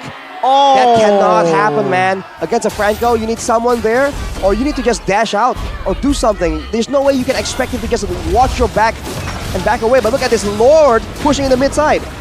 Spectacular defense from the Kings of Kings. Now Banana trying to burn Fluffy back, trying to zone him away. Hijume doing the same thing, but to RRQ. Mid lane base turret taken low with the bottom lane as well, but RRQ are still able to micromanage. They have a very good high ground wave clear. Wow, they don't penetrate at all. 3 lanes are still going to be crashing here. Mid is going to come down first. Are they going to get it with the deadly catch? There's a little bit more damage. But no, it doesn't fall. Oh, look, Banana. He was able to hold on to the mini waves. Now no. Last Insanity coming down. Brands should be taken down with a flicker as well. Brands, he buys the immortality right in time here. He's able to survive for a bit. Banana still gunning him down. Sort of our memory going to be used up right now, but Brands will lose his life. Fluffy finds a 4-man penalty zone, but that will be it. No further engagement for both EVOS and RRQ. But there's 2 members down for the Tigers, and the RRQ Kingdom are now chanting Viva RRQ. 30 seconds for RRQ to try and make something happen, but they're stuck on damage control. The Lord won't be up for a long time after this. Seems like RRQ are trying to go for the top turret as much as possible, but I don't think they can do it against a Bane, against a Valentina. This might just be a great moment that results in not much. The mid wave is pushing though. We'll see if RRQ maybe can orchestrate some kind of dive. Oh, look at the truncheon. That's a mistake. Taz now brought back to the team. He buys the immortality in time, but is it going to be enough to save this game? Taz taken out. Immortality. Oh, good hook there onto Fersing. Takes his life out. Feather Airstrike comes down, and despite Taz's big mistake, it's still EVO's Legends coming back on top. When the nature built up. Dreams loses the immortality to the burn. Wow, just mistakes back and forth shows you again the stakes, the pressure that both these teams are facing right now. With 2 base turrets down, without the range advantage, RRQ, they might have just secured the exact lead they needed for the next Lord. Keep in mind, 20 seconds, when the Lord is up, Taz will be on the way from the base. So RRQ, they can count on a 5v4 engagement and deny EVOs the setup they so desperately need right now. But the problem is both of these teams, they don't have their jungler. Right, Taz is going to be up in just a little bit, but so is Fersing. Fersing on the Pigito should be able to rotate quick as well. It's going to come back down to that 50-50 once again between both of these teams. How are they going to set up first? How are they going to control and do their housekeeping better than the other? With Valentina already pushing in that top side, RQ, they're going to be forced to deal with that for now. Bane, Taz already trying to clear out that bottom lane as well. Trying to get a little bit more pressure as Dreams looks for some more information alongside with Fluffy. The tension is building between both of these teams. There's a reason why they call this matchup the El Clasico, or now the Classical Derby. EVOS and RRQ, look at the way that they are posturing one another. Look at Naomi. Look at where Bronze and Skylar is too. Just a difference in posturing, difference in formation, and when to set up the traps. It's dangerous for both teams, but at this point, there's no way you can get high benefit without high risk. You can see that Skylar exposes himself in the mid lane. The top lane, by the way, is slow pushing in favor of RRQ. If they can just stall long enough, EVOs will be forced to send someone to respond. It might be Fluffy. That might be the pickup they're going for. Oh, it gets cancelled out though. That stun from Brands. Now Naomi is concealed. No! Iron Hook brings him back. The Sword of Power memory used up. Naomi loses immortality. Deadly catch coming out with the penalty zone as well. The zone Banana for the airstrike now onto the back. But now it's going to be Banana, or Fersing rather, who's able to stun him up, who's able to disengage. RRQ survive the onslaught of claws, of roars. But EVO's Legends have ultimately won in this Lord pit, and they will go at it on the Lord. It was so unfortunate, RRQ, that Naomi messed up that engage. The fact that they were able to outmaneuver and outplay it. That was close. Hijume was not supposed to get that Lord. Luckily, it was still for EVOS. But, oh man, my heart dropped a little bit, and I can hear the gas in the venue as well. That retry, yeah. Oh, what happened? Well, it was Hijume who got it. But yeah, that definitely looked very scary. I think Fersing was the one who retried. Fersing? Look at the cooldowns. Well, early there, I don't think he was close enough, but maybe it was. I mean, the high mobility of RRQ, that was a risky call for EVOs, but they gambled on it, and it did pay off. Now with the Lord, can they just break through the high ground. They need to find a way to get to the back line. If Fluffy now, without the flicker, can reach Clay, can reach Skylar, this could be the exact moment where the game gets decided. The hook does not land, another airstrike gets used up. They're not grouping up with the Lord right now. The Evolved Lord has been dealt with. The Kings of Kings are still holding on to this game. 3.4k gold lead, 23 minutes in. The Classic Derby will never disappoint. 23 minutes, man. We're almost at a 25-minute game between both of these teams. Unfortunately, those waves didn't pop off at the right time together. It didn't hit at the right time. RQ still able to defend. But now, with that top lane, it looks like they're going to go for more. Oh, he finds Clay. No Purify now. Naomi in the back. Naomi! With a way of the dragon onto Braz. Fluffy with the penalty zone in the front right now, forcing the winner truncheon away. Fluffy now caught all alone, but is still able to walk out. No brands for Evo's Legends. RQ, they've got a good trade in. 60 seconds, 55, 50 right now for brands to be back on the map. This is a huge window for RRQ to get control, set up traps, set up the minion waves, because if you look at the base turrets, unfortunately for RRQ, it really favors Evos because the bottom lane, the EXP lane, is where the wave is going to continually shove for Evos, and the Lord is on the top side. It's very convenient for them. RRQ, if they want to bank on the next Lord, they need to try and set this up somehow, some way, so that it pushes towards Evo instead. Banana though. That might be it, man. Banana, forced to flicker out. He doesn't have the immortality. Deadly Catch coming down with a Feather Airstrike as well. No flicker on Banana. That's a massive resource.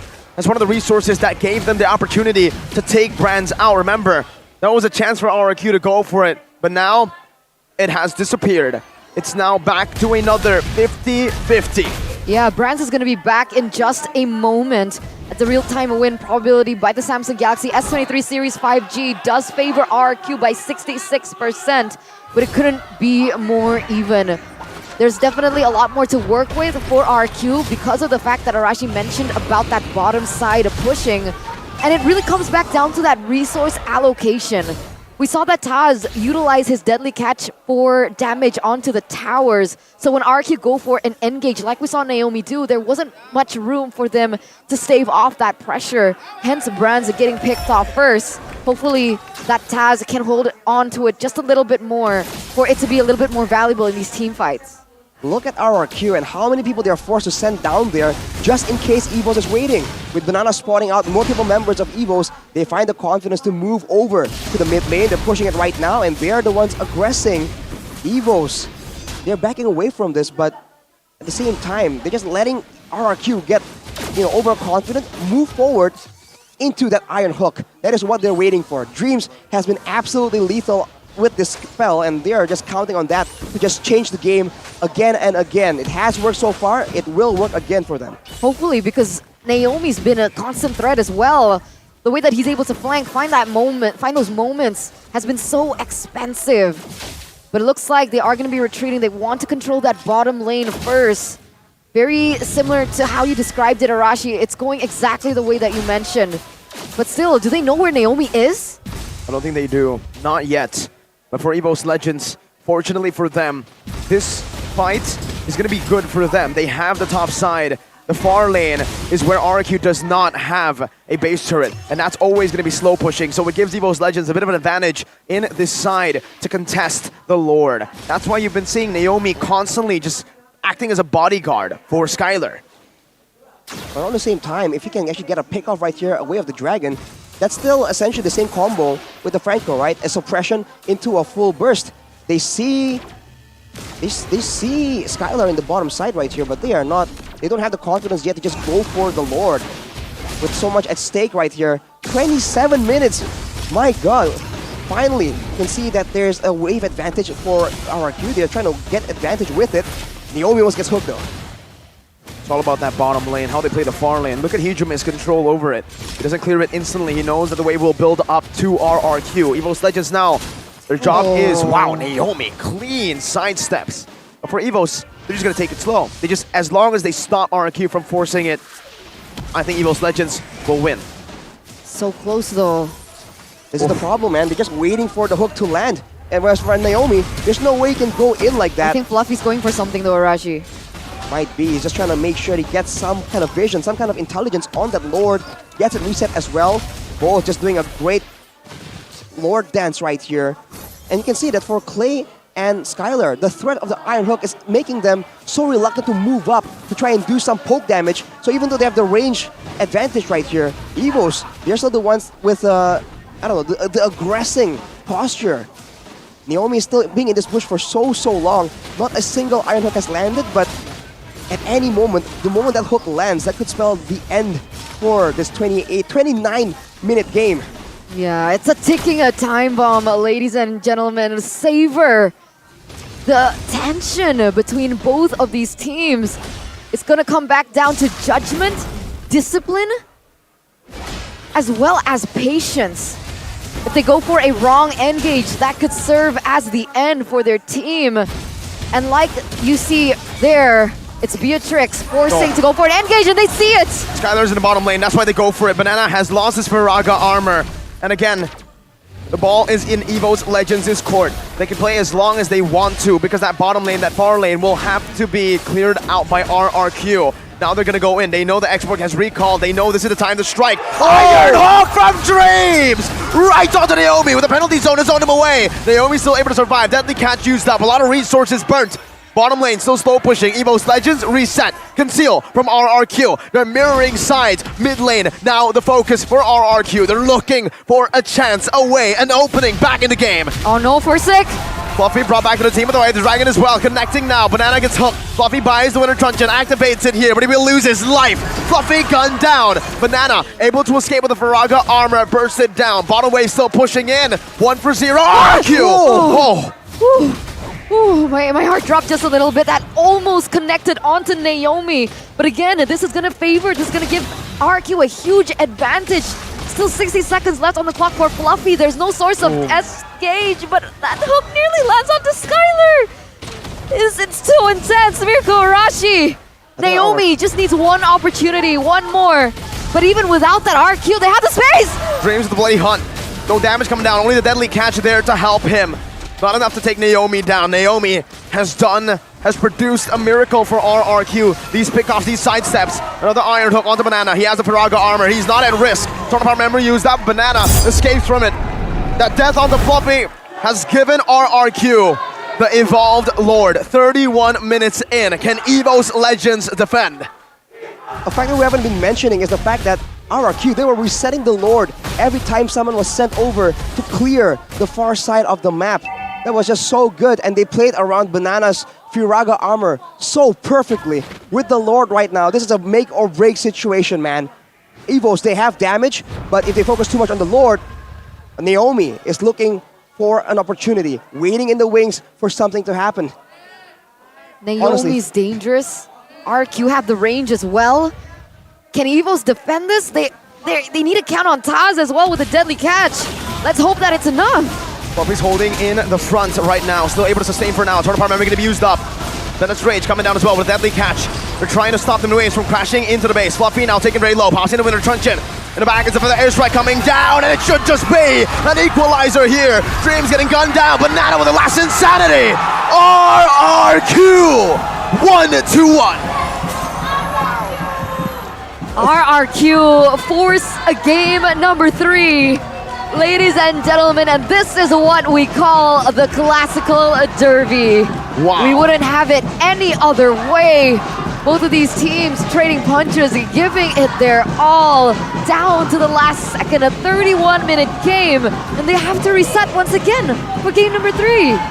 Now RRQ has a bit of momentum after they have won such a trying game. Coming out on top is definitely a huge mental boost. And for Evos, the fact that the game was so close yet so far, this might just harm their mental state. Look at the disappointment in the faces of Evos. It's almost a clean sweep, but now we're back to a best of 1. It doesn't matter if you change the roster, it doesn't matter if you change the coach. The classical derby always delivers. What a performance from the Kings of Kings. I need a break, dude. A disadvantage all throughout the Lord dance. but these are how champions are born. You fight through adversity, you climb back up and show the world what you're made of.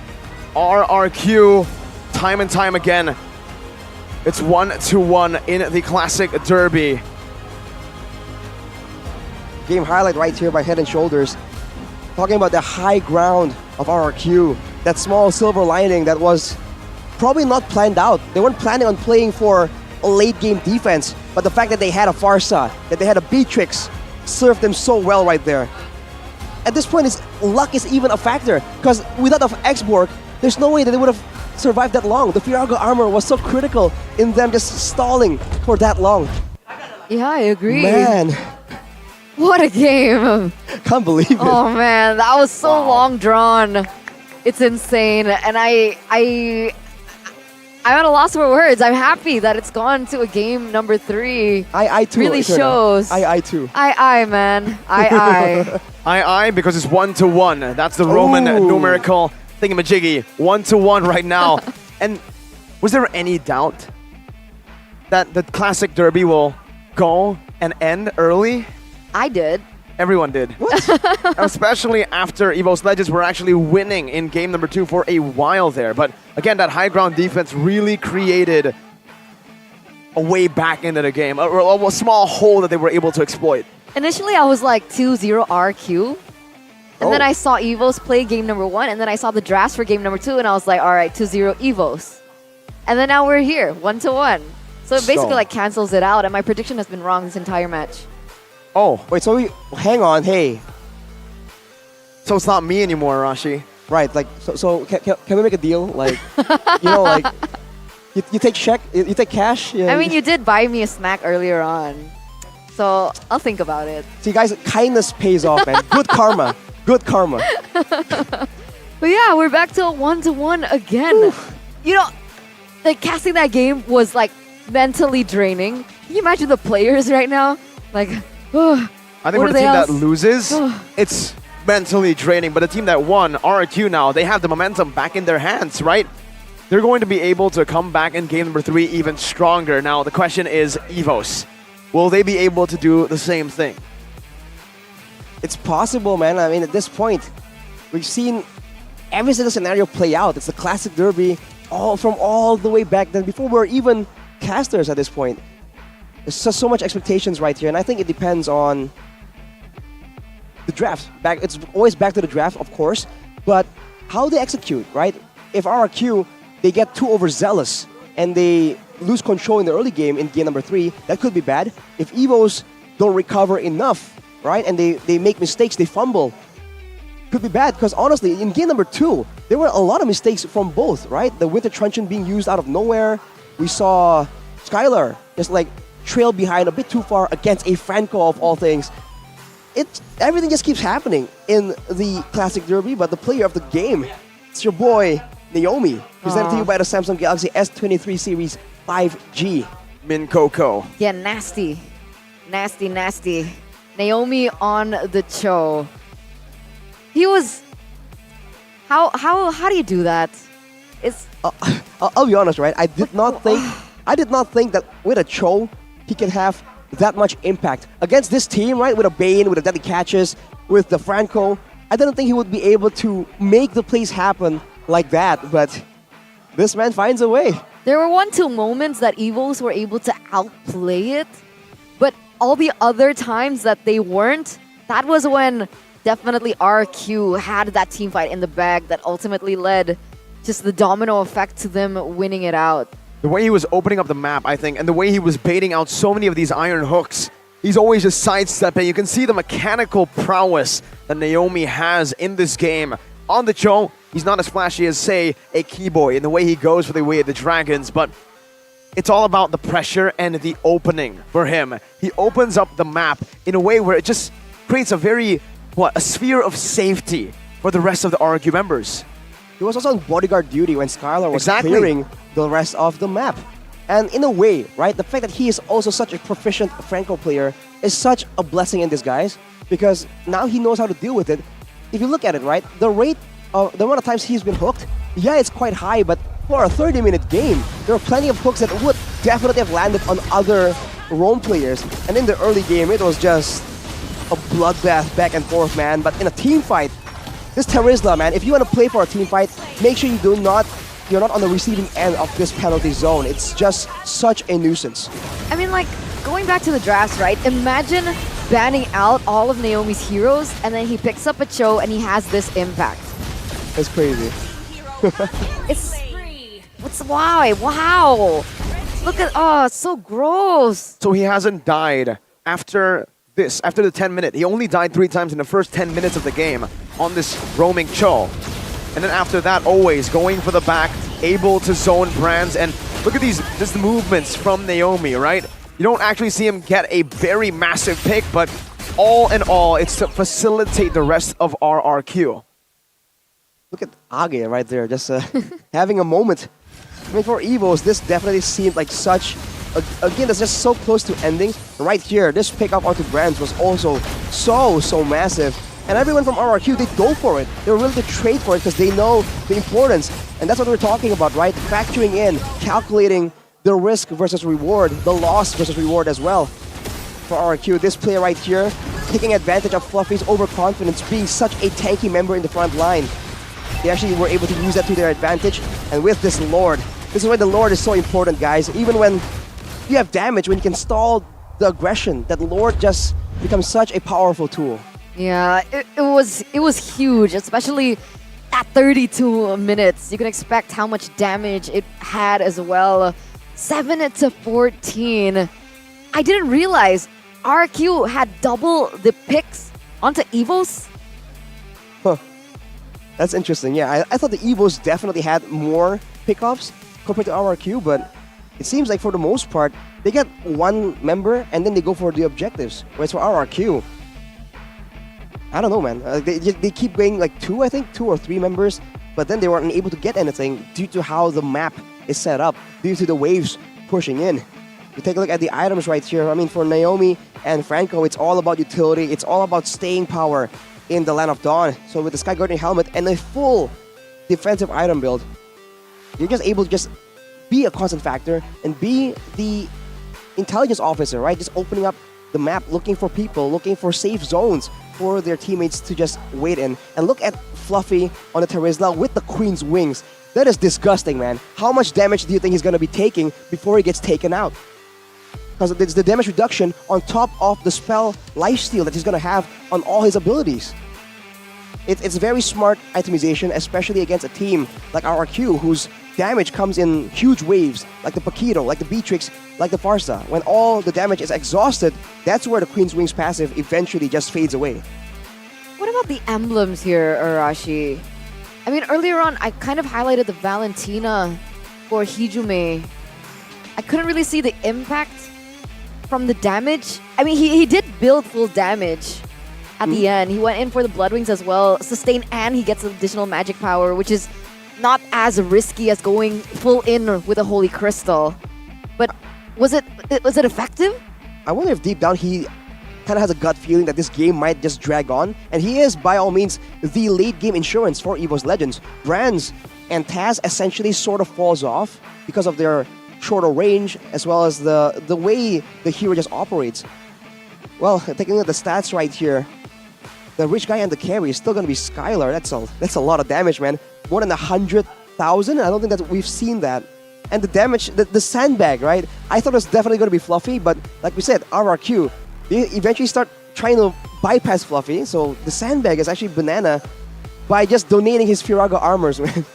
All the Firaga armor, man. I think he loses like 4 HP bars in one single team fight. He's so good at just coming back in and then holding back off, waiting for the Firaga armor, charging it back up all the way.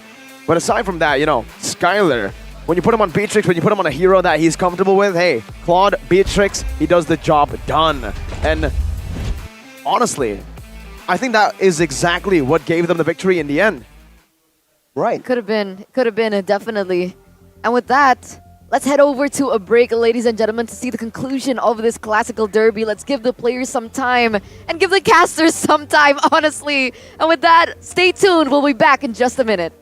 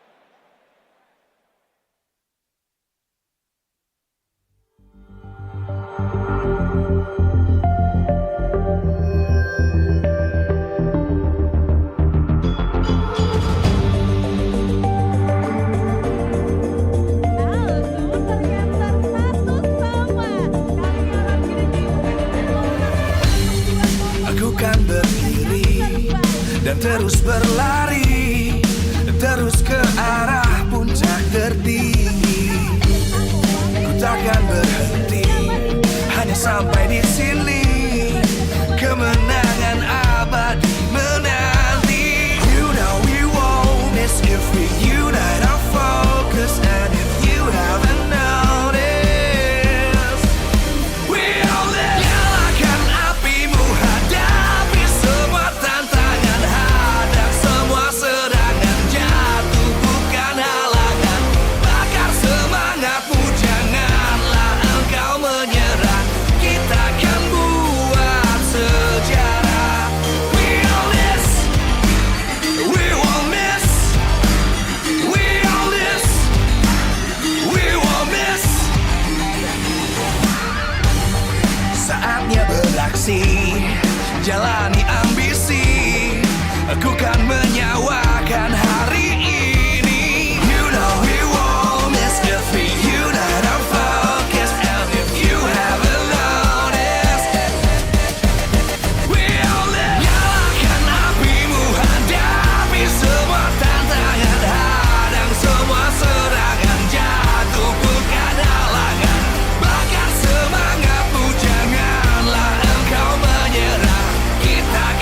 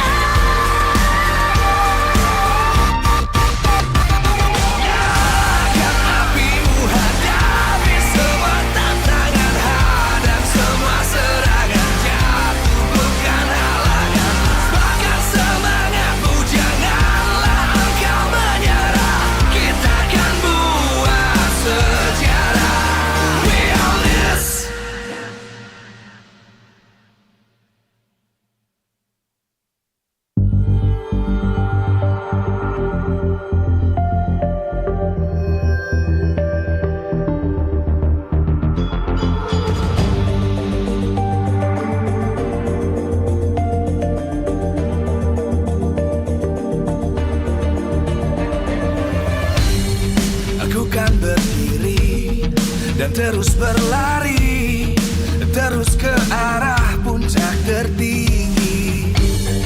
Ku takkan berhenti, hanya sampai di sini. Kemenangan abadi menanti. You know we won't miss if we unite our focus. And if you haven't noticed, we'll nyalakan apimu, hadapi semua tantangan, hadang semua serangan, jatuh bukan halangan, bakar semangatmu, janganlah engkau menyerah, kita akan buat sejarah. We all this, we won't miss, we all this, we won't miss. Saatnya beraksi, jalani ambisi, aku kan menyawakan hari ini. You know we won't miss if we unite our focus. And if you haven't noticed, we'll nyalakan apimu, hadapi semua tantangan, hadang semua serangan, jatuh bukan.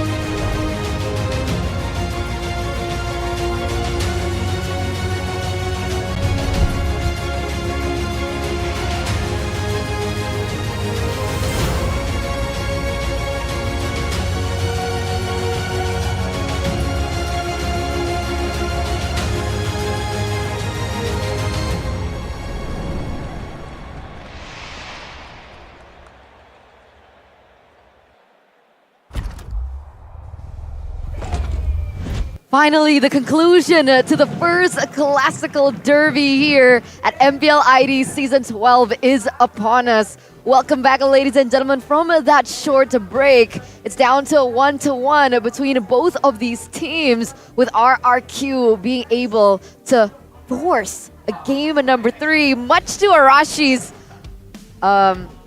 happiness, amusement, excitement, prediction. Much Not to your sure. curse. Stop trying to hide it, Eterna. We know what you're doing.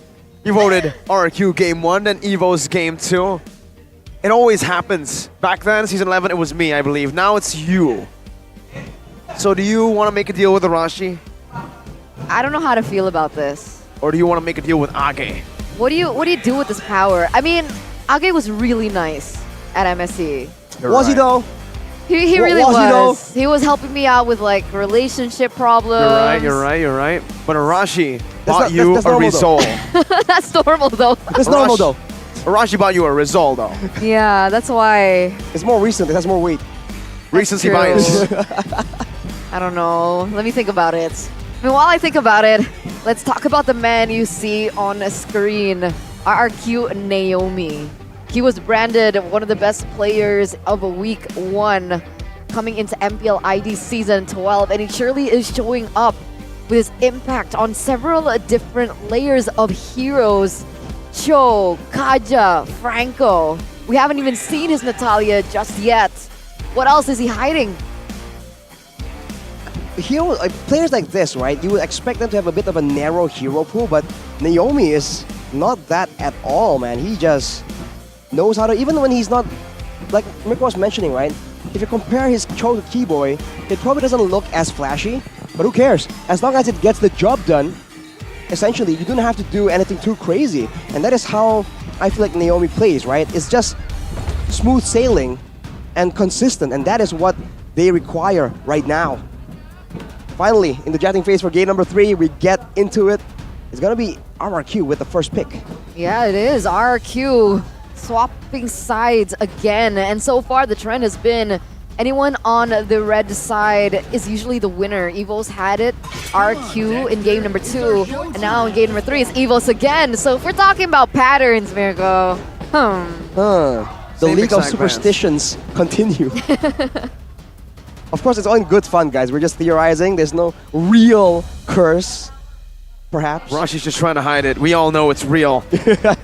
Anyways, though, for both RQ and Evos, am I right about this? I don't know. Both first pick sides have lost? Yeah? Yeah, I think it's just Are you mentioned doubting that. my notes? Oh, Doubting mine. his notes is dead. Still swords run deep. But with that, okay, so the Ling does get banned here. Already a different layer coming in terms of the bans. Claude is still going to be respected along with the Boxia, taking it away from RRQ. This leaves the Kadita open up, the Yves as well. It comes down, does Evos want to pick either one or neither? Go for something different. Leave it open to trade. They're now stuck between a rock and a hard place. Both those heroes in the hands of Clay is absolutely devastating. And in the previous 2 games, both those picks have been always banned away somehow, some form, but Paquito is the option they go for. It will no longer be available to flex between the jungle and the EXP lane, making RRQ's pick a bit more flexible. At the same time, if they go for the Kadita, there's flex potential there, but I don't know if you've seen Naomi perform on it just yet. I love Kadita, especially for Indo. Like, you Yeah. want to be aggressive. It's the best facilitator towards that. RQ, they've been utilizing the Kadita really well. I understand that flex is still a question, especially for Naomi, but even if it isn't, it's so good for Clay. But they go for the ultimate flex. They go for the Fredrin first pick here instead. Evos actually can pick it up later on. And now Evo's Legends can go and deny the pick that has given RQ so much success, the Beatrix. They've really banned out the Claude. In game 1, they picked up the Beatrix here with a Yves. And the Yves is still up for grabs. Arashi, they can do the same thing. Beatrix Yves for that solid backline. It worked for them once already. It could work again without the threat of a Paquito this time. Or Beatrix Kaja. Beatrix Kaja is definitely an option. Or if Dreams really is feeling himself, like, you know, he can go for the Franco as well. And then it becomes a bit of a roamer duel. But for Evos, I don't know, Coach Aga usually is a bit more crafty, but I guess this time he goes for the Beatrix and he denies the Cho, which I think knowing Coach Age can still be flexed, but this is peculiar indeed. This early? The Cho this early. Kaja still up. Franco. A lot of different heroes here that RQ can now utilize. And for Dreams, we haven't seen this Cho in a hot while. Season 10 was the last time he played Cho. Interesting. And it opens up a lot here for RQ as well. Valentina, Kadita, oh no, Joyce banned out. But yeah, Kadita, Kaja, Franco. There's so much to play around with. RQ, they have a plethora. Or they could go for the Eve, and there you go. Truly are the RQ whisperer, aren't you? Now they have a solid engage tool from a distance with the Kufra. It was a respect band in the second game. Actually, in the third game as well, but in the second phase, RRQ switching it up, bringing it forward. But like you mentioned, Mirko, now there isn't a solid, secure, comfortable goal laner for Skylar to pick up, and the Kadita. As much as you fear Clay's Kadita, Dreams is a notorious Kadita player as well. I think it's gonna go to the hands of Hijime here. And the last time Hijime played the Kadita, he didn't find a lot of success on it. Nope. He was so passive on the Kadita. He wasn't a Keyboy Kadita. He wasn't a Clay Kadita. On a Kadita, you need to be brave enough to go for those picks, because that's exactly the point. You want to be able to get those pick costs. You want to be able to give a little bit more space for your team. But all right. Let's just soak it in for now. Second phase is about to begin. What do Evos want to ban out? Are they gonna go for the gold lane bans this time around? They might ban away, trying to limit the output potential from Skylar. Right now, the only hero that seems comfortable in his hands is the Brody, I believe. Everything else has been banned. The Melissa, I guess that's a possibility, but... Skylar and Melissa? Exactly. Have you not forgotten Season 11?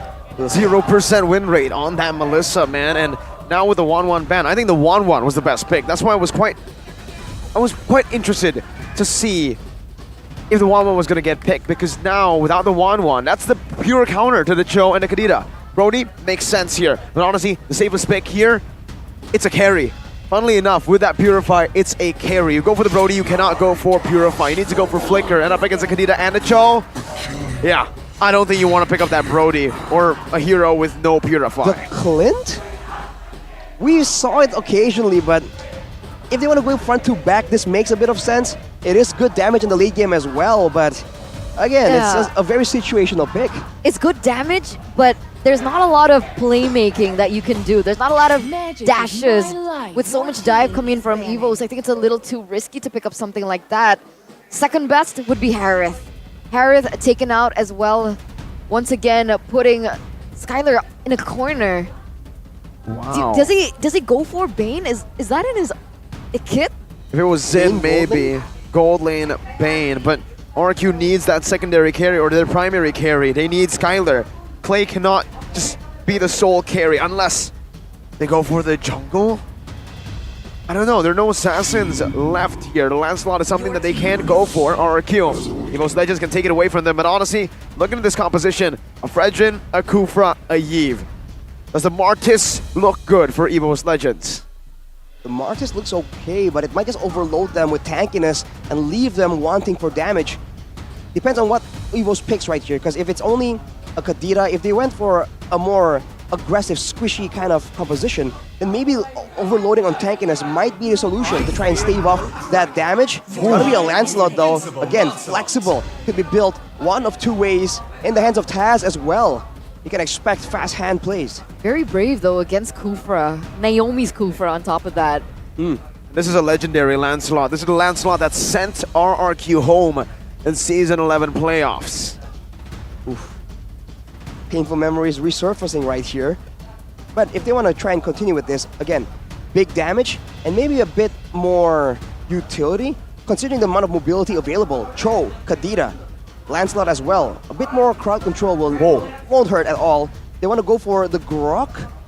Maybe they can go for that as well. Barretts? It's a bit of a good mix. Is that it? Is that the pick? Should be.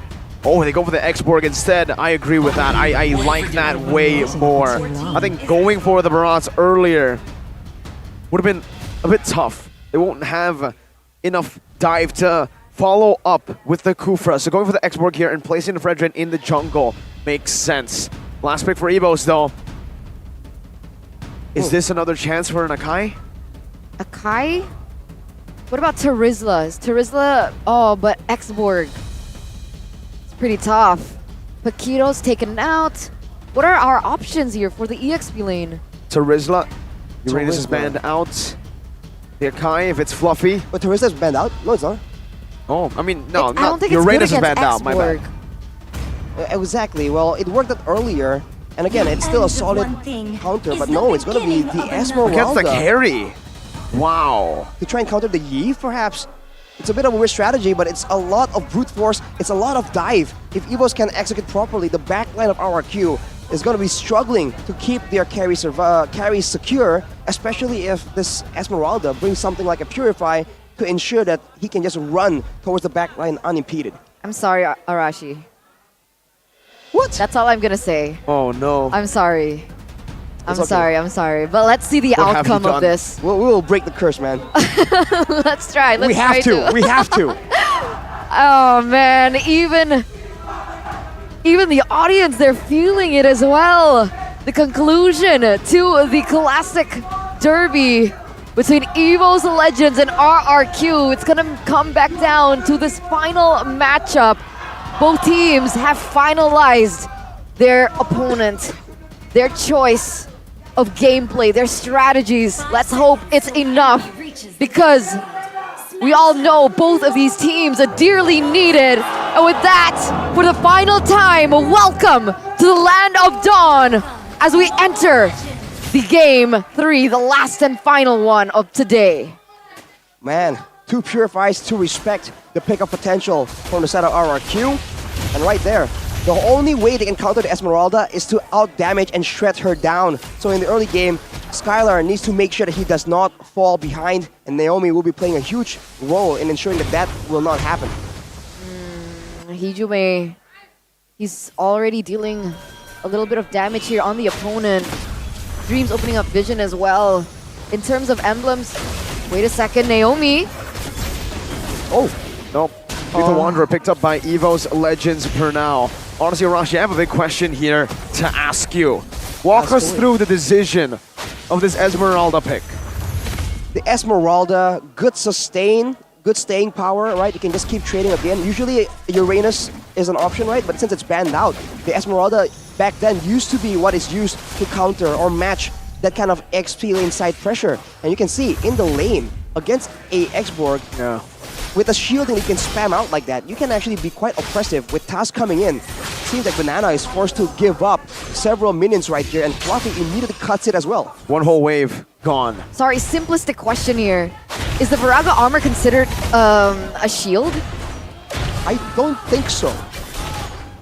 If it is, I'll be very, very surprised. But here, as you can see, RRQ, they're stuck just trying to respawn, trying to protect their side laners, even their mid laner from the pick-off potential. Right now, with everyone from our EVOs approaching level 4, this is where the going gets tough for RRQ.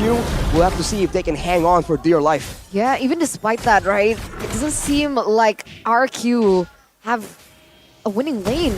Losing out on top, they have a little bit of advantage here in this next objective, but no contest from EVOs whatsoever. First, they're going to be able to get it. This has always been, I think now it's a pattern, right? EVO's Legends always give up the first turtle. In game number 1, they gave up all the turtles, but in game number 2, they gave up the first one and then they waited for that mid-game power spike. Now in the bottom lane, Naomi with a good Tyrant's Revenge onto Brands, forcing that flicker out. Doesn't want to fully commit with the Tyrant's Rage and is happy with just that flicker burnt. Giving Skylar a good solid laning phase is critical to the game plan of RRQ. And looking at the items earlier, Clay went for the magic penetration boots, so he is intending on doing some damage, even though technically he's against a great mix of magical and physical dive from side of EVOs. We'll see if his aggressive choice in boots comes to haunt him later on in the match. I want to circle back onto that point though. Why would they let that turtle go? EVO's Legends, don't they have quite a good early game with Hijime? With Dreams as well, as long as he gets level 4, as long as Hijime also gets level 4, isn't that enough in those 5v5 team fights? I don't think so. I think it comes down to the tankiness that RRQ has, and also the amount of crowd control they have to try and throw a wrench in the plans of Taz as well as Hijime. They get caught in a random skill that just like grazes them. That could be in a lot of trouble. And another thing against RRQ, who's fought so bitterly in the previous match, in the previous game, they want to risk that. So it looks like they're going for more picks instead. Naomi in a little bit of trouble. Dreams actually doesn't want to commit onto it. But that's it. I guess that's a trade back. They wanted to go for picks there in the bottom lane, didn't find it. Now Dreams is in trouble. He's going to get away though. Yeah, he gets out. Aside from just the tankiness, the beefy nature of the RRQ members, bouncing ball as well is something that they can utilize to stop Taz and his entrance to that turtle pit. Berserk didn't use his retry. Taz did. 8 seconds for the turtle. That's a good setup. Meanwhile, Fluffy now against Banana. Banana's actually winning this one out. Fluffy has to run back. Fluffy still has the movement speed advantage right there. Banana pressures him away, but look at that. Naomi gets taken out. First blood with the dragon coming down with the rough waves as well. Berserk loses his life. Franz picks up a double kill. Clay even responded over now with one. Falling Star Moon charged up by Fluffy only to escape. It's a DFS, defensive Falling Star Moon from the Esmeralda. I like it. I like it. I like this creativity coming out from Miracle lately. But here it is. The Evo is going to be able to pick up that turtle. So they opted not to go for it, and then they go for it. Well, now it's all about the power spike. Okay. Exactly. Power spikes. With the pickups they have and that they have already secured. Taz is level 8 actually, so he is farming intensively for now. Clay hasn't been nearly as active as he wants to be because look at the mid lane. It's always shoved towards him, and the Kufra from Naomi can help out a bit, but not as well as a Cho or a Grok like in game number 1. Brands is being really active. That's why it's so difficult to get that mid lane pressure. The fact that he's rotating towards that mid, getting the gold funneled onto him is insane. It's a little bit of a lead here, 500 already with a BOD as well. Meanwhile, top side though. They're gonna go in. Banana under the turret. This should be Banana falling. One Thorn rolls, but he doesn't even need it. Just basic attacks. Banana to death. There should be a free turret up top, and RQ are looking to trade now in the bottom lane. With Naomi right there, it is successful. EVO's Legends, they traded back with RRQ. Tier 1 up top for Tier 1 down below. Look how annoying Fluffy is. He's receiving quite a bit of damage there from Clay, but the fact that he's able to dish out that damage onto Berserk, just really prevent that rotation from coming through. That's a huge factor now for EVOs and to rotations to come.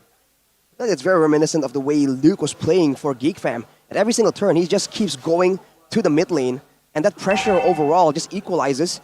And as you can see, the players gold by UBS gold, Taz and Bronze sticking out all the way up there at a 700 and 600 gold lead respectively. Taz even, Dreams looking for a pickoff here. Taz, very fast maneuvers here, very efficient as well. He's picked up the Hunter Strike, and his first item this game was actually a War Axe, Arashi. So I think it's a mix. We've seen full damage, we've seen semi, and now this is usually when you go for the semi build, it's War Axe in the Thunderbelt. He has gone War Axe in the Hunter Strike. Well, a bit of a different build as well right here, just adjusting to the situation. Look at Dreams though. Oh, 3-man Jeet Kune Do with a Dragon Flicker combo, but it's not going to be able to connect right there. Skylar is able to maneuver out. Real world manipulation now locking him down as Brands picks up a killing spree. Rough Waves taken out. Taz securing the turtle. It's a 1-for-1. Both roamers falling, but Evo's Legend secured the neutral objective. Oh, that spike doesn't connect. Hijime nearly gets that pick off, but oh my god, look how aggressive Taz is. Dishing out the damage. They don't really get a pick off, nor do they get that turret into the mid side, but at this point, it's still quite value here for Evos. Ooh, Perisic just unfazed against 3 members. That's the kind of tankiness Fredrin allows you to have. Right now, even though Evos is leading, actually building up to a solid 3k gold lead, they're feeling a bit of the pressure right here. They need to try and end the game because the late game from RRQ is a bit scary for sure for them to try and face in the late game, considering they have an assassin as well. We've seen Taz deliver on the late game assassins, but RRQ has seen it once. You know, full for it once, shame RRQ, but full for it twice. I forgot. I got it mixed up again. It's okay, Arashi. I never get that correct. We know how tense it is. We know the situation right now for your team. Yeah, the full saying, whatever. Whichever. Yeah, it's okay, Arashi. It's fool me once and then fool me twice. But yes, it's okay. We get the gist of it, Arashi. Yeah, it's all right. We got it. But Taz, does he get this orange buff away? Yep. Whoa, Dreams. Whoa. I don't think he wanted to go under that turret. Maybe he did. Persic's Dreaming coming. big. Perisic versus Taz. 2 levels up. It's not even a 50-50. Taz picks it up, steals it away, and there is nothing that RQ can take around for the neutral objectives. There's something, however, to take up top. It's a turret, and Skylar takes it away. 1-0 and 1. Skylar versus Brands, who's level 11. Revenge and the Rage from Naomi. Locking Dreams down. He's still able to escape for a bit as Hijime comes up with the Rough Waves. Nibiru Passion now popped in. RRQ, they disengage. They are happy with just 1 pick. Yeah, and that's 1 pick in accordance to a Lord that's going to spawn in under 2 seconds. So RQ, they have a small window of opportunity that they can capitalize over here if Naomi doesn't get caught up first. Orange Stormwind has been used though, so Fluffy will not have that as a playmaking tool. But look at Taz. Look at how he's reading the movement from Skylar. Oh, no. Execution on the Skylar right now. Goes in with the puncture. 1 more shot, but Skylar is able to evade from it. He's used the Purify, and the Lord has been reset. Evo's Legends, mainly Taz, has bought enough time for his roamer to respawn. And this isn't good for RRQ. Perisic level 11, Taz 13. So, like you mentioned earlier on at the buff tag. Wait a minute, Dreams. Oh, wow, he flickers out of that. Now, he doesn't have the Jeet Kune Do. He's caught in the real world manipulation, but he's made it out so much. He's in the back with the Rough Waves right now as Fluffy joins in as well. Taz picks up the kill on the Perisic. And this might be it, the free Lord over to Evo's Legends. Brand's getting Banana down. Viraga armor taken out. 1 more hit for the mega kill for Mr. Bombastic, who has redeemed himself. Wow, 2-for-0 trade here for the side of Evos. It looks like RQ, they're looking for a punish. Doesn't really find it as Evos pick up another Lord as well. Taz, the damage is insane. Oh, Dreams! Oh, not too sure about that one, Dreams. He wanted to go for the way of the dragon. Didn't find the angle, but I think it would still be worth it for him. He went in Jeet Kune Do, he lost his life.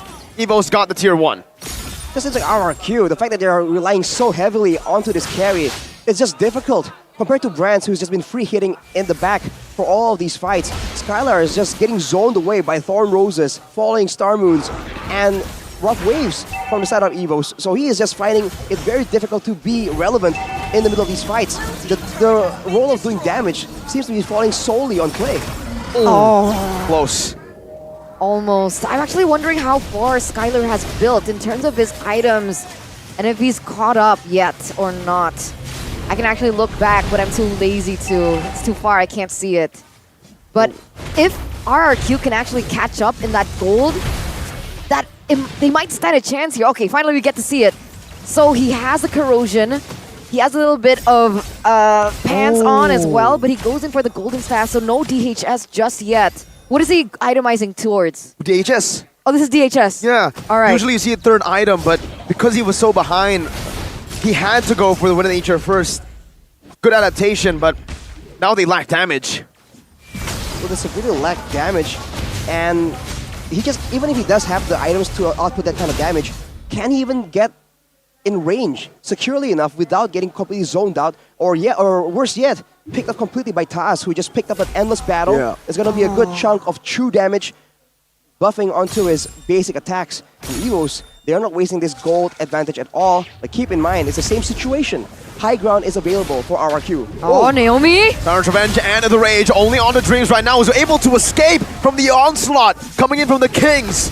Evos Legends, they escape, they disengage, and they take it slow, pacing it down again for Dreams to come back. But that's exactly what they need to do, right? You're talking about the fact that they can't close the gap, especially for Skylar to deal out the damage. If Naomi's able to get a really good pick onto a certain and important member from the side of Evils, they can't really evade from it, then that definitely is a point for RRQ. But look at Evils just rolling the ball, getting another turret there in the bottom side, already pushing a lot more here in the top side as well, giving RRQ just so much homework to deal with, so much housekeeping before they go even try and think for an engage. For Evos, they're just doing really well, trying to make sure they maximize the vision game. You can see that even for Skylar and Clay, when they're trying to rotate and clear the waves, the jungle just never is safe. And that's making Naomi just show up a lot more often. And when the Kukra is visible, you know he's not charging up the Tyrant's Rage somewhere in the bushes. With the wave pushing for Evos in the gold lane, the Lord is up and RRQ, they are contesting for it. I don't know about this. For both teams, 6,000 gold lead in the 13th minute should still favor Evos Legends much more. Look at the split that they're doing though. 3 members. 3 of their core members are in the bottom lane. Brand's just playing for that mid lane, for that bottom wave as well. Are they trying to look for a turret down below? Is that the play? Well, with Skylar leaving the vicinity, this might be RRQ just backing away, or maybe just attempting an easy steal. Evos, though, they put 3 members right there, just waiting for someone to rotate past them, hoping for a free kill. Skylar now shows up. Evos will jump on Banana. Banana's Rage coming down. Good G Kundo on the way the Dragon, bringing Banana back to the team. Now he's able to dash away for a bit. He loses all of Viraga armor as the Namiru's Passion gets popped in. Now Fersic, whoa! Appraiser's Wrath, dealing damage on the Dream, chunking him low. Fluffy now getting trended down with the real world inflation coming through, but Banana is taking a little bit of Render's apathy. He draws the midst of it all, but RRQ outplayed it. Now Taz, once again on the back. He goes in, finds another. Banana with the last insanity, Dreams with the G Kundo flicker. But Evos Legends have come out on top. They've taken RRQ members low, and it's low enough for them to get the advantage to now go on the Enhanced Lord. Oh man, the turn of events that led to that point. Skylar was a fancy feat. The amount of times that he dodged everything that was thrown at him. He was able to dodge Hijume, and then he was able to take him down. He was able to dodge, have the wand pop off at the right time when Taz was going in as well. I can't believe he survived that. My eyes was just, it was focused on Skylar. And I know Evos, they pick up that Lord, but how are Evos supposed to close the gap like that? For Evos, well, the simple answer is to use the neutral objectives. It's worked so far. Every time there's a Lord or something important that Evos can pressure RRQ to respond to, they have been using it to try and get a pick off, to get a dive in. And now with the Lord coming in, you can bet that with the Lord, when they reach the base of RRQ, they're going to try and attempt yet another pickoff. But with the high ground, with the carry actually having a lot of damage for the beefier members, including the Lord, by the way, they can probably clear this out, and Naomi will probably play it more defensively. That was a 10,000 gold lead for the Tigers. A conceal as well from Dreams. He spotted out. He wants to go for a G Kundo flicker, but it's all just zone Clay away. No RDM right now. Nothing committed. Naomi with the Tower's Revenge, but Fluffy is able to purify out of it. Now the base turret in the mid lane taken out. Evos Legends still looking for more, but no, they don't. RRQ have defended, and Evos Legends respect it. They respect it, and they also get a tower in that mid lane for just more pressure onto RRQ here. Naomi might get caught. He's receiving a lot of damage from those members. They're still able to clear these waves. Top, mid, and bot, so they only lose that mid lane. What's so annoying for RRQ right now is the fact that most of their goal difference isn't coming from kills, so shutdowns will help, but it's not the end-all solution for them. They're also lacking in control of the map, in the structures. If they don't make something happen, it's going to be so difficult, but until they reach the right power spike, they can't really go for a lot of engages like this. They're just so prone on getting dove on because Skylar is on such a vulnerable hero like the carry. Skylar just built the Malefic Roar though. At That's this point, does it warrant a lifesteal item? Yeah, that's why. Yeah, Last Claws? Very interested to see that. You're only doing true damage with your passive, but I guess it feels like it isn't enough penetration to actually get them low. I would have expected a Haas Claws, maybe even an Athena Shield here at this point of the game if he wants to survive, or a Bloodless Axe even. Look at the items for Clay. He also went for a full damage build, so watch as he will take a lot of damage if Dreams, or if Hijime can actually find the opening he requires to go into the back line. As of right now, we talked about how Evos now don't really do the spread apart kind of teamfight anymore, but in game number 1 and game number 3 right now, they're showing that that is still very much their MOU. Yeah, which is great. You love to see it. Evos, the fact that they're able to do that, it actually gives them more space around the map. RRQ, they're looking for something. They're looking to funnel a little bit more onto their members, but they can't. And Hijime? Naomi, what happened to Naomi? Now in the back. Taz looking for the damage, but I see Immortality baits him in. Dreams with the way the Dragon Flicker combo, bringing Versick back as Fluffy zone Skylar away. Versick isolated, taken out. Brands buys the Rose Gold. Winners across the board. 2 for 0 for the Tigers. There's no Taz though, there's no Taz. RRQ, they have actually bought a little bit more time. Evils, no way would they want to commit onto this, right? Fluffy gets really low. Brands with the Renner's Apathy. Fluffy taken low. Has the Immortality and a Winter Truncheon. He pops in a Winter Truncheon first. Now Immortality going to be popped in. Banana in the midst of it all. Last Insanity popped in. Brands trying to deal damage to him. Dreams. Oh, he's able to escape. Saves his Immortality for a while. But RRQ, despite having 2 members down, they have matched Evos' aggression. And now it's working in favor for Evos. Taz gonna be up in a few seconds. All they need to do is just to bait. No first sec. Look at the wave in the top side though. In the EXP lane, a massive wave is building for RRQ. So if they can pressure the Lord right now, Evos are the ones that have to fight at a disadvantage. With a carry available to them, they can very easily burst this Lord down and force the fight. You see a Fluffy on top? This might be the initiate they require. They don't see Hijime though. Hijime is looking for a flank for sure. We don't really know where Clay is just yet. They see Skylar for sure. And this Lord dance once again. Now they see Hijime. Fairsick knows where he's at. He's still holding on to the Lord though. Hijime has a chance to clear it out, to zone Fairsick away. Meanwhile in the mid lane, Renner's Apathy used up by Brands. Skylar's clearing it out, and Brands is matching it. Now Naomi jumps in, Fluffy able to use the Purify. Dreams looks for the back line, but it's going to be taunted down. Now locked up. Naomi with a Tyrant's Rage to lock Brands down. Hijime now in the back, but he loses his life. It's a last Insanity from Banana to take Dreams out. That was Taz running the world. He goes in onto the Lord, but he loses his life. Now Taz gets out. Versick has taken the Lord. RRQ have taken the fight. Ooh, 4 members down. Taz very, very low, being chased as well. He will be able to escape, but look at the waves available to RRQ right now. It was building up before the Lord was even contested. Now they can use it to potentially take the base turrets. Taz is the only one left standing with 20 seconds left on the death timer. It looks like RRQ may take this one. Naomi with a play of his life earlier. Now Taz locked it down. The base wide open. The Kings of the Kings have reverse swept Evo's legends. Wow, they've done it. What a swift conclusion. We thought the game was going to drag out for even longer. But this is what happens at the highest level, man. One moment is all it takes. And the kingdom has prevailed.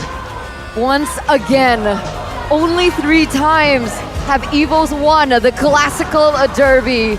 And this is going to be in addition to the portfolio of RRQ in this matchup. What a game.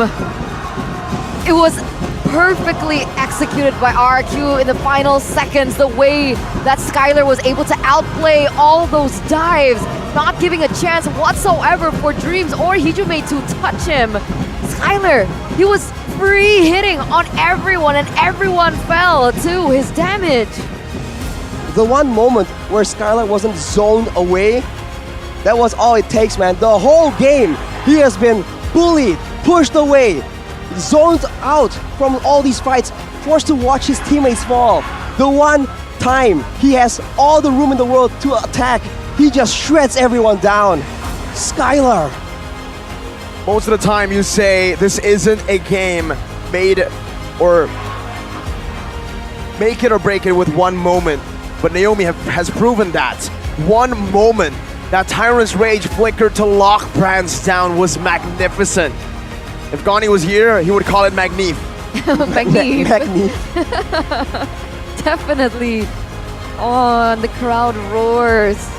Kingdom, RQ, they found another win. That broke the solidifies. curse. They broke the curse. What curse? Your My curse. curse wasn't a curse to begin with. We were just playing with you guys. But yeah, True. this All good solidifies RQ. Number 1 on the standings, if I'm not mistaken. Are they still at number 1? Now they're back at number 1. Who was number 1 yesterday? Bigatron. Oh. But tomorrow, it's the battle. Oh my god, between both of them. Oh, I Dude. love it. Storylines after storylines. Look at the Kingdom, though. Yeah, they're having so much fun. I'm actually wondering what RRQ has to say about that match. And with that, let's throw it over to our host. RRQ! Oh, semuanya langsung berseru dengan Tuan Muda. Oh, Persik. Semuanya udah bersorak-sorai. Tuan Muda kita, Persik. Bagaimana kamu di derby klasik ini? Sekarang kamu di RRQ. Apakah ada rasa yang berbeda atau bagaimana, Persik? Udah pasti beda sih. Di sini lebih nyaman. Lebih nyaman. Tapi kalau ngelihat di match kali ini, Persik, kita tahu bahwa Evo Station mereka tuh kangen sama kamu. Banyak yang pesan-pesan. Dari kemarin, Flavi dan semuanya. Kamu mau ada salam-salam buat dari Evo Station nggak sih? Tunggu idol gue main sih, Fanstrong. Kamu nunggu Fanstrong malah? Betul.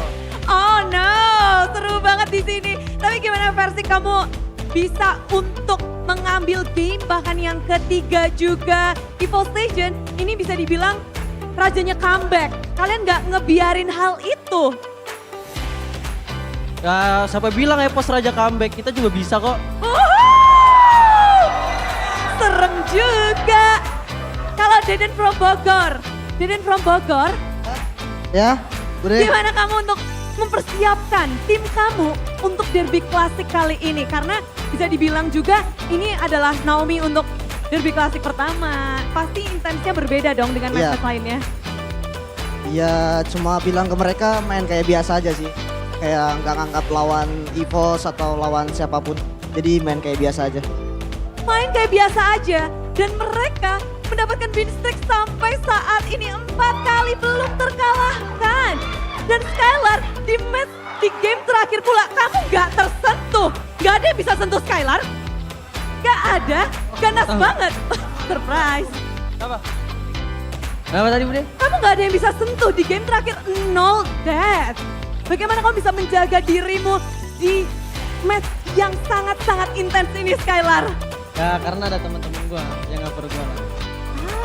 Karena percaya temen. Rambut baru kah? Kekuatan rambut baru? Enggak, emang udah luntur. Udah luntur. Oke, ini menarik juga. Semuanya penasaran pasti ya siapa player of the match. Untuk pertarungan yang begitu ganas. 2-1 di Derby Classic. Mari kita bersama-sama cek siapakah player of the match. Dadadadadam-dam. Naomi! Naomi, congratulations, you got the player of the match in this match. How do you feel about this match? This is really famous derby in Indonesia. How do you feel? You always, maybe previously you only watch it online, but right now you are the one who playing it. I don't really know about this game. I made so many mistakes. We win because my then, not because of me. I did. No, enggak. Dia ngerasa ngerasa dia ngelakuin banyak masalah, dia menang karena timnya. No, you're doing great, Naomi. You make a lot of momentum. How do you make out this momentum for your team? Oh, I don't know because I did a lot of mistakes. No. Semuanya semangatin buat Naomi dong. Naomi, you're a great player. And Banana, kamu juga galak banget di match kali ini. Banana, apa yang membuatmu galak di match ini, Banana? Enggak galak. Masih banyak mistake lah, tapi bakal improve lagi. Masih banyak mistake, jadi setiap playernya terlihat mereka langsung ini ya, langsung mencari apa yang bisa diimprove untuk nextnya. Banana, kita ngeliat kalau Fluffy di XP laner lawanmu kali ini baru banget masuk Evo Station pula, dan dia menggunakan mungkin bisa dibilang battle spell yang menarik. Satu-satunya player yang kayaknya baru pakai sih, Arrival. Gimana kamu melihat player EXP lane yang bisa sangat fleksibel seperti itu, Banana? Ya keren sih punya gameplay sendiri, soalnya kan si Fluffy udah pernah pakai di season 10 kan yang Akai gitu. Ya dia udah punya gameplay sendiri lah, ya keren lah. Dia bisa punya ide sendiri. Ini sih, tapi kewalahan gak sih Banana untuk melawan Fluffy di laningnya? Lumayan.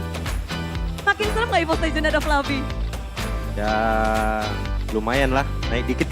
Lumayan. Naik, ya, ada kenaikan juga. Dan kita melihat bahwa 4 kali win streak terus-terusan. Motivasinya dari mana sih? Deden from Bogor? Apakah ingin terus-menerus melanjutkan win streak ini? Karena Bude ngeliat banyak banget yang informasi. Apa? Motivasi? Motivasi untuk terus win streak. Ya motivasinya kayak Onyx season kemarin. Mau 15-0. 15 berarti sampai playoff gitu ya. Sekarang ada 9 nih, nambah lagi berarti ya? Oh nambah lagi ya? Nambah lagi. Oh nambah lagi, jadi berapa tuh? Jadi banyak kalau sampai playoff dari regular sampai babak playoff panjang. Ya 20-0 lah kalau bisa. Oh amin. Ingin memberikan terbaik. Tapi ini banyak banget yang ingin mendengarkan pula kata-kata dari Deden from Bogor, sang kapten. Kata-kata dari kapten. Kalau nanti kata-katanya tunggu kalau kita sampai grand final aja ya. Menunggu sampai grand final. Oke, ini tentu sangat-sangat dibutuhkan pula mental dari para Kingdom untuk menyemangatinya. Sekali lagi yuk, boleh tepuk tangan untuk RRQ. Thank you RRQ, dan langsung aja kita akan bedah lebih lanjut. Ini game yang sangat intens, match yang sangat luar biasa. Seperti apa para caster bedah.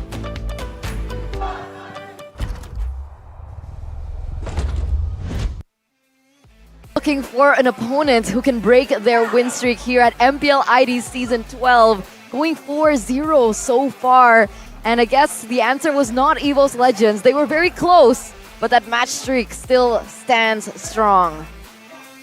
I mean, they got me a bit concerned there, man, honestly. After game 1, I was like, whoa. Sorry. But yeah, I was quite concerned, I must say. But thanks to this man, Naomi, man, player of the match by the Samsung Galaxy S23 Series 5G. One moment. And at this point, you can't question the fact that when you are the ones pulling the trigger, you have a chance to just make something happen. I think Naomi really personifies that. Every time, even when he's behind, he just goes for it, right? And it's always better than just waiting around. You can't hear pictures, they say, but when you see Naomi here with that face, you just hear it. Arr! I was thinking more like, He's just loud. You know? Naomi. He can be loud. Min Coco, Arashi. Min Coco, the player of the match, presented to you by the Samsung Galaxy S23 Series 5G. That moment was what sealed the deal. He said in the interview he made a lot of mistakes. He doesn't deserve it. You're right, he did make a lot of mistakes throughout the game. There were a lot of engages that did not connect, but it's all about that one play that can seal the deal. And if it wasn't for that play, I honestly think they would not have won. If Brands was not locked down in that team fight, he would have done a lot of damage. We'll see it again in this highlight. Early on, though, it's all about the way Evo's just out-damages and outmaneuvers RRQ.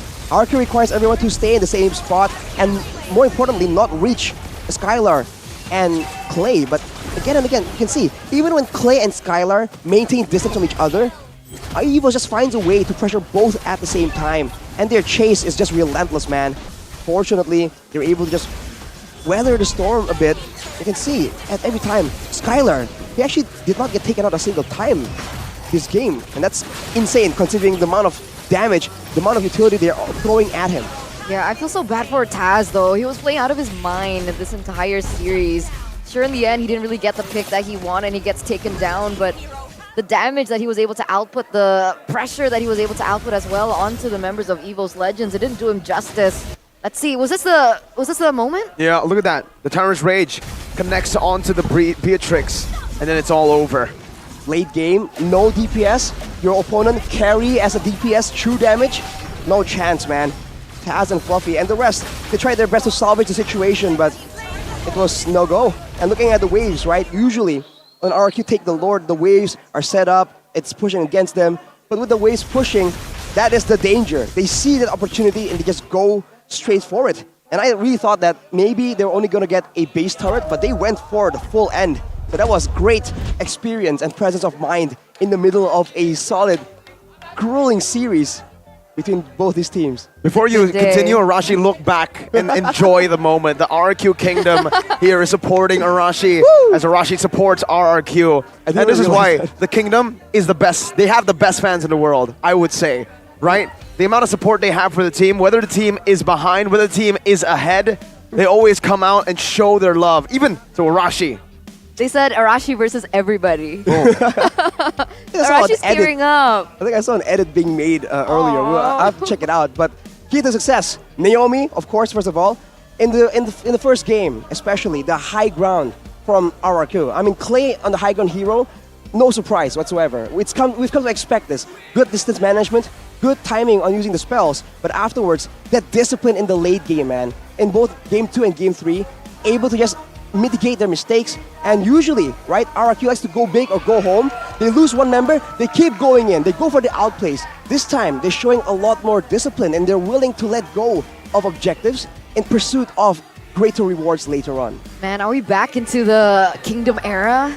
Right? I hope so. I think we said goodbye to it last season with RRQ just really falling off. And then 2 seasons ago, it was that. That was a storyline, right? With Onyx on top, with RRQ as well. Just the kings. One is the kings of kings, one the king of the skies. And looking at RRQ so far, it's looking like we might fall back into that as we are going to take a look at the standings. And here it is, RRQ back on top with a 4-0, not losing a single match so far. It's getting kind of cold up here, man. But these are the standings. I can feel it. I can feel it. Samsung Galaxy official gaming phone, Samsung Galaxy S23 Series 5G.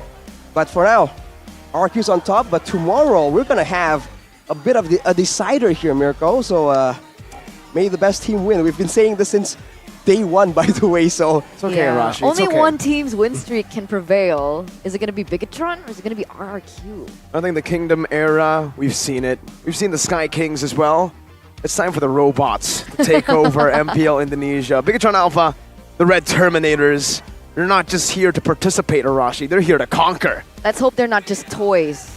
We'll see. To RRQ. We'll see if they're just a simulation. They were rabbits, not toys. Well, Rebellion Zion, by the way, also climbed up. So, I mean, congratulations to them as well. But looking at the standings, it's still all 50-50-50. So, it's still way closer than you would imagine. It's only week 2. We still have 6 weeks or 4 days. Holy moly. That's a lot of matches still. And we still have tomorrow's schedule. Is it only 8 weeks? Wait. Well, hang on. Wait a minute. Whoa, whoa, whoa. Sorry, I was Hold up. This season was 9 weeks. Is it 8 weeks? It's 8 weeks, Eterna. I would love to have like 57 weeks, right? But unfortunately, then we wouldn't have M5. You're gonna like go through like 2 seasons? Whoa. I don't know, man. I mean, looking at the games here, I just wish that there were 9 games a day and 9,000 weeks. And Miracle casts all of them. Oh, I can't. Solo cast. What is that? What is that? I don't know. Is it him pleading mercy? That's a peace offering. Is that your ultimate? It might just be, or he's begging for some OVO points. For OVO and Telkomsel. I need data. If you want me to cast, I have my Samsung phone right here, watching the video, reading the comments. I need good connection. He does. Without it, he's confused. He doesn't know what to do. And with that, you guys can also get that for yourselves because there is a special promo with a cashback of up to 10,000 OVO points. Don't miss out on it because buying a data package is simpler, easier, more efficient with Telkomsel as well as OVO. Sign language. Is no one gonna say anything? No. I was like waiting for someone to say something. Sometimes silence is louder than words. Yeah.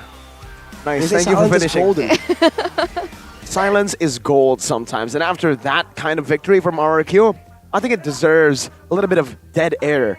Just for the people back at home to savor the moment. Especially the RRQ Kingdom, especially Arashi right here. He's probably going to get to Zen mode. Maybe they want to celebrate, right? Do you want to be loud or do you want to be silent, Arashi? You want to be loud or do you want to be silent? Why is it like all or nothing? What's going on? Can I be in between? No. Arashi always makes his own. You ask him one or two, he says or.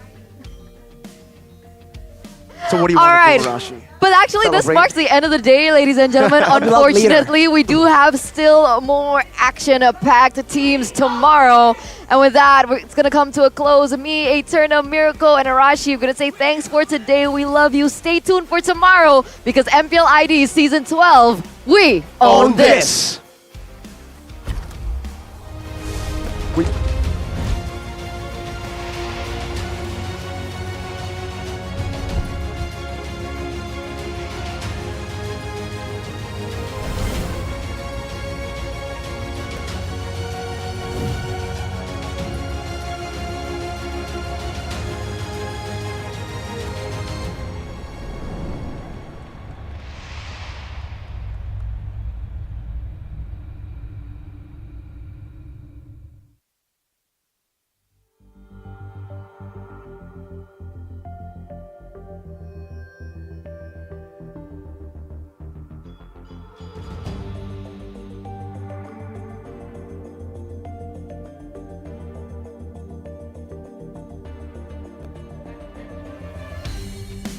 Kan berdiri dan terus berlari, terus ke arah puncak tertinggi. Ku takkan berhenti, hanya sampai di sini. Kemenangan abadi menanti. You know we won't miss if we unite our focus. And if you haven't noticed,